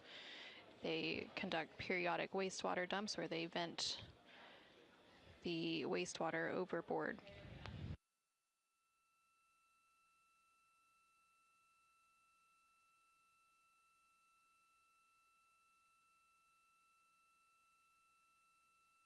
The crew also referring to some of their upcoming activities during Flight Day 7, which will begin at the start of crew wake. They mentioned to the ground team here that they wanted to be woken up on time tomorrow morning.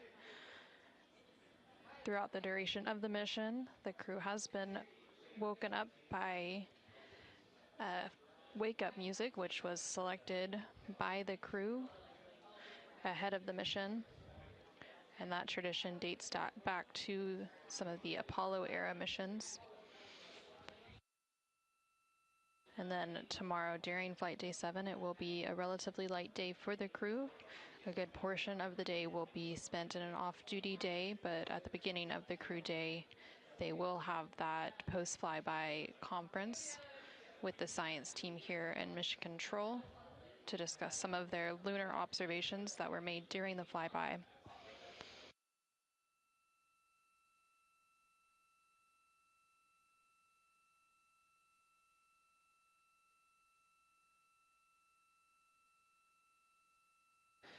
The mission control position here responsible for some of those wastewater dumps that have been referenced throughout the mission is ECOM, which stands for the Emergency Environmental and Consumables Manager.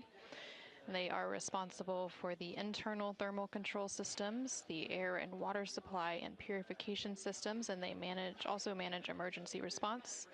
The equivalent flight control position in the International Space Station flight control room just down the hallway is known as ETHOS.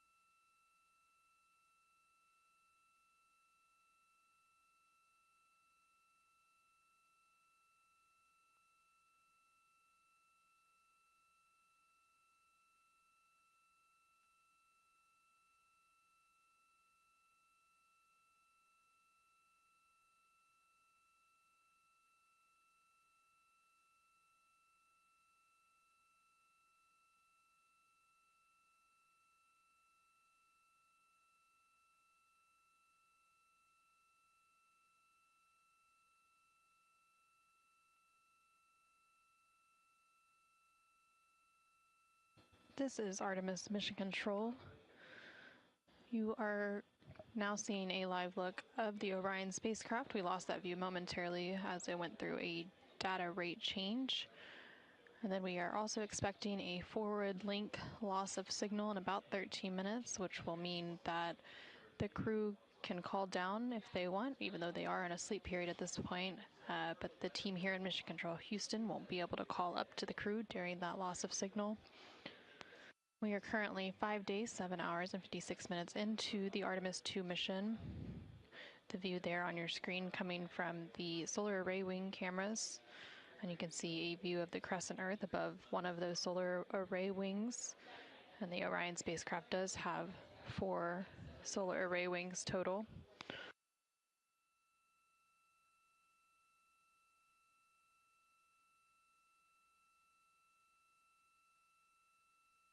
The flight control position here in Mission Control that monitors some of those data rate changes is known as INCO, which stands for the Instrumentation and Communications Officer, and they manage the communication systems of the Orion spacecraft, including the phased array antennas, baseband signal processors, and audio systems. And the equivalent position in the International Space Station Flight Control Room down the hallway is known as CRONUS.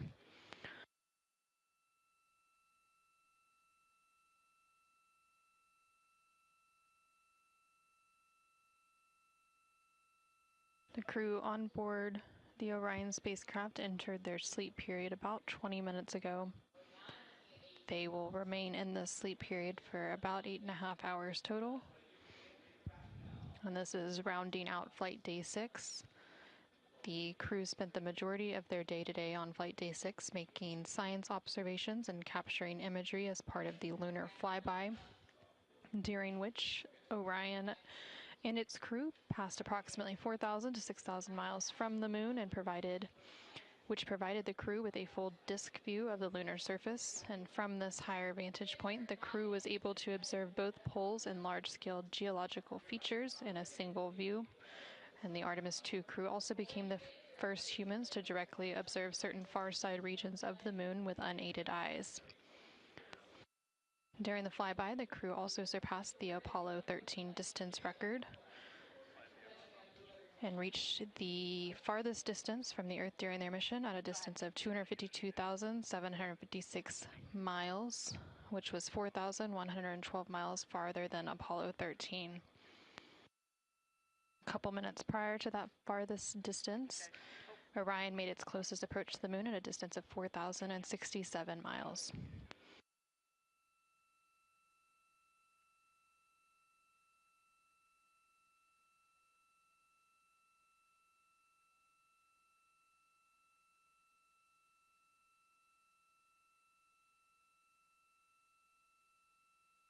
At this point in the Artemis II mission, rounding out flight day 6, the crew and the teams on the ground have begun or completed 23 of the 27 high priority objectives for the mission, which have already provided tremendous insight into the operation of the Orion spacecraft and also provided critical information to teams as we prepare for future Artemis missions.